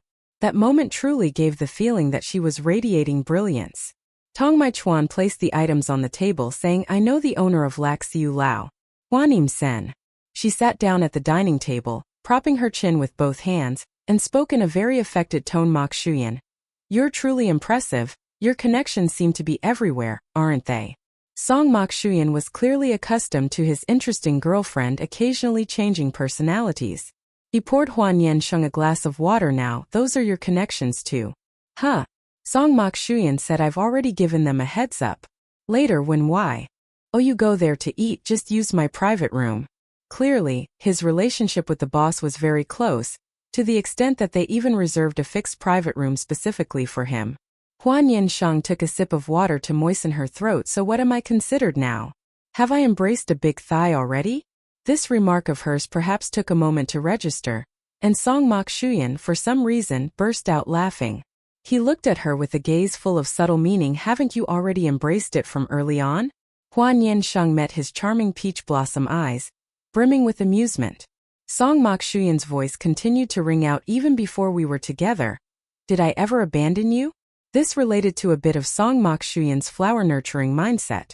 When Hua Nian Sheng first met him, she was only 17 years old, studying in 12th grade. That was her final year of high school, and also a year full of sorrow and loss. Because at that time, she had just experienced the pain of losing loved ones. Her parents' sudden passing had brought an almost devastating blow to a teenage girl. It was the same for Hua Kamgon then. It was just that his older sister and brother-in-law had passed away, and his niece, who was about to take university entrance exams, could only rely on him. Many of Hua Kamgon's emotions were not revealed at all in front of Hua Nian Sheng. Similarly, Hua Nian Sheng at that time also did not want her maternal uncle to worry about her while he was struggling to build his career. The uncle and niece were both masters of acting.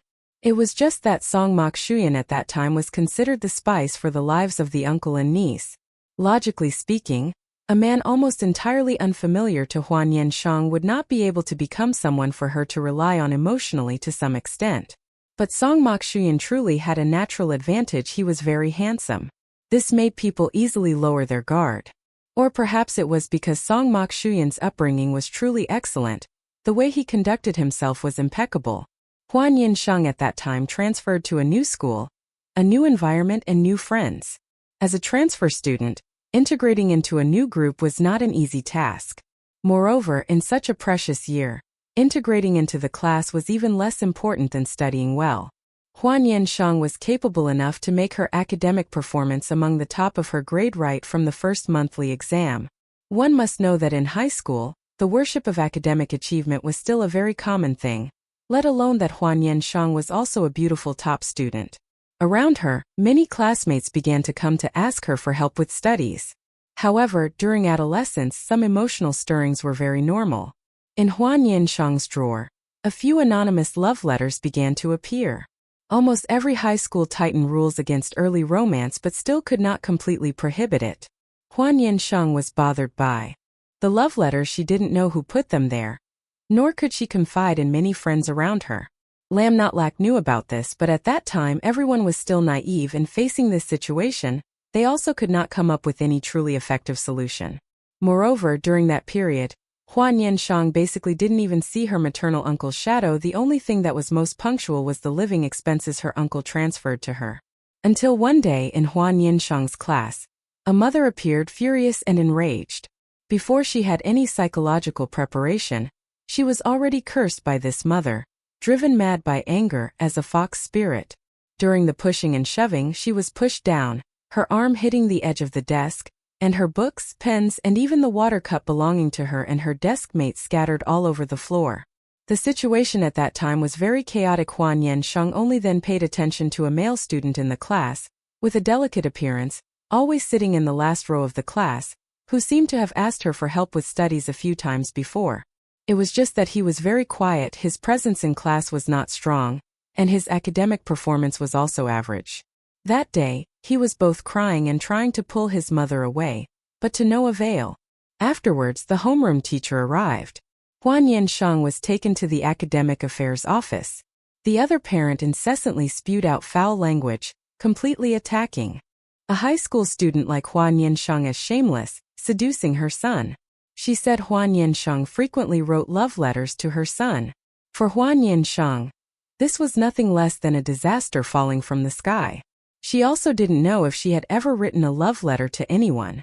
That male student stood behind his mother, silent and sullen, his expression seeming increasingly numb. He seemed to want to say something but in the end said nothing.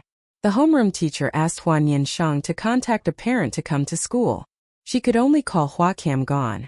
It was just that the call rang for a very long time but still no one picked up. At this hour, perhaps Hua Cam Gon was still not sober at that time. He had many client entertainments. If it wasn't an urgent matter, Hua Nian Sheng truly didn't want to let Hua Cam Gon come. When she made the second call, Hua Nian Sheng had already begun to think about how she should handle this matter. It rang for about several tens of seconds, then the call was suddenly connected. Hua Nian Sheng herself had not even had time to react. Sheng Sheng? On the other end of the line, a quite familiar voice rang out, but it wasn't her uncle. Brother Song, where is my maternal uncle? Hua Nian Sheng's voice tried to maintain calm, but the person on the other end could still perceive it. Why are you crying like that? Are you being bullied at school? Hua Nian Sheng at that time did not say what was happening. She only asked Song Mok Shuyan Ov. Or the phone, can you call my uncle to come to school for a bit? Song Mok Shuyan looked at Hua Cam Gon, who was reeking of alcohol. He had just returned at 3 in the morning and was still deeply asleep at this hour. Your uncle is still not sober, Song Mok Shuyan said truthfully, but very quickly he added, would it be convenient for me to go in his stead? Tell me your class number. Hua Nian Sheng did not know how to describe the situation that day, but it was true that afterwards, Tong Mok Shuyan had gone to school in place of Hua Cam Gon. Tong Mok Shuyan at that time was about 24 years old, looked younger compared to now, and his personality was also much more ostentatious than at present. When he appeared in the office in a neat suit, those present could not help but look at him a few more times. Tong Mokshuyan at that time stood out much more than now. Just the watch on his wrist was worth as much as a house in the city center, not to mention the rings on his hands that were considered family heirlooms. The clothes on his body were also all luxury goods. Hua Nian Sheng was not very familiar with those things, but there were always people who recognized them. The family background of that male student must also be quite well off. One could also see a few branded items in the mother's attire. Tong Mokshuyan identified the position of the little red-eyed girl in the office. Hua Nian Sheng at that time was truly a little girl, wearing a uniform and sitting upright on a chair, waiting for her parents. When he stepped in, she had just looked up, and her gaze immediately locked onto him. At that moment, an understanding had formed in Tong Mokshuyan's mind. The little girl had truly been bullied. Hua Nian Sheng's homeroom teacher was also a little apprehensive when she saw Tong Mokshuyan.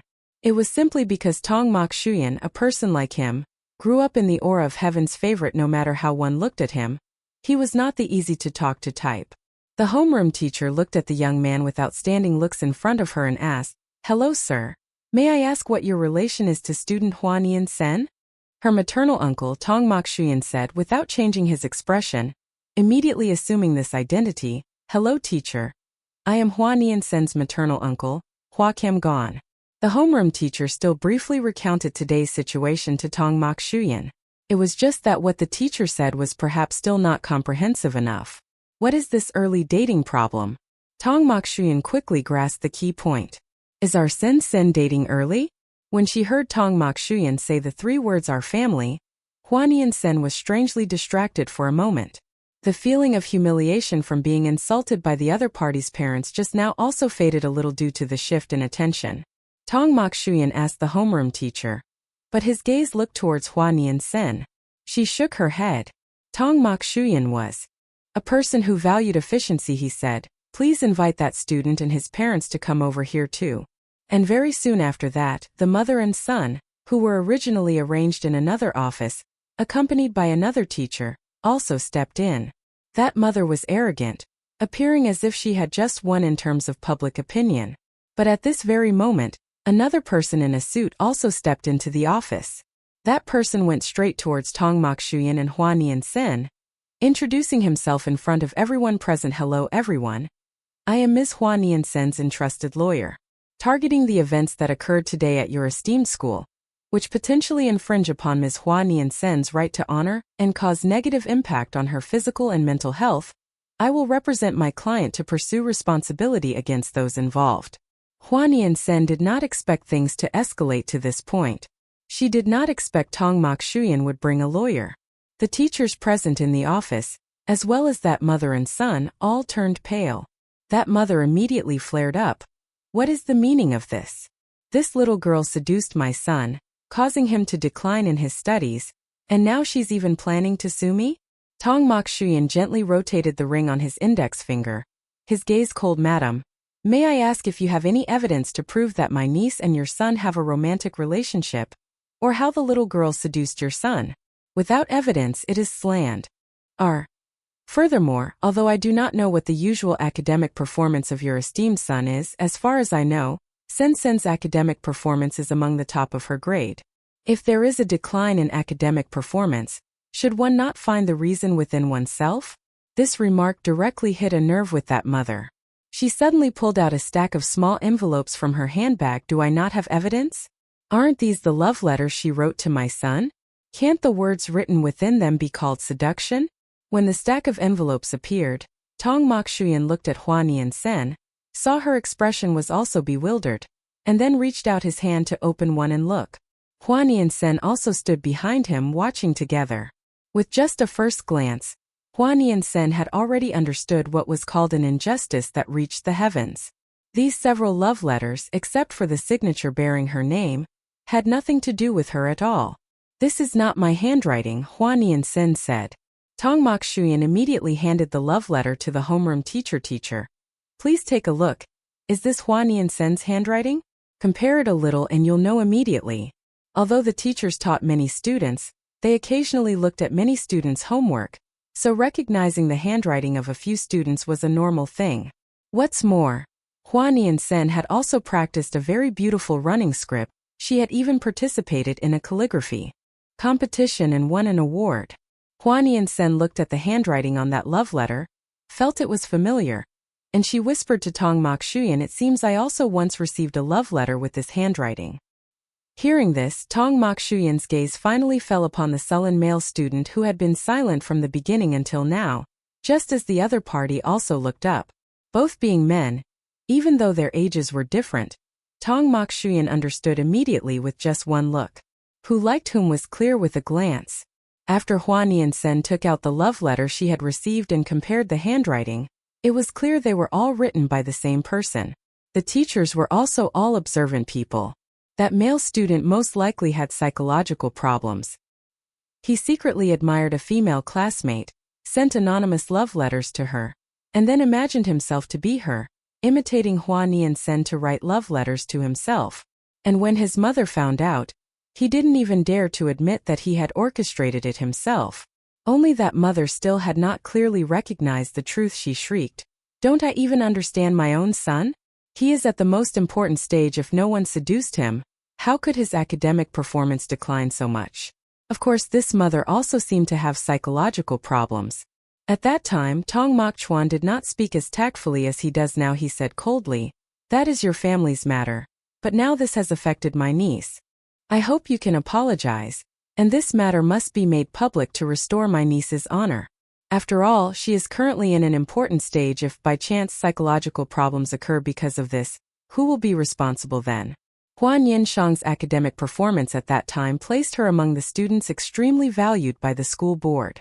She was, of course, an existence that needed to be protected like a rare animal. That's enough. Tong Mokchuan did not have much patience then. "I hope you transfer schools don't appear in front of my niece again. Who are you to make my child transfer schools with one word? Our family is not without influence." Tong Mokchuan naturally saw that the other party's family was either rich or distinguished, but clearly, they were not entitled enough to yell at him. Tong Mokchuan requested leave for Hua Nian Sheng from school. He took her for a walk to clear her mind. Of course, the ones who had to suffer serious trouble were others. When Hua Nian Sheng returned to school, the desk that originally belonged to that male student was empty. He had truly transferred schools. That was the first time Hua Nian Sheng had a certain concept of Tong Mokchuan's family background. Chapter 84. The Peacock Spreads Its Tail. Tong Mokchuan took Hua Nian Sheng out to clear her mind. In fact, they did not go anywhere far, just taking the girl to treat the wound on her arm first, and then going to eat something. The skin on Hua Nian Sheng's arm was scratched. Had no one at school noticed it, only Tong Mokchuan saw it. He bought antiseptic, anti-inflammatory medicine, and bandages, then treated her wound in the car. At that time he said, "That classmate of yours has a problematic personality. If you encounter such a person again in the future, don't get involved." Hua Nian Sheng. It took her a while to explain that she and that boy actually had no dealings whatsoever, not even private communication methods, and she didn't understand why he would pull such a stunt. Tong Mokchuan lowered his gaze as he applied the bandage for Hua Nian Sheng. He said, "This world has all kinds of people. You must remember, no matter what happens to that boy later, it is not your fault. It is his problem and his parents' problem." Hua Nian Sheng looked at him. Just then Tong Mokchuan looked up. Their eyes met, and she was caught off guard, crashing into those peach blossom eyes. Tong Mokchuan treated the girl very gently. "Did I hurt you?" Hua Nian Sheng shook her head. The matter of Tong Mokchuan stepping forward to protect Hua Nian Sheng was quickly learned by Hua Kamgon. Logically speaking, he was the girl's official guardian, so Tong Mokchuan could not hide it from him. Hua Kamgon's temperament at that time was not very good either. He almost ran to the school to argue with the school board. His well-behaved niece went to school, yet others didn't focus on their studies, and instead blamed everything on his girl. What did that mean? But in Ian, Hua Kamgon was stopped by Tong Mokchuan. This time Tong Mokchuan truly followed through. That boy's family quickly completed the transfer procedures for him. It was said that his parents then inquired everywhere, wanting to apologize to Hua Nian Sheng. In reality, it was to show their attitude towards the person backing the girl. It's just that the Tong family, after all, is a well-established family. If the young master of the Tong family asserted his will over others, then he had already done so. Firstly, It did not cross moral boundaries, and secondly, he did not actively provoke first. During that period, Hua Nian Sheng was picked up and dropped off whether going to or leaving school, for fear of being followed by some troublesome individuals. The school board and teachers also clearly explained this matter, ensuring that no unnecessary blame was placed on Hua Nian Sheng. After all, she was also at the top of her grade. Academic performance during that period was very important, and students' psychological well-being became one of the teacher's key concerns. This was also the opportunity that caused the relationship between Hua Nian Sheng and Tong Mokchuan to begin to change. She and he became closer. During that period, Hua Kamgon was so swamped that, let alone parent-teacher conferences, he couldn't even attend Hua Nian Sheng's 100-day oath ceremony before the university entrance exam. Tong Mokchuan later went to a parent-teacher conference for the GIRL in his stead. To be honest, the feeling was not bad at all, because when sitting in the classroom, listening to the teachers on the podium praise outstanding students, they frequently mentioned Hua Nian Sheng's name. This made Tong Mokchuan, as a novice parent, feel very wonderful. Compared to how every time his aunt and uncle went to a parent-teacher conference for Tong Di Kone, their faces were as dark as the bottom of a pot, he increasingly felt that children could not be casually compared. In summary, Tong Mokchuan was a prominent stroke in Hua Nian Sheng's youth. He also didn't know what kind of mindset he held. Perhaps it was because he personally witnessed such a flower gradually mature until it began to bloom. A few years ago, when the young girl who had just matured confessed her feelings, the only thing he could do was refuse and keep his distance. But when Hua Nian Sheng came to his company for an internship, he truly cared about her. This could not be denied. Hua Nian Sheng was not stupid either. She could not deny what Tong Mokchuan said. When they weren't together yet, he truly did look after her. But now she had another problem. However, this problem was not very easy to ask, so she did not ask immediately but waited until bedtime at night. She fidgeted under the covers for a long time, then climbed onto Tong Mokchuan's chest, propping herself up on her hands as she looked at him. Tong Mokchuan also maintained his lying posture, looking at her. Who? Nian Sheng's eyes clearly indicated something was on her mind. What's wrong? He asked. Tong Mokchuan, Hua Nian Sheng said with one hand propping her cheek, staring at him. I have a question I want to ask you. What question? Tong Mokchuan also looked straight into her eyes. Is it that hard to say? Hua Nian Sheng? Although she felt something was a little off, stopping now would make her seem too cowardly, so she lowered her head again and pressed her lips against his. Although he cooperated, he did not return her kiss, as if he was playing a mind game with her. Hua Nian Sheng sometimes couldn't stand this kind of provocation. She not only kissed him but also put her hand inside his shirt. He was wearing a gray sweater. Putting her hand in, she could clearly feel the temperature difference between her palm and his body, and she felt her palm unusually warm. She didn't actually want to do anything bad. She just wanted to tease her boyfriend. By the way, she also reached up to play with his Adam's apple. Before, when reading novels, she always saw men's Adam's apples described as a forbidden zone that couldn't be touched. She was also curious what kind of switch was there. If I touch your Adam's apple, what do you feel? Hua Nian Sheng sincerely asked. Tong Mokchuan, the feeling of having my Adam's apple touched. Hua Nian, answer seriously now. She slightly straightened her face. Tong Mokchuan smiled. It feels a little ticklish. Why do people online always say men's Adam's apples shouldn't be casually touched? Hua Nian Sheng didn't believe it, and touched it a few more times. They say touch lightly and the world gains a person, touch hard and the world loses a person. Tong Mokchuan, don't talk nonsense. Gaining a person or losing a person at this moment neither sounded like a good thing. He took her hand, pressed it against his neck, and the rising and falling amplitude of his Adam's apple responded accordingly in her palm. I don't know about others, but normally no one would touch my neck like this, Tong Mokchuan said, then also raised his hand and lightly squeezed her neck. His thumb gently caressed the middle part, like a caress. This gesture itself represents intimacy, he said, but it doesn't rule out that for some people, this part is indeed a bit more sensitive. It depends on the person. Hua Nian Sheng listened, but she suddenly found Tong Mokchuan squeezing her neck like that quite alluring. She suddenly realized she seemed to have a little tendency. Hua Nian. She said nothing, but Tong Mokchuan seemed to have seen through her. He chuckled, and his thumb gently stroked her slender neck once more. Sheng, do you like that? Tong Mok Shuyan was a very understanding lover. If she liked it, he would indulge her. So he held her neck and leaned down to kiss her for a long time. It was Hua Nian Sheng's turn for her eyes to become entranced. She felt uneasy, struggling to get up from his lap, but it was too late. Tong Mok Shuyan reached out and held her captive in his embrace, smilingly saying to her, "Just now we kissed and touched, now where do you plan to run?" Hua Nian Sheng warned him, "I'm on my period." This statement was like a golden pardon. She was not afraid at all. "I know." Tong Mok Shuyan still didn't let go. Hua Nian Sheng. His flirtatious eyes carried an exploratory gaze. He took her hand and pressed it downwards. His voice seemed to deepen. "I'm not dead. You know, if you play like that, I'll naturally react. We've played for so long already, let's play a little longer." He spoke as if he was negotiating with her. "I'm not playing anymore." She wanted to run. She hadn't intended to play there just now. Responding to her was his soft laughter. He did not let her run. "If you don't play, who will play? You play by yourself." She felt her face also flush hot along with it. Tong Mok Chuan coaxed, "I play by myself, it's not interesting." Hua Nian Sheng was, in any case, younger by several years. She was more easily embarrassed than he, but being easily embarrassed didn't mean she was purely innocent for all that.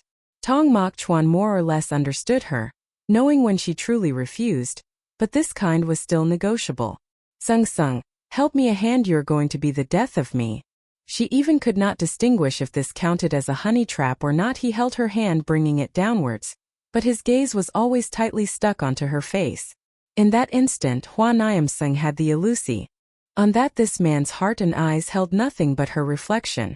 Tong Mok Chuan buried his face into the position of her collarbone, his breath increasingly heavy. Hua Nian Sheng's hand grew increasingly tired, but his expression seemed to last even longer than that night. She could not help but complain a sentence, then heard him laugh beside her ear. "Next time, when your period comes, will you still dare to tease me like this?" She had learned her lesson. Next time, she'd tease him and then run. There was no other way. She could only lean into his ear to say a few sentences that would make people blush deeply.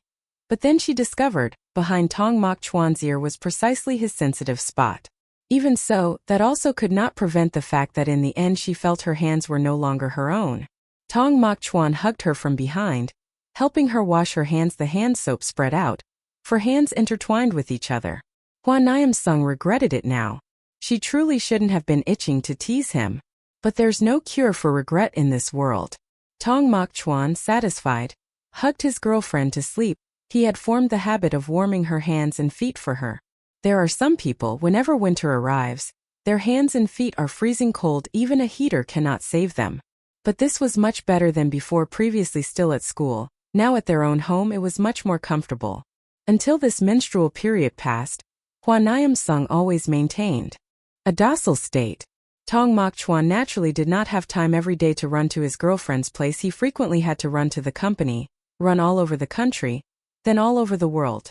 As for little Hua, who was about to enter final exams, her time was also not abundant.